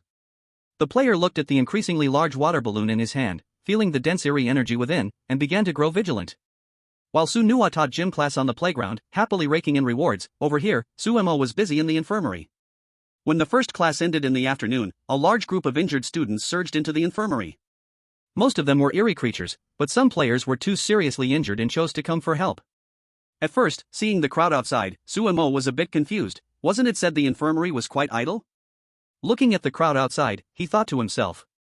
But after the first player came in, feeling the familiar eerie energy attached to his wound, Sue Mo sighed deeply, startling the eerie creature he was treating. What happened to your gym teacher? How could so many students get hurt? Sue Mo looked around and, noticing he was surrounded by eerie creatures, cautiously leaned closer to the student he was treating and asked in his ear. Teacher Sue had class this afternoon and played dodge the water balloon with us, but Teacher Sue really dealt harshly with those players. The eerie creature saw the name tag on Sue Mo's chest and guessed he knew the gym teacher, whispering in complaint. After understanding the situation and knowing his big brother should be fine, Sue Mo felt relieved and began to speed up his actions. Finally, after treating this group of injured, he took a deep breath, only for another wave to arrive outside the door. In the afternoon, some players grew too impatient and even tried to force their way into the infirmary. However, before they could touch the door, they were dealt with by the nearby eerie creatures. What a joke! Finally, one person who could heal them appeared, and you want to fight? That's really underestimating us. Finally, as night began to fall, no more patients came for treatment. Sue Mo sat on the edge of the bed, supporting his trembling hands. When Su Nua entered the infirmary and saw his brothers shaking hands, he immediately became anxious. What's wrong with you? Did players come in the afternoon? Did you get hurt? Why didn't you send me a message? The playground is so close, I could have come back. Watching his big brother pace back and forth around him, Suemo leaned back against the bed, looking at Su Nua with a resentful gaze. What on earth happened? Why don't you just say it? Su Nua was a bit confused, being stared at like that. Big brother, you were quite amazing this afternoon, showing off on the playground, but poor me had to deal with injured students. Suemo extended his trembling hands towards Su Nua. Didn't you tell me to work hard to earn panic coins? Su Nua quickly guessed what happened and hurriedly shifted the topic. Then what do you think we should do? Suemo still struggled with his trembling hands, although they had long since calmed down. But in order to negotiate with the elder brother, they couldn't stop here. Then you say it, Su Nua said, looking at Suemo, who seemed a bit unnatural. He could see through Sumo's little scheme. I want to drink milk tea, Suemo said firmly. But our mom won't let us. Besides, the dungeon has opened. How can I get it to you when our dad is guarding the door? Su Nua looked at Suemo speechlessly. I don't care. Suemo turned around and sat on the chair, sliding back 2 steps. All right, I'll think of a way. Su Nua helplessly pulled out his phone and opened his familiar account. Outside, an outdoor delivery ghost was crazily delivering food when he suddenly heard a familiar notification sound. Excitedly, he opened his phone and instantly froze upon seeing the name of the customer. What is this for? The school dungeon is open now. How am I supposed to get in? The delivery ghost stood in place, wailing in pain, as some passing ghosts looked at him with strange eyes. Chapter 11 First High School 11. The delivery ghost looked at the familiar and terrifying name on the order, along with a long list of items and addresses: pearl milk tea, full sugar, with ice, delivered to the infirmary of First High School. Su Nua, and he felt as if his ghostly life had reached its end, facing an unprecedented challenge. After the First High School opened, rules spread throughout the campus, with only a few daring to break through, let alone him, just a small delivery ghost. The guard for this dungeon opening was Su Janua. As a well-informed delivery ghost, he knew this. Even the guard couldn't handle himself. But looking at the name on the order, he didn't dare offend either. The delivery ghost took a deep breath and steeled his courage to walk towards First High School. In the infirmary, the 2 brothers sat together, Suemo eagerly looking at the door while Su Nua lay back lazily on the bed. Brother, can they really deliver it? Sumo's eyes were filled with longing. Just wait, their motto is mission accomplished. If they can't deliver, Su Nua chose not to finish his sentence. At that moment, there was a knock on the infirmary door. Su Nua raised his eyebrows while Suemo looked at the door in surprise, wanting to open it. Oh, you're not trembling now, opening it so quickly. Aren't you afraid it's a player outside? Su Nua said teasingly, watching Suemo rush to the door. Suemo immediately stopped, turned back to glance at Su Nua, and seeing the mischievous smile on his face, paused. He pulled aside the glass curtain of the infirmary window and, thankfully, outside was indeed the delivery ghost holding that familiar box. However, as soon as the infirmary door opened, a not-so-pleasant smell wafted in from the ghost outside. Your milk tea has arrived. The delivery ghost smiled brightly as he handed 2 cups of milk tea to Suemo. How did you get it like this? Su Nua walked over, smelling the odor and looking at the delivery ghost suspiciously. Hee, the ghost handling the kitchen waste in our school is my cousin, and I just squatted in his garbage truck to get in, the delivery ghost said proudly, looking at the 2. Suemo looked at the milk tea in his hands with a strange expression, suddenly thinking, maybe this milk tea didn't taste that great after all. Can I get a 5-star rating, boss? The delivery ghost looked at Suemo, his voice trembling. Su Nua remained calm, took a sip of the milk tea, and said, sure, I'll give you a 5-star rating later. Then I'll leave now, boss. If I don't go, I won't be able to get out, the delivery ghost exclaimed as he ran outside. Seeing Sumo's hesitation, Su Nua opened the packaging directly, inserted the straw, and handed it to Suemo, then took a big sip from his own milk teacup. This is the flavor, with ice, it really tastes good. Watching Su Nua enjoy it so much, Suemo licked his lips and began to drink heartily. The 2 of them felt quite satisfied with their milk tea. The moment we went to have dinner, Li Wanhua noticed something was off because we ate too little. However, Li Wanhua just shot a glare at the 2 of us. Whether we could understand was up to our awareness. That night, our family returned to the dormitory, and Sumo complained about the workload from the afternoon. Suddenly, as if remembering something, he turned to Su Nua. Big brother, you earned a lot of terror coins this afternoon, right? Su Nua pulled out his panel, looked at it for a moment, and nodded with satisfaction. Not bad, those players and the weirdness provided pretty good terror coins. Especially those who wanted to skip classes, they really exploded with profits right before their deaths. That's good. Suemo nodded, feeling reassured. Just as he was about to go rest, he suddenly turned back to Su Nua. Bro, do you have sports class tomorrow? Can you be a bit gentler? My infirmary is about to turn into a battlefield. It depends on my mood. If these players behave, I should be able to go lighter. Su Nuwa leaned back and lay on the bed. Compared to the whispers of yesterday, the noise outside tonight had clearly increased, even the sounds of fighting could be heard. On the morning of the third day, while our family was eating breakfast in the cafeteria, Su Jianhua put down his chopsticks and looked up at Sumo. Today is the third day, the players have probably all passed the adaptation period. The infirmary might get lively. Su Jianhua assessed based on his past experience. Dad, the infirmary has already been lively the past 2 days. Sumo looked at his brother and complained. It's different, the ones staying now are all somewhat skilled.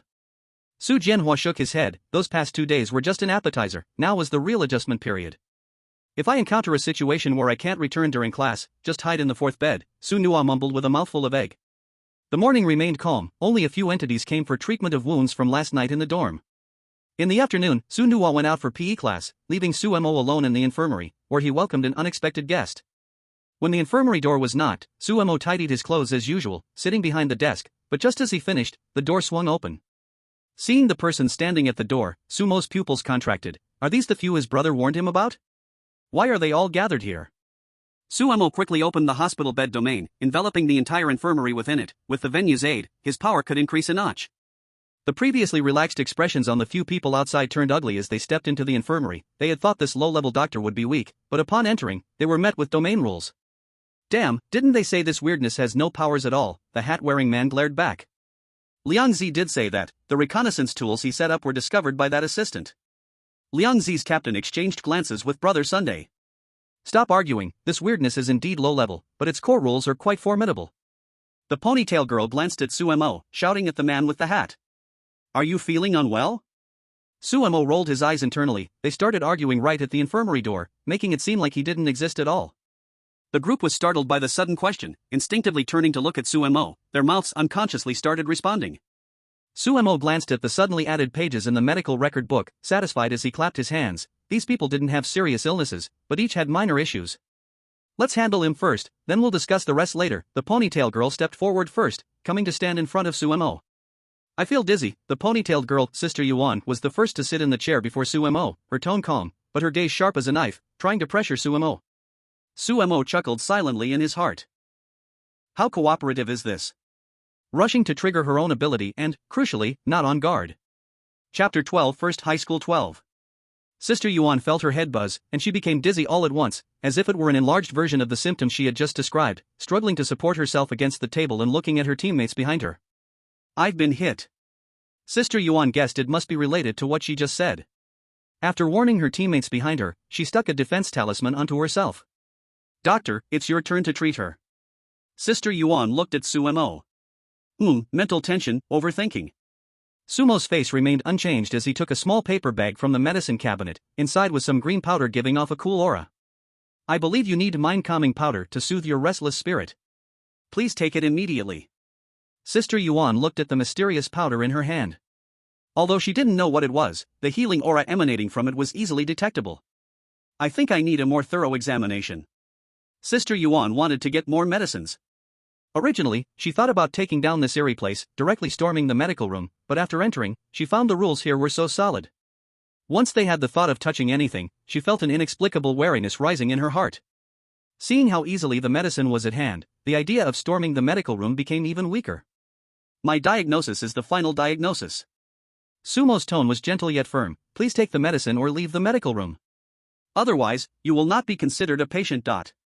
After saying this, Sister Yuan felt the eerie energy in the medical room become active. Following Sumo's words, she took the medicine and then left the medical room. The few people standing at the door saw Sister Yuan come out and frown at her. Aren't we supposed to just take him down? Brother Sun asked, somewhat dissatisfied. The medicine they had just gained was consumed, so wasn't that a waste of effort? No, the rules here are very solid. Just having the thought of breaking them makes me feel a shiver down my spine. Sister Yuan shook her head. As a veteran player here, she trusted her intuition immensely. So we just let it go? The man in the black hat was somewhat unwilling. He stared fiercely at the door of the medical room, a low-level eerie thing, relying on the rules to act tough. Sister Yuan looked at him as if he were an idiot, glancing at the black hat. Do you think such a rule could be established by a low-level eerie? Perhaps it's just waiting for players with similar thoughts as yours to enter and then reveal its true form? The news Liang Zi sent back shouldn't be wrong. This is indeed an E-level eerie. Brother Sun said, feeling somewhat unconvinced. Just because you have disguise skills, doesn't mean the eerie can't? The captain turned to look at Brother Sun and then turned to leave. The others followed the captain, reluctantly glancing at the medical room before leaving. Suemo watched the few people leave the medical room. After confirming they had indeed left, he retracted the sickbed domain. The people who just entered were armed with props, which did indeed slightly restrain his eerie energy. Feeling the consumption of eerie energy, he took an orange from his space and stuffed it into his mouth. After this group of players moved away from the medical room, they gathered in an empty classroom again. We can't just give up on the medical room. The medicine there is one of our targets this time. The captain scanned the room and continued, this is also a great opportunity. Before, the medical room was always guarded by the principal, but this time it's replaced by 2 eerie's. But Captain, the problem is that we don't have enough confidence to storm the medical room. The props I have can't withstand the rules inside.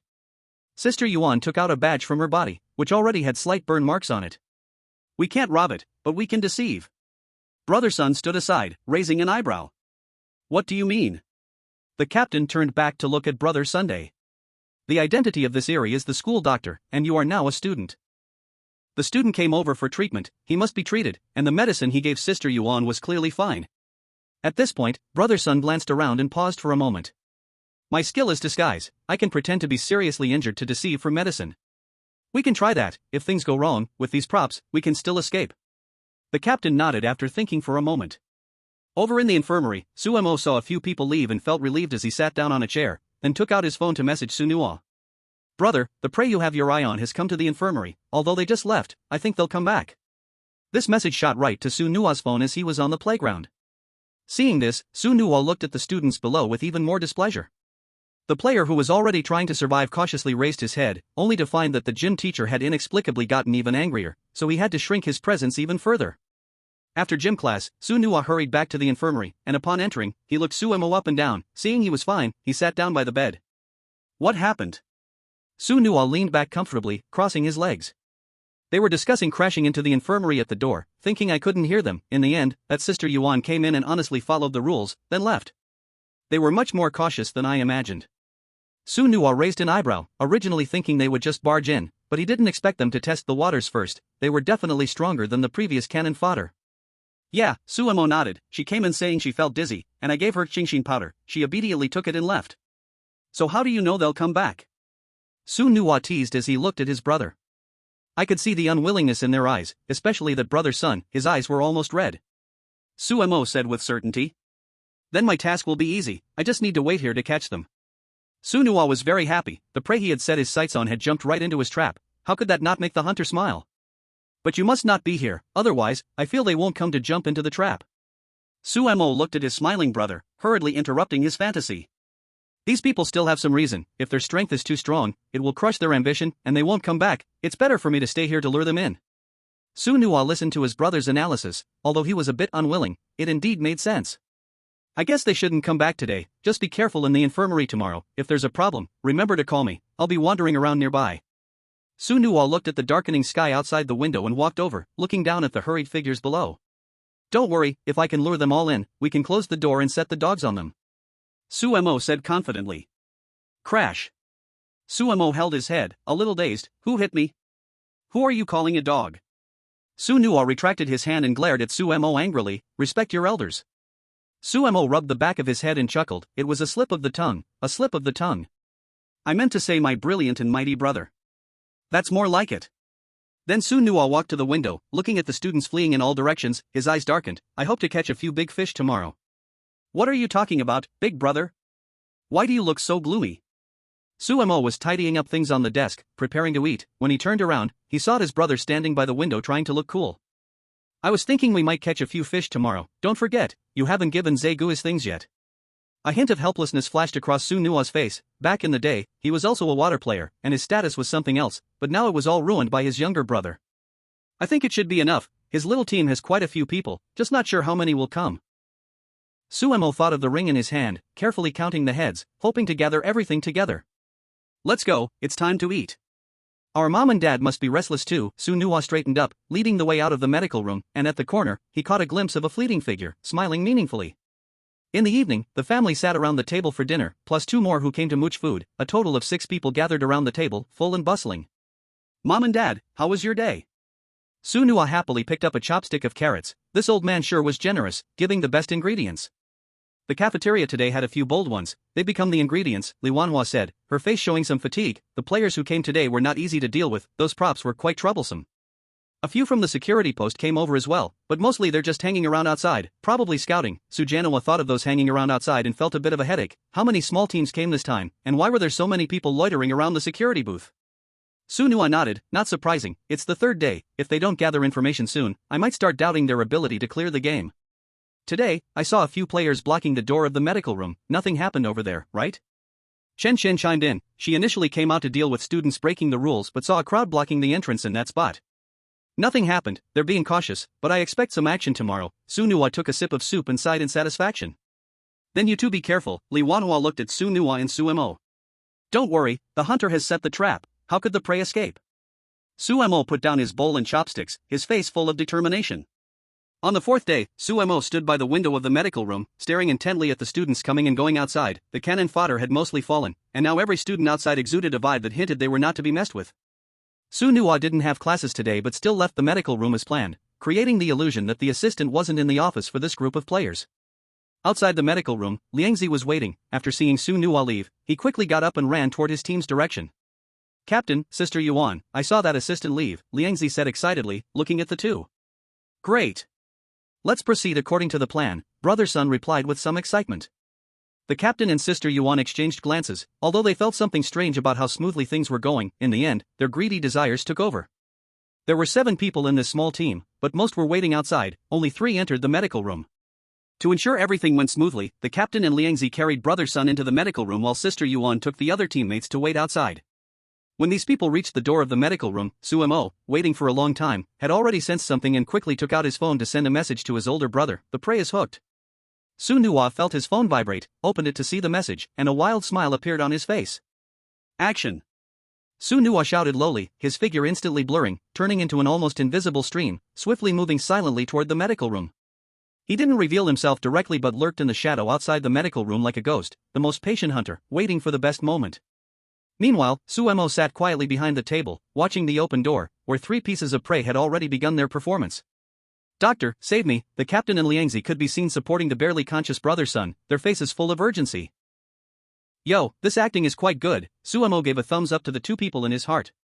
Brother Sun was held up by 2 people, with a huge claw mark on his chest that almost penetrated through his chest, emitting rolling black gas, and his face was grayish-white, as if he might die any moment. Su Mo glanced at the medical record in his hand, serious injury tearing, disguise, eerie energy eroding, disguise. This Brother Sun is indeed a character. If it weren't for the medical record in my hand, I wouldn't have realized that all his symptoms were disguises, and he was mimicking very realistically. Su Mo didn't expose them, but calmly stood up from behind the table and shouted to the 2 people carrying the patient, hurry up and put the patient on the bed. The captain and Liangzi exchanged glances, a flicker of joy flashed in their eyes, they must have gotten away with it. The captain placed Brother Sun on the bed, seeing Su Mo standing aside without any movement, a hint of worry crossed his eyes, and instantly his acting skills surged, rushing to Su Mo's side, Doctor, please, you must save him. Liangzi turned his head aside, truly lacking the acting skills of the captain, he could only avoid Su Mo's gaze, pretending to be sad. Su Mo scrutinized Brother Sun lying on the hospital bed, a bit curious about how he planned to smuggle out these drugs, but upon turning around, he noticed the captain seemed to be clutching something tightly in his hand. Su Mo suddenly realized that this group of players wasn't strange, they came for a dungeon run, and each one of them had a backpack. This is so annoying, we have to work hard here to earn terror coins just to exchange for storage space, and they each have one. A deep resentment rose in Su Mo's heart, but his face still wore a serious expression. This wound is very serious, severe tearing, it's very troublesome to treat.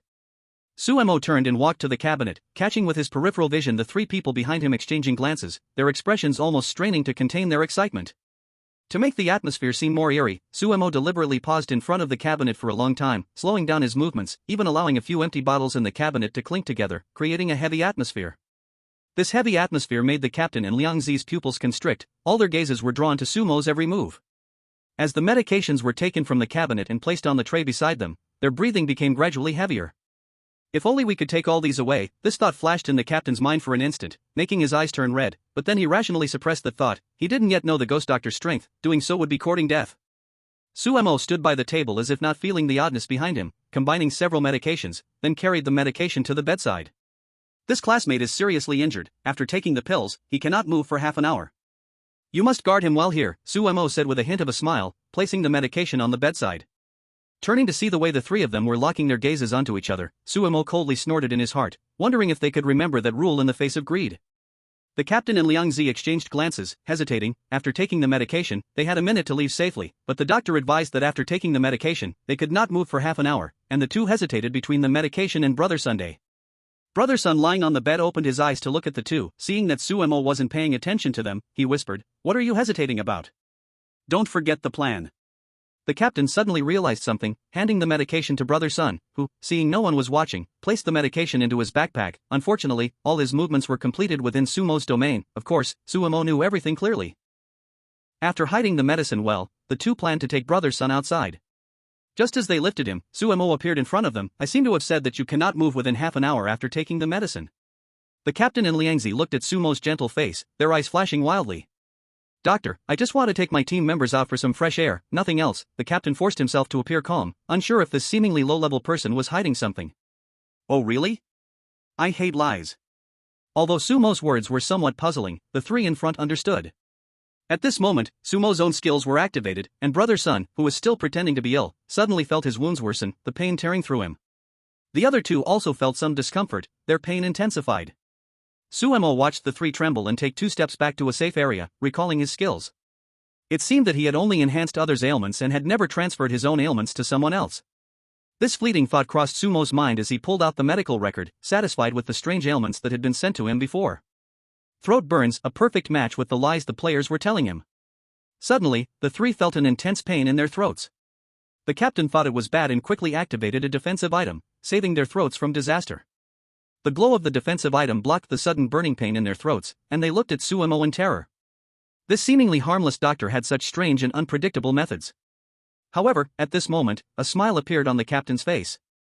Though Sumo's core skill was troublesome, his level was now exposed, an authentic E-level.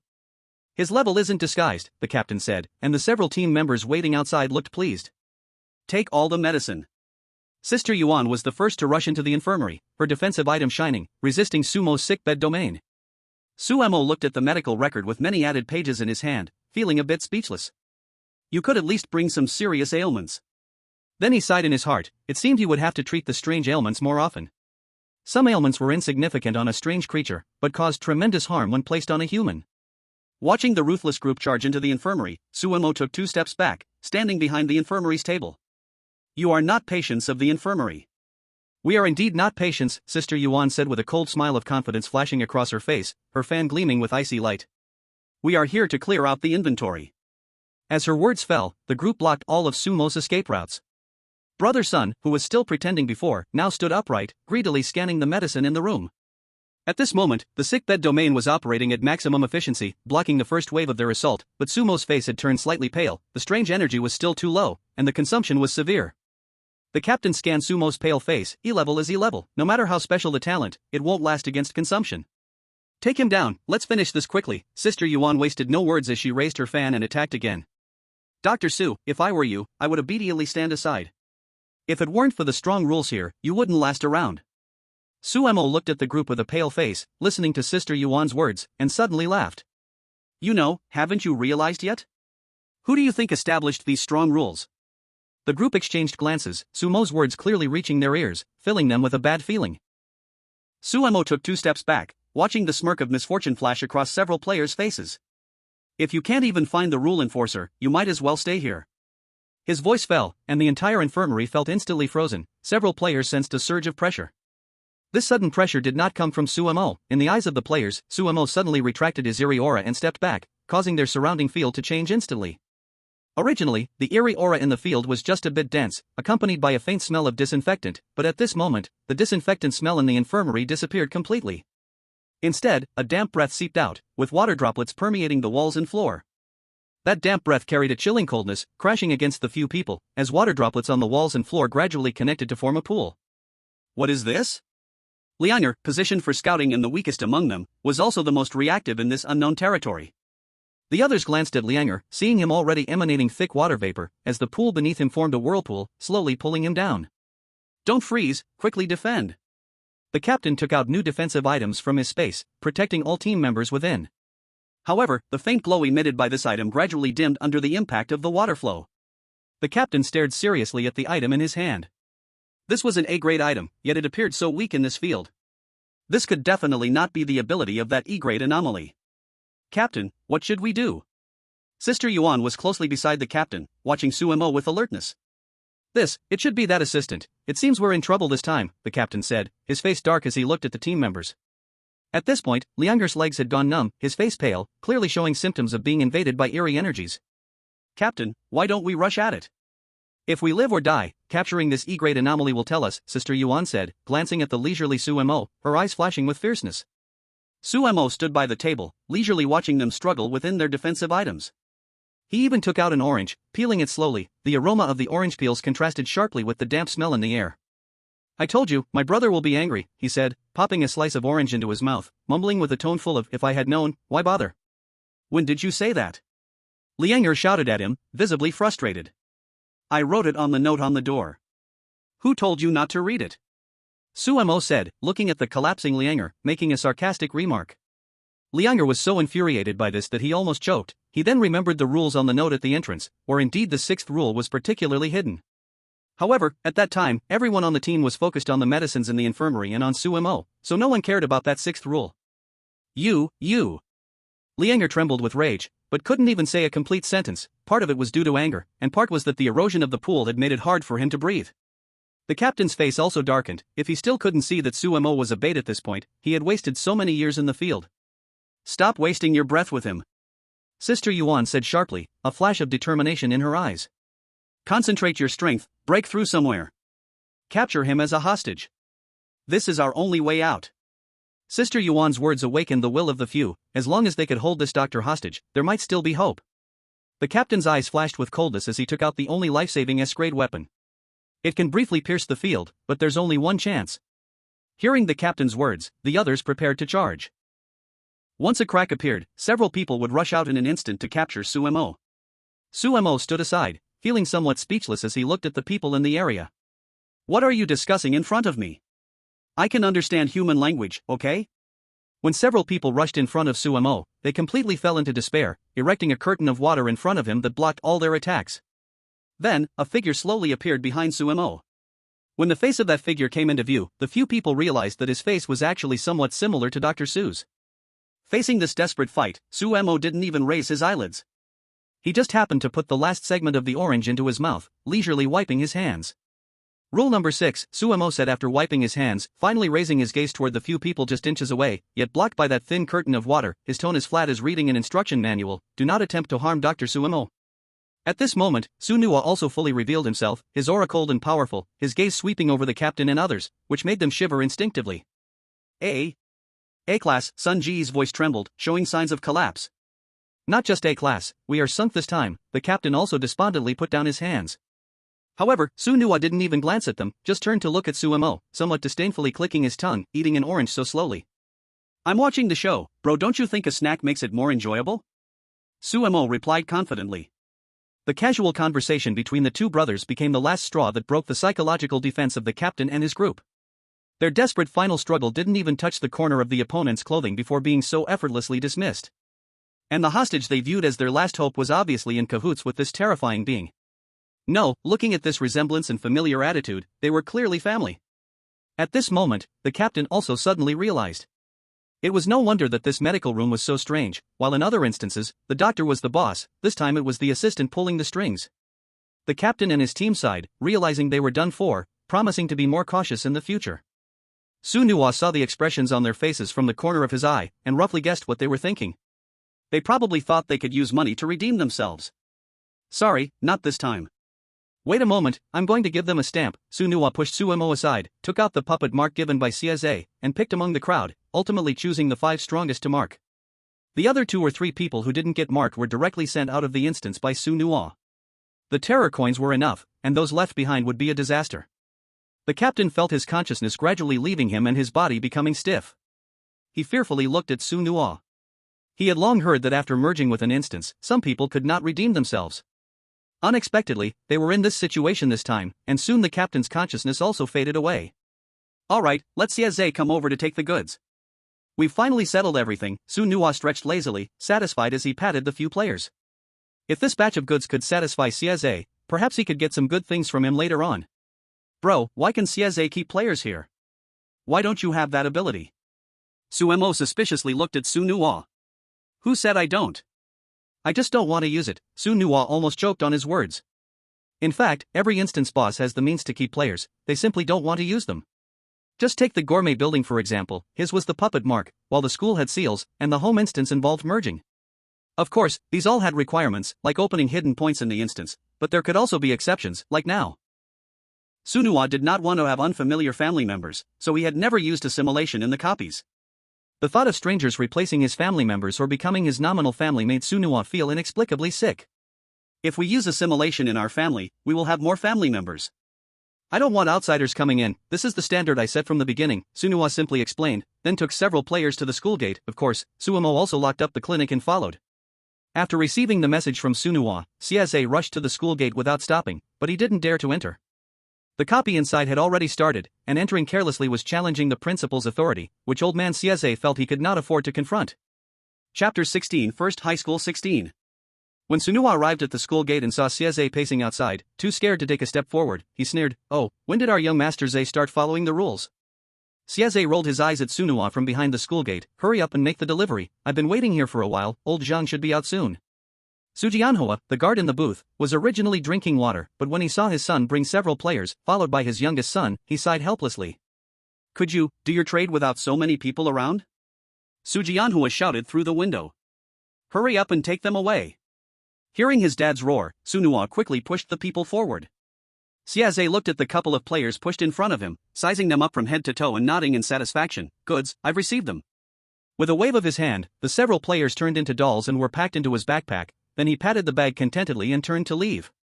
"Next time you two trade, please do it away from the school gate, can you avoid attracting attention?" After Siaze left, Sujianhua came out holding his cup, looking at his two sons and shaking his head helplessly.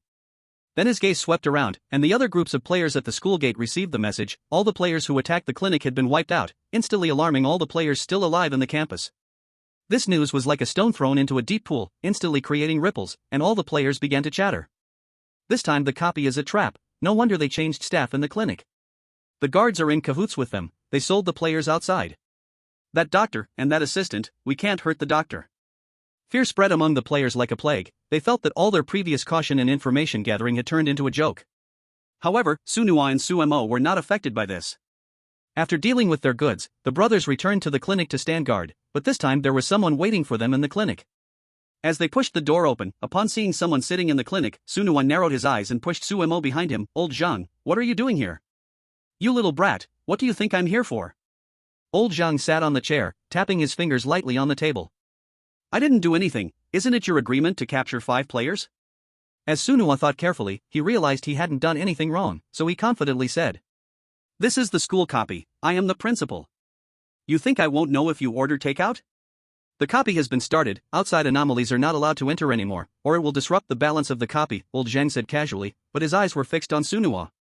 "Then just say what you want to do." Sunua sat on the hospital bed, acting like a rogue. "I want your brother to be a resident doctor in the clinic when the copy starts." Old Zhang's face lit up. If he could get this doctor over, he wouldn't have to run back and forth between the principal's office and the clinic anymore. "I knew you had ulterior motives, so how do we count the payment?" Sunua's face flashed with a hint of cunning. "You will get the same treatment," old Zhang replied briskly. "Fine, but when the next copy opens, I'll just come over as an assistant." Sunua nodded, quickly securing a good job for himself. "Isn't being a PE teacher good?"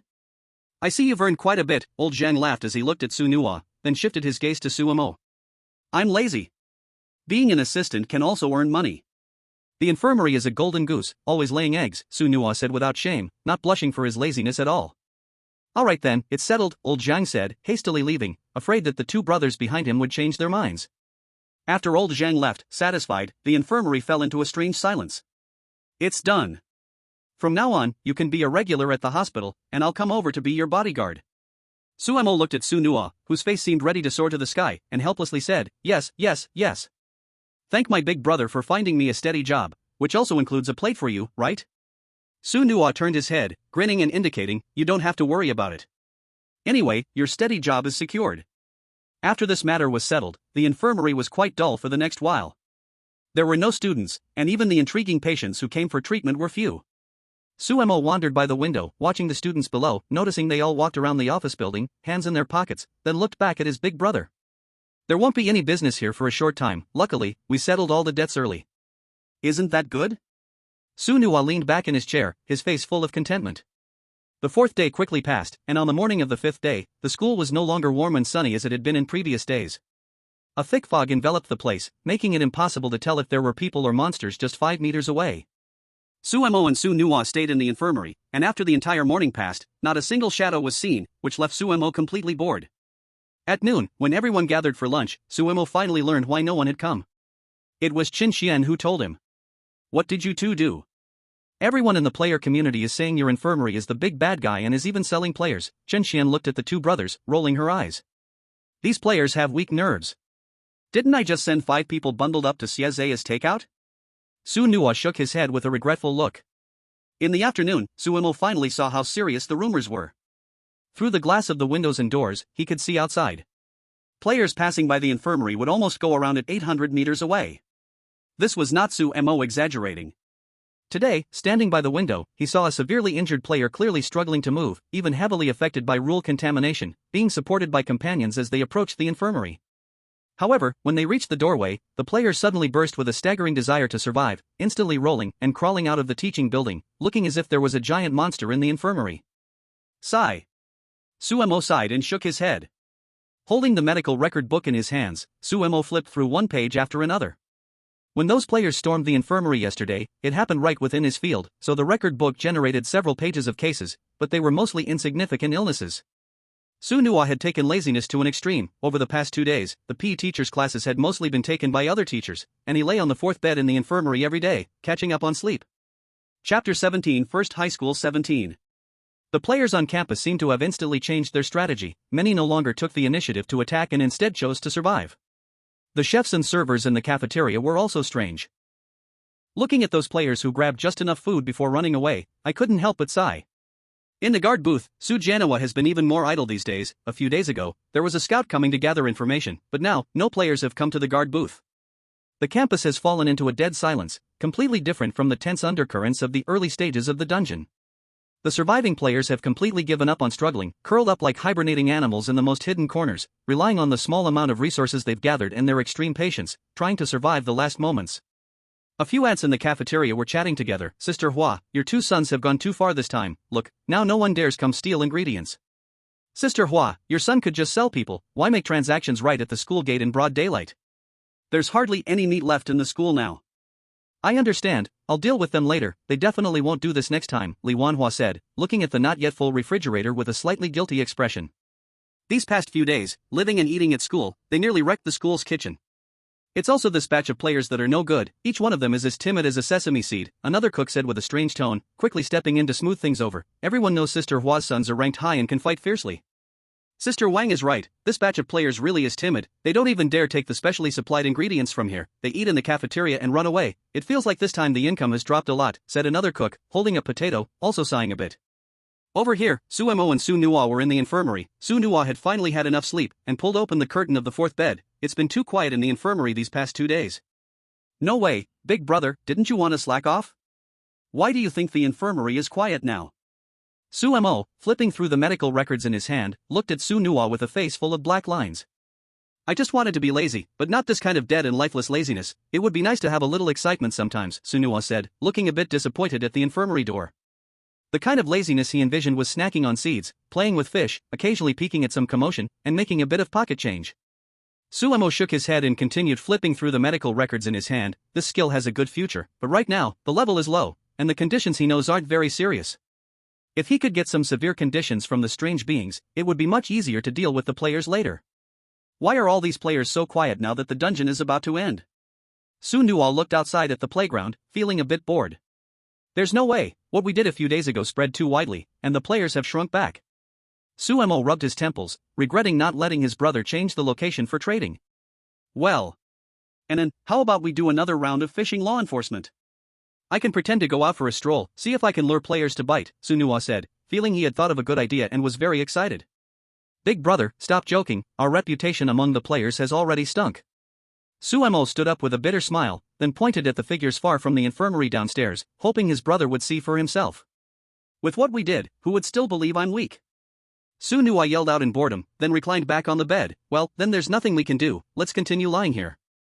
Su Nuwa's gaze blankly fixed on the ceiling of the infirmary. Suddenly, he flipped over, pulled out his phone from under the pillow, and started playing a game. For a moment, the entire infirmary fell silent, wrapped in a warm atmosphere. This peaceful vibe lasted for the whole day, and by late afternoon, Su Nuwa lost interest in playing games.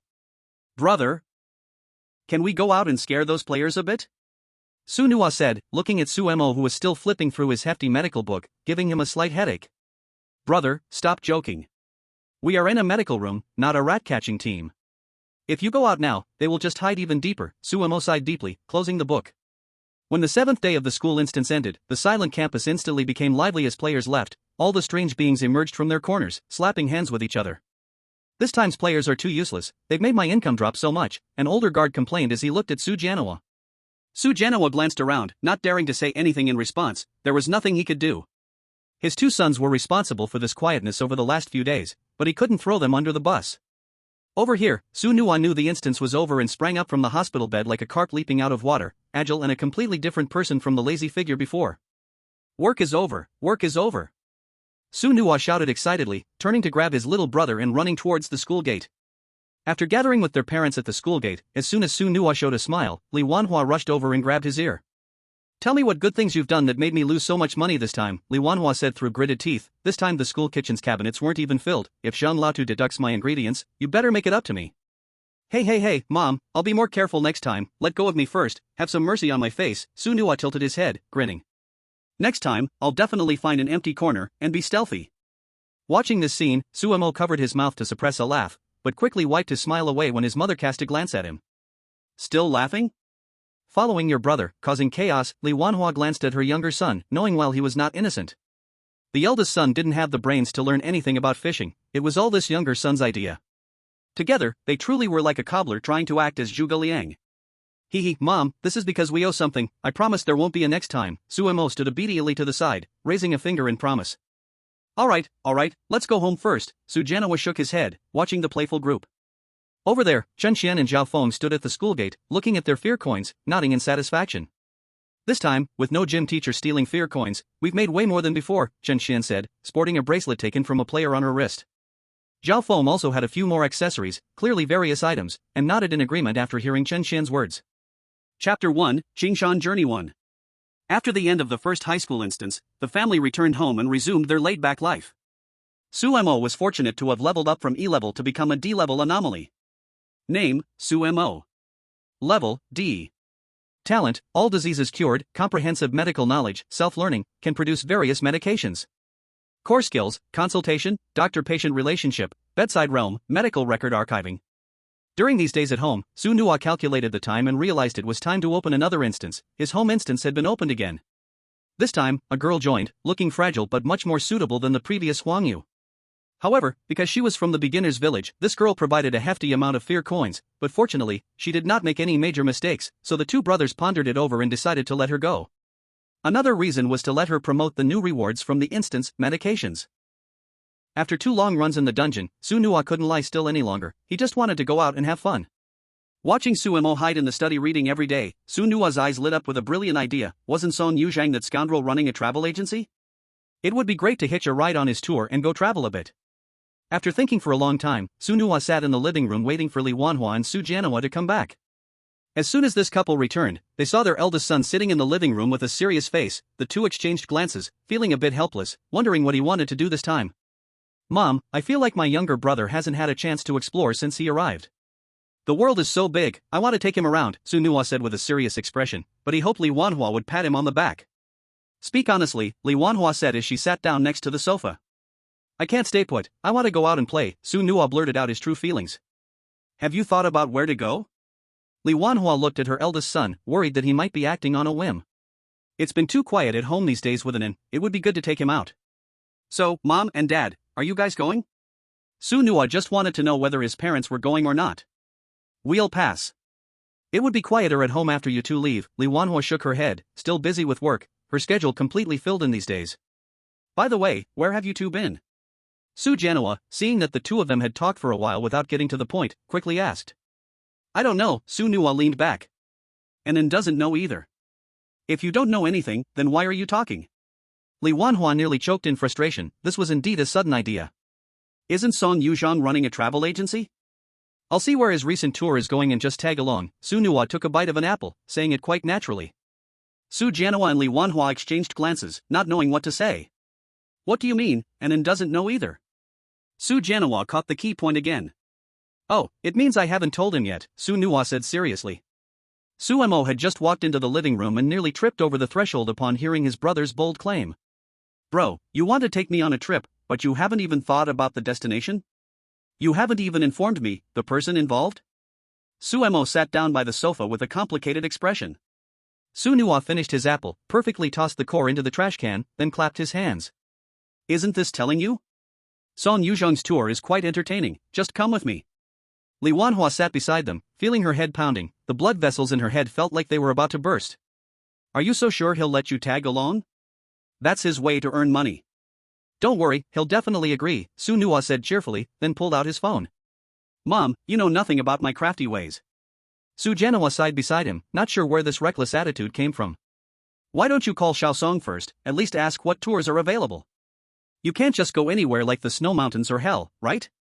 After hearing that, Su Nua nodded thoughtfully. Indeed, some dungeons were really not enjoyable. Su Nua's fingers slid across his phone, and in a few moments, he found Song Yuzhong's contact. He called him via video, and it was quickly answered. On the screen appeared a handsome man with a bit of a rogue charm, smirking until he saw Su Nua, and his smile immediately drooped. Hey, look who's calling me. Isn't this Su the young master? I'm so lucky to have waited for you to call me personally. Song Yuzhong teased. Stop with the sarcasm. It was just last time. Su Nua tried to explain but was cut off. Don't even mention last time. 3 days and 2 nights of travel, and you damn well came back in just one. Song Yuzhong hurriedly sealed Su Nua's mouth. Spill it, what is it this time? Song Yuzhong looked straight at Su Nua, noticing the surroundings behind him. Find me a tour group, something easygoing, preferably a leisurely travel. Su Nua stated directly. The phone suddenly fell silent, followed by a raised voice. Guess what I opened a travel agency for? I'm running a bizarre travel agency. Cut the crap, are you going to help or not? Su Nua's tone was filled with threat. This is a bizarre travel agency, specializing in excitement and thrills. Looking for a relaxing tour here is like taking a pet to a slaughterhouse for grooming. Song Yuzhang gasped for breath. Stop rambling, just find a group with lower danger levels. I'm bringing strangeness this time. Su Nua rolled his eyes at Song Yuzhang's exaggerated expression. Bringing strangeness? Your brother, right? I heard from Xieze that he looks quite gentle and handsome. Let me take a look. Song Yuzhang's interest was piqued. Su Nua said nothing, just aimed the video at Su Mo, shaking it for a moment before bringing it back. Hurry up and find a group, or next time we hit some high-risk area on our travels, I won't give you a heads up. Su Nua raised an eyebrow. Su Mo and the others listened nearby, helplessly covering their faces. This bizarre path truly had a wide reach, and anyone slightly lacking in strength couldn't build it. No, brother, real brother, I'll find you one. Song Yuzhong raised his hand in surrender. Song Yuzhong rummaged through options, finally finding a group that matched Su Nua's ideal standards, lightly swiping on it and nodding in satisfaction. I found one, a trip to Qingshan, 3 days and 2 nights. Song Yuzhang took a picture with his phone and sent the details over. In the photo, a misty Qingshan loomed, and right at the top, there was a seemingly ancient inn. Looks pretty good, Su Nua said as he gazed at the scenic photo. Though it appeared eerie, it truly was scenic for the bizarre. We've stayed home too long, let's go breathe some fresh eerie air. Su Mo carefully examined it. It did indeed look nice, especially those towering trees and bright red flowers by the roadside. Everything was so alive. Su Janhua and Li Wanhua also leaned in for a look. Seeing it was quite suitable and close to home, they nodded. Looks good. When you go out, keep an eye on an inn. Seeing that his family agreed, Su Nua turned to Song Yuzhong on the phone. Let's go with this. How many people are booked for this group? Upon hearing Su Nua's agreement, Song Yuzhang sighed. This group is not large, focusing on climbing and in thrills. There are a total of 12 people. I have a great idea. Su Nua rubbed his chin, suddenly thinking of a brilliant plan. What new plan do you have? Don't ruin this group for me. If I lose money again, just prepare to pay me back. Song Yuzhang felt a headache coming on at Su Nua's good idea. Don't worry, they won't die so quickly with my brother around, trust me, Su Nua boasted secretly. Then tell me the idea, Song Yuzhang, not falling for it, asked cautiously. My brother will definitely be the team doctor, let's see if I can blend in with the players, Su Nuwa said confidently. Suemo stared wide-eyed, looking at his older brother with confusion. You want to blend in with the players? Yeah, secretly causing some trouble sounds fun, Su Nuwa nodded. He had long wanted to do this, but in previous tours, he was either a guide or a driver. This time, he finally had a chance to try it out. Alright, bring your brother to the travel agency at 8 a.m. tomorrow, and I will arrange it for you. Song Yuzhang felt the veins in his temples throb but ultimately gave in. The next morning at 8, Su Nuwa and Su Mo appeared punctually at the entrance of Song Yuzhang's thrilling travel agency. Song Yuzhang looked at the two brothers, especially the eager Su Nuwa, and felt his migraine about to strike again. Song Yuzhang brought a medical kit to Su Mo and handed it over. Team Dr. Su Mo, responsible for handling the various discomforts of the travelers. Su Mo took the medical kit, nodded, and then put it into his space ring. Su Nuwa, forget it, look after yourself. Song Yuzhang then handed a file to Su Nuwa. Remember your identity, tone it down a bit. After flipping through the file, Su Nuwa nodded, looking at the number tag marked 13 in his hand. He helplessly curled his lips. Why didn't we recruit 2 more people? I would prefer 14 or 18. Whether you like it or not, hurry up and go over there to wait for assembly. If you expose yourself in front of the players, don't blame me. Song Yuzhang waved his hand to hurry Su Nuwa away. Looking at Su Mo standing beside him, Song Yuzhang walked over and patted his shoulder. Come with me, the doctor needs to stay close to the guide, ready to provide aid. Song Yuzhang led Su Mo to a guide, whose dark eyes bent slightly upon seeing Su Mo. Hello, Dr. Su. Hello, there will be more trouble behind, Su Mo responded with a slight nod. At this moment, Su Nuwa blended in with the players. This time, there were a total of 12 players, both men and women. When Su Nuwa concealed his eerie aura, his face still had a deceptive charm. On this side, when Su Nuwa appeared, a woman dressed in a windbreaker walked directly over, gazing at Su Nuwa with confusion. New face? I wonder what your strength is like. I'm Chen Li. Su Nuwa, after saying this, Su Nuwa turned his face away and no longer looked at them. The other players exchanged glances but didn't engage in much conversation. The dungeon has started, suddenly a boy in the crowd shouted, and others also noticed the changes around them, becoming serious. After the dungeon started, Su Mo followed the guide to the players and spotted Su Nuwa blending into the crowd at a glance. The guide, dressed in green cloth, held a red guiding flag, standing pale-faced in front of the players. Tourists heading to Qingshan Hotel, we will now call the roll. Please respond when your number is called. Number 1, Lu Gang. Here. 12, Qian Li. Here. 13, Su Nuwa. Here. After the roll call, the guide closed the roster, and his hollow eyes scanned the group. I am the guide for this trip, you can call me Qingsan. We are now departing, boarding the ghost bus to the foot of Qingshan. Please note, keep quiet on the bus and do not disturb other passengers. The guide was the first to walk towards the bus, with Su Mo closely following behind. After exchanging a few glances, other players also followed the guide into a very dilapidated bus. Once everyone was seated, Su Nuwa looked left and right and then plopped down next to Su Mo.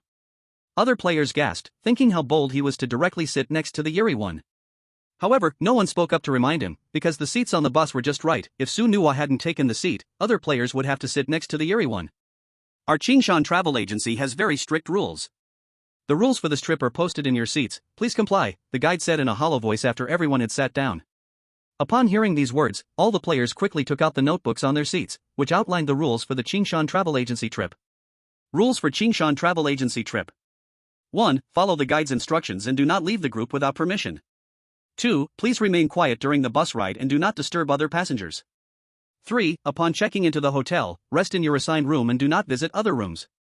4. If you hear any sounds at night, do not be curious and do not respond. 5. Respect local customs and do not damage any items in the hotel. 6. If you feel unwell, please seek help from the team doctor in time. The rules seemed quite simple. Every player was carefully analyzing the rules, and no one dared to underestimate him. Su Nuwa flipped the note in his hand, then stuffed it into his pocket, speaking in a very low voice. It's written pretty convincingly. Don't forget you're a player now, be careful. Su Mo poked Su Nuwa's leg with his finger, signaling him to pay attention to the eyes of the surrounding players. The tour guide, sitting at the front, naturally saw their actions but simply turned his head away, pretending not to notice. Chapter 3, Shing Mountain Journey 3. The bus driver had long been waiting in his seat, his eyes fixed on the reflection of the players in the mirror. We're off, said the tour guide in a flat voice, which sounded extremely out of place in this old bus. As soon as the tour guide finished speaking, the driver, as if receiving a command, launched the bus forward. Despite the bus being very old, it sped up unusually fast, and all the scenery flashed past the windows. Some players noticed the abnormal speed and gripped their seats tightly, but dared not make a sound. The speed kept increasing, and all the players looked up to see the driver's excited smile in the mirror. It was an indescribably twisted, unsettling feeling. His facial features were those of a normal human, yet they made people feel uncomfortable. The tour guide looked at the players pretending to remain calm. A flicker of excitement flashed in his eyes. His lips slightly moved as if he wanted to say something but ended up only saying, "Please, passengers, sit tight, don't leave your seats, don't make any noise." Sunua, feeling the speed of the bus, excitedly touched the seat beneath him. "This driver's pretty good." "Aren't all drivers like this?" Suemo looked at Sunua with some confusion. "Not really. Even if they are all drivers, the way they choose to scare people is different." Sunua lowered his voice. Fortunately, all the players were too focused on the tension to notice the sound here. At that moment, the bus suddenly rushed towards a sharp curve, almost at a 90-degree angle. The brief scream immediately made the tour guide and driver's eyes light up. "Wow, they're really holding on, running this fast, I'm shaking myself." Countless sharp, twisted, mocking laughs came from under the seats. A layer of cold mist instantly covered the windows, with palm prints appearing on them. All the players gasped. It felt like they were heading for a dead end, with no way to escape. The players who screamed were pale, each one pulling out defensive items from their space and using them. Suemo put on his glasses and looked at the light. The colorful, dazzling light was beautiful, but it made his eyes uncomfortable. Sunua, seeing his brother put on the glasses, quickly reduced his presence. If something unusual were noticed, it wouldn't be fun. The colorful defense light was especially bright in the bus, but like bubbles, it was fragile. More and more palm prints appeared on the windows, gradually leaving thick red blood. Beneath the seats of the screaming players, several pale arms extended. The driver didn't let them off. Seeing the tragic scene in the back of the bus, he quickly slammed on the brakes. Many players, already tense, were hit again and screamed out. The tour guide excitedly stood up, spread his arms wide, and the eerie atmosphere inside the bus immediately grew stronger. Sitting by the window in the last row, Shanley saw this scene and felt something strange around him, his pupils shrinking. This was not some opening scare ritual. These palm prints, these arms under the seats, were clearly meant to kill people. Exchanging glances with several nearby players, they all took out their weapons from the space, ready to fight to the death. Just then, the car suddenly came to a stop, and in an instant, all the oddities in the vehicle disappeared. The tour guide returned to his cold, expressionless self. Only the purple and blue marks on some players and their slight gasps proved that everything that had just happened was real. Suemo slowly put away his glasses and glanced at the pretentious Sunua next to him, secretly rolling his eyes. The tour guide lowered the hand he had just raised, lifted the tour guide flag, and said in a cold tone, "We've arrived at Green Mountain. For the next part of the journey, we will walk to the halfway point. Please do not fall behind." After he finished speaking, the bus doors opened, and the tour guide was the first to step out, followed closely by Suemo. Standing at the foot of Green Mountain, Suemo looked up at the trees above, tall and dense, with wisps of mist floating, making it look almost like a fairyland. The other players helped each other as they walked down from the bus. Most players only looked slightly pale and disheveled, but those who had shouted on the bus were basically all hurt. "Hello, do you need me to treat your injuries?" Suemo approached Lu Gang while holding his small medical kit. No need, thank you," Lu Gang shook his head wildly. He didn't dare to be the first to try something new. What if he ended up regretting it? Sunua blended in with the crowd, coldly watching everything, but when his gaze passed over Suemo, a trace of a smile flickered. Suemo looked at this player who refused his help and raised his eyebrows. "Am I some kind of disaster? The rules clearly state that if you feel unwell, you should reach out for help. I came over voluntarily, yet you turned me down." However, Suemo said nothing and walked towards the next player with his medical kit. Sure enough, after going around, all the players refused. Suemo sighed helplessly. It was hard to achieve results these days. As he walked past Sunua suddenly called him, "Doctor, I felt a bit carsick just now." Suemo was initially delighted to hear someone call him. However, when he turned around, it was his older brother, and he almost couldn't hold back his expression. Walking to Sunua's side, he looked at him with a hint of grievance and took out a small pill from the medicine box, placing it in Sunua's hand. "Motion sickness medicine, please take it soon." Sunua immediately tossed the pill into his mouth, and after swallowing it, his complexion instantly turned rosy, and he looked much more spirited. Seeing Sunua's performance, the other players were initially surprised that he dared to take the strange medicine offered but felt regret afterward for not accepting the doctor's treatment before. The tour guide rolled his eyes beside them, wondering how these two brothers could fool the players into trouble like this. Noticing the eager expressions of the other players, the tour guide quickly called for attention. "Time is running short, and we must reach the halfway resting point before dark. Please stay close to the group, do not fall behind, and do not randomly pick or touch the plants along the mountain."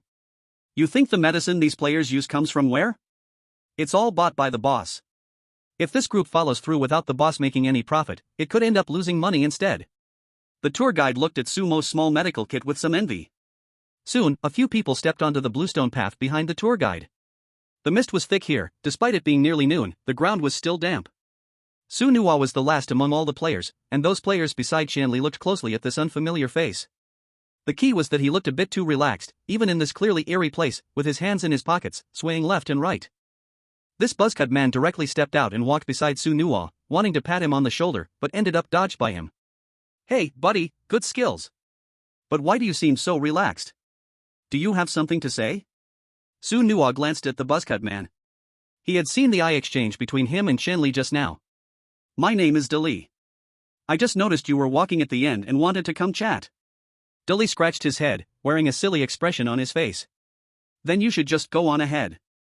If anything happens later, I won't be able to take care of you. Su Nuwa stepped aside and quickly distanced himself from Dali. Dali's face showed some embarrassment. He usually pretended to be honest and simple to gather some information, yet today he had hit a wall with this cold-faced guy.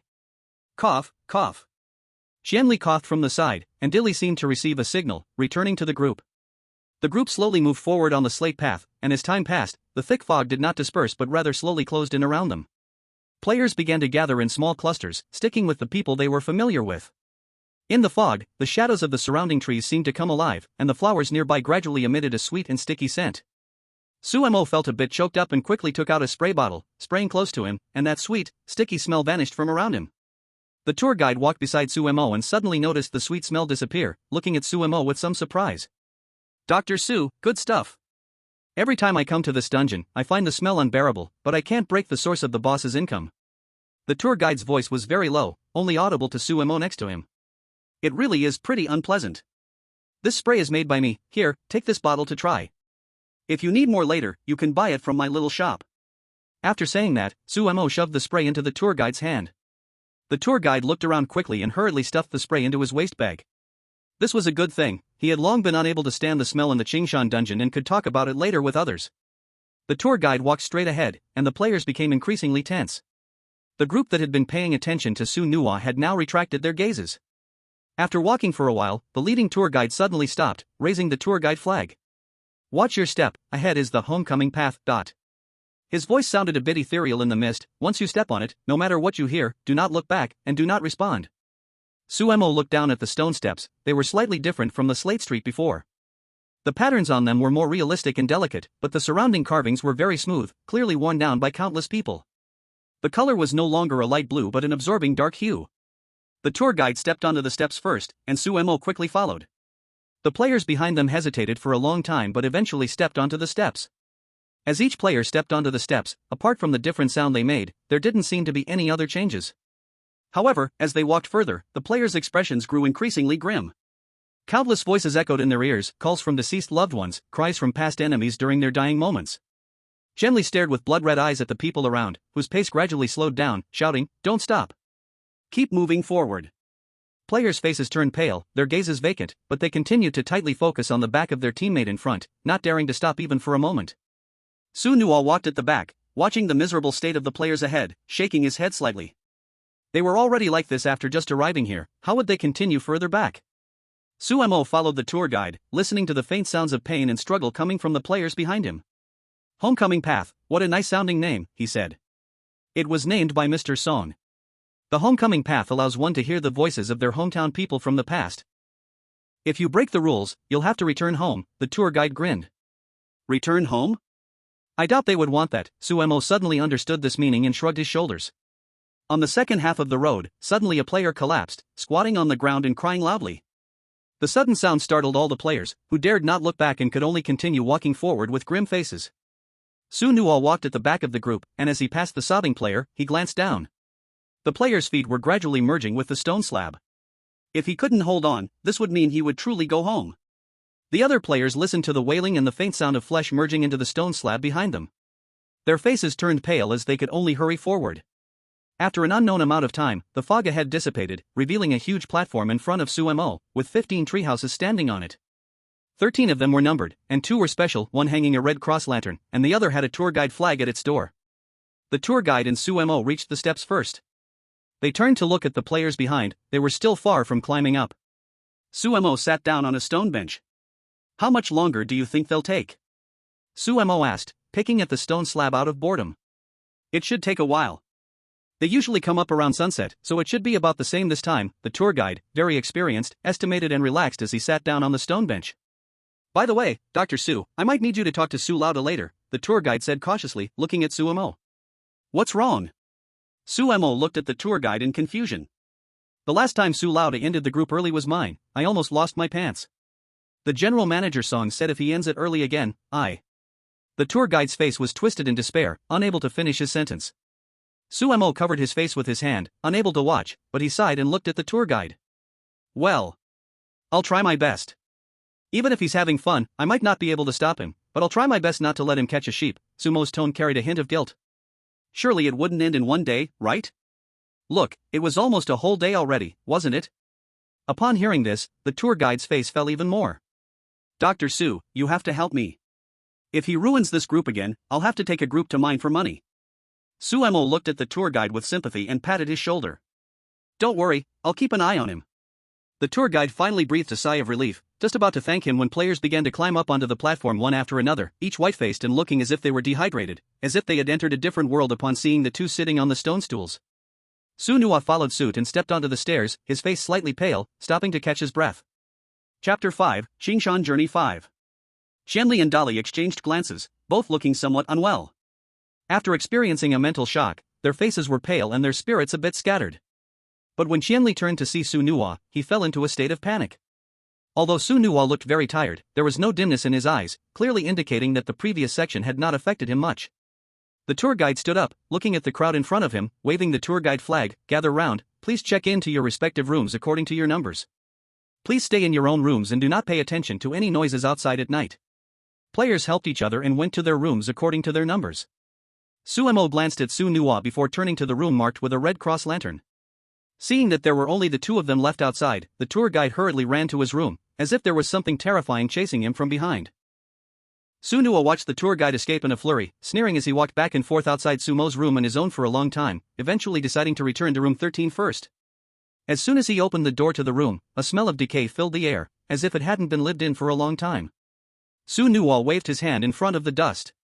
Outside the room's window was a dense forest, and as the sky darkened, the trees slowly morphed into something sinister, giving off an eerie feeling through the window. Switching on the room's lights, he saw only a bed and a wardrobe, along with a small bathroom. Sunua walked around the room, feeling a bit bored. The activities weren't set to start until night, but all the players now huddled in their rooms, too afraid to come out. This room also had the same kind of notes, and Sunua picked one up to take a look. Forest Treehouse Rules. 1. Please stay in your room at night and lock the doors and windows. 2. No matter what sounds you hear, do not respond, and do not open the door or window. 3. The sights outside the window may be illusions, do not believe them. 4. If there are unusual noises in your room, please ignore them. 5. The faucet in the bathroom may leak red liquid after midnight, do not use it. 6. If feeling extremely unwell, you can shake the bell by the bed to call for a doctor. Note, use with caution. What is this 6th rule? Who would call a ghost doctor to their room for treatment? Sunua was reading the note when he suddenly heard a faint sound from the room next door. Is the soundproofing in this treehouse so poor? Sunua shook his head, thinking that with this level of noise isolation, this bunch of players would probably scare themselves to death in the middle of the night. What if the person next door just turns over in bed and the people in the adjacent room think it's a sound from their own room? Sunua tossed the note onto the bed and walked to the window, looking at the twisted trees outside, where a small patch of mist formed on the glass, drawing a smiling face. Feeling truly bored after a lap around the room, he lay on the bed, staring at the ceiling in a daze when suddenly he heard knocking at the door. Bang bang bang. Sunua sat up, frowning slightly, suddenly feeling the presence outside the door was somewhat familiar, and hurried to open it. What are you doing here? Sunua looked at Suemo outside the door and brought him into the room, shutting the door behind them. Just wanted to see what your plans were for tonight, Suemo said as he sat down on the edge of the bed and picked up the note to read. Let's make some noise to scare them a bit. I'm just worried that if we mess around too much tonight, we'll lose players too quickly. One already dropped out on the way home, Sunua sighed, feeling like his little plans hadn't even started and already seemed to be ending. Then you better take it easy. The tour guide came to me today to plead for mercy, asking you, this big shot, to go easy and at least let him break even. Suemo shook his head while looking at his older brother. I didn't plan to end this so early. Aren't we here to unwind? Sunua said with confidence, "This is only the first day, I haven't even warmed up yet." 3 black lines appeared on Sumo's forehead, perhaps winding down for him meant something very different than it did for most people? "By the way, bro, why didn't the players react when they saw our faces today? Do we really look that similar?" Sumo scratched his face, feeling puzzled. Hearing this, Sunua scoffed and pinched Sumo's cheek, who would stare at a stranger's face. "Besides, I have a few tricks up my sleeve to disrupt their perception." "Tricks?" "Something like perception interference, using eerie energy to confuse the player's senses. Most supernatural beings can do this, only newbies like you wouldn't." Sunua finished and raised an eyebrow at Sumo with a grin. Sumo spread his hands in helplessness, no one had explained this to him. "Otherwise, do you think after a series of events, the players wouldn't notice we look the same? After just finishing one level, they see the same face in the next instance, then we don't need to play." Sumo just responded, "No wonder these weird things were part-time in various copies, nobody connected the dots, who would specifically care about what these weird things look like? Alright, let's not think about this." Sunua's attention returned to how to find some fun. "Tell me, should we wait for the show outside to start on its own, or should Big Brother take you to find some fun?" As soon as he finished speaking, a thudding sound echoed outside the treehouse, as if it were an announcement before the start of a show. Sunua clearly heard noises coming from the room next door. Obviously, besides them, other players had heard it too, and each one was extremely tense. Sunua took Sumo out of the house, looking at the cheerful guide waiting outside, and greeted him happily. The guide looked at the 2 brothers and hurriedly glanced at Sumo with his eyes. When Sumo lifted his head, he met the guide's pleading gaze, shrugged his shoulders, and mouthed, "I'll try." "Boss, are you taking the stage today, or shall I?" the guide asked cautiously, looking at Sunua. "You prepare your usual 3 tricks first, like knocking on doors or whatever. I'm taking my brother to have some fun, just not right now." Sunua had no intention of competing for the opening. After all, big shots make their entrance last. The guide finally let out a sigh of relief. Having an opening act was great, at least they wouldn't lose money after tonight. Sunua pulled Sumo to sit on a stone stool outside. The high moon cast down its light, making the woods appear even eerier. The two just quietly enjoyed it, watching the guide walking and knocking on doors in front of these players. "It really lacks creativity. Every time it's the same old tricks." Sunua clicked his tongue, a bit disdainful as he looked away. "Brother, you said you'd take me to do something fun. What are we gonna do?" Sumo was curious about what tricks his brother had. Sunua pulled out the note from his pocket and pointed to the last line for Sumo to see. The note read, 6. If you feel extremely unwell, shake the bell by the bedside to call a doctor. Note, please use it with caution. You can't be thinking. Sumo pondered for a long time, suddenly having a realization.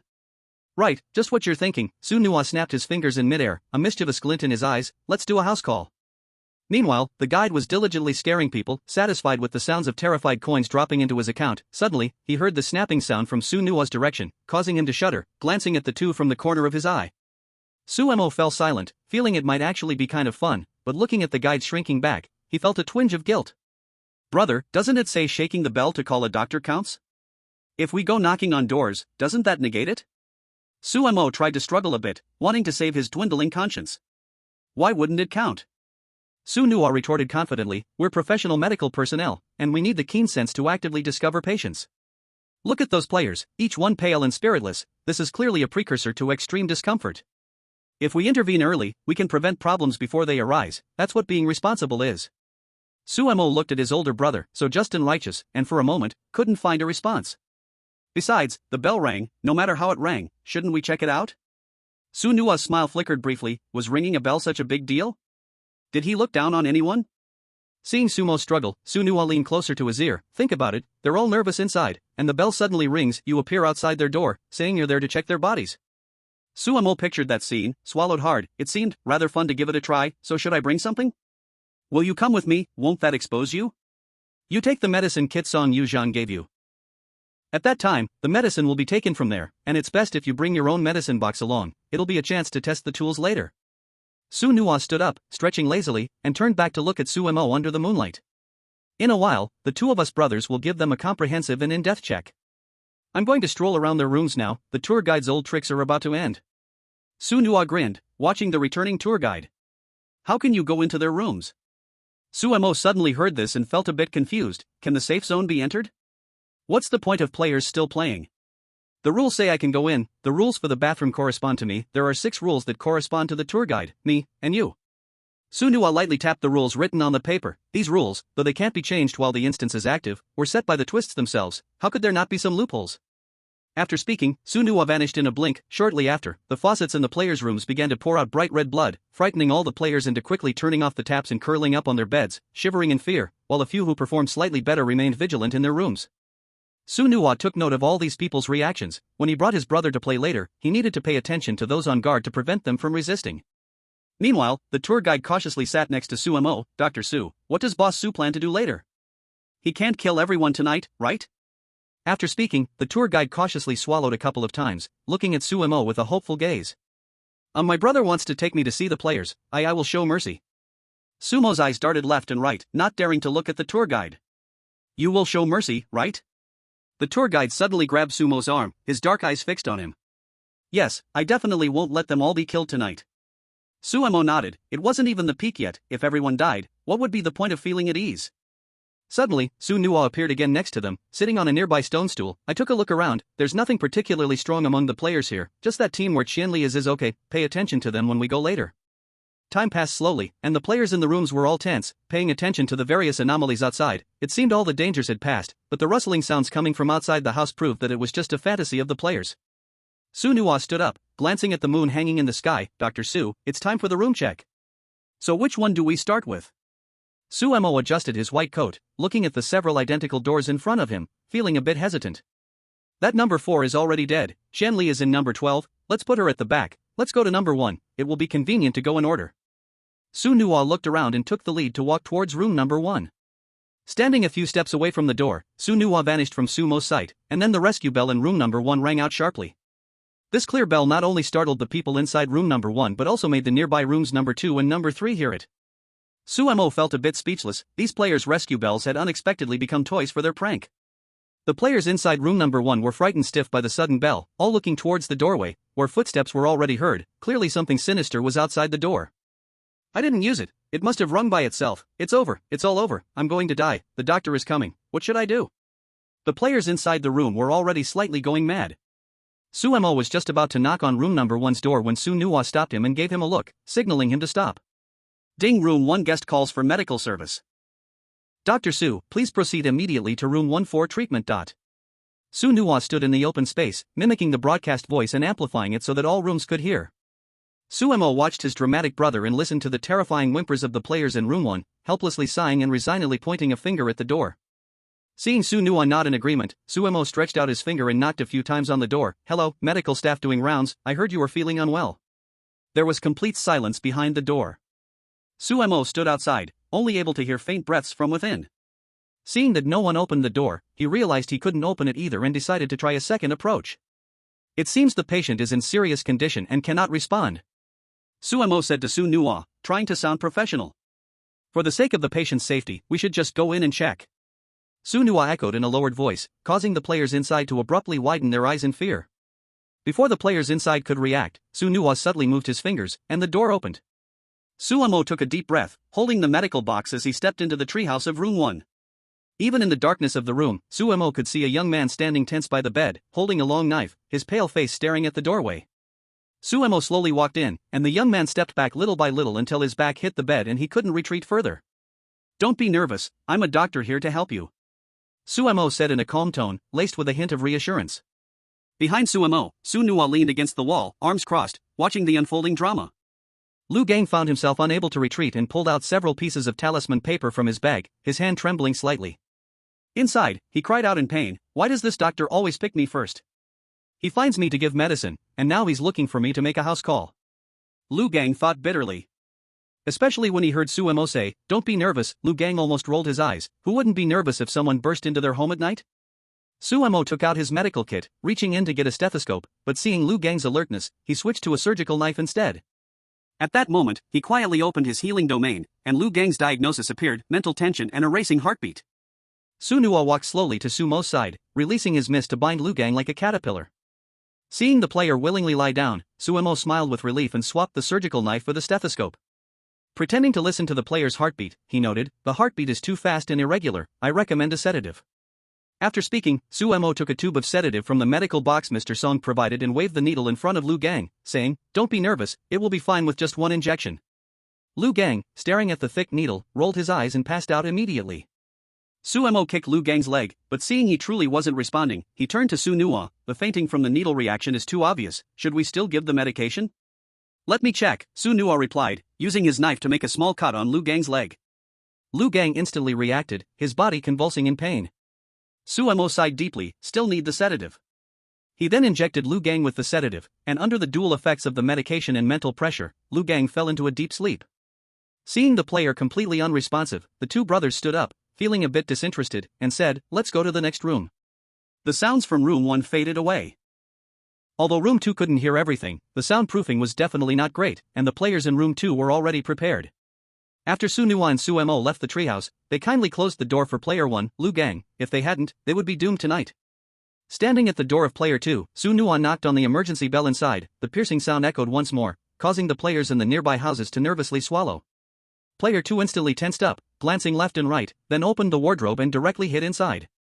Ding, room 2 traveler calling for medical service. Please Dr. Su proceed to room 2 for treatment immediately. Su Nuo mimicked the voice, announcing to everyone. The guide sat enviously on a stone stool, watching them play so happily. They must have earned a lot tonight, but what about him? He didn't even know how much he would make for himself tomorrow.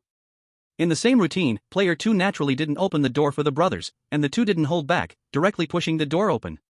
But they found an empty room, shaking their heads in disbelief. This room is so small, where could he hide? They would be better off stepping out and fighting openly. Of course, neither of the brothers said this. If they did, a group of people would argue with them. Who could beat you guys? Sensing the presence of a living person in the wardrobe, Su Nuo stepped forward and pulled the player out from inside. Looking at the player he had pulled out, Su Nuo bound him with water energy as usual and tossed him onto the bed. This player was treated slightly better than player 1, at least he was on the bed. The same routine, the same sedative. Of course, there wasn't as much sedative, it was just that Suemo had added some glucose to it. The player was mostly fainting due to extreme stress and fear. Next was player 3, who attacked the moment the brothers entered. He was honored to become the fastest player to go down, as the brothers didn't even enter the room but gave him an injection at the door. After finishing, they closed the door and leisurely walked to room 5. When Su Nuo tried to ring the bell this time, there was no sound coming from the room. The two exchanged puzzled glances. Why didn't the bell ring? You wait here, I'll go take a look. Su Nuo patted Suemo on the shoulder and directly blended into the shadows of the place. When Su Nuo returned, his face was dark. This player actually has physical defenses. He wrapped the bell in sponge. Suemo found it a bit amusing, but then again, in the previous entries, the bell always rang first. The later players should have been more cautious by now. So, do we continue? Suemo hesitantly touched his small medicine box. Of course we continue. Su Nuo was also fired up with competitive spirit. A mere sponge thinks it can stop our dedicated medical hearts? That's a joke. He signaled Suemo to step back a few paces, quickly blending into the shadows, entering room 5, using his powers to make the sponge wrapping the bell ooze out a blood-red liquid. Player 5, feeling clever, suddenly saw the bell nearby seeping out liquid and panicked, trying to stop it. Then, the bell began to vibrate at a high frequency. Even through the sponge, it gradually made a sound. This player was terrified, wanting to grab a talisman, but it was too late, allowing the bell to ring out. The harsh ringing pierced through the obstacles, becoming more urgent than the bells from the previous rooms. Su Nuo clapped his hands, coming over to Suemo. It's done. The player inside had been frightened by the sound, his hands and feet were cold, and he slumped down by the edge of the bed. Suemo lightly tapped on the door. Emergency call from the infirmary, please open the door. After waiting 3 seconds for the door to open but nothing happened, Su Nuo pushed the door open as before and signaled Suemo to come in. Following the previous procedure, the two opened the door once again and gave the player inside a set of calm diagnostic procedures. The player gratefully accepted the sedative and then rested. Chapter 8, Shangshan Journey 8. After resolving the small incident in room 5, they smoothly completed the task indicators in rooms 6 and 7. They arrived outside room 8, where the brothers felt that something was off again. Because the bell inside hadn't rung again, Suemo sighed and turned to his older brother. Bro, don't be anxious, inside should be the one called Dilly, and the three behind him look like a small team. Su Nuo squinted his eyes. These players were indeed a bit clever and seemed to have damaged the bell. After thinking for a moment, Su Nuo suddenly had an idea. It only said the bell by the bed rang, didn't specify which one. With a grin, Su Nuo took out the bell from his room, placed it on the bedside of Dilly's room, and rang it. Dilly, who was already a bit on edge, was startled by the sudden bell sound. He looked back and saw another bell next to the one he had previously damaged, feeling somewhat speechless. He then used the communicator to message his boss. Boss, breaking the bell didn't work, another new one popped up next to it. Dilly said somewhat speechlessly. Then let's see what effect the silencing charm will have. You don't have to worry, tonight you won't die, but you might suffer a bit. A voice came from the communicator. It was Qianli. Qianli had been paying attention to the movements outside. With this strange situation, it should stretch from room 1 to room 8. This efficient way of entering shouldn't be deadly, otherwise, with their strength, they would have already attacked on the bus. Dilly nodded, he fully trusted his boss's judgment. Hearing the knocking outside, he boldly opened the door. Dr. Su, the bell rang. Dilly looked expressionlessly at the two strange figures outside. This completely caught Suemo and Su Nuo off guard. Why did he open the door to welcome them? Didn't they say players would be terrified and struggle? Seeing Dilly's rush to finish the job expression, the two felt inexplicably forced. Suemo paused for a moment and quickly reacted, since you're so cooperative, hurry up and lie on the bed, we'll finish after the check. Dilly obediently lay down on the bed, placing his hands on his abdomen, looking serene. Suemo put the stethoscope on Dilly's chest, feeling the muscles tense beneath him, but Dilly surprisingly didn't move at all. Heart rate too fast, muscles tense, I still recommend a sedative. After saying this, he took out a tube of sedative and waved it in front of Dilly. Dilly looked carefully at the tube of sedative and cautiously glanced at Suemo. Doctor, can we avoid this? No, this is part of the treatment. Suemo looked at Dilly speechlessly and, while he was still stunned, directly administered the sedative. Feeling the liquid flow into his body, Dilly readily closed his eyes and pretended to snore in a semblance of cooperation. Su Nuo twitched his lips, thinking Dilly was really good at acting. If he didn't know the sedative was just glucose water, he might have been fooled. Suemo speechlessly put away his things and exited the room. I really feel no sense of achievement. I guess the next 2 rooms will be like this too. Just as the two had just stepped out, Dilly turned over and picked up the communicator. Boss, the 2 strange figures came in just to give me a shot, and I didn't resist, they just left. Looks like my guess was right, let's all just not resist from here on out. I guess once he's had enough fun, he'll just go back. Qianli said on the communicator. Boss, what if there's a problem with the medicine? Another girl in the team, Guiyuan, asked. If there's a problem, there's nothing we can do. All the rooms in front are gone.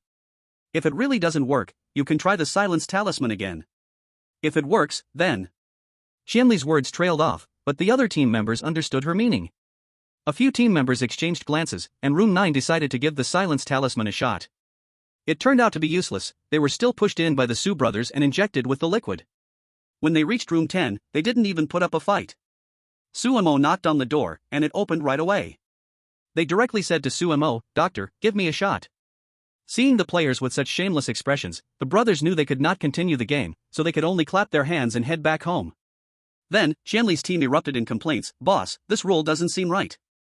Opening the door for the doctor violates Rule 2, why is there no problem? There's only one possibility, we didn't violate Rule 2. Qianli hesitated. Rule 2 says we can't open the door to prevent unknown things from entering, but Rule 6 allows calling a doctor. Qianli's voice paused, and Guiyuan continued, so, the doctor must be an exception. Ringing the bell is a sign of distress, and opening the door for the doctor means, following the procedure? Maybe that's it.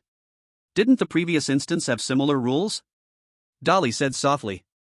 At this moment, Dolly felt a bit guilty. When the boss told him to stop struggling, she didn't say to open the door.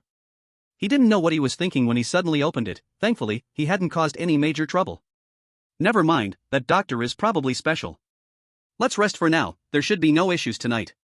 Put away the protective gear, Qianli prepared to end the topic as she was indeed tired after a long day. Boss, what if they come back tomorrow night? Another boy in the team asked hesitantly. What can we do? We'll see the situation on the mountaintop and decide then. By tomorrow night, we should be resting in the hotel on Shang Mountain. Qianli didn't want to continue the discussion. Qianli pondered that even if the rules remained the same tomorrow, the brothers could only lie down and take it. They needed to lose interest quickly, otherwise, the more they resisted, the more excited the others would get, and various methods had already been tried, which were ultimately futile. Back in room 13, Su Nuo lay on the bed feeling a bit bored. The game, which was supposed to be good, had turned tedious because of the last few players. Suemo stretched lazily. I'm going to sleep now, brother. I wonder if there's anything fun on the road tomorrow. Su Nuo weakly raised his hand. Go ahead, let me quietly reflect on my life. Oh no, my eerie life. Suemo looked at his brother's poorly experienced expression and couldn't help but shake his head with a chuckle. The tour guide waiting in the yard finally breathed a sigh of relief when the brothers finished the game. You're leaving me alive, right? Seeing Suemo come out, the tour guide walked directly to him. Doctor, how many did you leave for me? None died. My brother and I were just playing around, Suemo replied without any guilt this time. No matter what else, nobody died. The tour guide felt slightly reassured and went back inside to nap with the guide flag. As soon as he fell asleep, he had a nightmare, dreaming that Su Nuo and Suemo each held a pair of big scissors and cut all his money trees. Chapter 9, Ching Mountain Trip 9. The tour guide suddenly woke up from his nightmare, gently touching the guide flag. Thank goodness it was just a dream. At least the trees, no, the players are still here. Early the next morning, players came out of the treehouse, though they all had extra needle marks on them. Because they had slept through the night, their spirits were still quite good. All the players glanced at each other. Aside from their somewhat messy clothes, there truly were no dark circles under their eyes. Su Nuo walked at the back, rumpling his clothes, blending into the crowd. The tour guide counted the number of people, confirming that no one was missing, and finally breathed a sigh of relief. With a formulaic gesture, he raised the tour guide flag. Today we will head to the top of Changshan. I hope none of you fall behind along the way. After saying this, the guide turned to walk out, his pace even quicker than before, fearing any delay might cause trouble. The other players silently followed behind the guide but tactfully kept their distance from Suemo, who was carrying a medicine box. As Su Nuo walked past Suemo, he winked, then awkwardly trailed behind all the players, seamlessly blending into the crowd. The team stepped back onto the winding path. The higher they climbed, the rougher the mountain road became, and the entire forest was very quiet. Gradually, thick fog began to rise around them, and after about 10 minutes of walking, the fog enveloped the path, and visibility was only about 10 meters. The guide quietly walked in front, the red tour guide flag in his hand appearing dimly in the mist. Players clustered together with familiar faces, following the fading red shape, not daring to lose focus. Seizing the opportunity, Su Nuo blended into the fog and approached Suemo, pulling him away from the crowd. Brother, why did you pull me over? Suemo looked at Su Nuo's mischievous smile, knowing he had a trick up his sleeve. I brought you here to play something fun, Su Nuo nodded, a peculiar creature forming beside him. What is this? Suemo curiously scrutinized the creature. The creature, standing next to Su Nuo, bowed and said, Boss Su. This is a fog spirit. The fog arises because of it, and it is good at mimicking human voices, luring people into the fog and separating them, Su Nuo said, looking at the fog spirit with satisfaction. Ahead we will soon enter the bamboo forest, which is a perfect stage. The fog spirit can't mimic a human form, only voices. I can help him make up for this limitation and lure more players to scatter, Su Nuo said, lightly tapping his fingers, squinting happily at the players huddled together. After the team entered the bamboo forest, they found the visibility even lower. They could only vaguely see silhouettes of people moving. Only those tightly pressed together could clearly see each other's faces. Suddenly, a shout rang out from the side. Boss, help me, someone is grabbing my leg. The powerful voice echoed from the mist, the shadow over there appearing to struggle in place. The voice was filled with fear and a hint of struggle. Qianli took a deep breath and shouted, Don't move. I'm coming. As soon as Qianli finished his sentence, a scream pierced through the mist, ah. Immediately, the whole team was thrown into chaos as everyone searched for where Dili was being dragged. Dili, behind Qianli, listened in panic as his voice echoed from the fog, feeling a chill running down his back. Boss, I'm fine, that's not me, Dili raised his voice, suppressing all panic. A team member spotted Dili nearby and quickly shouted, Dili is here, that's not Dili. Hearing these words, Qianli followed the sound, finding Dili standing unharmed among the crowd, his face suddenly turning dark. Everyone, stand back to back in a circle, there are other things in the fog, Qianli commanded, and his team spontaneously gathered together. A similar scene unfolded in other teams as well, with various exclamations, arguments, and reprimands echoing through the group, fear making everyone gradually huddle together, tension high, but since there had been no casualties yet, it could still be somewhat stabilized. Brother, it doesn't work anymore, Sumo stood next to Su Nuo, shaking his head with a hint of regret. Su boss, this group reacted pretty quickly, what a pity, no one got dragged into the bamboo forest. Wu Gue also shook his head with some regret. They are indeed quick to react. Su Nuo noticed the lack of the desired effect, a flicker of displeasure in his eyes, but then he saw his brother beside him, and an idea sparked. After whispering to the nearby Wu Gue looked at Suemo with a strange gaze, then grinned sinisterly and melted into the thick fog. Then Suemo heard a terrified voice coming from within the fog, strange it's strange. It's that doctor. He's smiling at me in the fog. He's holding a syringe. Help! This scream was like cold water poured into a hot pot of oil, instantly causing a commotion among the players. Everyone rushed forward, even though they knew they wouldn't die, but if they passed out in this place. Fear escalated in an instant, everyone was running forward. The doctor is in the fog? What does he want to do with that syringe? Run! The group was thrown into complete disarray, everyone was just focused on charging forward, with the people at the front nearly colliding with the tour guide. Suemo looked at the panicking crowd ahead, a bit speechless, glancing at Su Nuo. Su Nuo looked at the chaotic scene before him, nodded with satisfaction, and said to Suemo, Did you see that? This is called precision strike. Much more advanced than those who only know how to flail around. At this point, the fear generated by the doctor gradually waned, but just then, an unexpected change occurred as a player stepped onto the land beside him. Vines extended from the bamboo forest, pulling this player into the grove. His teammate next to him reached out to grab him, but could only look in fear as this player slowly transformed into a bamboo, standing there. We can't leave this path. Players gathered towards the center of the road, as the previous night's sense of security disappeared completely. Su Nuo watched all the players gather in the middle of the road, effortlessly mixing in. They were about to pass through the foggy section of the bamboo forest. He couldn't let anything slip now. There would be fun at the mountaintop. The group moved forward in a stifling atmosphere, following the red tour guide flag. At this moment, the areas alongside the road were no longer safe, with vines gradually creeping up the stone steps, trying to directly pull players into the bamboo forest. Su Nuo looked at the vines already creeping around his feet and skillfully dodged the attack. "Watch your feet," Qianli warned sharply, his dagger flashing coldly as he severed a vine that was about to touch a teammate. The severed end of the vine oozed a dark green slime, quickly retracting back into the depths of the bamboo forest. Chapter 10, Qingshan Travel 10. Other players also followed suit, swinging their weapons and burning with talismans, creating a splendid scene, though the team moved slowly. Suemo didn't stay behind the crowd anymore but walked directly to the side of the tour guide, leisurely listening to various sounds from behind. As these players became exhausted, almost unable to hold on, the surrounding fog finally began to dissipate. The bamboo forest's onslaught visibly weakened, as those frenzied vines retreated like a tide, disappearing back into the gradually clarifying bamboo shadows. After coming out of the bamboo forest, all players patted their chests in relief, taking a long breath.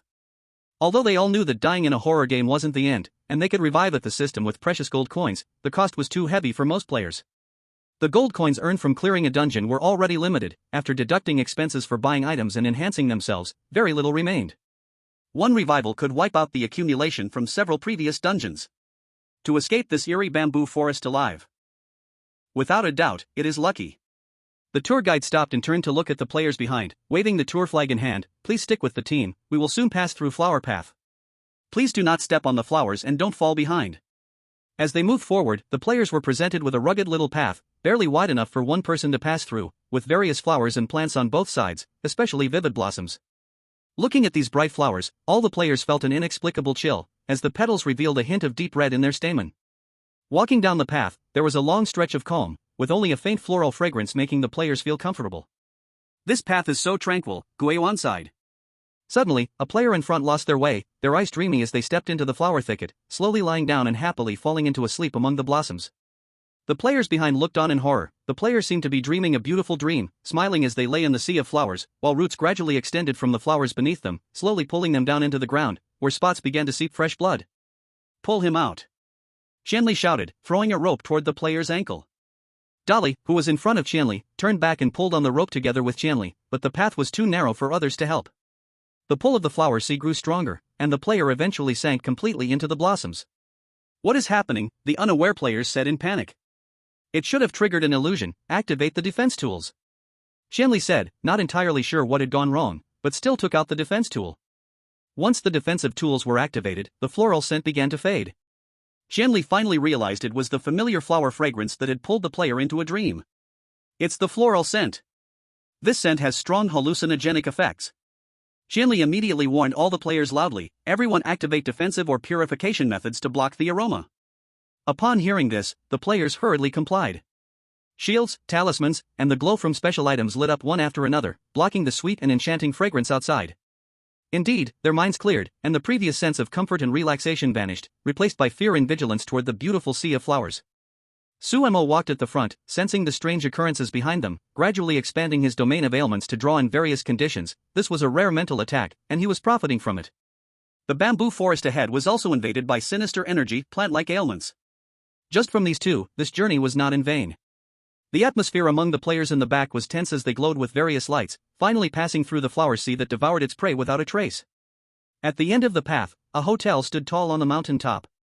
The hotel had white walls and red tiles, looking surprisingly normal, which starkly contrasted with the eerie scenery they had traveled through. Inside the open door, they could see a simple-dressed, kind-looking owner sitting behind the counter. Upon spotting the tour guide with the group, he immediately stood up, a warm smile spreading across his face as he hurried out to greet them. "Finally, you've arrived." "It was tough along the way," the owner said, shaking the guide's hand, eyes gleaming with excitement. Seeing the doctor behind the guide, his smile grew even warmer. "We have an extra doctor this time, that's wonderful. If anything happens, we have someone to treat it." However, when the owner turned around and saw Su Nuo standing among the players, the person's face turned blank for a moment, then quickly tried to cover it up. Dear guests, please proceed to the counter to check in. Here is your room key and the hotel rules. He handed over a stack of yellowed papers. All the players came forward one by one to collect their room numbers and took a yellowed piece of paper. A few players exchanged glances and placed the papers together. The rules were indeed exactly the same. When Su Nuwa came to take the paper, the boss's hands trembled slightly, and he cautiously glanced at Su Nuwa before placing the paper in his hands. Qingshan Hotel Check-in Guidelines. 1. Please check into the corresponding room according to your room card number. Do not visit other rooms. 2. From 10 p.m. to 6 a.m. the next day, please do not leave your room. 3. If there is any unusual noise in the room, please ignore it. 4. The hotel does not provide food service. If you need food, please go to the self-service restaurant on the first floor, at your own risk. 5. Please keep your room clean and take care of the hotel's property. 6. If you feel unwell, you can ring the bell by your bed to call a doctor. Use cautiously. The rules here are generally similar to those of the treehouse downstairs, and the players let out a long sigh. Could they not escape the doctor's rounds tonight as well? Then, Xianli flipped through the paper and noticed a particularly tiny line of text at the bottom. There is a spy among you. Find him before 10 p.m. or the battle royale will begin, and you are highly likely to be completely absorbed into the copy. Xianli gasped. She knew what completely absorbed into the copy meant. This was truly a threat to their lives. Xianli scanned the faces of all the players. Seeing that they all tucked the papers away, ready to go back to their rooms and rest, she called out to them with an ugly expression. Did you all read the paper clearly? There is a small line at the very bottom. No one can leave now. After Qianli finished speaking, everyone instinctively turned to look at her. The team members who trusted her most quickly pulled out the paper. Seeing the small line at the bottom, they looked at Qianli in fear. Boss. Other players also pulled out their papers, and upon seeing this line of text, they took a couple of steps back in horror, distancing themselves from the others. Chapter 11, Qingshan Journey 11. Everyone looked at each other with suspicion. Their teammates, who had just gone through life and death together, now felt like knives that could stab them. Completely absorbed into the copy. One player said in a dry voice. All the players' faces had drained of color, meaning they could no longer rely on their gold coins to resurrect. This time, they might really be stuck here. Calm down, Zhenli's voice suppressed all the suspicions. Our top priority now is to find him before 10 p.m. The boss is right. Dali was the first to stand up and support Qianli. The other team members of Qianli also agreed, but the suspicion still spread in the air. One player muttered to themselves, finding him, easy to say, who knows what he looks like or where he is. Meanwhile, the tour guide, Sumo, and the boss had already left the lobby and entered a room. This room had monitors displaying images of various corridors and the living room. These players are not bad, at least they know to suspect who the traitor might be, the boss said as he grabbed a handful of sunflower seeds and spat them aside. That Qianli has been quite calm all the way. Her team members are also not bad, the tour guide sat beside, eagerly watching the monitors. Sumo picked up a handful of sunflower seeds, tried one, it tasted bad, then put it back and took out a bag of sunflower seeds from his space. The players in the monitor were chattering and discussing, while the tour guide and others were already chatting away on their side of the monitor. Just tell me if the traitor is mixed in with the players. Why didn't you tell me it's him? The boss looked at the tour guide happily munching on sunflower seeds, feeling a bit dissatisfied. Whether I tell you or not, what difference does it make? It's just a matter of worrying early or late, the tour guide leaned back helplessly. Hey, spit. Don't say anything else, you just want to see me make a fool of myself. Sumo happily cracked his own sunflower seeds, watching the two of them joke around. Why is President Song so generous this time, even arranging a doctor for you? The boss turned his head when he heard the sound of sunflower seeds and smelled the aroma. Don't set your sights on him, see that guy outside? If you mess with him, he'll break your legs. Oh no, I mean he'll smash you to pieces. The tour guide saw the gleam in the boss's eyes and quickly reminded him. I'm not. I just wanted to ask Dr. Su if we have any intention of cooperating here. The boss rubbed his hands, hiding the greed in his eyes. Talk to my brother later. He doesn't allow me to make deals with outsiders. Sumo turned his head away. He didn't want to chat with this boss. If it weren't for the tour guide stopping him just now, he felt like he would have rushed over to rob him. Players outside were staring at each other in the living room. The atmosphere in the air was so heavy it felt like it could squeeze water out, and the ticking of the clock made the silence even creepier. What are you looking at? If you keep looking, he won't jump out by himself. Player 6 jumped out in anger, unable to bear the staring contest any longer. What do you want? Check each other's bodies? Do you dare to approach another player now? Player 3, tucked in the corner, pushed up his glasses. Then let's come up with a slogan. Think of a secret only we know. Player 6 spoke again, his face growing uglier. Ha, stupid. Do you see any of our teammates left here? Besides, do you know how long he's been following us? Was he with us all along? Player 3 glanced left and right.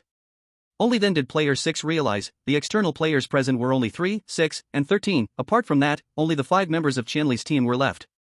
Su Nua's face stiffened. It was too soon to be discovered. What was the point of playing now with so few people? Next time, he needed to find a bigger team to blend in. His mind raced, seeing suspicious looks aimed at him. He quickly activated his acting skills. Are you all suspecting me? A group of noobs, if I could even get you this far, ha. With arms crossed over his chest, he exuded confidence, looking down on these players with disdainful eyes. Qianli, who had some doubts at first, after sensing Su Nua's strength, turned to look at players 3 and 6. What are you staring at? Why can't it be that the problem is one of you? I remember that during the bamboo forest, it was that girl in your team who spoke up first, player 6 shouted in embarrassment as he noticed all eyes were on him. For a moment, player 3's suspicious gaze also shifted to Qianli's team, and Qianli paused, initially confident but now hesitating. He had intended to say that all the team members had been with them from the start, but upon careful thought, there had indeed been opportunities to switch personnel, like in the dense mist of the bamboo forest, and the time spent alone in the treehouse. Once again, everyone fell silent. This time, even whispers of doubt emerged from Qianli's team aimed at Guiyuan. Boss, it's really not me. Guiyuan cast a pleading look towards Qianli. Enough, accusing each other is pointless. Qianli still felt it didn't seem like one of his teammates as his suspicious gaze swept between players 3, 6, and Su Nua. We need a more direct method now. I have a tool that can force the abnormal to reveal itself. Qianli took out a bronze disc from his space, reluctantly placing it before everyone. Using it once will consume huge energy. This only covers this living room. Su Nua was looking at the bronze disc beside him, feeling a bit bored, and pulled out his phone. And then, do you want to keep playing the doctor questioning game tonight, or do you want a battle royale, or do you have something else in mind? Suemo noticed his phone vibrate and opened the message, feeling a bit speechless. Bro, tone it down a bit, they are going to use the revealing items. Suemo quickly sent a message to Su Nua. Su Nua saw the reply and rolled his eyes. Come on, it's just this broken disc, it can't really reveal me. Hurry up, do you want to play the doctor questioning game or the battle royale? If not, how about letting them fight it out for a while? Suemo looked at the message with a black line on his forehead. In the battle royale, if they die, don't they have to blend into the scenario? Almost forgot. Go ask the boss how many people he wants to keep. Su Nua suddenly realized he forgot to ask the boss for how many people he needed.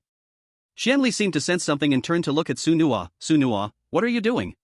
For a moment, all the players turned to Su Nua, seeing him standing behind, seemingly indifferent, and suddenly had their doubts. Chapter 12, Xingshan Travel 12. Su Nua, at a time like this, you still have the leisure to play with your phone? Qianli sized up Su Nua, the bronze disc in his hand always directed at him. What else should I do? After discussing back and forth, don't we still need to open the disc? Hurry up and open it. Su Nua didn't hide his personality at all. If he changed his tune at this time, it would be like exposing himself. The other players began to ponder over the disc, preparing to start it up. Su Nua also saw a message that came through on his phone. Bro, the boss said 2 are fine, there's no need for the leader, he can't manage them. Tisk, Su Nua clicked his tongue, feeling somewhat dissatisfied. There was still quite a bit to do. Bro, let's do a battle royale today. I don't want to do the doctor questioning game again, it won't scare them. Suemo had thought for a long time in the back. Since they had already used that tactic yesterday, it was time to change it today. Su Nua put away his phone and looked at the bronze disc that was slightly glowing, nodding. So it would be a battle royale, but it still needed a bit of a twist. Just then, Qianli's disc emitted a bright white light, sweeping across the entire living room like a barrier. As it passed by players number 3 and 6, there were no unusual reactions. Everyone's gaze turned to Su Nua, but there was still no oddity as the white light passed over him. All the players were now standing in the white light, looking pale, staring blankly at everything in front of them. Is this a failure? Impossible. Qianli strengthened the energy input, the white light becoming even more dazzling. Could it really not be him? Qianli stared at Su Nua, who showed no signs of change in the white light, carefully observing everyone, and suddenly focused his gaze on a vase in the living room. There, a face gradually emerged under the white light. As everyone followed Qianli's gaze, all the players showed expressions of joy. Found it, looks like this mole is in the living room. A few pieces of talisman paper flashed by, and the face on the vase transformed into a cloud of smoke, vanishing. Succeeded. Dilly yelled loudly from the side. For a moment, the atmosphere in the living room relaxed, and everyone stopped looking at each other with suspicious eyes. Su Nua looked at the bronze disc still radiating white light, feeling it was a bit dazzling. Hey! Since it's resolved, shouldn't you hurry and put away that disc? The white light is a bit too blinding. Su Nua said lazily. Hearing this, Qianli paused his actions, looking at Su Nua with a hint of fear. What do you mean, what did you see? White light. Su Nuwa lazily replied, even somewhat impatiently waving his hand. White light? Qian Li's voice trembled as he repeated it in disbelief. The other players also looked at Su Nuwa with incredulous eyes. The bronze disc, in the eyes of all the players, was clearly emitting green light, warm and full of life. At this moment, the clock in the living room chimed. Qian Li turned his stiff neck to look at the clock. It was too late, it was 10 o'clock. Can you not see the blue light? Player 3 said in a dry voice. What he sees is different from us, he is the ghost. Player 6 raised his voice. Su Nuwa stood stiffly in place, then stretched lazily. Oh, so you guys see blue? To all the players, Su Nuwa's face wore an evil and rampant smile, making him seem incredibly oppressive. Qian Li signaled all the team members with a glance, urging them to escape quickly. Under the light of the disc, they did not reveal their shapes. This ghost was much stronger than they had anticipated, a chill shooting from Qian Li's feet straight to his head. It seems you all misunderstood the rules. It was never that there was a ghost among you. Su Nuwa stood up straight, and the entire living room began to emit a dampness, but rather, I am right among you. Run! Qian Li felt the change in the air around him and shouted at his teammates, turning to rush upstairs. All the team members immediately followed Qian Li's command and ran toward the second floor. No matter what, finding a place to hide was the top priority. Player 3 and Player 6 were a half step slower, then they also shouted as they rushed upstairs. In the blink of an eye, only Su Nuwa remained in the living room, walking to the sofa and sitting down out of boredom. TSK, they ran away just like that, how boring. Su Mo saw that all the players had left and came out of the monitoring room, followed by the boss and the guide. Bro, Su Mo naturally walked to Su Nuwa's side. How was that just now? Wasn't it cool? Su Nuwa laughed and took the sunflower seeds from Su Mo's hand. Mom's skills are indeed very good, Su Nuwa said, cracking the seeds, not even glancing at the direction the players had gone. Tonight is still long, the battle royale has just begun, so don't rush. When are we going? Su Mo sat next to Su Nuwa, but his eyes kept glancing toward where the players had left. The boss always appears last. If we go now, won't they all be wiped out? What's the point? Su Nuwa got up and walked toward the monitoring room, then looked at the boss. Boss, let your people come out. Thank you, Boss Su.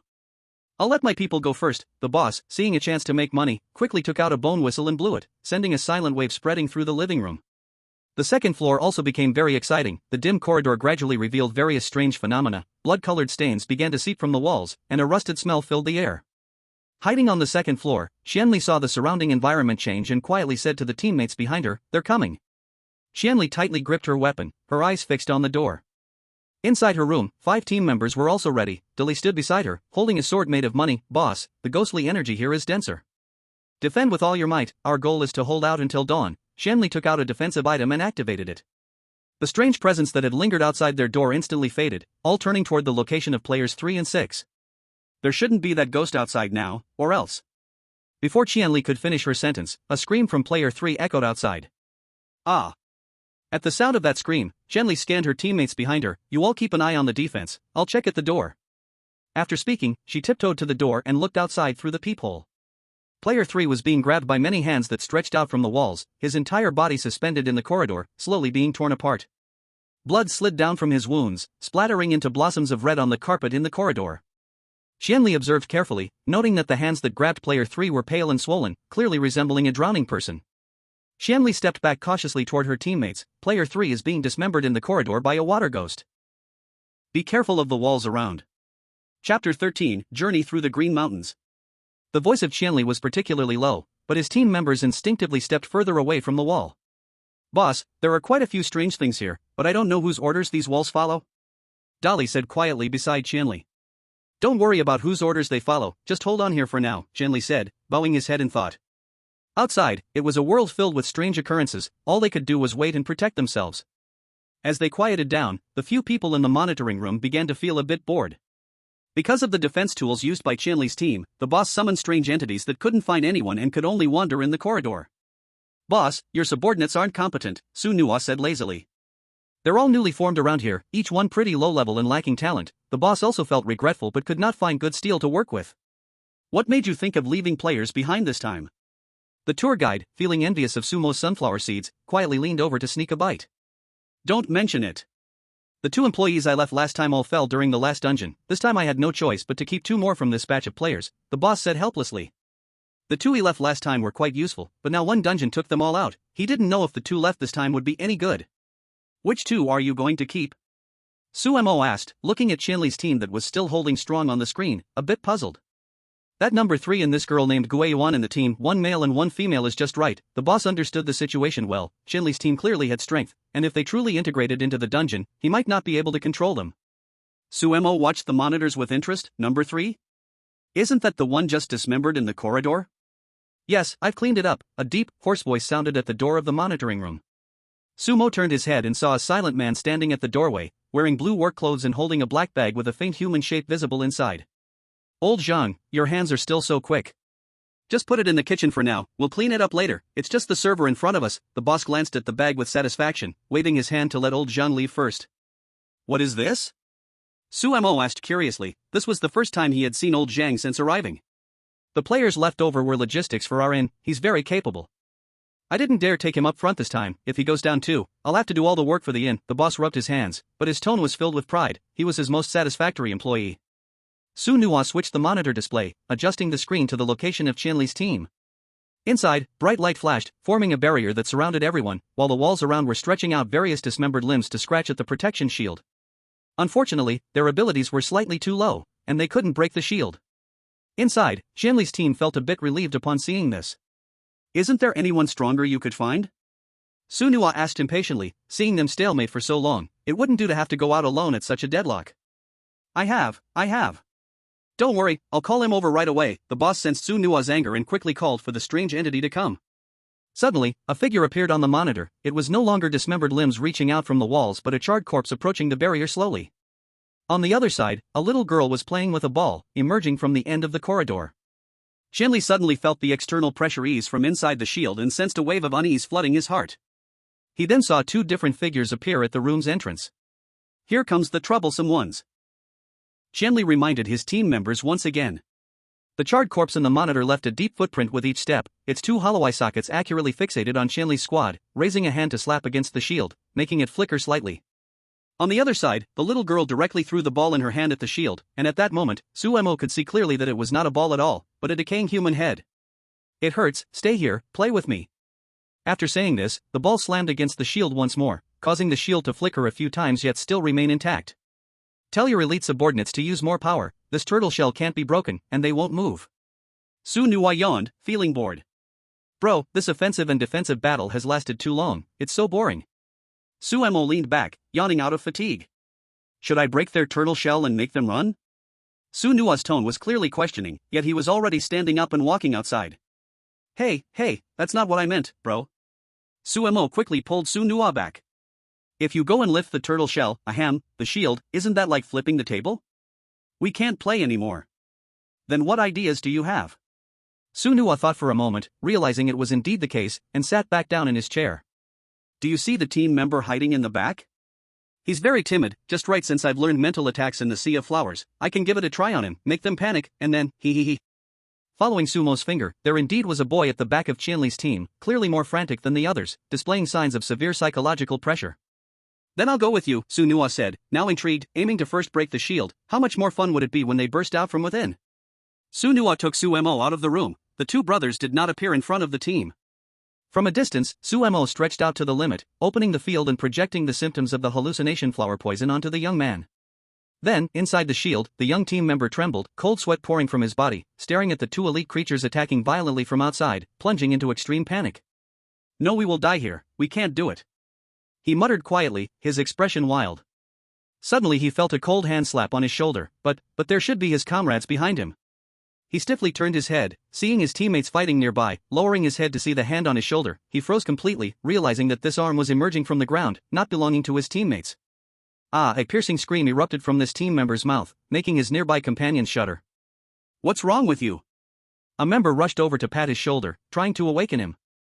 The ghost is already inside the shield.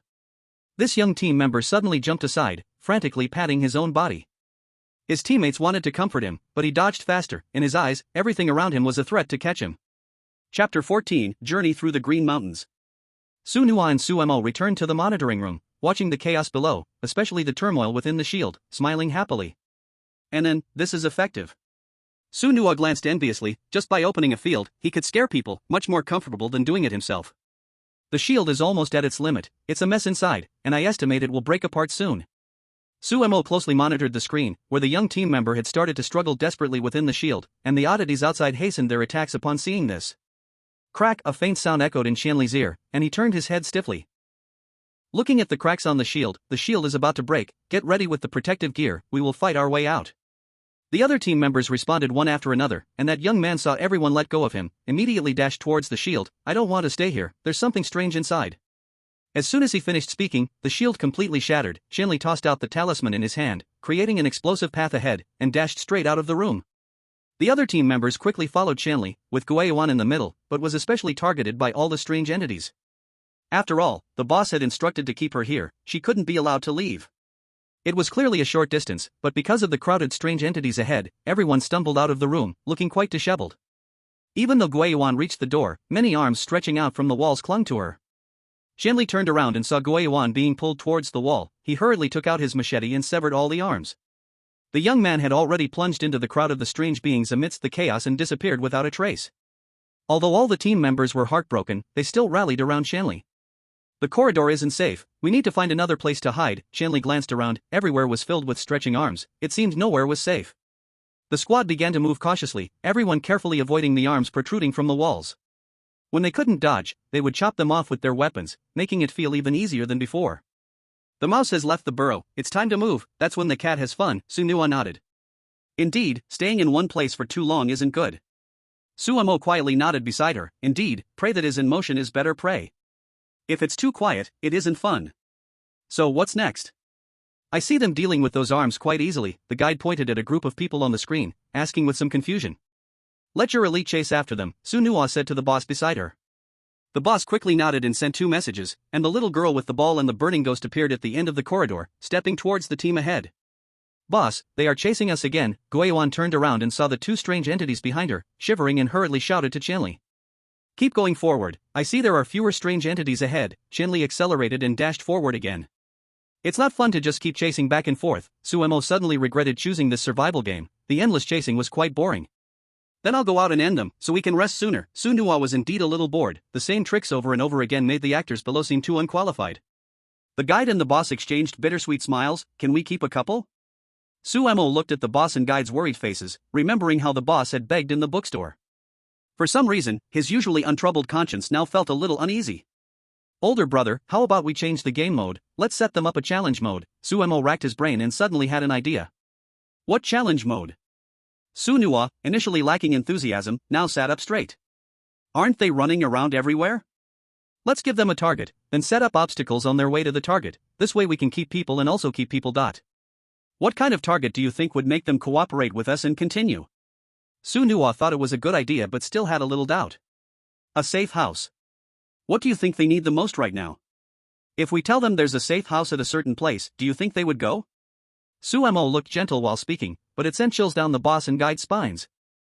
But there isn't a safe house in this round, the boss realized, his rules didn't set this point. Does it matter? Isn't a safe house something we can just say exists? Suemo felt that the boss was so out of touch. For our strange group, isn't the place we don't go just the safe house? That's true. Once we break into the safe house, we can live until tomorrow morning. Perfect, the tour guide clapped his hands. As the players below were fleeing forward, they suddenly heard a gentle and clear voice on the broadcast. It was Sumo's. Dear players, congratulations on surviving to this point. The safe house at 306 has opened. If you break in, you'll live until 6 a.m. tomorrow. If you can't make it, then goodbye. The sudden voice appeared and then suddenly disappeared, leaving a huge amount of information, causing the fleeing players to stop in their tracks.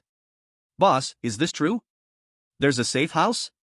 Guiyuan, covered in wounds and mentally exhausted, felt a surge of excitement at the mention of the safe house. A safe house? Its appearance at this time must be a trap, Dolly beside him shouted, panting and chopping off an arm from the wall. No, this time it should be real. These strange things want to lead us there, there must be many challenges along the way. Qianli pondered for a moment, then raised his head to say. So are we going? Boss?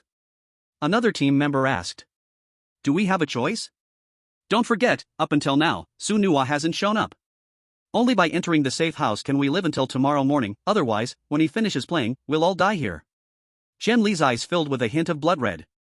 She realized that he and his teammates were now like fish in a barrel, like birds in a cage, their lives hanging by someone else's thoughts. The team fell silent.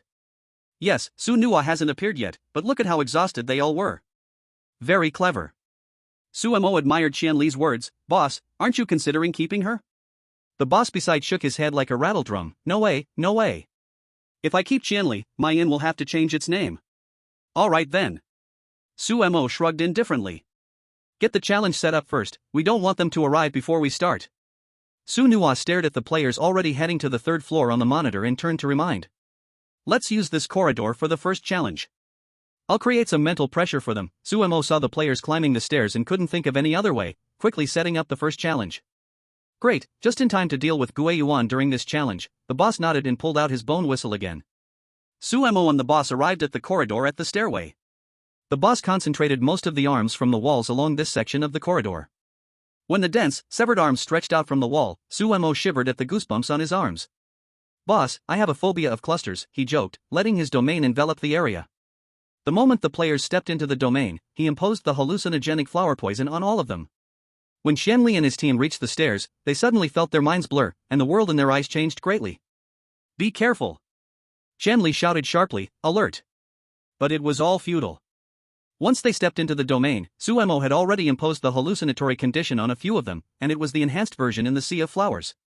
At that moment, under the influence of the hallucinogenic flower poison, their senses began to distort.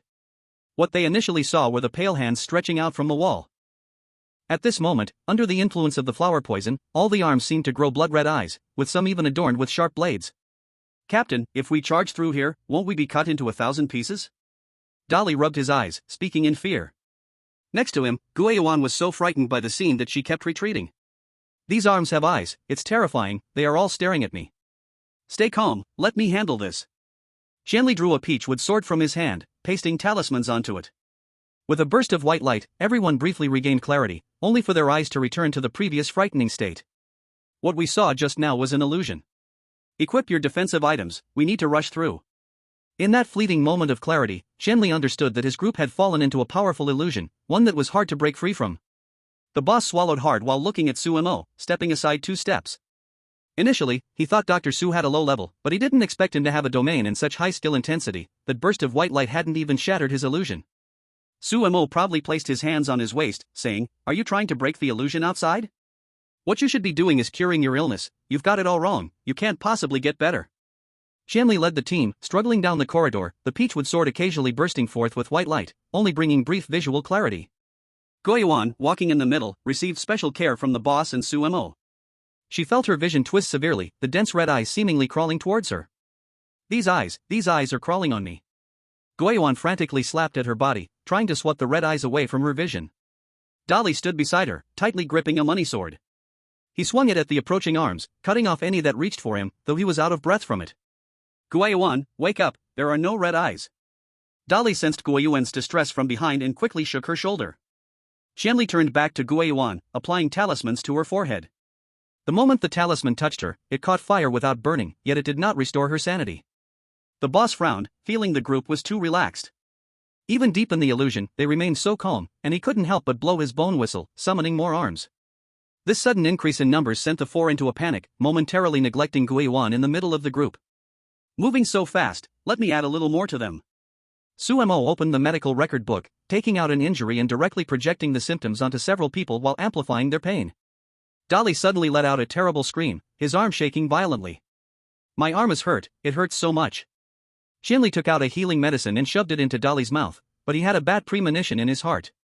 Dali had endured worse injuries before, but this was the first time he screamed in pain.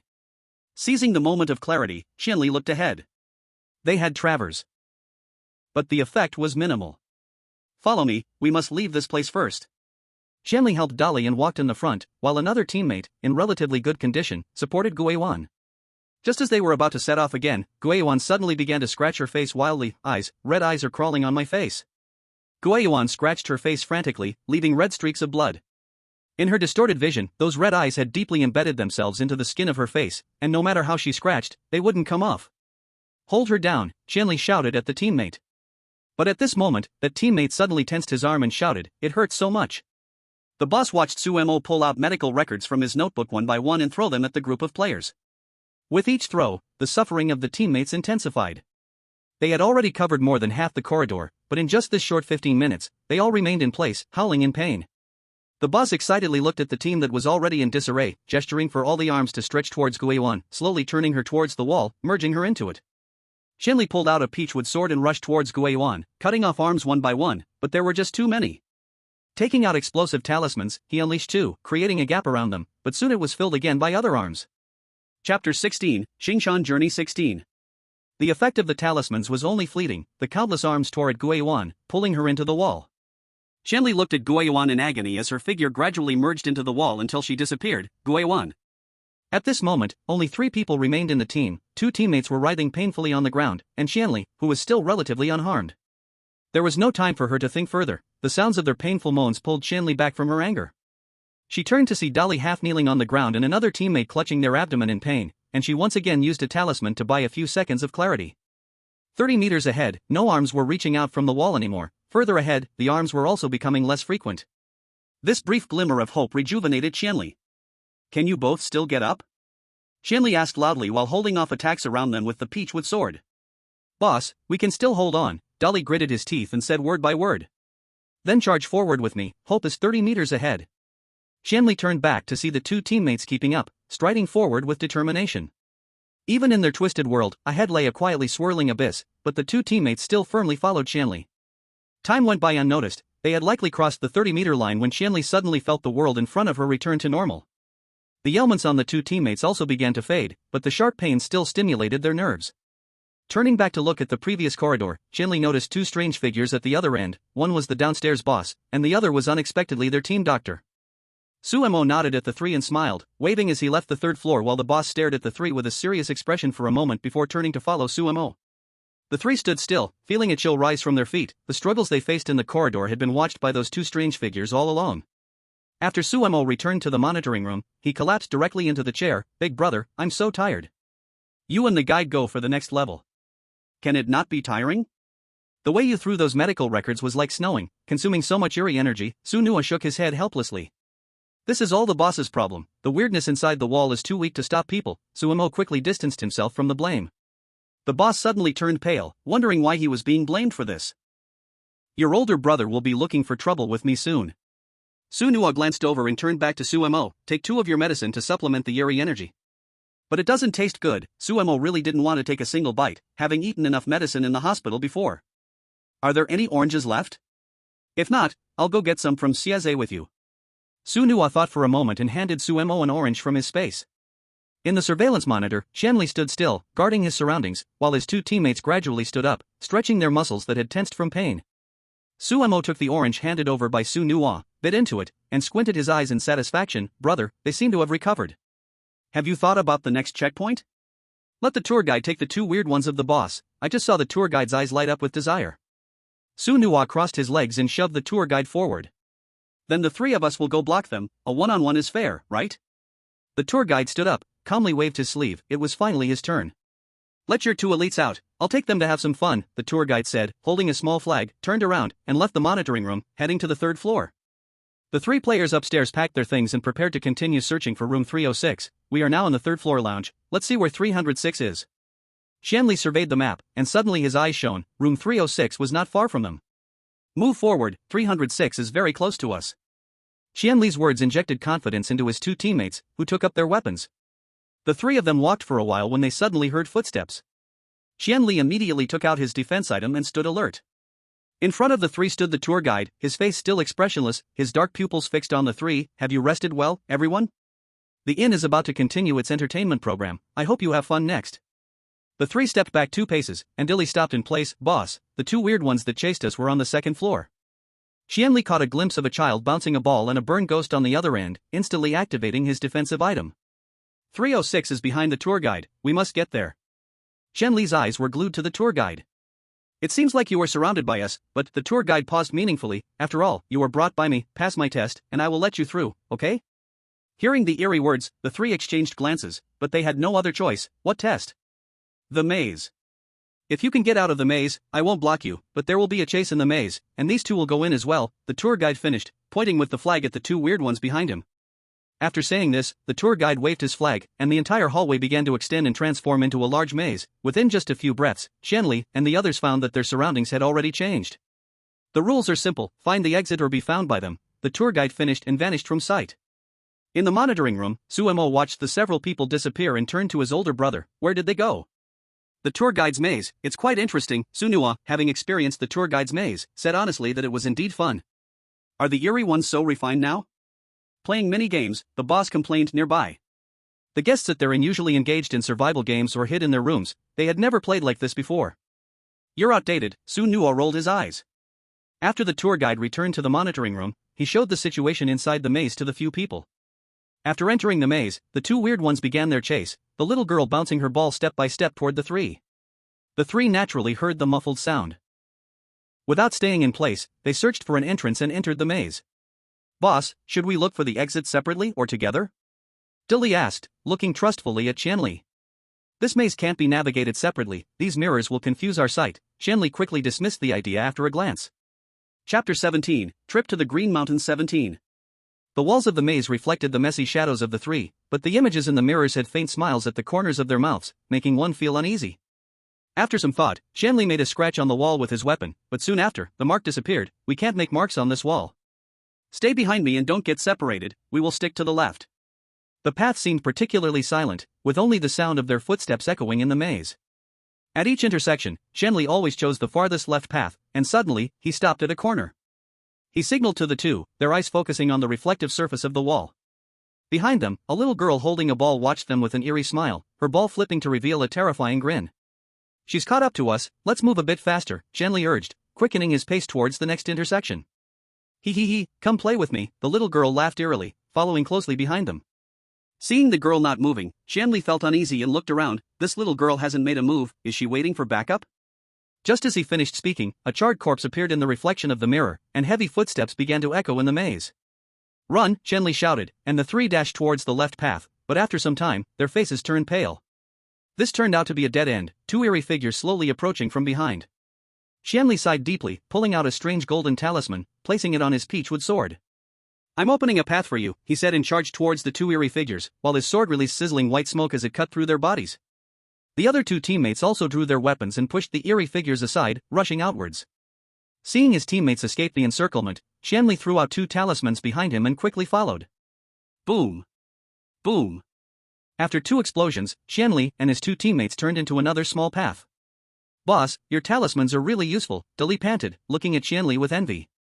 They are useful, a treasure I keep for emergencies. One talisman can buy me a life, Qianli said with a bitter smile. This is the only one. Outside, several eerie figures watched the battle inside the maze, mainly Sunua and Suemo. That talisman looks quite powerful, it pushed back two of them at once. I wonder where to get one, I'd like to play with it too, Suemo said enviously, watching the golden light. You holding a talisman while being eerie, are you going to blow others up or yourself? Sunua rolled his eyes, as if he forgot his own attributes. Meanwhile, Qianli and the others encountered two more eerie figures midway, facing them head-on, managing to knock the girl's ball away and sever the arm of a burning ghost, which made the boss feel heartbroken. Finally, they reached the very center of the maze. Seeing this, the tour guide hurried over, waving his small flag. You came quite fast. Surprisingly, there were no casualties. The guide observed their more disheveled appearance and quietly stepped aside. Just go out through this door. Qianli hesitated at the spot for a while, uncertain whether to trust this eerie figure, but beside him, Dilly took a deep breath and pushed the door open in one go. Boss, people are the knife and the block. I am food for the fish, and if he truly wants to kill us, the three of us cannot stop him. Dolly turned to look at Qianli, who had already stepped into the door. After a moment of dizziness, the three of them returned to the corridor, looking at the tour guide standing before them, retreating several steps in quick succession. The tour guide snorted at the three, but after thinking for a moment, decided to remind them not to all die. There is still one more challenge ahead. Before the sound of laughter had completely faded, the tour guide turned and left the third floor, leaving three people staring at each other. Can we trust this tour guide? The remaining young team member asked quietly. Better to believe it exists than to doubt it. The next challenge is probably guarded by Sunua himself, Qianli said, feeling weak inside and quickly taking a pill to restore her energy. Dolly saw Qianli's actions and hurried over to support her. Boss, how are you? I'm fine, just too drained, Qianli said, feeling her strength gradually returning. Seeing the tour guide return, Sunua stood up lazily, stretching his neck and wrists, with subtle cracking sounds coming from his joints. Finally, it's my turn, the last challenge, Sunua's voice echoed in the room, radiating excitement. It's finally coming to an end, it feels like it's been too long, losing its fun, Suemo yawned. In the blink of an eye, Sunuwa's figure vanished from the monitoring room, transforming into a wisp of vapor, appearing in the space where the three were. Qianli's team was feeling their way toward room 306 when they suddenly felt the air beside them start to change subtly. The walls slowly oozed water droplets, gradually forming a large body of water under their feet. "That one has come," Qianli said, her tone filled with relief. "No matter what, if we can escape one, we will," Dolly said, looking at the nearby teammate and then at Qianli, speaking firmly. The water area quickly spread, soon lapping at their ankles, the icy grip of the water creeping up their bodies. The three of them watched as the surrounding environment turned into a dark water domain, cold and lifeless, like the eternal tones of this place. In the center of the water, a black silhouette gradually emerged, dressed entirely in black, slowly surfacing on the water's surface. He walked upright on the water, and where his shoes treaded, not a single ripple was made. "My dear companions, do you welcome my return?" Qianli and the others remained silent, holding their weapons, activating all their defensive tools at maximum. "Do you like the environment?" "I think it's very suitable for a long slumber." Sunuwa tilted his head, looking at the three struggling, laughing heartily. "My rules are simple: touch the hem of my clothes or last 3 minutes under my hand." Sunuwa extended a pale finger and lightly pointed in the air, causing a 3-minute timer to appear. Seeing the three remain silent, a playful glimmer flashed in Sunuwa's eyes. "So? It's very simple, right? Just achieve one, and you can leave." Fairness, it was blatant cruelty. Qianli gritted her teeth, fiercely staring at Sunuwa, her peachwood sword trembling slightly in her grip. The three sensed the pressure radiating from Sunuwa, a force unmatched by any of the previous strange creatures, a pressure stemming from a sense of life that induced despair. But they all understood that there was no way to retreat. Qianli drew out the peachwood sword covered in talismans, standing at the forefront of the three. Dolly tightened his grip on the money sword, also taking talismans from his space to strengthen the money sword, which then emitted a crisp humming sound. The last team member also took out his large machete, applying the talismans Qianli distributed onto the blade. "Fight!" Qianli shouted loudly, rushing towards Sunuwa, her body flashing and swiftly closing the distance to Sunuwa. Sunuwa watched as Qianli approached him. With a chuckle, he vanished into the water, then reappeared not far away. Seeing this, Dolly hurriedly chased to the place where Qianli had transformed, his golden money sword pointing directly at Sunuwa's face. "Die!" "Good teamwork," Sunuwa praised as he skillfully dodged Dolly and another teammate's attacks, stabilizing his form afterwards. However, there was not a hint of sincerity in his tone. Instead, it carried a mocking tone from above, as he stood gracefully above the water, as if the earlier attacks were nothing but a gentle breeze, completely powerless.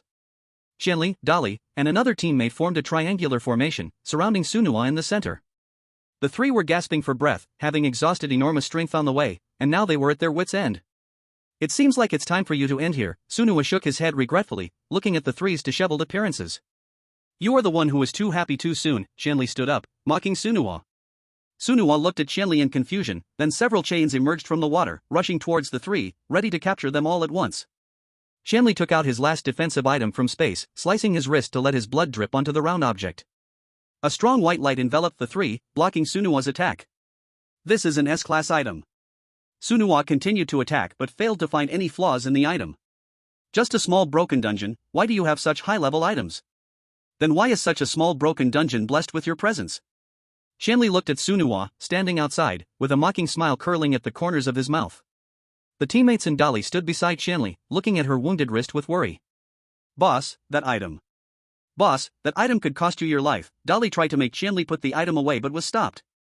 "I won't use the item. The three of us would fall here, but if I use it, only I would remain." Qianli's voice was terrifyingly calm yet carried an unyielding firmness that brooked no refusal.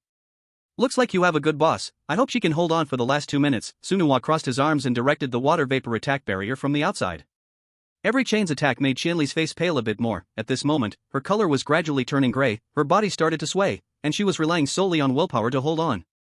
Finally, as the timer in the air hit 0, Qianli laughed loudly. "I still won." "Why would you think a strange person would keep their word?" Sunuwa revealed a purely malicious smile. This smile full of malice caused Qianli's pupils to dilate. As soon as the words fell, the solid white barrier shattered. Qianli's entire body slowly fell back, and Dolly propped her up with his shoulder. "Boss." Sunuwa looked at the already fallen Qianli and glanced at the two teammates confronting him with weapons, shrugging indifferently. "I've had enough fun, you can go now." Upon hearing this, not only were the two teammates present stunned, but the guide behind the monitor also felt a sense of relief, initially thinking that this group would be completely wiped out with no one to come down the mountain, but who could have understood that 2 of them still remained? Dolly and another teammate, like recipients of a pardon, carried the barely alive Qianli into room 306. The interior of the room was identical to downstairs, with a small bed and a wardrobe.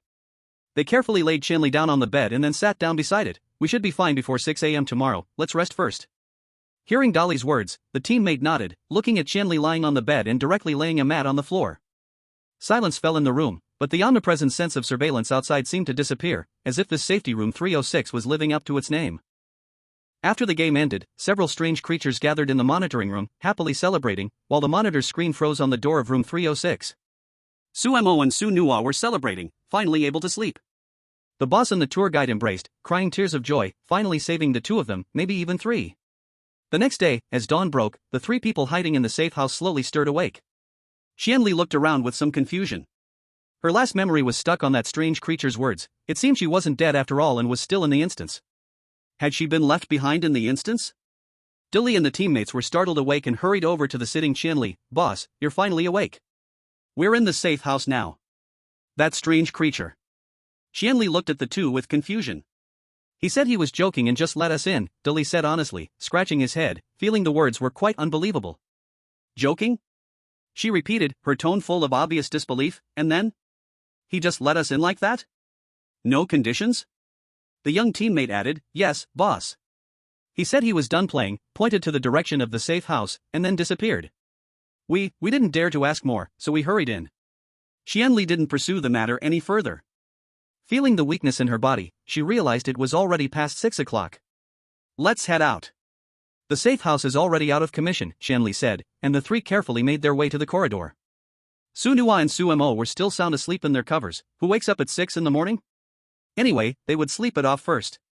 Qianli and the others stepped outside, noting the quietness that starkly contrasted with last night's bloody scene. This calm made the three who had experienced the slaughter even more hesitant to step in. After mentally preparing themselves, the three slowly approached the corridor, inching toward the second floor, and all was eerily calm along the way.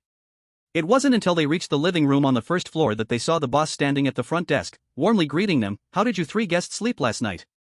Our hotel specialty is quite fun, isn't it? The corners of the three's mouths twitched in unison. It was fun, indeed, fun to the point of dying. Chapter 19 Green Mountain Journey 19.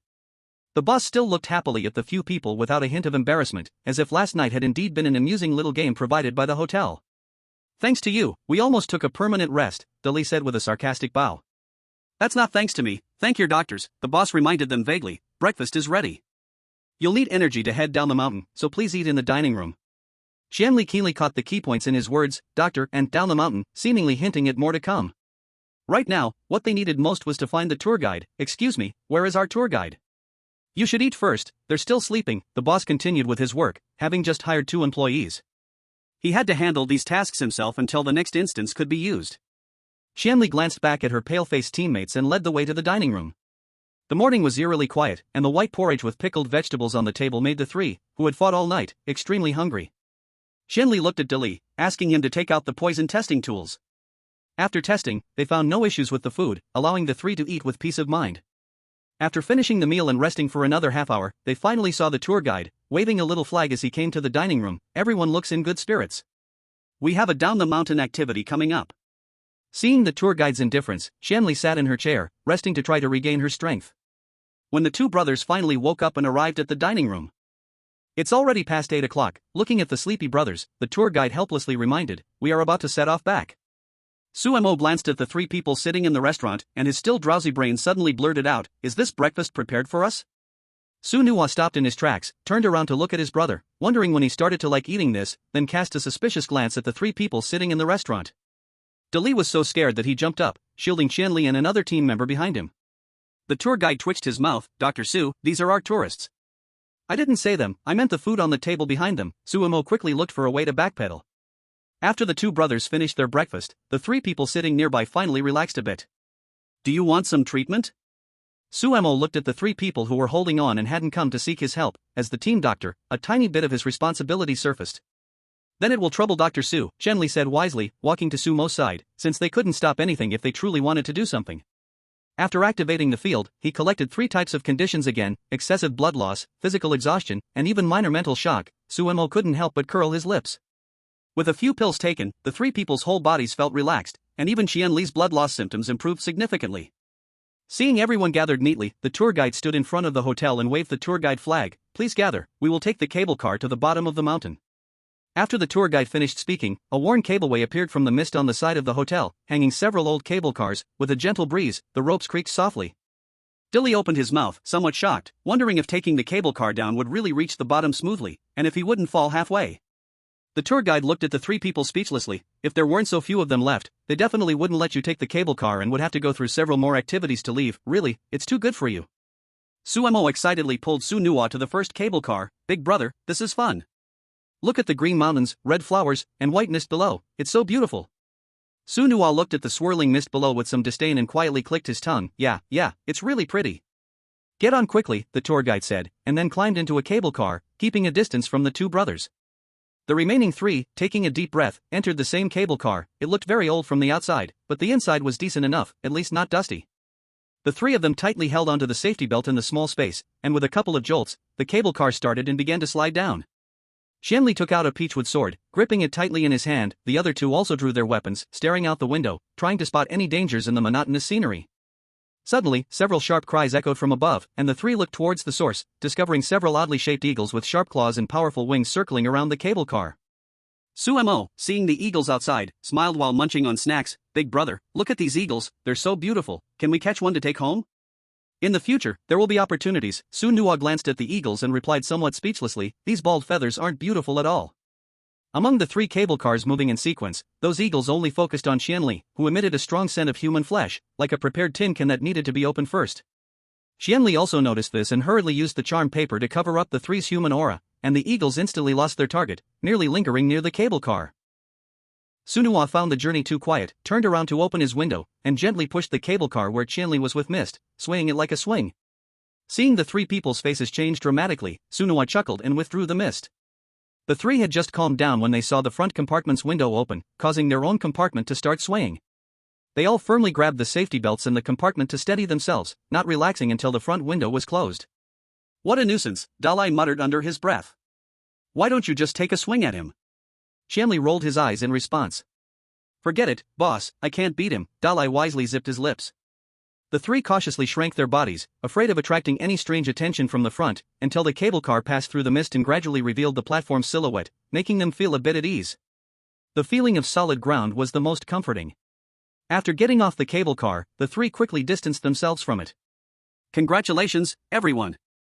Our bus is just below the platform. Hop on to get back to the travel agency. The tour guide waved a small flag, his tone tinged with excitement. Xianli and the others walked forward silently, glancing back at the two brothers behind them. The doctor seemed captivated by some interesting flowers, while Sunua didn't even look back at them, just watching Suemo. Chapter 20, Green Mountain Travel. Upon reaching the bus, the three sat down according to the numbers, the same bus as before, the same rules, but this time the return bus felt much emptier. After Sunua and Suemo got on, the bus shot forward again, but this time no one was surprised by the speed. They only hoped it would go a bit faster to reach the travel agency sooner. When they arrived at the travel agency, getting off the bus felt like seeing the light of day again. They didn't linger and chose to leave the instance directly. Suemo stretched widely, bro, I had a great time this trip. Next time, let's find another place to play. Oh, both of you are back. I heard you even left someone behind this time, that's progress. Song Yuzhang emerged from the travel agency, eyeing Sunua with intrigue. Sunua treated Song Yuzhang as if he were air, walking straight inside, pushing open the door to Song Yuzhang's office, and skillfully pulling out a packet of tea from the drawer, sitting on the sofa to brew himself some tea. Wait, how is it that no matter where I put this, you can always dig it out? Are you a dog or something? Song Yuzhang lamented, picking up the tea leaves with some regret. Alright, stop pretending. Don't think I don't know you have a tea tree. Cry again, and I'll take your tea tree. Sunua pushed Song Yuzhang aside, stuffing the packet of tea leaves into his space. Aren't you planning to level up soon? Watching the steam rise from the tea, Song Yuzhang cautiously inquired. Let's wait a bit longer, Sunua frowned. Level up? What level? Suemo keenly caught this key point. Didn't your brother tell you there are special conditions to level up from B to A? Song Yuzhang shot a surprised look at Sunua, then glanced at Suemo. He didn't go into detail, only mentioned there were special conditions. Suemo nodded first, then shook his head. To put it this way, to level up from B to A strange must have its own instance. Song Yuzhang grabbed a cup of tea and took a sip. Some strangeness is born with an instance, while others need to be built later. Your brother, that rascal, was born with an instance, but once he reaches A+, if he wants to level up to S, he can't use the small instance, he must upgrade the instance. Oh, then I get it. So I was born without an instance, Suemo nodded in realization. You're quite lucky, at least you were born with an instance ready to accept you. Many strange ones wander around without one at birth, Song Yuzhang looked at Suemo enviously. This is one luckier than his brother, although there's no copy, it's not much different from having one. Stop talking, let me think, Su Nua shot a glare at Song Yuzhang. What are you thinking? Uncle Su has never leveled up to A, isn't it because he worries about you? That's why he hasn't built another copy, Song Yuzhang advised Su Nua earnestly, they had been friends for several years. Besides, if you don't level up soon, your little brother might get dragged into some copy as a resource point, he added. Alright, I know, I'll think about it when I get back. Su Nua understood Song Yuzhang meant well, but he really didn't want to change the family situation. Then I won't say more, you know what's in your heart, Song Yuzhang sighed. As Su Nua took Suemo home, both of them were somewhat silent along the way. When they got home and saw Su Jianhua and Li Wanhua, their faces finally broke into smiles. What's wrong? Did you not have fun on the way? Li Wanhua noticed the unusual expressions on her two sons' faces. We had a lot of fun, but Brother Song mentioned leveling up, and then Brother's mood got bad, Suemo scratched his head. Whether you level up or not, the most important thing is that the family is happy. Su Jianhua sat on the sofa, happily watching TV. Who said I'm not leveling up? I definitely will, just need to think about what to level up to. Su Nua looked at his father, thinking about Song Yuzhang's words in his mind. He also understood why his dad hadn't built a copy. Once built, a lot of time would have to be spent guarding his own copy, leaving less time to come home. Those words echoed in the living room like thunder, and both Li Wanhua and Su Jianhua showed big smiles on their faces. Have you thought about what to level up next? His oldest son had not leveled up for a long time in order to maintain the family's original state, staying at a +4 more than a year. Now he had come to some understanding. Generally, my home serves as a base level. Some people level up to community, like those combined type homes, but I feel that's too uncomfortable. How about we choose another one of my villas? Su Nua thought for a moment, turning his home into a community felt cramped and noisy. That's not bad, it mainly focuses on role-playing and family, but we don't need to recruit more family members, just some servants or guests. Su Jianhua thought about it and felt it was acceptable. Then the key is the terror coins needed to upgrade to a villa. No, do you have enough? Li Wanhua posed a sharp question. Su Nua's face suddenly stiffened. Although he had been diligent recently, he still had quite a way to go before buying a manor. I still need some more. Let's just gather what we can for now, after all, we're a family. Li Wanhua looked at her eldest son's stiff expression and shook her head helplessly. Fortunately, I still have a little savings. I have some too. Suemo looked at the string of zeros on his panel, sincerely grateful to Brother Xia, the big spender, for buying a lot of medicine from him. Ding dong, Su Nua's face stiffened even more as he saw several amounts flowing in, quietly turning to Suemo. How long have you been here? How did you save up such a large sum? Medicines are expensive, especially with someone like Principal Xia as a big client. Suemo proudly held his head up. Since the terror coins are enough, then I'll expand the copy now. Where do you want to choose the villa? Su Nua picked up a map, pointing to the villa area and asking. How about this one, it's closer to the school. Li Wanhua pointed to the area closest to the school. Okay, then I'll start. Su Nua combined his accumulated terror coins with most of his parents' savings. The energy light ball gathered in the palm of his hand, pulsating with heart-pounding waves. Suno began to build his own copy in the living room, Su Jianhua and Li Wanhua by his side, connecting their breath with the house, preventing anyone from disturbing. Suemo saw this and also contributed his share of strength. Suno immersed his spirit into his mind, where the familiar small copy My Home resembled a delicate crystal model, currently wrapped, washed, and reshaped by vast amounts of energy. Chapter 1, Su Family Villa 1. The entire upgrading process lasted a full day and night. The originally delicate and compact home model gradually grew larger and wider. The living room turned into an extravagant hall with high ceilings, the kitchen became spacious and large, with ominous utensils on the stove. The bedrooms expanded according to everyone's preferences, filling one layer. Suno stared at the model, thinking hard.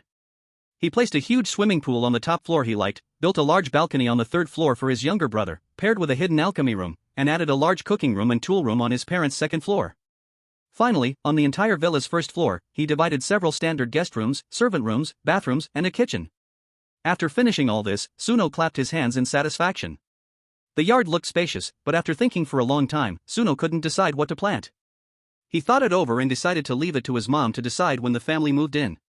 Once the model was fully built, Suno placed the core inside. The model gradually stabilized, and a huge villa model with a strange aura completely presented itself in Suno's mind. Suno let out a long breath, opened his eyes, and a flash of brilliance passed through them. The surrounding eerie energy surged, and the S-class eerie pressure spread out, causing the three waiting nearby to retreat continuously. Big brother, quickly rein in your aura, Suemo raised his voice. If it weren't for the expansion of the house's space at this distance, he would have been pushed out the door by the aura. It's a success, that's great. Li Wanhua felt the changes in the surrounding copy and was happy for Suno. Let's take a look together, this will be our new home. Suno stood up and looked around the high-ceilinged living room.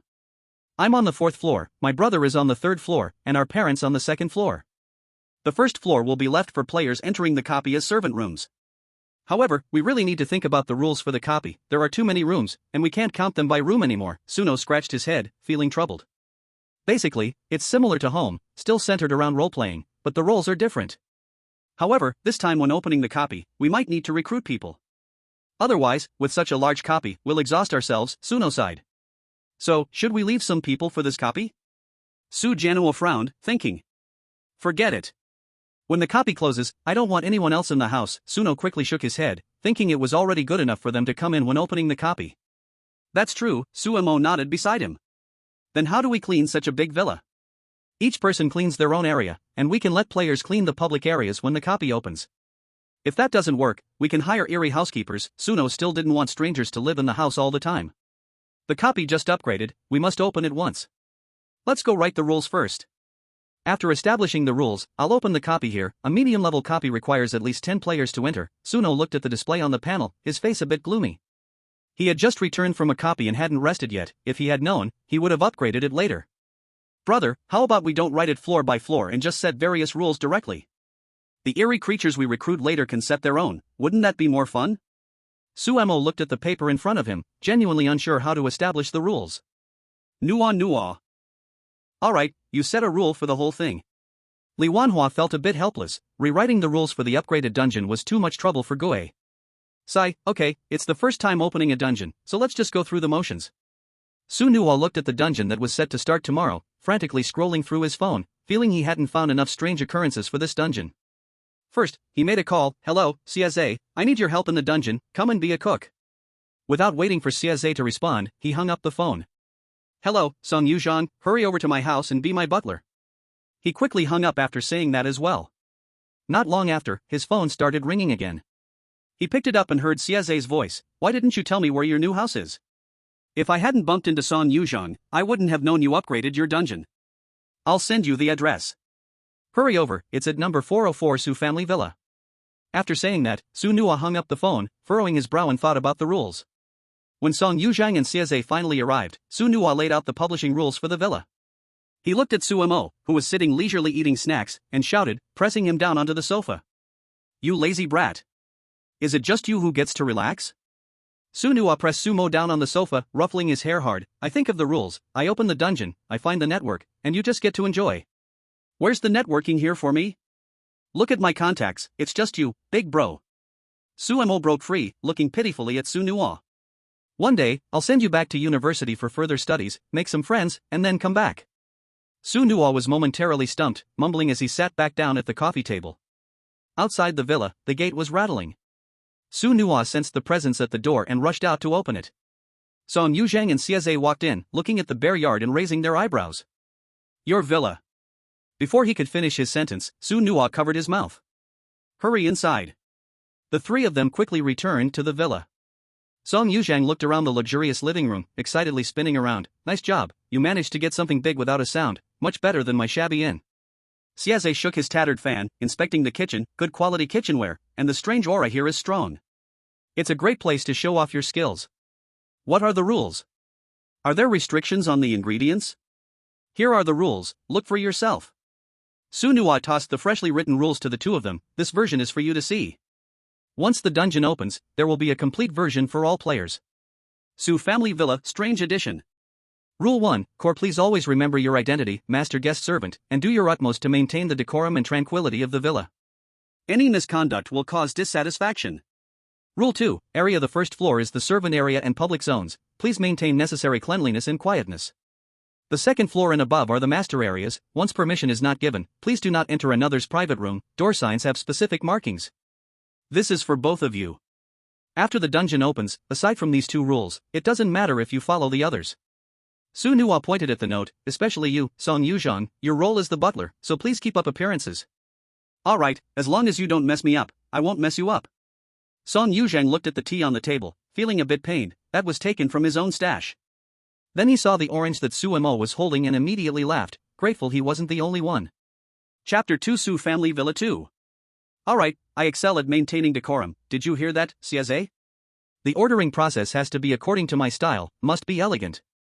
Song Yuzhang had a sly smile at the corner of his mouth. Xiaze frowned, looking at the empty refrigerator. Is that it? It's a bit too vague. Are there restrictions on the ingredients? Well, you know it's just been upgraded, ingredients haven't been prepared yet. I'll buy some shortly. If it's really not enough, then you'll deal with those players who have lost their dignity. Su Nuo rubbed his forehead. This new dungeon was quite troublesome, requiring so much preparation.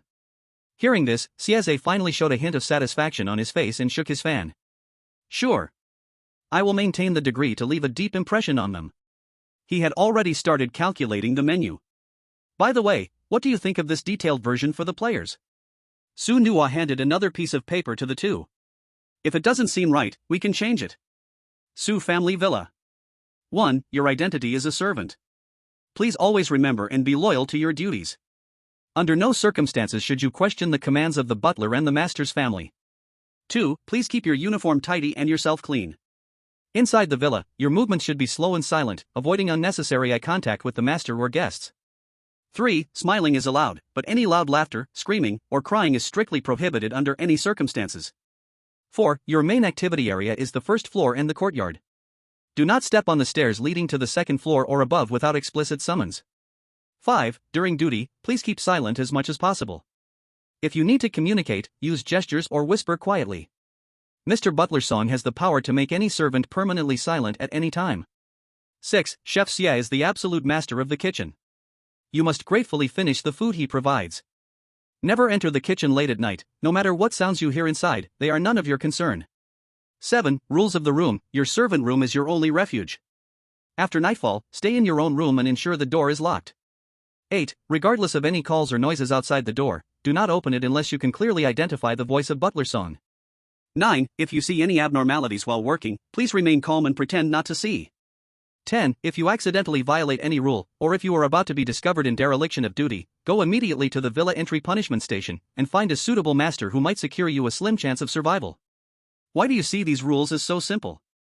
Xiaze commented as he took it. The dungeon just opened. When I went to other villa dungeons as a guest, they had various VIP versions and banquet versions.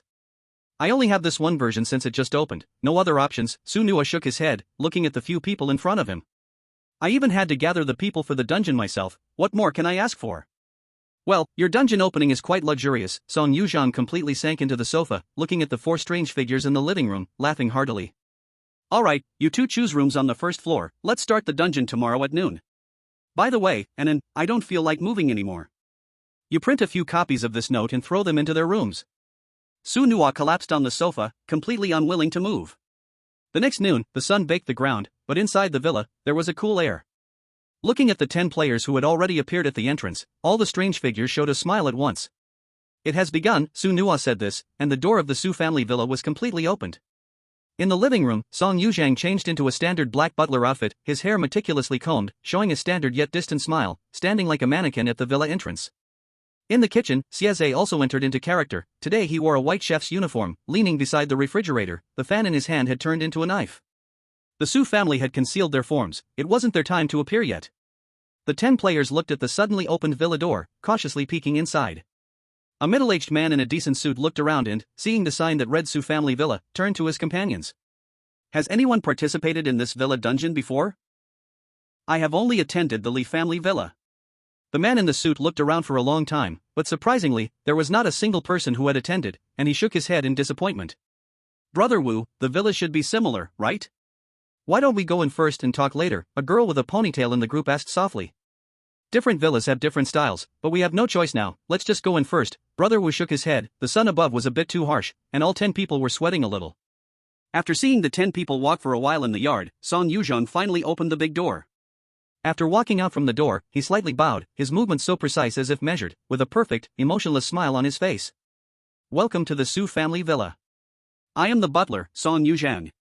His voice was steady and clear, echoing in the empty yard. I believe you all know your identities. From now on, please remember the rules, perform your duties diligently, and maintain the dignity of the villa.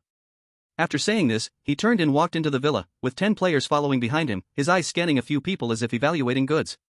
Your rooms are at the end of the first floor corridor, 2 people per room, with your names on the room signs. The uniforms are prepared in the rooms, please change within 3 minutes, then gather in the dining room. His words carried an undeniable meaning. He lifted his wrist to look at his watch, making his intentions very clear. The players exchanged glances and hurried to their rooms. Once inside, they saw the glaring rules posted on the door and realized they had already used up a lot of time after reading them carefully. In an instant, all the rooms were filled with the sounds of people changing clothes. Everyone was panicking and busy, struggling to remember the 10 rules in their heads. 3 minutes were up, and a gentle knocking sound came from outside the door. There were no urging voices, but it was even more startling than a shout. Rushing outside, the players saw the smiling butler Song, his gaze sweeping over the players in their uniforms, like a foreman surveying the workers. Very good, I see you are all ready, so next is assigning tasks. If anyone has any dissatisfaction, you may bring it up, and I will take responsibility for making changes, Song Yuzhang said, causing a chill to rise from within the players.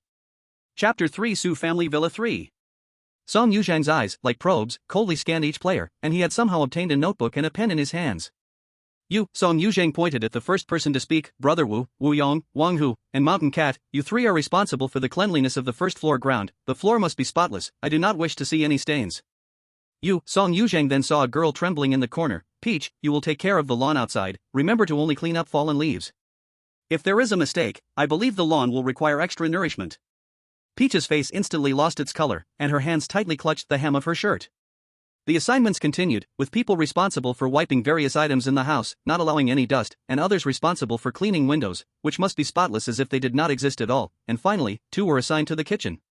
Seeing the 2 assigned to the kitchen, Xiaoze's face looked somewhat unpleasant, and the chef's knife in his hand made a sound as it dropped onto the cutting board.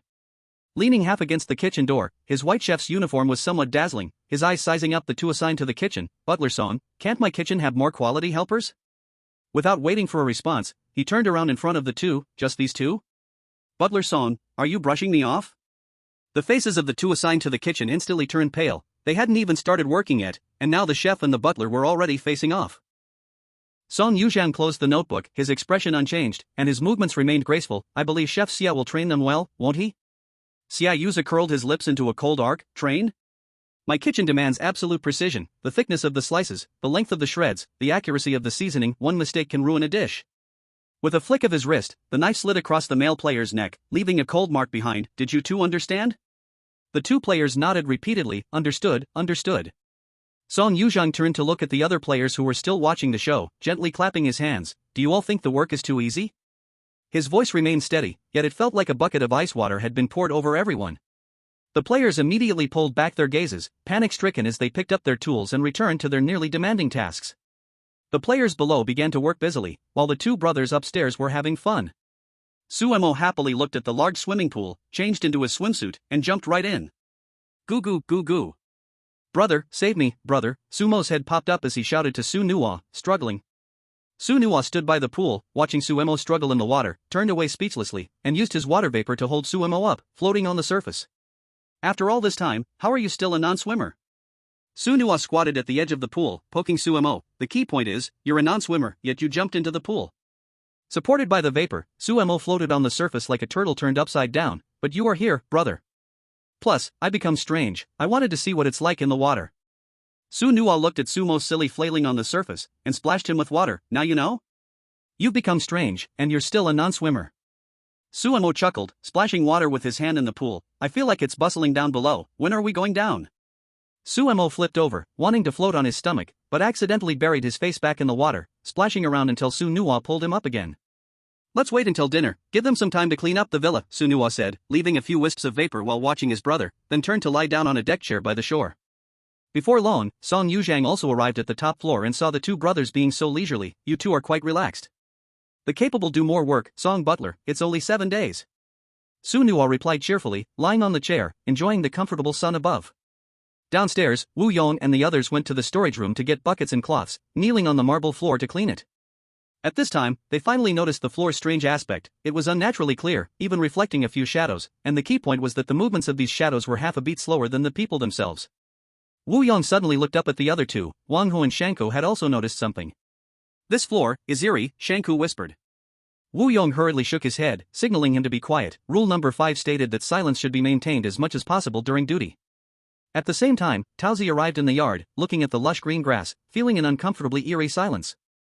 A gust of wind swept over, rolling a leaf, which quietly fell onto the lawn. Taozi reached for it for a long time without success, carefully stepping onto the grassy path to pick it up. As she bent down, Taozi saw a shadow appear behind her on the lawn, startling her as she hurriedly stepped outside. Upstairs, Suemo leaned on the railing, looking down at the lawn. Brother, why did you plant grass, and it seems not very deadly? Other things are too tacky, and they're expensive. Looking around, this has the best value for money. Plus, it'll be convenient for you to raise pets later. Su Nuo squinted his eyes and lazily said.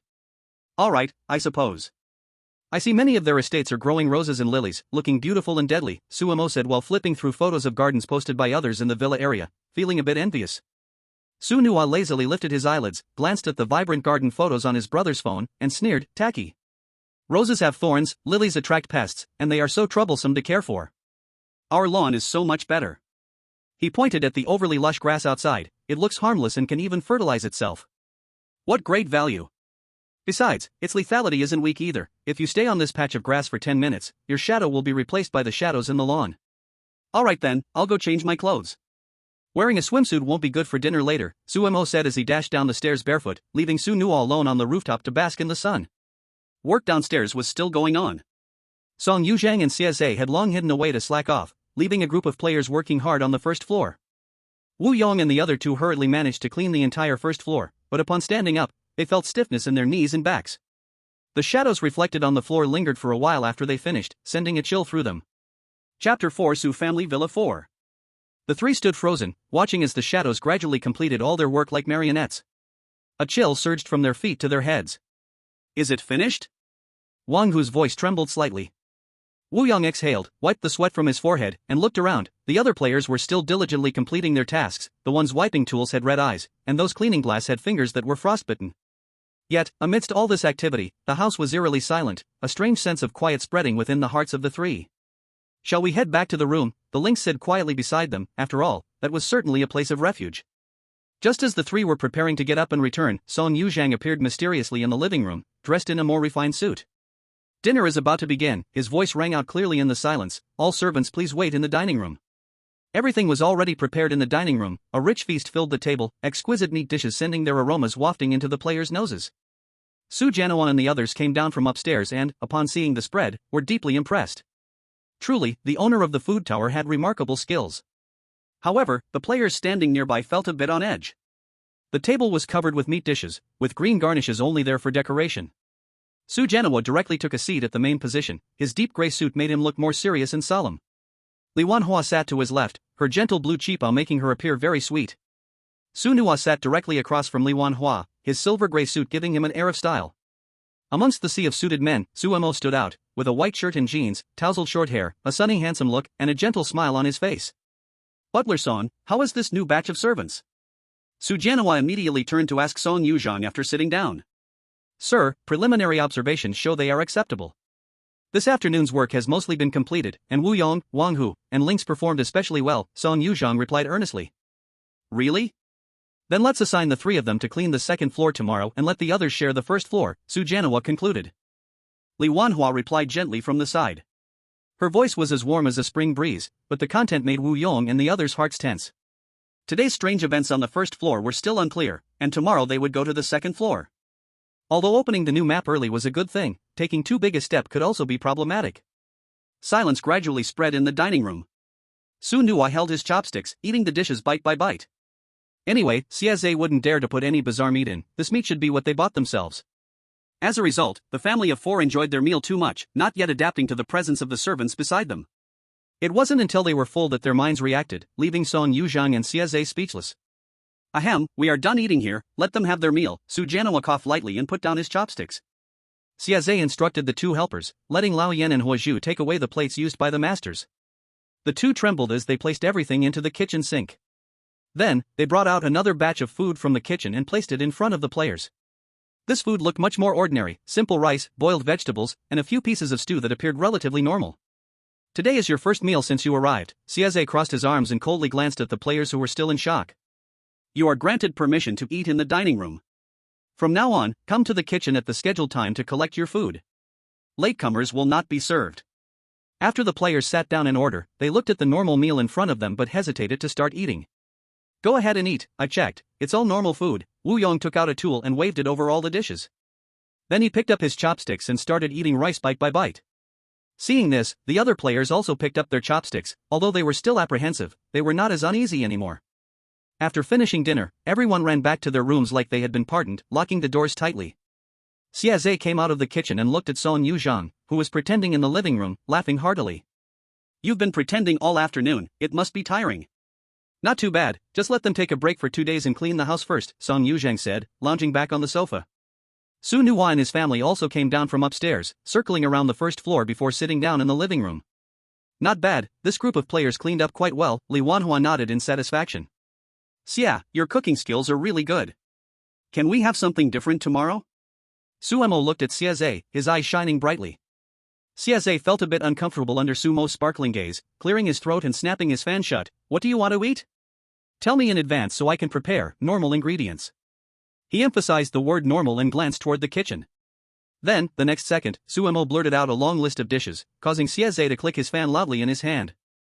Stop listing your dishes, think about whether tomorrow you'll be taking on a challenge. Su Nuhua put his hand on Sumo's head and pressed down, forcing him to shut up. Let's talk about it tomorrow, let them regain their spirit and clean the house. After all, they worked for us all afternoon. Su Jianhua waved his hand, letting whoever wanted to take the night shift do so. You all better be prepared for tomorrow's program. Song Yuzhang put down his teacup, his expression no longer cold from the day but instead broken into a sly smile. Tomorrow, the second floor will be yours to handle, Uncle Su. I just remembered, I'll bring you some ingredients from the gourmet building tomorrow, which will surely shock them. Xiaze put away his fan, the incident was so sudden he hadn't thought of any tricks yet. It can't be that one, right? Su Nuhua looked at Xiaze with a strange expression. It's the froggy meat, Xiaze said mysteriously with a smile. An interesting ingredient, when cooked, still jumps a bit in your mouth. Suemo immediately became interested. That's great. Let's give it to them tomorrow. Is it delicious? If it's good, let's try it too, okay? The taste is not bad, just a bit noisy. Anything that can enter the gourmet building shouldn't be too bad, Su Nuhua replied beside him, clearly remembering this item, though it indeed required a bit of courage to eat. Chapter 5 Su Family Villa 5. This ingredient is good, Xiaoze, make sure to bring more when the time comes. I'll make you some snacks. Li Wanhua straightened her back upon hearing about the interesting ingredient. There's a cooking room on the second floor. She saw it today, and everything inside looks nice.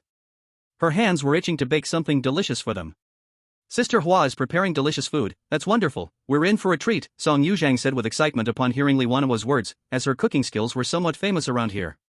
Hey, Mom, if you're making snacks, is that strange frog meat going to be made into jerky? I want it spicy. Sumo's eyes lit up at the mention of food, and he hurried over. They excitedly discussed in the living room, while the group of players who returned to their rooms had already started searching for clues. After a round, they found nothing. Wu Gu and Wang Hu happened to be in the same room, sitting on the bed, feeling a bit discouraged. Wu Gu, we searched everywhere and found no clues. Then all the clues are probably on that rule note, Wu Gu said, carefully looking at the note. Wang Hu leaned over to look at the note too, as Wu Gu read it out one by one. When he reached, find a suitable master, perhaps you can gain a glimmer of hope, he carefully studied it for a long time.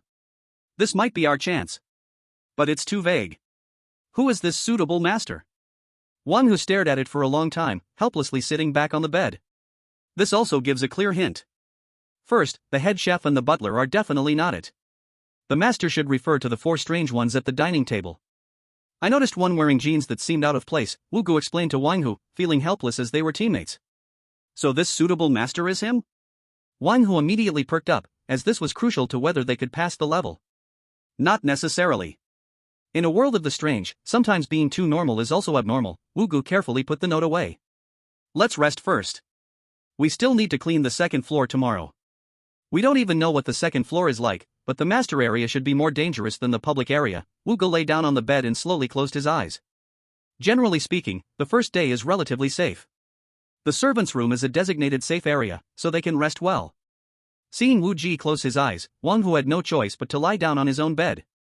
Of course, not all rooms were this peaceful. For example, Lao Yan and Wu Zhu returned to their room and were quite unhappy upon seeing others. After all, they had been in the kitchen today facing the head chef, unlike others who didn't have to confront the strange for a long time. Early the next morning at 8 o'clock, all players came out of their rooms on time and made their way to the kitchen to get their meals. This time, the food was also very simple, just a bit of plain porridge, nothing unusual. To make it easier, even vegetables were not included. Looking at the bowl of porridge, Lynx quietly muttered beside, "This is darker than the capitalists." Xiaze stood in a corner of the kitchen, secretly yawning. It was too early. His instincts usually operated at night, and getting up early was really hard for him. As for who made this breakfast, it certainly wasn't Xiaze. He had his chefs in the gourmet building prepare it well. The players were left with 10 minutes for dinner, and when the time was up, Song Yuzhang appeared in the restaurant, looking at the messy players with a frown. "It seems you all have not adapted to the Su family life. I will give you 3 minutes to restore the restaurant to order, then come to the dining room and wait for work assignments." His voice was steady but carried a lot of pressure.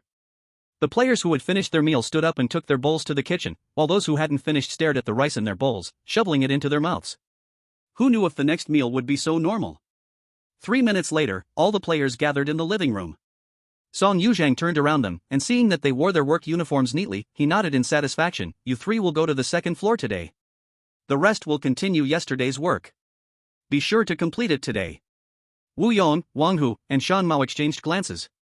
It would be much safer for the others to continue yesterday's work, while the 3 of them had to face new tasks. If they had known, they would have slacked off last night. Upon reaching the second floor, it felt like entering a quiet world. The second floor was almost purely modern in style, with smooth marble reflecting the embedded light strips on the ceiling. There are 3 rooms on the second floor: the master bedroom, the kitchen, and the tool room. To avoid disturbing the owner's rest, you will first manage the kitchen and the tool room. After I inspect and approve, you can go to the master bedroom. Song Yuzhang's gaze swept over the 3. "Remember, please keep quiet and do not disturb the owner's rest." After finishing, Song Yuzhang turned and walked downstairs, leaving the 3 at the staircase looking around. Wu Yong took a deep breath and turned to the 2. "Let's split up to be more efficient. Wang Hu, you go to the kitchen. I'll go to the tool room. Shan Mao, wait for us at the staircase. If we aren't out in half an hour." Though he didn't finish his words, the other 2 knew what that meant. Wu Yong reached outside the tool room, where a sign hung on the door saying tool room. He took a deep breath and pushed the door open. The room was not big, with several metal racks standing against the wall, neatly holding various building materials, different types of screws, wrenches, saws, and even several buckets of unopened paint. Everything seemed orderly, far from the scene he had imagined of cleaning supplies piled everywhere. Cautiously stepping into this very normal tool room, Wu Yong took out a cloth and began to wipe the cabinet carefully. When his hand almost touched a hammer, he noticed that there seemed to be a red mark on the hammer, but it vanished in an instant. As he wiped the cabinet, the screws vibrated slightly under the cloth, making unusual sounds, and when he wiped a white paint bucket, red stains suddenly appeared around it. Wu Yong abruptly stepped back 2 paces, and when he tried to observe closely, the bloodstain disappeared again. Summoning his courage, he wiped the paint bucket once more, but there was no strange sight. Meanwhile, Wang Hu arrived outside the kitchen, where a huge frosted glass door stood. He mentally prepared himself before slowly pushing open the kitchen door. At that moment, the kitchen was empty. Sunlight streamed through the glass window, bathing the room in light. All the tools in the room were neatly organized, and a faint sweet fragrance lingered in the air.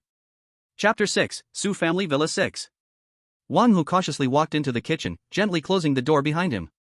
The sunlight poured onto the shiny kitchen counter, and the whole room was so quiet that he could only hear his own heartbeat as he began to carefully wipe the counter. However, as he wiped, he suddenly felt something was wrong. It seemed that the knife on the counter was glimmering with a cold light.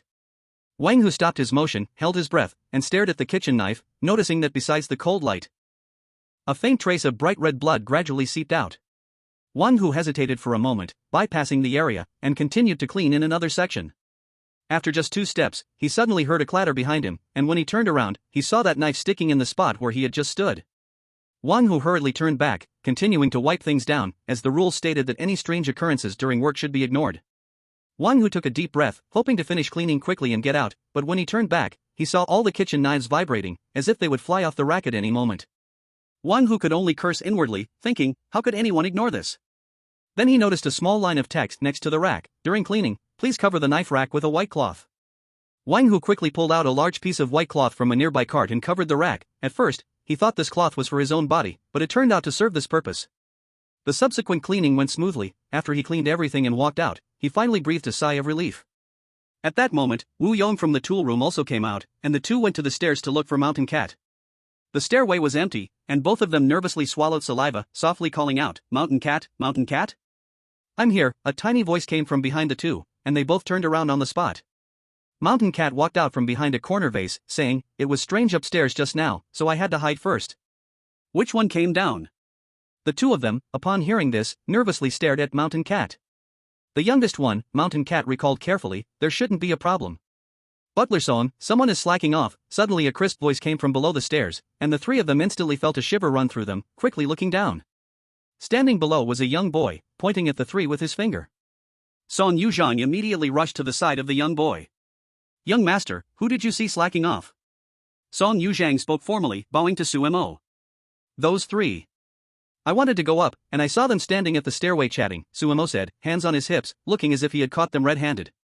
The three looked at Sumo, who was reporting them, somewhat speechless, and then cautiously glanced at Song Yuzhang. Song Yuzhang and Sumo walked down the stairs to join the three. Sumo looked smug while Song Yuzhang's face was dark. "Explain." Song Yuzhang's face flashed a hint of anger as he stared hard at the three. "Supervisor Song, we cleaned the tool room and the kitchen, and we were just about to come down and report to you." Wu Yong stepped forward and bowed to Song Yuzhang. "Is that so? But isn't there still the master bedroom that hasn't been cleaned?" Sumo interjected before Song Yuzhang could speak. "The master bedroom needs to be cleaned very thoroughly." "Since the young master has spoken, shouldn't you hurry to clean?" Song Yuzhang's cold gaze swept over the three. "If such behavior continues, the lawn outside will need fertilizer." The three felt as if they were granted a reprieve and ran towards the master bedroom. When they reached the master bedroom door, they found it wide open, completely different from before. "Wait, the door was closed when we came up before," Wang Hu stopped the other two, cautiously moving forward to take a look.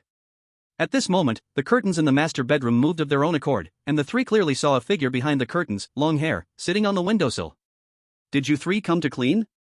Suddenly, a gentle voice rang out behind them, instantly raising every hair on their bodies. Turning around, they saw Li Wanhua and a Qipao. The three quickly bowed their heads. "Madam, hurry up and clean, there's no time left if you don't," Li Wanhua said, turning to walk towards the kitchen. She still hadn't made the jerky she promised her younger son today. The three people looked back again, and the figure sitting on the bay window had disappeared. The room was eerily silent, as if no one was present. Wang Hu took a deep breath and was the first to step into the master bedroom. Wu Yong and Shan Mao followed closely behind, and the three of them silently dispersed, quickly and quietly starting to clean according to their previous plan. Sunlight poured through the bay window onto the floor, as if the long-haired figure they had seen moments ago was just an illusion. Wu Yong held a cloth, wiping the tables and chairs bit by bit. However, when his hand touched a ball of yarn placed on the table, he was instantly bound. Wu Yong jumped in surprise, though he shouted, his voice wasn't loud. Next to him, Shan Mao and Wang Hu were startled and hurried over to help untangle the yarn, but instead, the yarn tightened more and even started to draw blood from their arms. The three of them clawed at it for a long time, yet the yarn remained knotted and began wrapping around Shan Mao and Wang Hu's hands, while Wu Yong looked at his increasingly purple arm, calmed down, and pulled out a talisman from his space, sticking it on the yarn.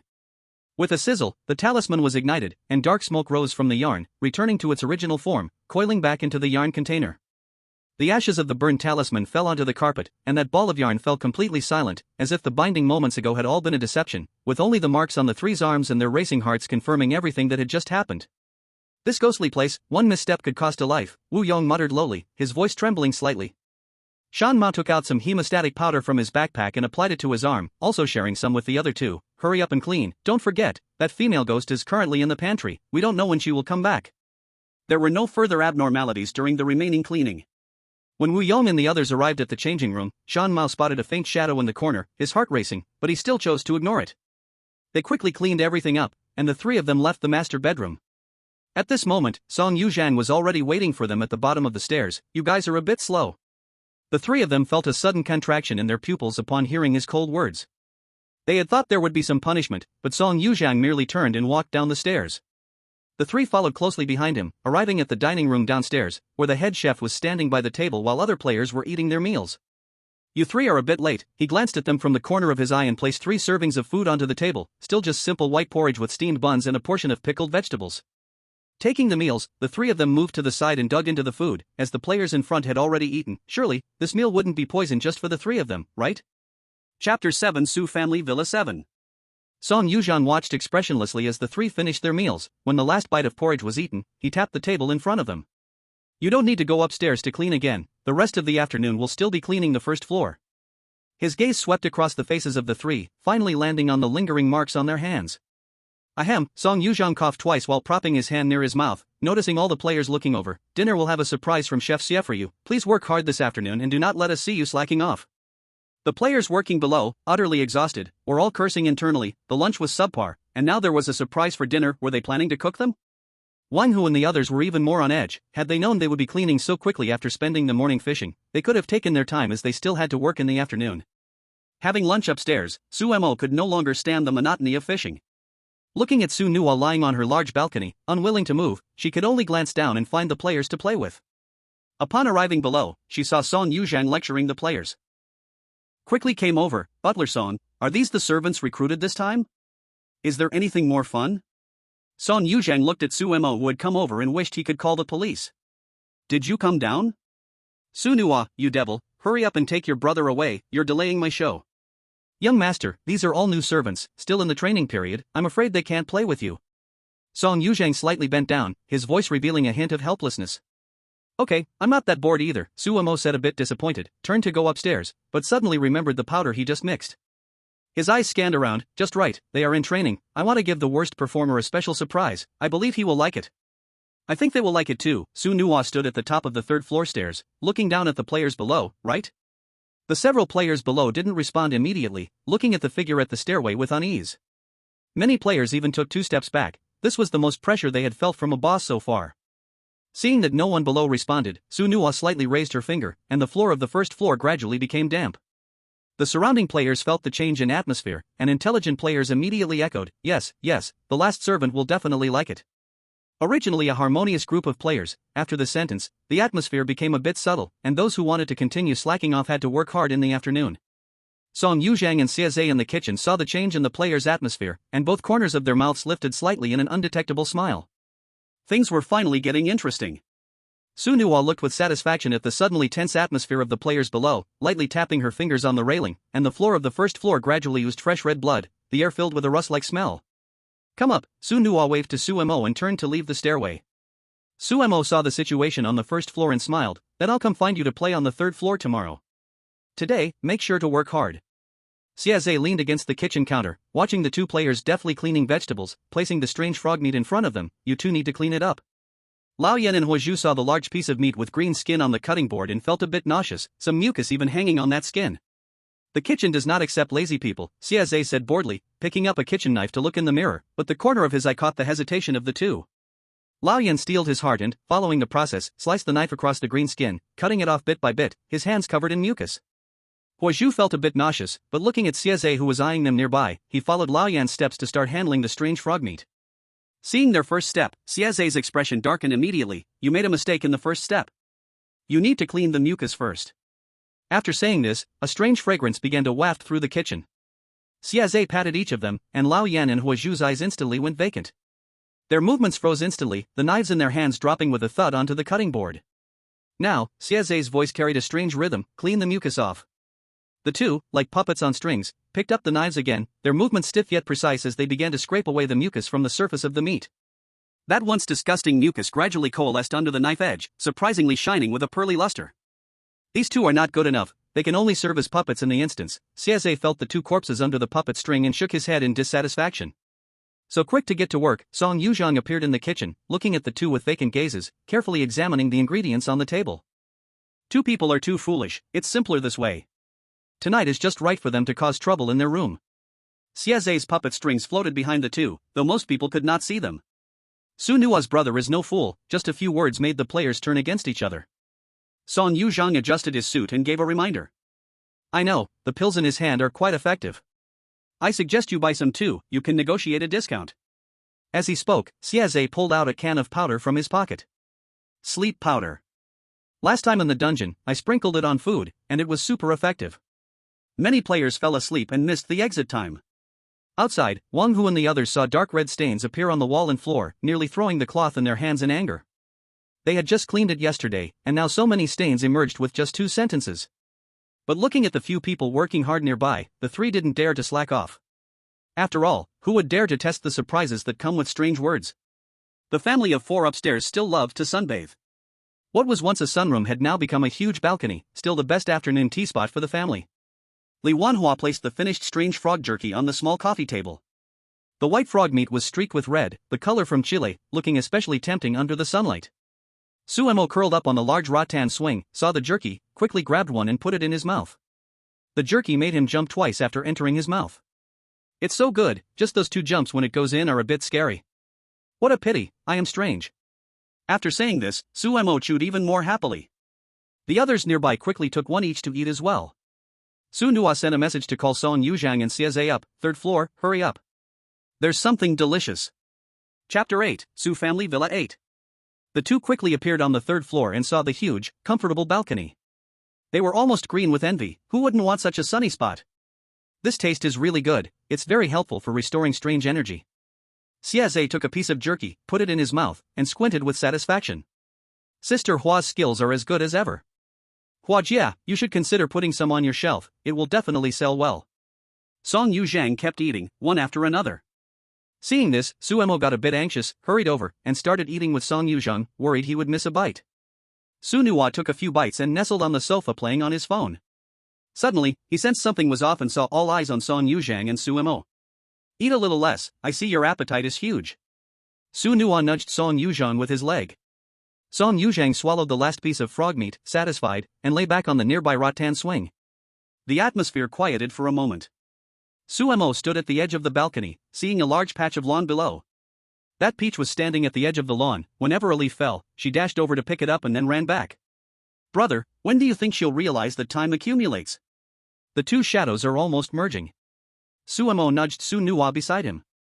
I think even if the shadows merge, she won't notice. Su Nua glanced at it and lay back down on the sofa. Song Yuzhang also came over to the railing, observing the peach's actions below with great interest. Should we remind her? Watching her run around is quite fun. Xiaze stood over at some point, still holding half a piece of jerky. Let her discover it herself, the process of shadow replacement is quite entertaining. The peach below was still diligently picking up leaves, sweat nearly soaking her shirt under the sun, yet she still hadn't realized that the two shadows beneath her feet were about to merge into one. Several people stared wide-eyed as Tauzi ran back and forth on the lawn until the last time she stepped onto the grass, bent down to pick up a leaf, and finally noticed something strange about her shadow. Clearly standing up, but her shadow was still bent over, picking up leaves.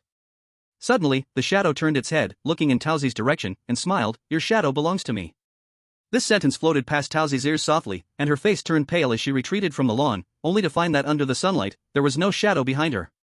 What had once felt like a bit of heat from the sun now burned her skin painfully, causing Tauzi to retreat anxiously into the shade. Tauzi carefully examined her body. Wherever the sunlight fell, it emitted a faint blue smoke. Tauzi watched helplessly as the shadow on the lawn walked step by step, gradually taking on a solid form. My shadow. Tauzi reached out her hand, trying to save something, but her hand was stung by the sun, and she quickly pulled it back. A good show, but I wonder if anyone will notice. Su Nua looked at the Tauzi hiding in the shadows and then at the shadow that had drawn a human shape and blended into the crowd, raising an interested eyebrow. At this moment, Wang Hu, who was just finishing mopping the floor, suddenly looked towards the lawn and then rubbed his eyes. Seeing this, Wu Yong hurried over to ask, "What happened to you?" Wang Hu stood up straight and glanced outside. "I think I just saw two Tauzis." The shadow arrived at the door, greeting the two, "Brother Wu, Brother Hu." Tauzi, who was hiding under the tree shade, gradually faded away, eventually disappearing from everyone's sight, and no one realized that the shadow had replaced Tauzi, except for a few strange sightings from the top floor. Song Yuzhan watched the two people standing at the door discussing and asked with great interest, "How many do you think will notice?" Xiaze licked his slightly dry lips. "I think no more than 3. I think 2. Wang Hu already counts as 1, Suemo added, secretly observing the outside players from the kitchen. Tauzi walked into the living room, and Wang Hu looked at her with confusion, wondering how she entered when the work outside was not yet finished. A player who was cleaning the glass turned around and saw Tauzi, suddenly filled with fear, as this Tauzi had no shadow in the glass. "It seems we were all wrong, the second one has already appeared," Xiaze chuckled softly. Tauzi turned to gaze at the player cleaning the glass, smiling eerily, while the player quickly tried to ignore this anomaly, forcing himself to continue working calmly. The player cleaning the glass worked hard to wipe off the water stains, and out of the corner of his eye, he saw that Tauzi, oh no, it was the thing replacing Tauzi, slowly walking over, then leaning close to his ear to say, "Need help?" "No, no need, thank you." The player shook his head, as if not noticing anything, and continued to work hard. Wang Hu looked at this bizarre scene, frowning. Other players seemed not to have noticed Tauzi's oddity, only he and the glass cleaner were aware of it. Time passed slowly, and players were busy finishing their last tasks. Song Yuzhang glanced at the time, almost 5 o'clock, and hurried out to stand in the living room. At 5 o'clock, a bell rang on time, and Song Yuzhang's clear and bright voice echoed through the first floor, "Time is up, please gather quickly in the dining room." Looking at the slightly disheveled crowd, Song Yuzhang took out a notebook in front of several people and carefully sketched, "The last place for work is Lu Yi, only your work is unfinished." Everyone's gaze instantly turned to Lu Yi, the one who was cleaning the glass. Although there was some sympathy, everyone still couldn't help but relax. "First, come and taste your dinner. Today, the hosts will eat on the third floor and won't be coming down." Song Yuzhang closed his notebook and sat down in the dining room. The other players quickly took their seats according to their numbers, while Xieze directed Lao Yan and Huazhu to serve 10 portions of food from the kitchen to the few people in front of them. Xiaze's puppet skills were quite impressive. At that moment, Lao Yan and Huazhu appeared completely normal in front of everyone, just a bit quiet. Everyone first frowned at the bowl of rice porridge they had been eating all day. Surely, this surprise isn't just rice porridge, right? But when the plate next to it was lifted, there was a piece of white meat inside. Everyone looked at each other, no one dared to take the first bite. "Do you have doubts about my cooking skills?" Xieze stood to the side with a kitchen knife in his hand, his tone full of threat. It suddenly struck everyone that the rules mentioned they must thank the chef for the food. Would their hesitation trigger this rule? A girl mustered her courage and took the first bite. When the piece of white meat entered her mouth, it bounced a few times, and her face instantly lost all color, nearly making her vomit. Xieze took 2 steps and arrived beside the girl, the kitchen knife gently resting on her shoulder. "What's wrong? Not to your taste?" Chapter 9 Su Family Villa 9. The girl fought to suppress her urge to vomit, forcing that piece of still bouncing meat down her throat, tears welling up in her eyes. "It's very delicious." Xieze, satisfied, withdrew the kitchen knife and thoughtfully said, "If it's delicious, eat a bit more. This is top quality meat." The other players seated nearby had no choice but to brace themselves and start eating. As the meat entered their mouths, almost all of their faces turned pale. Wu Yong instinctively pinched a piece of talisman paper, which instantly turned black and ignited. He felt very uneasy. This piece of meat was filled with ominous energy, and after eating, he wouldn't be at peace tonight. Wang Hu, sitting next to Wu Yong, noticed his small movements and saw the burning talisman paper, feeling restless inside. The piece of meat still bounced in their mouths, struggling like a living creature. But no one dared to spit it out because behind them stood the head chef with a kitchen knife, while Manager Song was at the dining room exit, his eyes fixated on everyone, making all players feel like mice being watched by a cat. Wang Hu and Lu Yi noticed the actions of Taozi across from them, both subconsciously stiffened. Taozi smiled, cut a piece of meat with her knife, and without any sign of disgust, seemed to enjoy it. After all the players struggled to swallow the food, Song Yuzhang saw them stop eating and walked directly over. "It seems everyone has finished enjoying. Since Lu Yi did not complete his task today, he will be privileged to receive a special surprise from the young master." Having said this, Song Yuzhang paused for a moment and looked at Lu Yi's pale face. "As for the others, I hope you can have a good rest tonight." After saying this, Song Yuzhang took a look at Lu Yi, turned, and walked towards the staircase. The other players exchanged glances, slowly leaving the dining room to head back to the servants' quarters. Lu Yi stood in the dining room, sweat pouring down his forehead, his legs trembling as he took one step at a time toward the stairs where Song Yuzhang was. As he passed by Taozi, he heard her softly say, "Good luck." Lu Yi shivered all over, nearly collapsing to the ground, but still forced himself to follow Song Yuzhang's footsteps. As he stepped onto the second-floor stairs, Lu Yi looked back at the players heading to the servants' quarters below, feeling even more anxious. He saw the shadowless state under Taozi, saw the strings hanging behind Lao Yan and Huazhu. Song Yuzhang admired Lu Yi's expression, and when he regained his composure, he continued to lead him to the third floor. As soon as they entered the third floor, there was a huge living room connected to an extremely large balcony, and at this moment, 2 strange beings were sitting in the living room. "You finally came. I've been waiting for you for so long." Sumo's voice instantly came over, filled with a hint of excitement. "Hooray, the person to test the drug has finally arrived." Sumo jumped up from the sofa, pulled out a box, and when he opened it, there was a pack of green powder inside, shimmering with an unusual glow. "Give it a try, my transforming powder," Sumo said as he put on a glove and carefully sprinkled the powder over Lu Yi. As for why Lu Yi didn't use props for defense, we must look at the mist that bound him. The mist tightly bound Lu Yi's hands and feet like ropes, leaving him only able to watch helplessly as the green powder landed on him. A layer of white fur emerged where the powder touched him, and by the time he was covered in it, Lu Yi had transformed into a pink and white long-haired dog. Song Yuzhang put on white gloves and quickly retreated to the stairway, his eyes directed at Su Nuo. At that moment, Su Nuo had also retreated to the doorway of the balcony. Seeing Song Yuzhang's gaze, he smiled and said, "Don't worry, my brother's medicine is very effective. If it accidentally gets on you." Sumo turned his head and looked at the 2 people who were far away, helplessly showing them the powder. "Don't worry, I've already made an antidote, it should be effective, right? I'll try it first." After saying this, he closed the powder and took out a similar box from his bag, but the powder inside was white and shimmering with a pearl-like glow. As the powder fell, covering Lu Yi completely, the fur on him gradually faded, and he returned to his human shape. Bro, do you see? Isn't it interesting?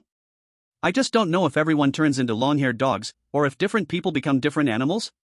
Suemo said with great interest while holding the powder. After Lu Yi transformed back into a human, he curled up on the floor, not daring to make any sound, afraid of attracting the attention of the three strange beings. Should I go down and help you catch someone to bring up? Su Nuwa also leaned over, rather interested in the box of green powder. Forget it, let's do it tomorrow, the one who performs the worst tomorrow can come try it, Suemo said while leaning over the railing, noticing that the players below had already returned to their rooms. Catching someone seemed too much trouble, so he decided to let the last one come tomorrow. What about this one? Song Yuzhang asked, looking at Lu Yi lying on the ground. Just let him go back, otherwise, there won't be enough people to clean up tomorrow, Suemo replied casually, waving his hand. Lu Yi felt like he had been pardoned, rolling and crawling toward the stairway, but just as he was about to go downstairs, he heard Suemo call him, "Wait a minute." Lu Yi instantly froze in place, not daring to make any moves. "Don't you dare tell anyone about today's surprise, or else." Suemo shook another tube of purple reagent in front of Lu Yi. Lu Yi nodded vigorously, almost rolling down the stairs. The three strange beings upstairs listened to the chaotic footsteps below and exchanged smiles. "Would you like to try it?" "After all, there's an antidote," Suemo asked the two strange beings standing in front of him, genuinely curious. I'm a bit sleepy, I'll go upstairs to sleep first," Sunua said, turning and running back to the fourth floor without glancing back at the two. Seeing Sunua jump ahead, Song Yuzhang quickly declined, "I'm quite interested, but today really isn't suitable for me, I'll head down." Suemo felt a bit disappointed but still handed the powder to Song Yuzhang. "Oh, then you can keep it and play with it." "Are you going down to play tonight?" Song Yuzhang noticed Sumo's disappointment and thought for a moment, there might be an interesting show downstairs. "Weren't we all going to sleep? What fun could there be?" Suemo said weakly, leaning on the railing. "The frog meat isn't something everyone can eat. Can you guess if their room will be lively tonight?" Song Yuzhang said meaningfully. Chapter 10 Su Family Villa 10. Sumo's eyes suddenly lit up, and he immediately ran down the stairs. However, just after taking 2 steps down, someone grabbed the back of his collar. Suemo turned back, somewhat disgruntled, only to find that his older brother, who said he was going to sleep, had appeared behind him without him noticing. "Bro, let's go and see the fun." Suemo tugged at Sunua's clothes and pulled him down. "I knew you wouldn't settle down to sleep. Go ahead and have a look. We just tried the powder today. Tomorrow we'll try other medicines." "I believe that Sieze's 2 puppets should be able to open the door," Sunua said, releasing his grip and crossing his arms. As they walked down to the living room, Sieze had already taken the most comfortable spot. When he saw the 3 coming over, he waved his hand in greeting. "Can your puppet open the door?" Sunua asked. "It can, but the peach in the same room as the candles has already been replaced, so you can only go play in old Yan's room." With a slight tremor of his fingers, Sieze quietly opened the door to a room at the end of the corridor, revealing old Yan's face. From inside the room, another player's terrified voice could be heard. "What are you doing?" "Old Yan." Just as the door was about to be shut by another player, Sunua pushed the door and slowly opened it wide. "Are we so unwelcome?" "Looks like Butler Song's training is lacking," Sunua said with a smile, but in the eyes of the players, he looked like a demon. The player trembled and took a few steps back, but suddenly a croaking sound echoed from his belly, rib biting a few times, making Suemo a bit curious. "What is this?" "Their meat wasn't eaten for nothing today." Sieze squinted his eyes and smiled. "Tonight, this wonderful frog croaking will accompany them all night." The player curled up on the ground, clutching his stomach and letting out a few pained cries, while the croaking from his abdomen became particularly loud. "Bro, will this affect the medicine's effect?" Suemo frowned and asked, looking at the rolling player. "I'll just help him get rid of it." "Wait a moment," said Su Nua as he approached the player. Su Nua squatted down, lightly tapping the player's abdomen with his fingers. A wisp of black gas floated out from the player's stomach, and then the croaking stopped. The player's pale face regained a bit of color. "All right, it's solved. You can try the medicine now." Su Nua stood up and dusted off his hands. Suemo patted his waist and suddenly remembered that the powder had been handed to Song Yuzhang, so he turned to look at him. Song Yuzhang chuckled lightly, pulled out the box of powder from his pocket, and handed it to Suemo. Suemo excitedly took the powder and carefully sprinkled it on the player who was lying on the ground. The moment the powder made contact, scales began to grow on the player's skin, and his whole body started to morph, gradually turning into a large lizard. Suemo took 2 steps back in disgust. "This is so ugly. It seems that every player's transformation is different." Sunua also took 2 steps back, looking at the large lizard, and kicked it with his foot. "It's indeed not as good looking as that hairy dog." Suemo lost interest and, while sprinkling white powder on the player, suddenly stopped and said, "Bro, if this player tells others, wouldn't that expose Xieji's puppets?" Xieze stood outside the door, listening to the rising and falling sounds of croaking and screams from other rooms. Feeling a bit bored, he suddenly heard Sumo's words and slightly rolled his eyes as he snapped his fingers. "Did you forget about your own potion?" "Just give him the amnesia potion, and I guarantee he won't remember anything tomorrow." Xieze pulled out a tube of purple potion from his pocket and handed it to Suemo. Suemo suddenly remembered the little gadget he had made earlier and quickly pulled out a more beautiful purple canister from his waist pouch. "Let's use this one, it's an upgraded version. It will ensure he sleeps through the night without remembering a thing. No one can wake him up." Once the three of them were done, they had the puppet throw the person onto the bed and then turn to leave, hearing the various screams from the servants' room. Suemo couldn't help but curl his lip in boredom. So boring. I thought it would be more interesting. The three of them turned and walked toward their rooms. As the two brothers passed by the second floor, Li Wanhua came out of her room to greet them. The next morning, the players who had been tormented all night trudged out of the servants' room, all sporting massive dark circles under their eyes. Despite their fatigue, no one dared to be late. Wu Yong and Mountain Cat exchanged glances, helplessly tugging at their mouths. "We tried several methods last night, but nothing worked." "Me too." The sound of frogs croaked all night, and I could only barely stop the pain. Wang Hu instinctively rubbed his abdomen, feeling somewhat alarmed. Song Yuzhang stood in the dining room, waiting for all the players to finish breakfast. He looked at the players with bloodshot eyes and dark circles under their eyes gathering and took out that notebook. "Today's task volume remains the same as before, but you must include the second floor. There will also be a surprise at dinner tonight, and the last master on the third floor will give him a big surprise." All the players instinctively looked at Lu Yi. Under everyone's watchful eyes, Lu Yi slightly shrank his shoulders. He was too afraid to share his experience. What if that eerie thing was observing him nearby?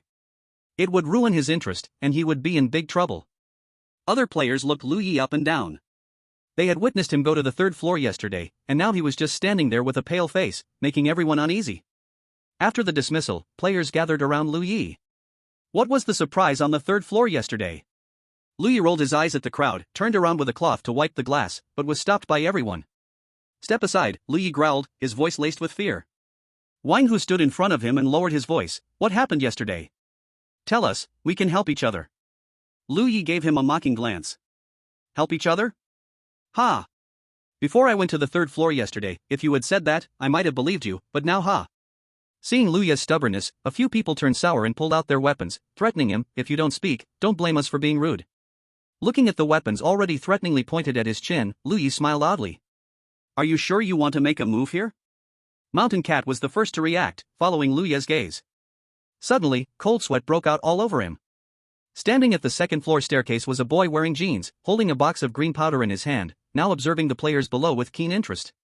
"Why are you looking at me? Keep going, let me see who is the bravest," Suemo said with a hint of displeasure, noticing everyone had stopped moving. Chapter 11, Su Family Villa 11. The players were frozen in place, unable to put away or hide their weapons. Suemo leisurely walked down the stairs and approached Lu Yi. "You really are obedient," Suemo patted Lu Yi's shoulder. "Yesterday was quite a surprise, wasn't it? You look much more energized than they do." At that moment, Lu Yi also realized that going to the third floor might not have been entirely bad. At least he didn't feel the heart-wrenching pain last night, nor was his stomach filled with the sound of crowing frogs. "Are you all slacking off? If you don't start cleaning soon, I might have to call Butler Song." Suemo tilted his head, looking at the players stiffen nearby with a somewhat mischievous smile. The players immediately sprang into action as if scalded, quickly putting away their weapons. Quickly started working, sweeping the floor, wiping things clean. Everyone was full of spirit, but the corner of their eyes was still focused on Suemo. Suemo smiled happily and walked over to the player who had just threatened Lu Yi. "By the way, what's your name?" Song Yuzhang then appeared from the living room. "His name is Chong Yang." "Oh, Chong Yang, right? I just saw you full of energy, why do you look all wilted now?" Suemo said, poking Chong Yang, who was busy wiping things. Chong Yang was wiping various tools, not daring to say a word. Feeling a poke on his back, he tensed up completely. "I have a good thing here, it will surely keep you energetic and make cleaning much easier." Suemo shook a pill in his hand and reached out to feed it to Chong Yang. Chong Yang bent down to dodge it, stepping back 2 paces, he respectfully said, "Young master, such a valuable pill, you should keep it for yourself." "Keep it for myself?" Sumo's smile froze on his face. "Do you think I need this?" The air seemed to freeze for a moment, other players' movements slowed down, all attention focused on Suemo and Chong Yang. "Are you saying I don't have enough energy?" Suemo gently stepped forward. Or do you think my stuff isn't good enough? Chong-yang felt the pressure and realized he had said the wrong thing, sweating profusely, and no, the stuff is very good. Song Yuzhang had quietly moved to half a step behind Chong-yang, still wearing a polite smile, but his eyes were cold and still.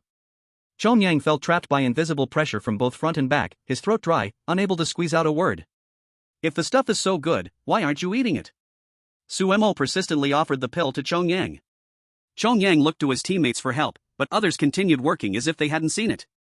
After all, it wasn't happening to them, who would dare to help now? Stop talking, just feed it to him, Su Nuwa suddenly appeared behind Suemo, impatiently saying.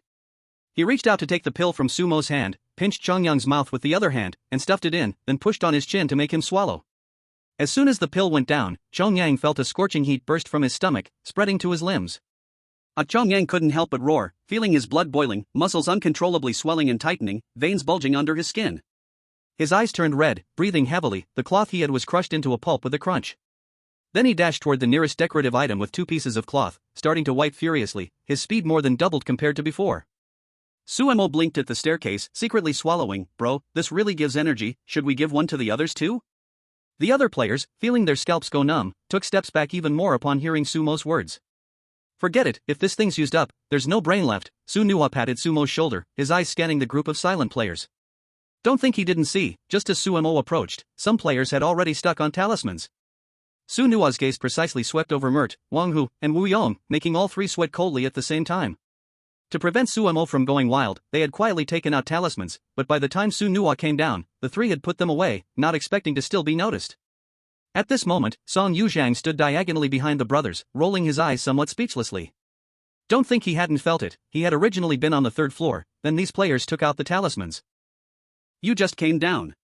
Suemo stood somewhat bored behind 2 people, looking left and right, suddenly feeling a bit excited. He quickly opened his domain, gently enveloping Chong-yang, and absorbed a fresh condition, manic energy overload, temporary. Sumo's eyes brightened slightly, this is good. Should I give all the players a dose so they clean the villa today? Suemo scanned all the players, although the sense of threat wasn't as heavy as Su Nuwa's, it strangely chilled people from their heels. Butler Son, these servants aren't very honest. You need to train them well. The 2 going to the kitchen are obviously much more obedient, Su Nuwa said, then turned and went upstairs with Suemo.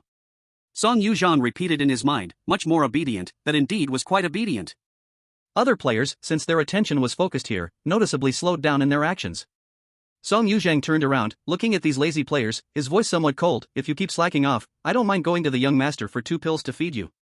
Song Yuzhang's words were like a bucket of cold water, extinguishing all the players' curiosity.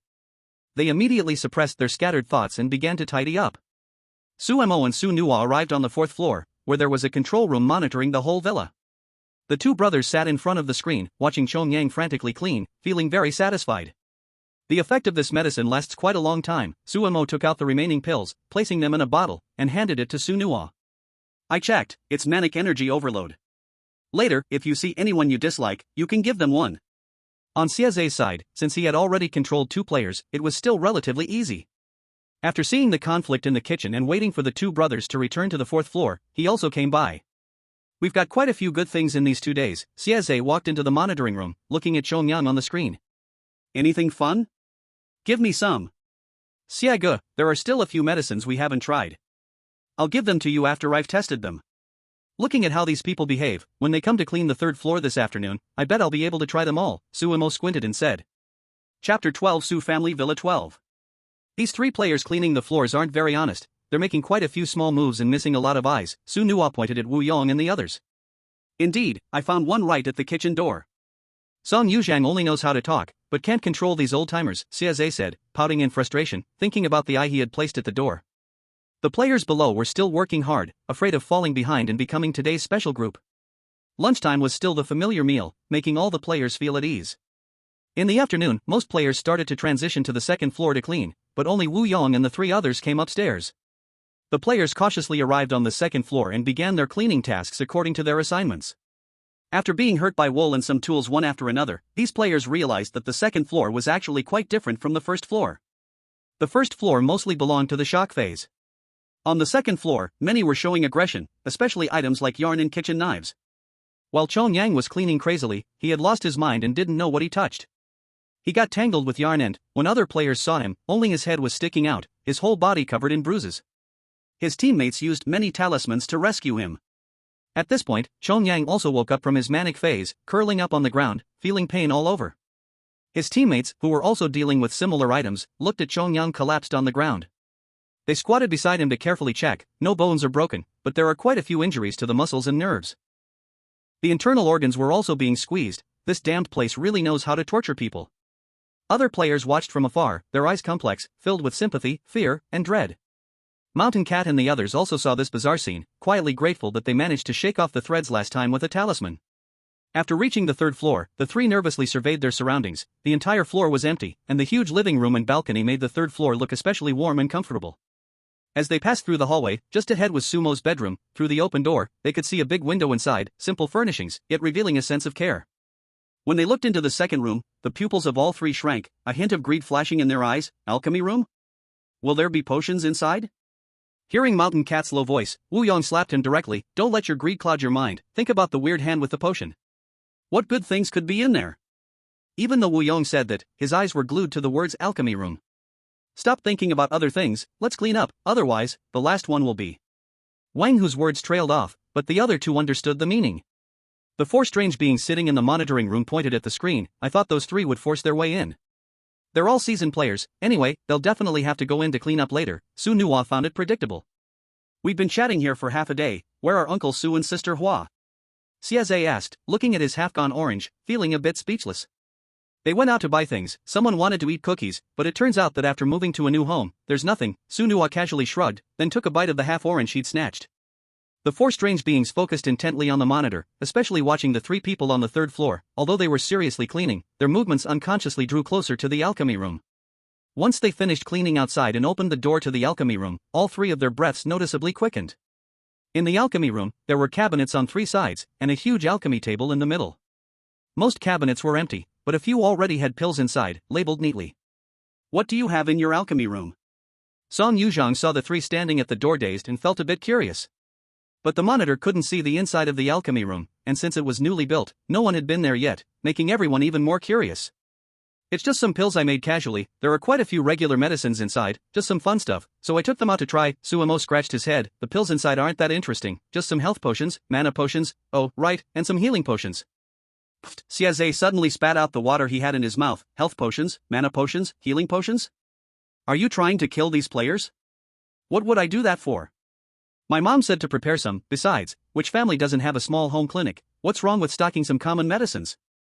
Suemo looked at the mess Xiaze spat out and took a step back in disgust.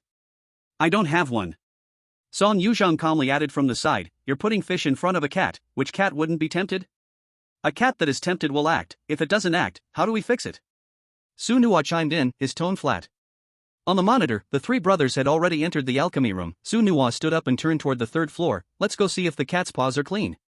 The few people in the alchemy room greedily scanned the things in the cabinets. But in the end, he still did not reach out to grab it, but honestly continued to clean the house. Wu Gu, do you think this thing is real? Just sitting here in front of us, Wang Hu asked cautiously while wiping the floor.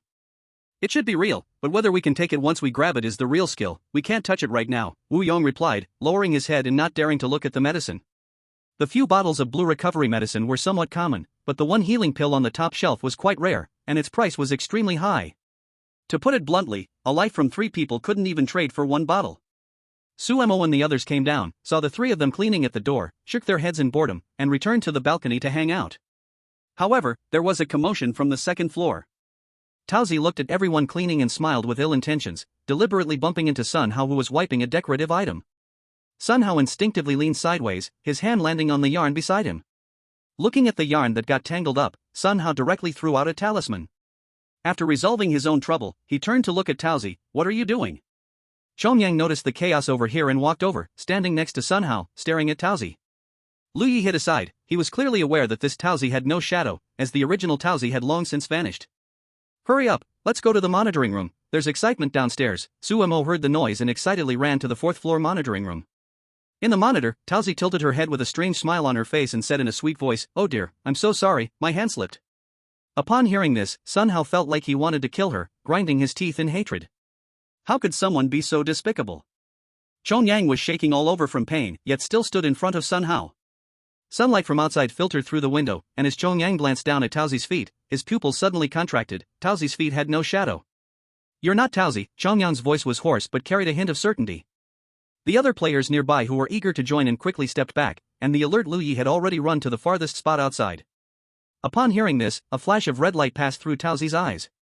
"Oh dear, I've been found out, but I'm really sorry, Taozi can't come back."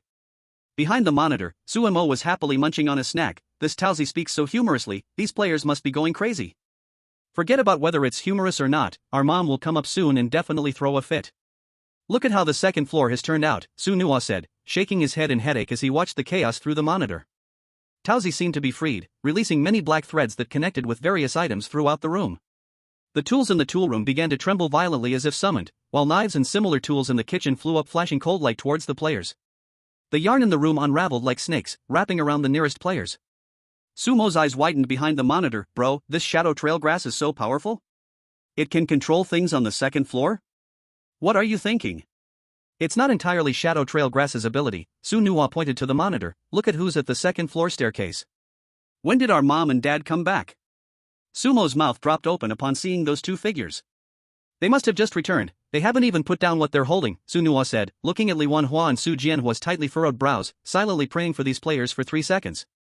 Seeing the chaos caused by these tools, the players on the second floor quickly took out their defense items to fend off the chaos. Fortunately, this Shadow Trail Grass had just learned some crude control skills. The harm brought is not great. After some probing, the other players also understood roughly the strength of Peach. They took out their weapons and aimed them at Peach, preparing to take her down. Just as they were about to strike, Li Wanhua spoke up. "I just stepped out for a moment. How did it get so lively on the second floor?" Li Wanhua's voice was gentle, perfectly matching the clothes she wore today. But it made all the players stop their actions, for with her words, the recently calmed chaos of the yarn and kitchen erupted again. The dangerous aura emanating from inside was even stronger than before. Originally just as flexible as a snake, the yarn now stood rigid, its ends gleaming with a metallic cold light, like venomous needles ready to strike, densely aimed at each player. In the air, there was even a faint, teeth-grinding whoosh sound, the noise of the yarn's tips vibrating rapidly and rubbing against the air. Inside the kitchen, all knives, scissors, hooks, forks, and other sharp instruments floated up, their edges swirling with a dark bloodlight. They no longer flew about chaotically but arranged themselves into a grim formation, faintly enveloping all the players and locking onto them with an almost tangible killing intent. A layer of cold sweat erupted on the players' backs as they silently swallowed hard, unsure of who to aim their weapons at. At this moment, Peach returned to her original self and smiled generously at Li Wanhua, her tone carrying just the right amount of flattery and fear. "Madam, we are the servants who came up to clean today. We accidentally disturbed you earlier, we are truly sorry." In the monitoring room behind, Su Nuo and Suemo shivered at their mother's gentle words, then saw Li Wanhua explode in anger. Suemo put his hands together and quietly said, "If they get hit, don't hit me, it's all their fault." Sun Hao's eyes widened as he stared at the suddenly changing Peach, anger burning in his pupils. This dead green tea changed faces so quickly but lacked the courage to stand up and say something to Li Wanhua. Su Jianhua stood silently behind Li Wanhua, watching everyone, and under his gaze, all the players lowered their heads, not daring to look ahead. On the third floor, Wu Yong and the others also sensed something unusual downstairs but did not dare to go down to take a look. After all, the strange aura erupting from below was quite strong, it was better to avoid trouble. Li Wanhua looked at these trembling servants, glanced at the cleaning traces in the area, and said to Peach, "Did something small happen while you were cleaning?" "Yes, madam, these tools seem to be a bit unruly. We are trying to figure out how to calm them down so they don't disturb you and the master." Peach's words were flawless, and if Li Wanhua didn't know the situation, she might have truly been deceived. But at this point, Li Wanhua did not intend to completely deal with these people, otherwise, not a single one could leave the second floor today. She could only pretend to be satisfied and nodded. "So that's the case, huh? Now that they have calmed down, you may continue cleaning." The players watched as these tools returned to their places, helplessly tightening their grip on their work. After all, there was still an assessment tonight. Cleaning among all these dangerous tools and under the gaze of two strange eyes required tremendous courage. Peach displayed a pleasing smile and cautiously looked at Li Wanhua. "All right, madam, we will clean well." Li Wanhua gazed at Peach's relatively cute face, pondering for a moment, thinking it would be fine to keep her since they came from the shadow grass. "You are a good child." Upon hearing this, Peach breathed a sigh of relief. She had emerged from the instance that devoured players, if after the instance ended, the bosses did not allow her to exist. "I have to go back to the lawn to sleep again." Suemo saw the lively scene end on the monitor and like the wind, ran down from the 4th floor, coming to Li Wanhua's side, ignoring the players who were as quiet as mice along the way, and the shadow of the shy green Peach beside her, happily pulling out a bunch of items. Mom, look, this is transformation powder, it's so much fun, and this is the enhanced version of memory disappearance potion, I even got them to try it. Suemo placed the items in front of Li Wanhua, happily showcasing them. They all look pretty good, should we find someone to help you try them? Li Wanhua pondered for a moment while looking at several items, but her eyes roamed over the players cleaning around. Chapter 14 Su Family Villa 14. With this gentle tone and scrutinizing gaze, the players who were cleaning around took small steps to the side, fearing to attract her attention.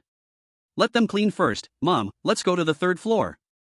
Suemo did not want to try the potions at the moment, he just wanted to lie in the swing on the third floor. Once the three strange figures disappeared from the staircase, the players on the second floor finally breathed a sigh of relief, but everyone tacitly stayed away from the peach and cast a sympathetic glance at the candlefire.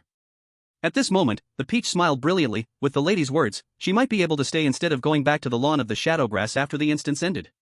At this moment, everyone gathered on the balcony on the third floor, finding familiar and comfortable spots to sit down in the huge living room and balcony. The players on the second floor sighed in relief, but the three veteran players on the third floor had a headache. Outside lay 6 strange figures, and if things went wrong, the 3 of them wouldn't be enough to handle the strange figures outside. You 3 go clean on the second floor, we don't need you on the third floor. Suemo waved to the 3 in the potion room, sending them downstairs. But the 3 of them looked at Song Yuzhang, making him roll his eyes helplessly. Can't you tell the difference between the young master and me? I'm just a butler here, he is the young master. Song Yuzhang stood up and smiled at the 3, since the young master has given orders, shouldn't you quickly thank the young master for his consideration? He bit his teeth and emphasized the young master and consideration. The 3 of them trembled all over and then realized, although the pressure on Song Yuzhan was greater than the young master, in terms of identity, the young master was indeed the master. The bobcat was the first to react, bowing to Suemo, thank you, young master, we will go down now. Wu Yong and Wang, who followed the bobcat's actions, hurriedly bending down, exiting the third floor, and only then wiped the sweat from their foreheads once they reached the second floor.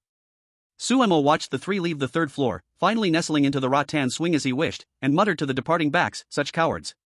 Su Nuo kicked the swing beside him. Do you think everyone is like you, walking around at home as you please?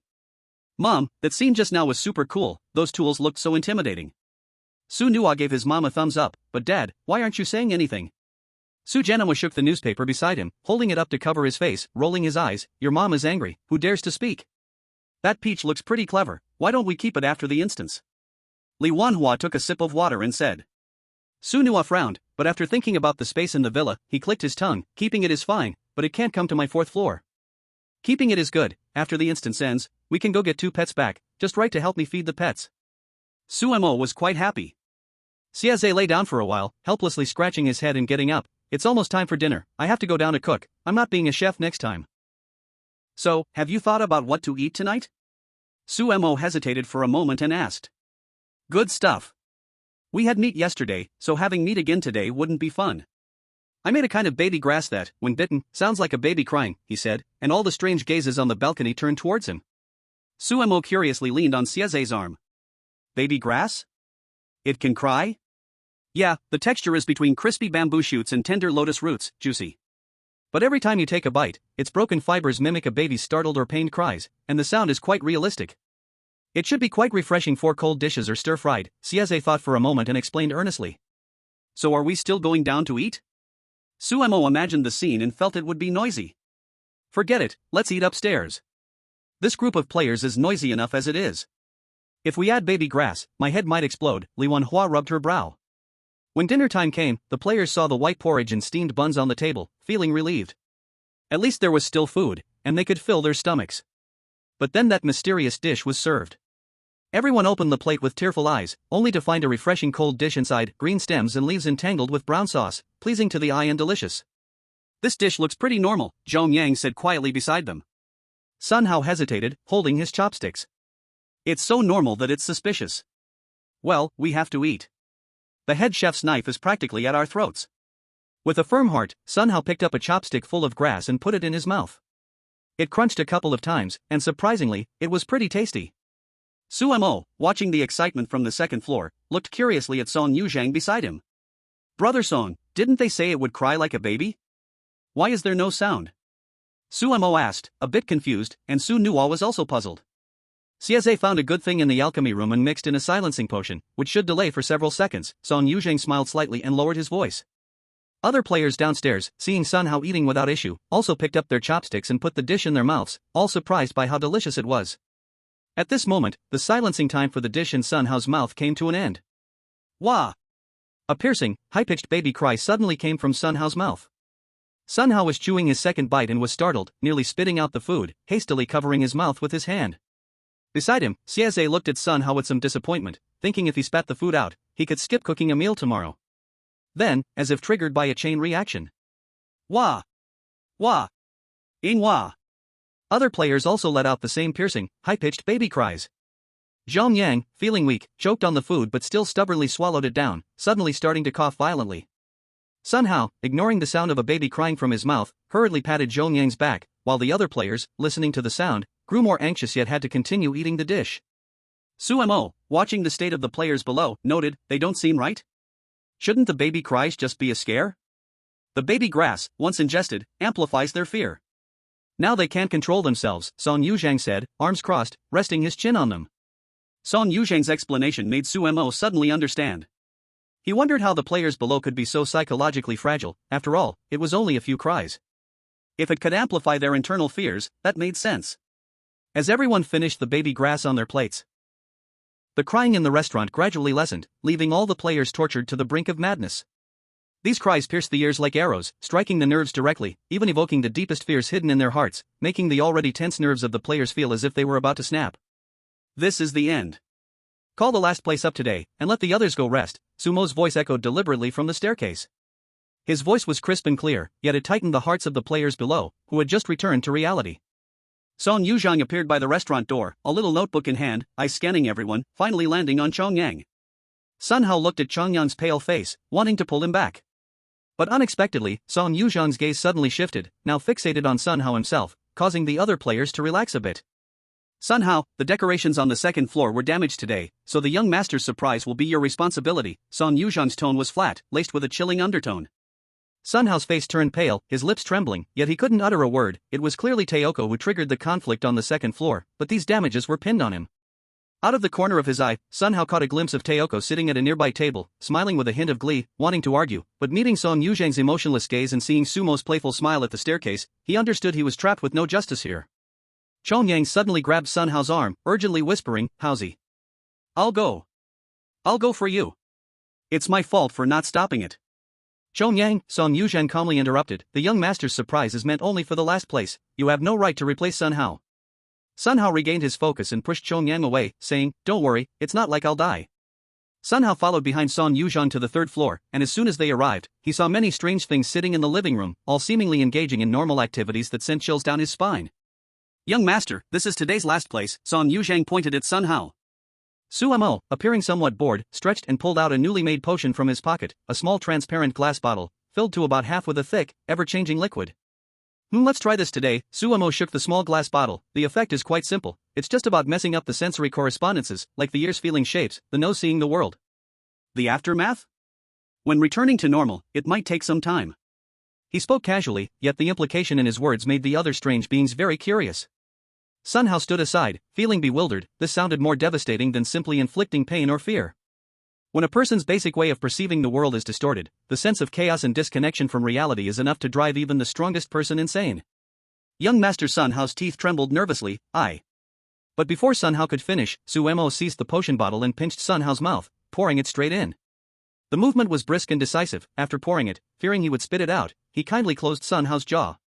Sun Hao's vision darkened, and in an instant, countless incomprehensible and violent sensory messages flooded in like a burst dam, overwhelming all his cognitive defenses. He lost the normal perception of his own body. He felt like a floating cloud, constantly pulled in all directions by chaotic sensory information, confused about the positions of his limbs. The touch, even the existence itself, became blurred. He wanted to move, but didn't know how to command that chaotic collection of senses. He wanted to speak, yet felt his voice turn into some sticky, rusty solid, stuck in his throat. Su Mo stood aside, seeing Sun Hao fall to the ground, struggling in a strange, deformed way, yes, strange, completely unable to control any of his senses. A few other eerie beings, inexplicably feeling some chill, took 2 steps back. Their movement startled Su Mo, who was recording. Only then did Su Mo remember to activate his domain to record this information, but when he turned around, he found the others had moved away from him. "Why are you all so far away? Come closer to see the effect better," Su Mo asked with some confusion. Su Nuwa sighed in his heart, slowly walked to Su Mo's side, and carefully observed Sun Hao. "This potion is quite strong, he seems not to be human now, but a chaotic consciousness collective. It's about time, let's help him regain consciousness. If he truly collapses, it will be bad. Suemo glanced at the time and then at the notes he had taken. He then took out a small tube of green liquid from his bag and directly shoved it into Sun Hao's mouth. A cool, stabilizing force, like a calming anchor, rapidly spread from Sun Hao's throat to his entire body, reaching every corner of his brain. The chaotic sensory world was like collapsed blocks being rebuilt. Although still a bit shaky, the basic framework and corresponding relationships were quickly restoring. Sun Hao's body stopped its strange, twisted struggle, slumping to the ground as if all strength had been drained from him. He gasped violently, each breath quaked with the relief of surviving a catastrophe, tears flowed uncontrollably, mixing with mucus and saliva, smearing his pale face. His gaze remained unfocused and hollow, filled with extreme fatigue and bewilderment, as if he had just awakened from a nightmare that had shattered his soul, still unable to comprehend what normal was. Let's throw him back in the room, he needs some time to fully regain his senses, Xiaze said with some disdain, gripping Sun Hao's collar. Once he sent Sun Hao back, Xiaoyang quickly pulled him into the bathroom to wash him off and stuffed him back into bed. After Xiaze returned to the third floor, 6 eerie beings gathered together. The evening breeze blew coolly through the balcony as Suemo lay in the wicker basket, gazing at the moon and the sky. The moonlight spilled down, still carrying threads of coldness, but at that moment, he was already able to resist it. Chapter 16 Su Family Villa 16. I don't want to play like this tomorrow, it feels pointless. Suemo swayed in the rattan chair, having played for 2 days straight, feeling there wasn't much novelty left. Then what do you want to do tomorrow? Su Nuwa truly didn't want to think. How about this, let's reassign tasks to the players tomorrow. The 4 floors plus the yard are just right for 2 people per place, and then we can do surprise checks, how about it? Suemo looked at everyone present with some expectation. I think that's fine, putting them on 1 floor makes it a mess. Song Yuzhang was the first to voice his opinion. Tomorrow, let's not have everyone try the same dish, just randomly pick people to taste the new dishes. My food tower has recently released new items, this group can try them out first. Xiaze clapped his fan in his palm. Su Nuwa lay on the sofa, lazily lifting his eyes, glancing at them. Do whatever you want, I'm fine with anything. Li Wanhua and Su Jianhua had no objections either. After all, for the past 2 days, the 2 of them hardly stayed at home, and most of the work was done by the other 4 eerie beings. Alright, it's settled then, Suemo cheered happily. I want to put Luyi in the yard, then turn him into a long-haired dog to play with me, and let Chongyang stay in the yard too. I think he looks quite good as a dog now. The air on the 3rd floor suddenly fell silent, and Su Nuwa stared at Suemo, saying, How do you know that Chongyang also turned into a long-haired dog? Did you secretly go to find him to test the medicine? I didn't. Suemo quickly denied it. I improved the shapeshifting powder a bit, namely, some people turn into pets that are too ugly, so I made them transform into more directed dogs. Suemo carefully placed the powder on the table, then pulled out a box and placed it on the other side. This box is for turning into cats. If you want either, I can make it for you later. Su Nuwa then withdrew her gaze, lazily lying back on the sofa, as if the earlier actions were just an illusion. The few people upstairs discussed cheerfully, but by the morning of the 4th day, when all the players accepted their assigned tasks, it felt as if the sky had collapsed. Especially old Lu, who was assigned to the 2nd floor along with Taozi, he was now staring intently at Taozi, afraid she would create some more mischief. Lu Yi and Chongyang, upon hearing they were assigned to the courtyard, also grew visibly displeased, as Taozi had previously been assigned there and was the first to be strangely replaced. Wu Yong and Wang, who were quite lucky, being assigned to the 3rd floor together, having previous experience, their cooperation was smooth, and both felt much more relaxed. However, the expression on the face of the bobcat was much worse, as he had been assigned to clean the 4th floor with Sun Hao, who was not in good spirits at all, looking very listless. After dividing the tasks, everyone hurried to their assigned floors, and Song Yuzhang stood on the 1st floor, watching their flustered backs, raising an eyebrow. Xiaze stood beside Song Yuzhang, saying, You didn't tell them about our patrol, it seems that the fun is about to begin. What's the point of telling them? What does surprise inspection mean? It means not knowing. Song Yuzhang's barely noticeable smile deepened. At that moment, Suemo and Su Nuwa also got ready. Seeing all the players in position, Suemo joyfully ran to the courtyard to find Lu Yi and Chongyang. Hey, you two, come play with me, Suemo cheerfully greeted Lu Yi and Chongyang. Lu Yi and Chongyang, who had been squatting by the edge of the lawn, were startled by the suddenly appearing Suemo and retreated continuously, almost falling onto the lawn. Before they could refuse, Su Nuwa directly sprinkled the newly improved medicine on them. Due to the new medicine, although Lu Yi still turned into a long-haired dog, he was now white, which disappointed Suemo a bit. Then, seeing that Chongyang nearby had turned into a black long-haired dog, Suemo became very happy. Bro, look. My black and white duo. Suemo took out 2 dog leashes, which Li Wanhua had specially woven for him the night before, and fastened them around the dogs' necks. Lu Yi and Chongyang struggled violently, trying to break free of the ropes, but the leash seemed to have a life of its own, tightening securely around their necks, and no matter how they struggled, it wouldn't budge. Seeing their lack of cooperation, Su Nua coldly snorted in annoyance, and then 2 daggers made of water vapor appeared beside the two's necks. Suddenly, the two became obedient. There is a difference between surviving and dying right now. Let's go, I'll take you two to patrol, Suemo said, looking at the two who had accepted reality, giving their heads a gentle pat. The pat on their heads was not heavy and even carried a hint of affection, but Lu Yi and Chongyang only felt a chill rising from the point of contact. Both saw humiliation in each other's eyes but couldn't resist. Although the water vapor daggers had dissipated, Su Nua's dangerous aura hadn't weakened one bit. Suemo hummed a little tune. Leading the two to the first floor of the villa, they saw 2 people diligently cleaning and felt a bit bored, quietly walking out behind them. As a result, the two seemed to hear a sound, immediately reacting, their eyes turning towards Suemo young master. Suemo looked at the 2 long-haired dogs that made the noise and felt a little unhappy, but since the two hadn't broken any rules, he could only huff coldly and leave with the 2 dogs. When they reached the second floor, old Lu was working, nervously staring at Tauzi, sweat soaking his back, feeling extremely tense. Just then, he heard a clattering sound behind him, like some claws walking on the ground. He instinctively turned his head, seeing 2 large long-haired dogs, one black and one white, followed by a strange young master he had seen often in the past few days. Suemo stopped a few steps away from them, tilting his head to look at old Lu and Tauzi. Ha! Are you playing red light, green light? Why aren't you moving? Young master, I am seriously cleaning, Tauzi said respectfully, emphasizing the word I. Old Lu seemed startled, his voice caught in his throat, never able to say anything. Suemo leaned closer to old Lu, patting his shoulder. This is good. It can turn into a cat, Suemo said, then tossed some powder onto old Lu. Su Nua appeared at the staircase, watching as another person turned into an animal, shaking his head helplessly. Don't turn everyone into animals, otherwise, no one will clean. Suemo squatted down, petting the standard tabby cat and putting a collar around its neck. I got it, brother, isn't Tauzi on the second floor? So whether old Lu is here or not doesn't matter. Elder young master, I will clean the second floor well. Tauzi took the chance to step forward, the corners of her mouth lifting into a smile as her eyes glanced at the cat that was old Lu. Chapter 17, Su Family Villa 17. The tabby cat transformed from old Lu arched its back, letting out a low growl of threat towards Suemo. As a result, Su Nua shot a glance, and the cat instantly curled up. Suemo reached out to stroke the tabby cat's back, feeling its smooth fur, then held it in his arms while using his other hand to lead the 2 long-haired dogs. Let's go, we're off to the 3rd floor. Suemo dashed excitedly towards the 3rd floor, and Lu Yi and Chongyang had to trot to keep up, their paws making clattering sounds on the ground. The corridor on the 3rd floor was exceptionally quiet. Wu Yong and Wang, who clearly learned from experience, with defined roles and quick movements. Wu Yong wiped the stair railings and window sills while Wang Hu focused on cleaning the carpet, maintaining a distance that allowed them to assist each other without interference. They even pre-wrapped the legs of the tables and chairs with wet cloths, moving silently. Suemo watched for a while but grew bored and turned his eyes away. Really dull. Su Nua crossed his arms and watched from the side. Seeing Suemo was feeling bored, he came over and patted his shoulder. Let's check out the 4th floor, there's nothing fun on the 3rd floor. As soon as Su Nua finished speaking, a hurried, fearful scream came from the 4th floor, immediately grabbing Sumo's attention. Brother, there's excitement on the 4th floor. Pulling the 2 dogs and holding the cat, Suemo chattered about his brother, busy but still rushing to the 4th floor. No one could disturb him from seeing the excitement. Hearing the voice, Wu Yong and Wang Hu silently prayed for the people on the 4th floor, but their work didn't stop, and they felt a bit fortunate. The structure of the 4th floor was simpler. Once up, there was a living room. Opening the sliding door of the living room revealed a huge terrace connected to the swimming pool, and on the other side was Su Nua's bedroom. As soon as Suemo reached the 4th floor, he saw a person lying by the swimming pool.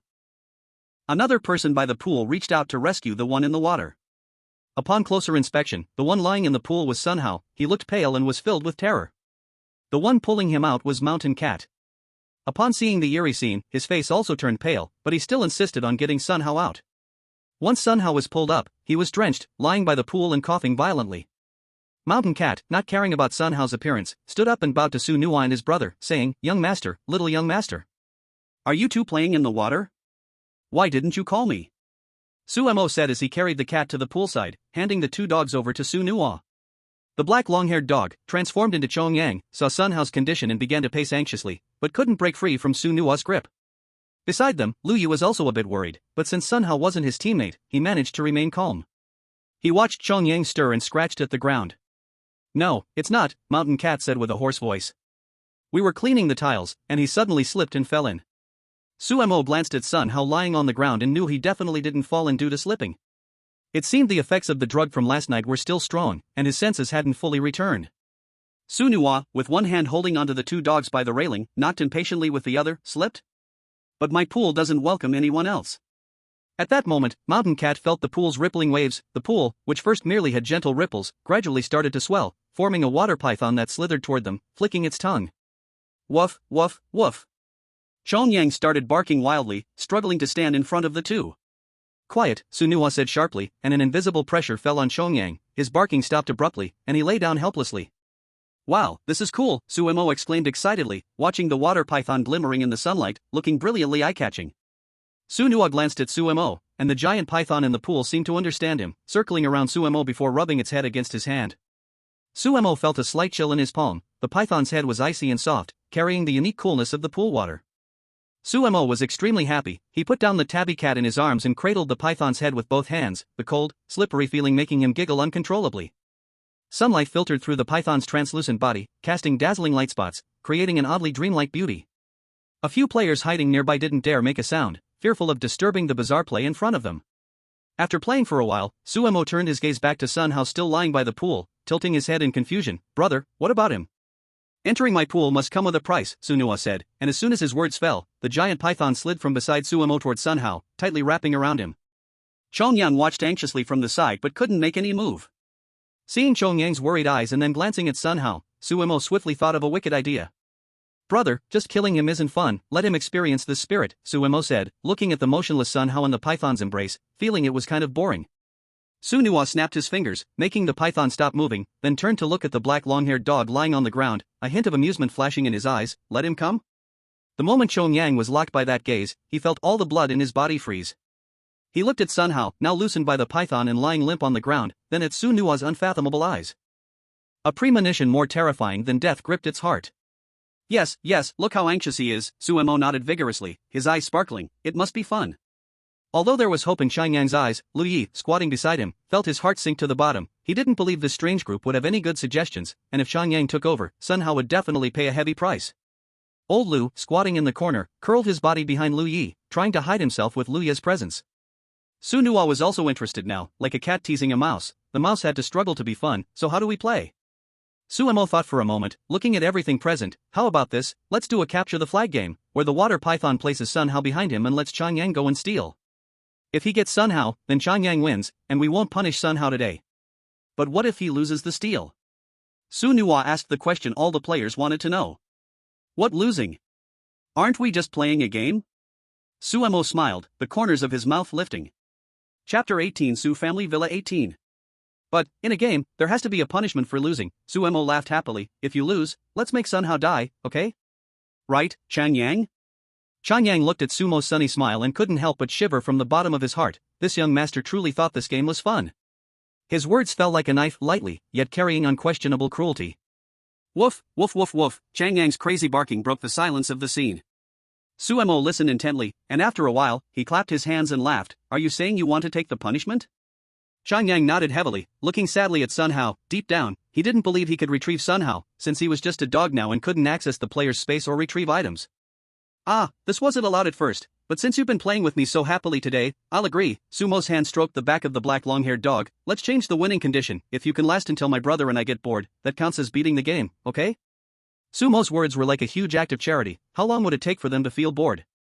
This was an uncertain time frame, maybe a day, maybe 10 minutes. But Chongyang had no choice. He quietly walked in front of the huge python. Suemo and Sunua directly went to the lounge chairs by the pool to rest, quietly watching the game in the middle.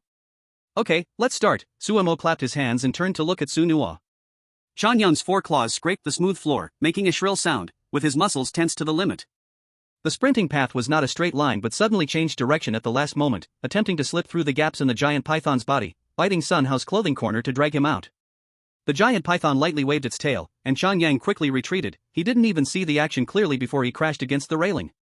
The bobcat turned its head away, not wanting to watch, quietly took out a talisman paper from its space, wanting to give Chongyang some help. As soon as the talisman was taken out, the surrounding atmosphere began to grow damp. Sunua casually glanced at the bobcat. That gaze was light but crept like spider silk onto the bobcat's arm. Then, the talisman paper they just took out began to self-ignite, turning into a wisp of ashes that fell to the ground. A game is just a game. Sunua shifted his gaze from the bobcat, adding extra help makes it meaningless. The bobcat immediately lowered its head, not daring to move, but cold sweat had already soaked his back. He understood this was a warning. In front of Su Nua, any small movements were impossible to hide. On the fourth floor, the fighting was intense. The Su brothers were having a great time. Didn't even notice it was lunchtime. Song Yuzhang and Xieze looked at the 5 players who came to eat. Among them was Taozi, and the other 2 were Xieze's puppets, sighing quietly with some helplessness. The players who came down to eat also felt the sky had fallen. There were still 10 people for breakfast, and now only 5 were left, with everyone's gaze lightly drifting over Taozi. Oh, wait, one of the 5 isn't even human.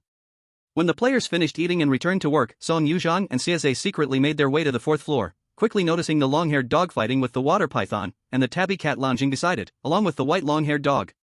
"Young master, this is your lunch," Xieze said, looking quite convincing as he came to the 2 brothers' side, placing down the lunch without leaving, instead watching the game in the center. Song Yuzhang hid in the living room, watching the excitement through the sliding door, and before long, Li Wanhua and Su Jianhua arrived on the 4th floor, casually lying on the lounge chairs by the pool to enjoy the spectacle. "Animal fights, oh, can watch at home," Su Jianhua said with a light tone. Besides the battle between Chong Yang in the center and Sun Hao lying by the pool with an unknown fate, the other players, noticing the increasing strangeness, could only helplessly reduce their presence. Chong Yang now felt pain throughout his body, getting hit by the snake tail repeatedly, yet he rushed back again. He had no choice. If he stopped, Sun Hao would die. If he didn't, there was a chance the 2 brothers would get bored and the game would reach its conclusion. After finishing his meal, Suemo felt a bit drowsy, watching the black giant dog getting flung out again and again. He yawned. Suemo rubbed his eyes, carrying a lazy demeanor before a nap, with a hint of barely noticeable annoyance. So boring, just a few moves over and over again. Su Nua, noticing everyone was getting a bit bored here, snapped his fingers, making the giant python stop. At that moment, Chong Yang also halted to catch his breath, but there was a glimmer of hope in his heart. Maybe it's about to clear. "Brother, does this count as clearing?" Suemo asked, looking at Su Nua, who had his eyes closed. "What I say counts." Su Nua said this, and Chong Yang finally felt relieved. With this weight lifted, Chong Yang collapsed on the ground, unable to stand again, feeling a deep pain radiating from his bones. Seeing the black giant dog in such a miserable state, Suemo frowned. "Can't play with me this afternoon, too pitiful." After hesitating for a moment, he took out a porcelain bottle from his small bag, with a few pills inside, walked over to the giant dog, and directly shoved one into its mouth, making it swallow. The few people who had tried the medicine earlier stiffened at this action, their eyes closely fixed on Suemo. Chong Yang thought he was being used to test the medicine again, but after the pill went down, he felt a cool sensation at the wound, and the severe pain in his body lessened significantly. The broken bones inside seemed to be wrapped by something, reconnecting. "The effect of the medicine is still a bit slow, need to change it next time." Suemo clapped his hands, not too satisfied with the drug's effect. Suemo looked at the few pills left in the bottle, casually stuffed it into Su Nua's hands, and turned to squat by the pets. "I'm going to sleep now, you 2 stay in the yard, and you, go upstairs, wait for me to wake." Seeing the movement of Chong Yang, it was as if he had discovered a new continent, and he returned to Sun Hao's side. "He sleeps so deeply." Suemo poked Sun Hao's face and then took out a blue potion from her bag. "This will wake him up." Chapter 19 Su Family Villa 19. Suemo hummed a tune without melody, opening the glass bottle and pouring the entire tube of potion into Sun Hao's mouth. As soon as his mouth closed, Sun Hao curled up violently, letting out a few muffled grunts. Chong Yang turned anxiously beside them, while Suemo gently stroked Chong Yang's fur. "Why are you in such a rush? My medicine can't be wrong." Just as Suemo finished speaking, Sun Hao slowly opened his eyes, and it was clear from his gaze that he felt much better. Chong Yang nudged Sun Hao's hand with his head and let out a couple of low whines. Sun Hao's fingers twitched slightly, his fingertips touching Chong Yang's fluffy head, then pausing for a moment, slowly and stiffly caressing it. "It seems the medicine works well, just a bit intense when it takes effect." Sumo looked at the glass bottle and nodded in satisfaction. The refreshing effect was indeed impressive. After getting a satisfactory result, Suemo returned to the bedroom and quickly fell asleep until afternoon mealtime. During this time, Su Nua came to check on him twice. Seeing he was still asleep, she went back to lie by the pool on the 4th floor. The 2 long-haired dogs lay in the yard, worrying about Suemo looking for them in the afternoon. As the sun began to set, they still hadn't seen him, and now they were more concerned about how to change back. Old Lu had directly hidden on the 2nd floor, with his few paws. It was unrealistic for him to clean up, not to mention there was still a peach up there. As the sunset cast a warm golden glow on the villa, Suemo rubbed his eyes and stumbled out of the bedroom. His hair was tousled, with a tuft sticking up, and there were pillow marks on his face, giving him an innocent look, as if he knew nothing about the world. Su Nua noticed the movement and looked down from the staircase on the 4th floor. When Suemo appeared, she walked down. "Awake?" Su Nua's voice had little fluctuation. "Yes," Suemo stretched widely. "I slept for a long time, I didn't get to play games this afternoon. You can play at night too. If it doesn't work, you can continue tomorrow." While the two brothers chatted, downstairs, Song Yuzhang glanced at the time, felt it was about right, and called all the servants to gather. After gathering, 10 people stood in the dining room, looking at each other, with big question marks on their faces.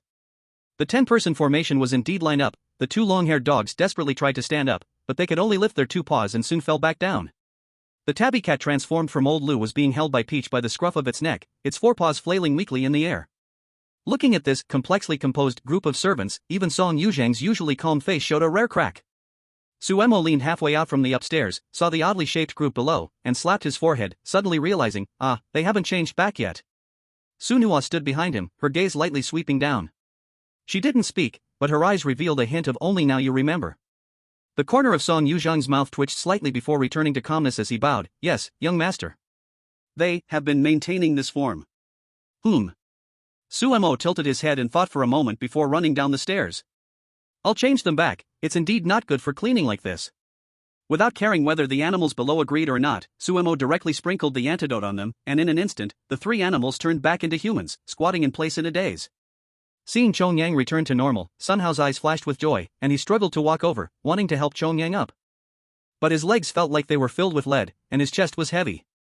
Suemo looked at the 3 dazed individuals, hesitated for a moment, swayed back and forth, and finally pulled out a small porcelain bottle from his bag, taking out 3 pills and handing them to them. As a reward for playing with me, have a pill, he said, putting the remaining porcelain bottle back into his space. When he turned around and saw the hesitant looks on the 3 faces, he frowned in dissatisfaction. What's wrong?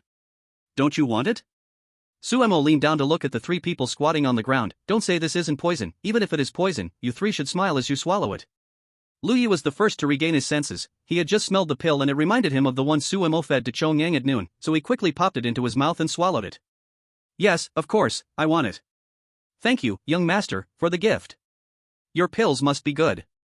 Since they couldn't resist, they might as well go with the flow. The others were shocked by Lu Yi's action and, stealing themselves, they also put the pills into their mouths. Lu Yi felt the pain and fatigue in his body diminishing, and he looked surprised as he touched his body up and down. Seeing you're so good with your words, come play with me again tomorrow, Suemo said with a cheerful smile, patting Lu Yi on the shoulder, clearly pleased with his understanding. Lu Yi's smile first froze on his face, then he reacted with great joy and quickly nodded. Thank you, young master. Old Lu carefully took a small piece and put it in his mouth. This cake looked too perfect. In this strange villa, perfect things appeared even more eerie. As soon as the cake entered their mouths, both of them widened their eyes in surprise. The cake melted instantly, the cream was light and fluffy, the pancake skin had a hint of subtle elasticity, the jam's sweet and sour taste was just right, various aromas blossomed clearly on their tongues. The taste was surprisingly good, one might even say it was the most delicious cake they had ever eaten in their lives. The 2 quickly started eating, their hands moved nonstop, and when the last bite of cake was swallowed, they rubbed their bellies, humming with satisfaction. Lu Yi silently shrank back, thinking to himself, what normal person could eat so deliciously in such a strange world? Without looking, this cake must be problematic. As expected, Wu Yong began to hold his head. My head feels so dizzy. After shaking his head a few times, he collapsed directly onto the table, fainting. Wang Hu chuckled, so fragrant, so sweet. Before he could finish his sentence, he leaned back and fell to the ground. Their skin began to emit an unusual, faint pink glow, their eyes gradually lost focus, their pupils dilated as if they saw some extremely wonderful illusion, their faces displaying a nearly happy, hollow smile. Xiaozhe was taking notes nearby, satisfied as he observed their reactions, nodding, young master, your dream potion is perfectly compatible with this cake. After receiving a satisfactory answer, Xiaozhe closed his notebook and turned to the stiff players nearby. Finish your meal and go back to your rooms. By the way, Old Yan and Huozhu will stay. Xiaozhe's words were like a bucket of cold water poured over each player's head in the living room. Old Yan and Huozhu nodded stiffly, continuing to eat their rice, while Lu Yi cautiously glanced at the 2 and then lowered his head, eating silently. One by one, the players who finished eating sneaked back to their rooms, and in no time, the restaurant was left with a few strange beings, as well as Wang Hu and Wu Yon lying on the ground. What happened to those 2? Su Nuo asked, kicking the ones lying on the ground, who were still dreaming beautifully. You think I kept these 2 puppets for what? It's to handle them, Xiaozhe said as he pointed at Old Yan and Huozhu. Under the gaze of a few strange beings, Old Yan and Huozhu walked over stiffly and lifted the 2, taking them to the garden, and directly tossed them onto the lawn. This will do, it's just right to exchange a few shadow grasses from the lawn, it won't affect tomorrow's cleaning. Xiaozhe stood at the door of the villa, extremely pleased with his handling. Under the night sky, the lawn was shadowy and blurry. After a while, Wu Yong and Wang Hu on the lawn gradually disappeared, and from the lawn emerged Wu Yong and Wang Hu with strange smiles, cautiously looking at Suemo and Su Nuo. After Old Yan and Huozhu finished their work, they turned back to the room like rusted machines. On the morning of the 5th day, when they assembled, the 10-member team was still fully assembled. Song Yuzhan was too lazy to rearrange things, directly letting them follow yesterday's schedule to work. In the garden, Zhong Yang and Lu Yi seemed to be trying hard to keep the courtyard clean, but Lu Yi would occasionally glance expectantly at the villa's entrance. Yesterday's potion effect was really good. If paired with something today, perhaps they could keep the rewards. When the sun was high in the sky, Suemo finally wobbled out of the villa. Seeing the two in the yard, he stretched a big lazy stretch. "Oh, you all waited here." Suemo rubbed his eyes, his voice lazy from just waking up, his smile dazzling, as if today was a day for an outing. After sprinkling the powder on the two long-haired dogs squatting in front of him, Suemo poked his chin, looking at the lawn over here, hesitating for a moment. "Brother, can you control the shadows of the grass?" "I want to take them to play up there, but I don't want to change them out," Suemo asked behind him. Su Nua came down the stairs, rubbing his messy hair. "You can just stay up there." Su Nua's voice was hoarse from just waking up. He walked to the edge of the lawn, crouched down, and lightly touched the grass. Then, in Sumo's eyes, the eerie aura emanating from the lawn was isolated. "Big white, big black, today we are going to play something fun. If I'm happy, the rewards will be even better than yesterday." Suemo turned his head and looked happily at the two long-haired dogs squatting in front of him. The two long-haired dogs exchanged glances, both feeling a bit excited. This reward must be better than yesterday's pill. But in their hearts, there was a trace of secret concern. It was like playing with fire. They hoped not to end up with nothing. Suemo took out a small cloth bag from his backpack and waved it in front of them. There was a rustling sound coming from inside. "Today, we are going to play a treasure hunt game. I will scatter the little balls inside this bag all over the lawn. You help me find them back. Each ball has a note inside that will tell you the corresponding reward." After saying this, Suemo even winked at the two. As soon as the word reward came out, both of them felt a thrill. In this villa, any unknown reward often came with danger, and it could even be a kind of alternative curse. The bag was passed to Su Nua's hand, and with a gentle flick of Su Nua's wrist, the balls scattered across the lawn, hidden under the long shadows of the grass. "Let's start." Suemo clapped his hands happily, his eyes shining brightly. "Find the little balls, bring them back, and bite them open in front of us. The quality of the reward depends on your luck." When the two long-haired dogs began to run around the lawn, Suemo took out two lounge chairs from his space and placed them on the lawn. The sunlight cast a warm glow on the two of them. Xiaze came to their side, handed one of them a drink, and set up a chair beside him, lying down himself. Song Yuzhan leaned against the entrance on the first floor, with no intention of hiding at all, his gaze sweeping over the two dogs running on the lawn. Suemo lay on the chair, sipping his drink, watching the two dogs run to and fro, laughing happily. On the lawn, Chong Yang and Lu Yi's treasure hunt was not going smoothly. The shadow grass was lush and gave off a slippery, cold feeling. These shadow grasses couldn't transform the two of them, feeling somewhat unwilling, occasionally stretching out their blades to trip them, and sometimes even subconsciously covering the traces of the small balls. To the left. "Big white, there's a reflection at the left grassroot." Suemo suddenly called out a reminder, his tone playful, like he was enjoying a show. Lu Yi instinctively followed Sumo's words, turning left. Due to the sudden turn, he almost fell but still managed to find a little ball on the left. Lu Yi came to Sumo's side holding the ball in his mouth, his tail wagging violently behind him, still revealing his inner unease. After receiving the small ball, Suemo opened it and raised an eyebrow. "Oh, not bad luck." After the sentence, Suemo noticed Lu Yi's tail wagging even faster behind him. "What is it?" Su Nua leaned over to take a look, saying somewhat helplessly, "Put fewer rewards." Suemo smiled and nodded, then pulled out a healing pill from his small bag. "This is for healing. I'll put it aside for you since you can't take it now anyway." Lu Yi originally wanted to take the pill, but seeing his own paw, he suddenly froze. In this state, even the player's space couldn't be opened, so helpless, he could only agree with Sumo's action. Chong Yang perked up his ears and listened for a long time. Lu Yi found a prize and was even more excited as he searched through the grass. After a while, he dug out a small ball from the grass and excitedly ran to Suemo, swaying left and right. After receiving the small ball, Suemo picked it up and saw a note inside, his smile shining even brighter. "You have good luck too." Suemo took out a box of purple powder from his bag and waved it in front of Chong Yang. "Pain relief powder, no other side effects, just spreads pain on the body." Chong Yang originally thought he had gotten pain relief powder, but the next moment Suemo sprinkled the powder on him, waving the note in front of him. "I've used the pain relief powder, as I said." In that instant, when the powder landed on him, Chong Yang felt a sharp pain piercing through his skin. The pain was not a dull ache that lingered, but a sharp, fine sensation, as if countless red-hot needles were simultaneously stabbing every pore. Chong Yang froze suddenly, a suppressed wail bursting from his throat, his whole body trembling violently, instinctively wanting to roll on the ground to rub off the powder. At that moment, he realized he couldn't move at all, and after 5 minutes of enduring the punishment, Suemo finally sprinkled the antidote on him, a cool sensation covering his body as the pain gradually faded. Luyi was watching the whole process from the side, feeling relieved for himself yet worried about what the next small ball might yield in terms of punishment. Seeing the two dallying on the lawn, obviously not seriously searching for the small balls, Suemo coldly snorted, "There are 20 small balls in total. If you don't finish finding them today, you can continue searching here tonight."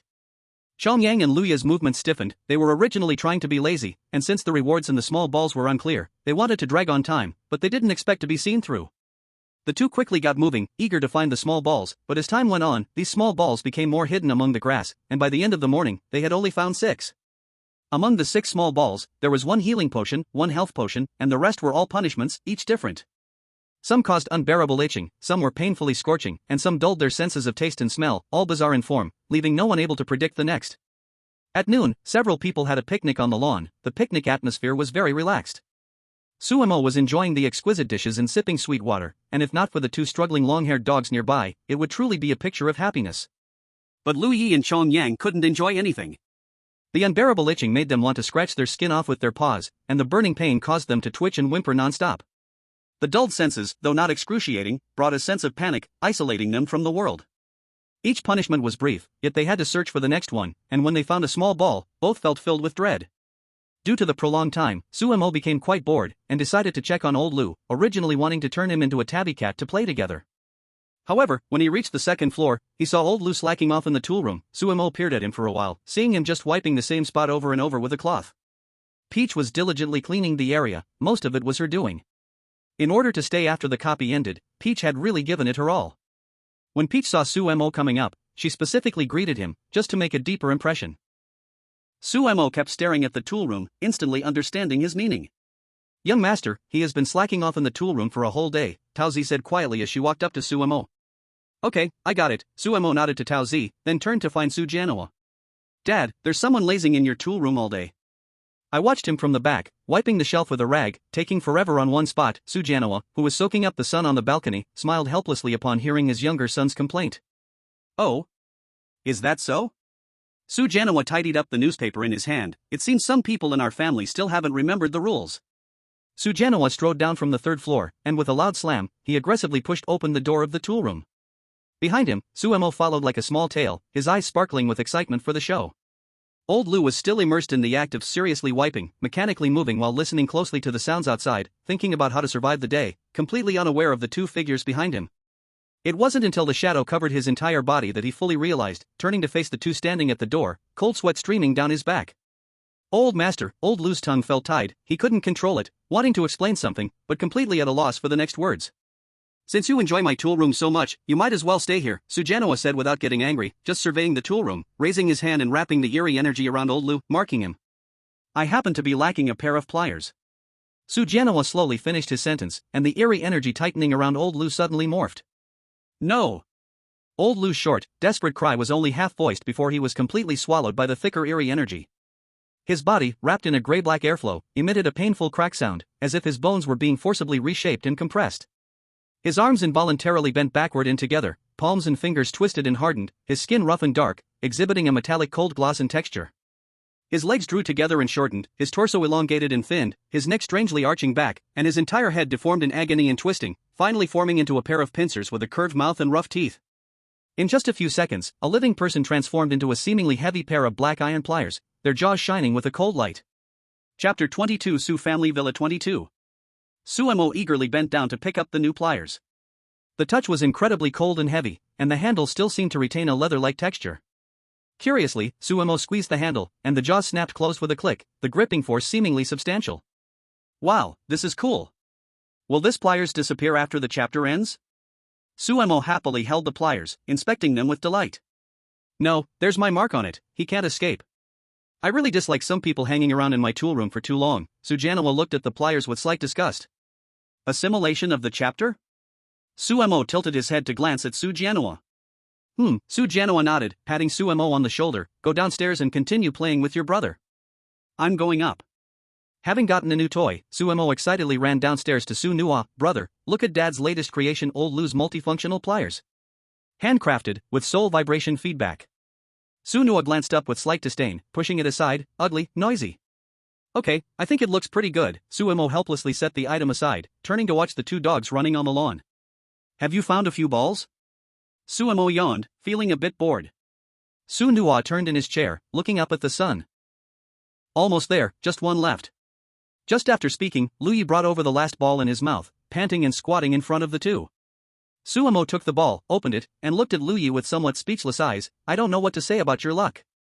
The note clearly stated that the two of them should take the dream potion together, and Zhang Yang, squatting next to them, gave Luyi a speechless glance. Do you have to drag me into your punishment too? After taking the potion, oh no, wait, both dogs immediately lay in the grass, tongues out, barking foolishly. Song Yuzhang and others surrounded them, watching the two dogs lost in their dreams, their faces showing various expressions. Song Yuzhang and Su Nua took a step back in disgust, while Suemo and Xieze crouched nearby with great interest, with Xieze even poking Zhang Yang with a fan. What should we do with them? Throw them back in their room? Song Yuzhang asked Su Nua, tilting his head. I'll turn them into humans and leave them here, right? Anyway, tonight's shadow grass will deal with it, won't it? Suemo looked up at Song Yuzhang, puzzled. Song Yuzhang glanced at Su Nua speechlessly. Did you forget to tell your brother something? Su Nua rubbed his face with both hands. I forgot. Forgot what? Suemo approached the two, frowning and asking. Your brother is in a new instance, you know. Song Yuzhang looked at Suemo helplessly. The clearance rate is too low, the subsequent uncontrollability is too high, there's a great probability of getting stuck. But not many people have died yet, right? Suemo hesitated. Aren't all 10 of them still fine? No, didn't my dad just take care of one and still have 9 left? Almost everyone is dead, now in this entire villa, including the two dogs, there are only 4 players left. Xieze lightly tapped Sumo's shoulder with his fan. The key thing is, it's only the 5th day. As soon as Xieze finished speaking, a cool breeze swept across the lawn, and Suemo froze in place, still gripping the pliers tightly. Did you guys act that fast? Isn't this thing hand slow, no? Xieze said, hiding his chin behind the fan, speaking with ill intention. Su Nua let out a cold laugh beside him, arms crossed. Then these two. Suemo scattered the antidote on the two dogs and lightly kicked them with his foot. Let the puppets carry them inside, Xieze sighed, letting Lao Yan and Huozhu throw the two back into the room. Lao Yan and Huozhu silently entered the yard, effortlessly tossing the dreaming Zhongyang and Lu Yi onto their shoulders, quickly carrying them back to the villa. Can I still play? Suemo hesitated for a moment, looking uncertainly at Su Nua.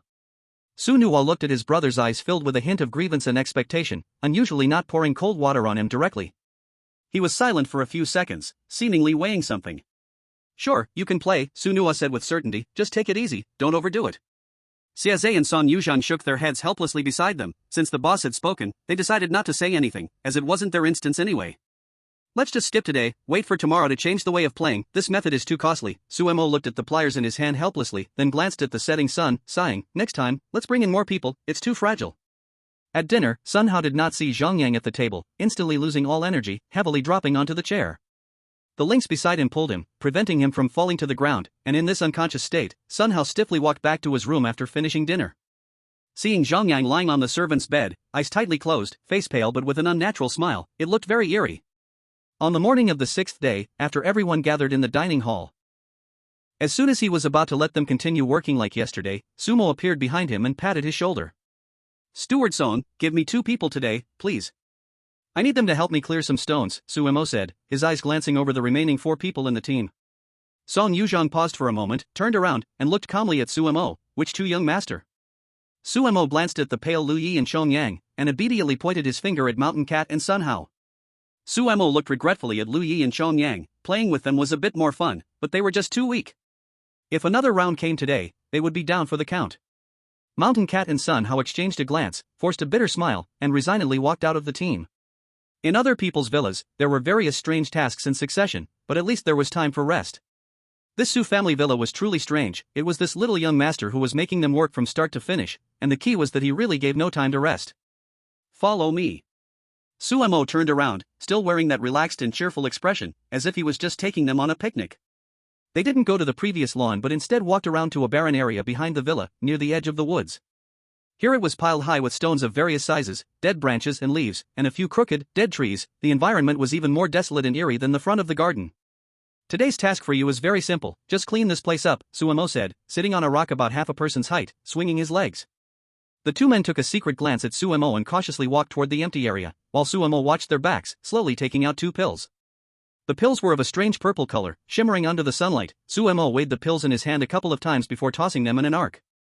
Mountain Cat and Sun Hao had already walked to a dead tree, preparing to bend down to lift it when the two pills landed precisely at their necks, then melted into their bodies. Both men froze at the same time. Mountain Cat suddenly covered his neck, while Sun Hao let out a short cry of surprise. A chill quickly spread through their bodies, as if countless ice needles were dancing in their veins. "Don't be nervous, these are improved pills, they will help you finish your work faster," Sumo said cheerfully from behind. As soon as he finished speaking, the blood vessels in both men's eyes filled with red veins, the fatigue in their eyes vanished, replaced by extreme excitement, symptoms similar to those in Chongyang before. "Get to work. We must work." Mountain Cat growled, grabbing the stone he just mentioned and lifting it up. Nearly 100-pound stone was flipped over by him barehanded, rolling several meters away. Sun Hao was even more exaggerated. He lunged at a dead tree, wrapping his arms around the trunk, and with a beast-like roar, he forcibly uprooted the tree. Soil and roots flew into the air. "Hey, why are you making so much noise?" Su Nuo came up behind Suemo and gently tapped his head.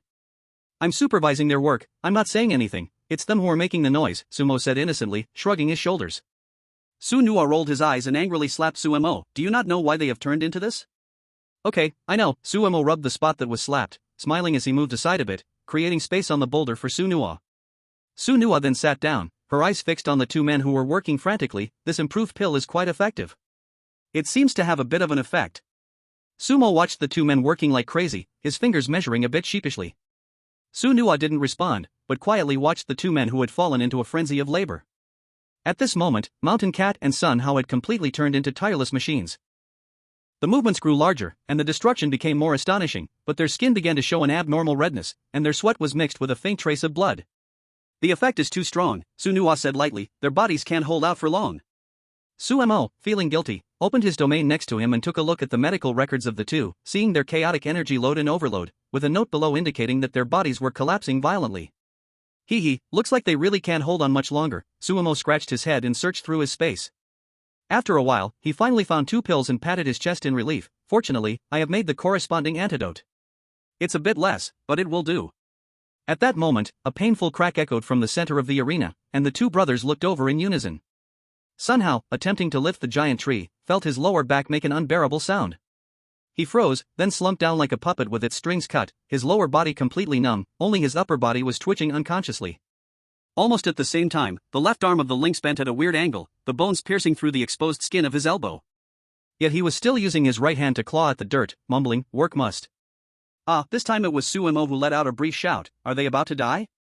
I think I caused trouble." Su Nuo quickly calmed him down, jumping around like a gopher, while the somewhat frazzled Suemo rubbed his forehead for a moment. "They are still alive. Let's save them first." Suemo fumbled in his pocket to take out the 2 prepared antidotes. The pills were a warm milky white, standing in stark contrast to the strange purple color from before. Just as Suemo was about to rush over, Su Nuo grabbed his wrist. "You stay here.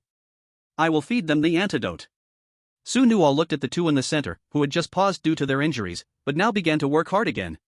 The remaining right hand of the lynx was crazily digging the earth, his broken left arm swinging with the motions, blood splattering. Sun Hao's upper body was still struggling, his hands scratching the ground unconsciously, his eyes nearly bursting. Su Nuo walked to their side, pinched their chins, and fed them each an antidote. The antidote worked quickly. Before long, Lynx and Sun Hao regained their awareness, then began to moan in pain as they felt the wounds on their bodies. "Bring it over, give each of them one more." Su Nuo thought for a moment and reached out his hand to Suemo. Suemo pulled out healing medicine from his pocket and placed it into Su Nuo's hand. Without even looking, Su Nuo stuffed it into the mouths of Lynx and Sun Hao. After the pills took effect, the 2 lay on the ground, gasping for air, their eyes filled with fear and exhaustion. "Stop lying there pretending to be dead, get up and work," Su Nuo coldly huffed at the 2 gasping on the ground. The 2 quickly got up from the ground and ran to the place where they were working earlier, but their peripheral vision was constantly watching Sumo, afraid this strange and unpredictable person would throw them another pill. "You come with me, don't stay here." Su Nuo grabbed the collar of Suemo, who was squatting nearby with an expression that said, "I was wrong, I will dare next time," and pulled him back to the villa like a kitten. Today, Chong Yang and Lu Yi were assigned to clean the first floor. When they saw Su Nuo and Suemo return, they quickly moved aside, fearing to catch the attention of the 2. After the brothers reached the 4th floor, Xiaze and Song Yuzhang were already there. Seeing Suemo being pulled up by Su Nuo, Song Yuzhang raised an eyebrow. "Oh, what's this? Why were you pulled up?" Suemo rolled his eyes at the sarcastic Song Yuzhang. "I just don't believe you didn't see it, your head was sticking out on top of the villa, I saw it." "Ha ha ha ha ha." Suddenly, Xiaze laughed out loud. "I told you someone saw you, you still insisted otherwise." Song Yuzhang wasn't embarrassed when he was exposed. With a grin, he leaned in. Seeing is one thing, but hearing you admit it is much more fun. By the way, how's that purple pill working? Super amazing. Sumo even gave a thumbs up, proudly acknowledging his own creation. Sunua silently pressed Sumo's thumb back down. Don't say it's amazing, it almost killed someone. Sumo withdrew his hand and replied with a grin, at least the results are good, right? Isn't this better than the previous manic effects? Chapter 24 Su Family Villa 24. Sunua glanced at Sumo, and seeing him shrink his neck, turned to Song Yuzhang and Xiaze. You two go find players to play with, I have to keep an eye on him today. Xiaze waved his fan a couple of times. Isn't it just finding something for them to do? Simple. Song Yuzhang sat on the side, thought for a moment, and turned to Xiaze. The yard has been a mess today, you take care of the two on the first floor. Then you are being lazy, Xiaze said, covering the lower half of his face with the fan, a playful smile in his eyes as he looked at Song Yuzhang. You've been playing with fish for 5 days, what's wrong with me playing a bit? Song Yuzhang confidently retorted.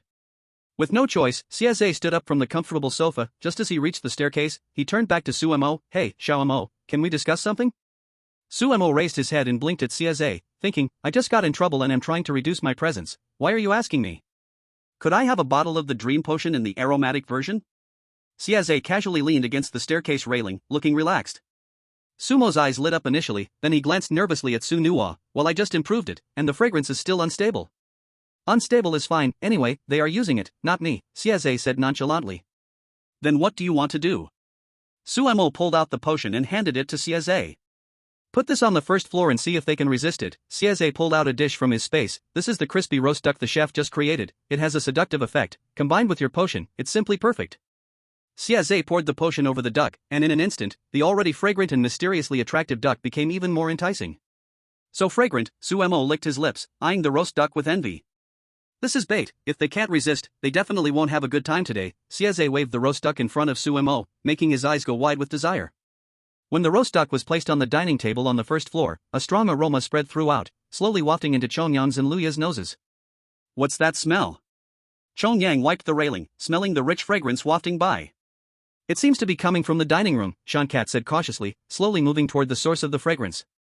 As the smell lingered longer, both of them instinctively followed the aroma, and when they saw the roast duck on the table, Luyi couldn't help but gulp. So fragrant. No, this aroma. Luyi felt his stomach rumble emptily, and saliva poured into his mouth.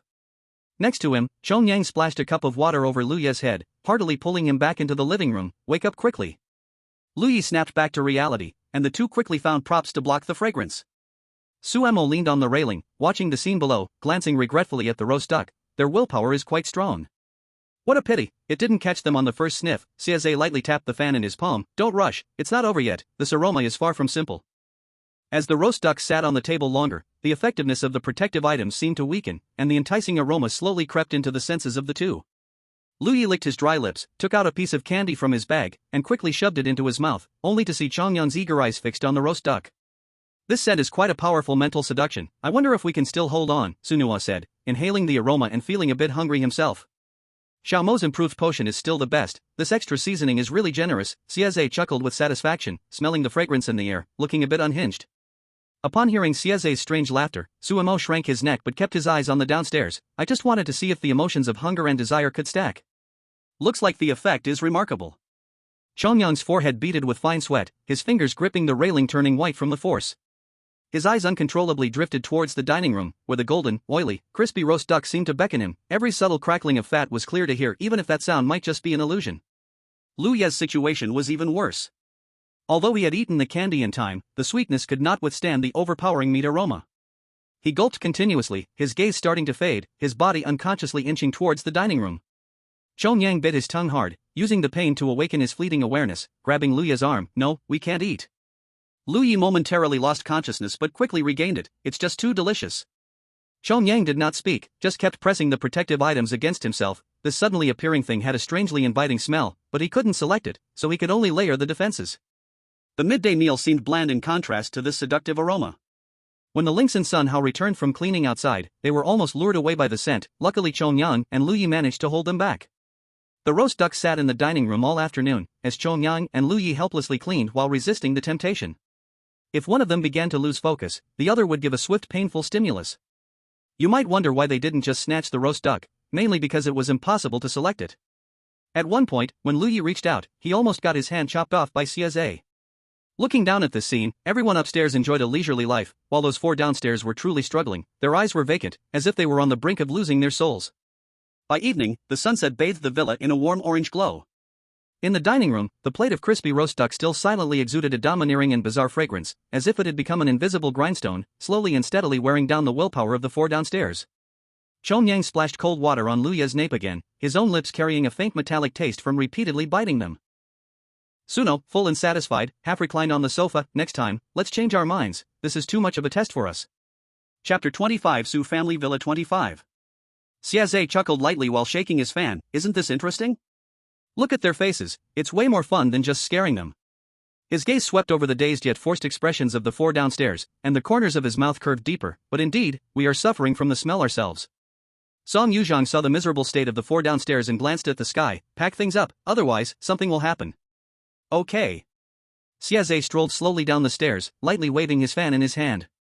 The crispy roast duck that had ravaged on the dining table all afternoon vanished instantly, along with the soul-stirring aroma that was cleanly wiped away. At the moment the fragrance suddenly disappeared, the four downstairs froze simultaneously. Zhong Yang was the first to react, releasing his grip tightly around the railing, and leaning back against the wall, gasping for breath. Lu Yi slid down directly to the ground, cold sweat covering his forehead, his eyes still faintly dazed. Mountain Cat and Zhong Yang slumped on the sofa, panting heavily when the smell vanished. Oh my god, I feel like I have used up all my lifetime craving for food. Should we let them take a rest tomorrow? Song Yuzhang asked, looking at the four who seemed relieved. Rest? What for? Suemo finished licking off the last bit of oil from his hand, his eyes sparkling. I think this can be added to our game template, how about calling it Sweet Torment? Seeing that the three people glanced at him without saying anything, Suemo ran to Suno's side, grabbing his hand and shaking it, even wiping some oil from his hand onto Suno's shirt. Brother, this project can really stay, even if Siegu doesn't participate later, Mom can cook, right? Plus with my potions, it would truly be invincible. Suemo exaggeratedly gestured. Secondly, think about it, we need to keep some unique features to stand out among this big group of instances, and leaving behind such features will make it much easier for us to open new instances later, no need to think of programs on the spot. Suemo was truly serious in speaking to Suno, trying hard to convince him to keep this project. Suno stroked his chin thoughtfully, realizing that this indeed seemed suitable for his instance. Mom could cook, and younger brother could produce potions without messing up the house, it was quite perfect. Settling accounts began downstairs. Xie casually fed the players a bit of food and then sent them back to rest. Mountain Cat and the others, seeing no more weirdness taking place, didn't stay in the restaurant for even a moment. As soon as the words fell, they had already returned to the servants' quarters. On the morning of the sixth day, when the players gathered, the difference between them and the non-players was already quite significant. Mountain Cat and the three exchanged bitter smiles, as they were the only four left. Song Yuzhang stood before them, looking at the extremely tired four players and the spirited non-players beside them, shaking his head helplessly. Let's start, follow yesterday's division of labor. Song Yuzhang was now too lazy to pretend, not even flipping the notebook, he spoke and walked away. The four players silently prayed for each other and began to complete their tasks. Unexpectedly, the whole morning was calm, even the little young master who often strolled around was nowhere to be seen. Do you think they are planning something big against us? Zhong Yang carefully leaned closer to Lu Yi, his eyes scanning around. I don't know, so far, we haven't even seen all the weirdness in the villa. Lu Yi lowered his head, but his attention drifted around. Suemo was forcibly kept on the fourth floor by Suno, and now he was bored, looking down from above and seeing two people huddled together. In the eerie atmosphere, Suemo quietly listened to their conversation. Brother, see? They won't relax unless I'm let out. Suemo turned to Su Nuo, pointing down slightly. If I let you down, it's not about their relaxation anymore, Su Nuo lazily said, basking in the sun on a poolside lounge chair.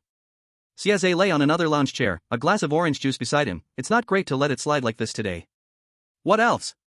Su Nuo rolled her eyes. Look at our level, after barely moving, they still have these four seedlings left. If all died, how would we earn? By the way, where's Uncle Su and Sister Hua? Xie only just realized their absence at home. They went out to work, Su Nuo said naturally. You know, I just started a copy. My mom says they can't relax without money, so they went to work. This copy costs quite a bit. Sister Hua's little savings are gone. Xie laughed heartily beside her. Suemo quietly turned his head, looking at the two chatting happily. Can I go down?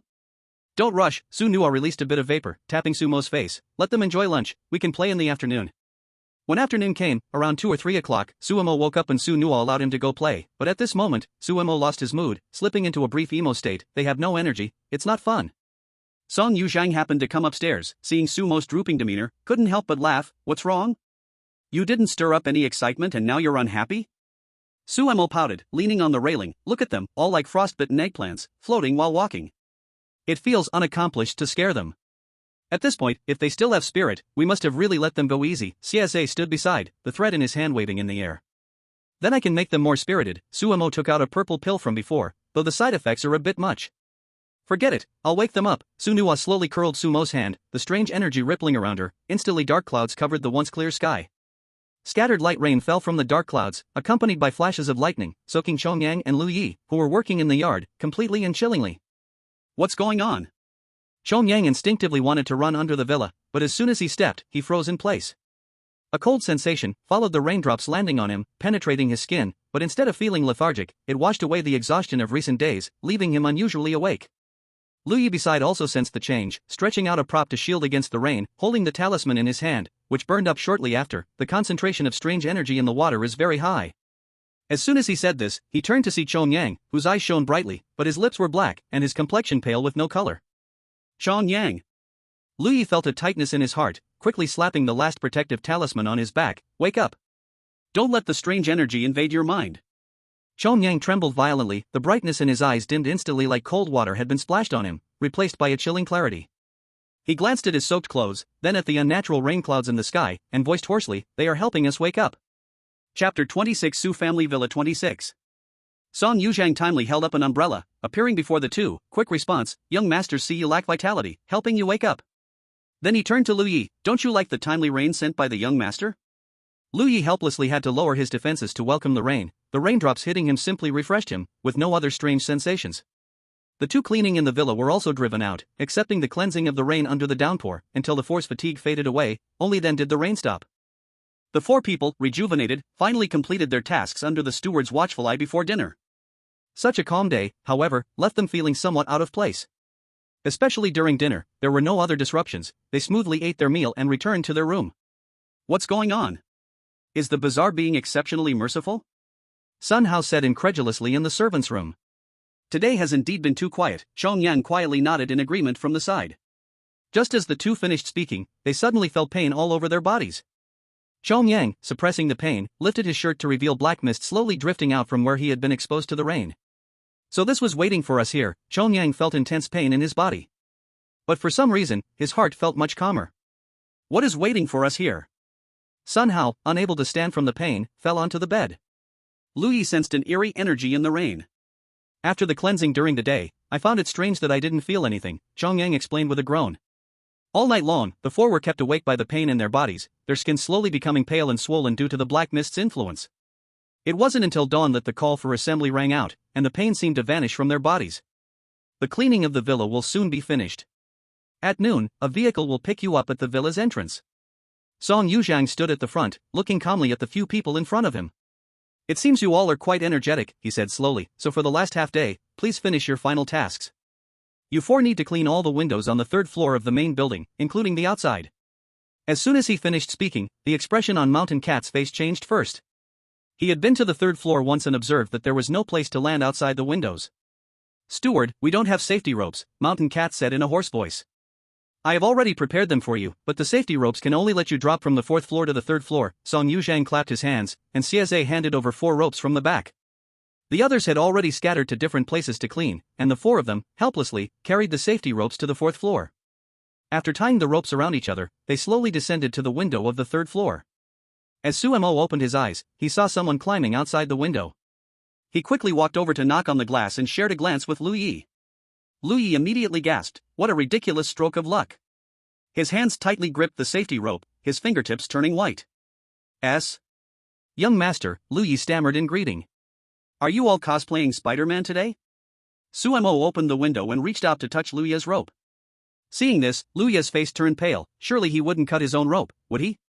Fortunately, Suemo, in a moment of mercy, loosened his rope, silently glanced at him a couple of times, and then turned to leave the room. Where could Suemo go? Of course, he went to the 4th floor to join in on the fun. He had just clearly seen that the rope was lowered from the 4th floor. Arriving on the 4th floor, he shook each rope to confirm. Each shake was met with a brief sound of surprise from below, making Suemo squint his eyes in delight. By the railing on the 4th floor, Sumo's playful spirit ignited.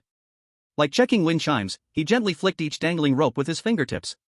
The tremors at the other end of the ropes were instantly transmitted down, accompanied by muffled, stifled screams from below. This is really fun, Suemo murmured to himself, squatting down with his chin in his hands, keenly watching the ropes that quivered slightly under tension.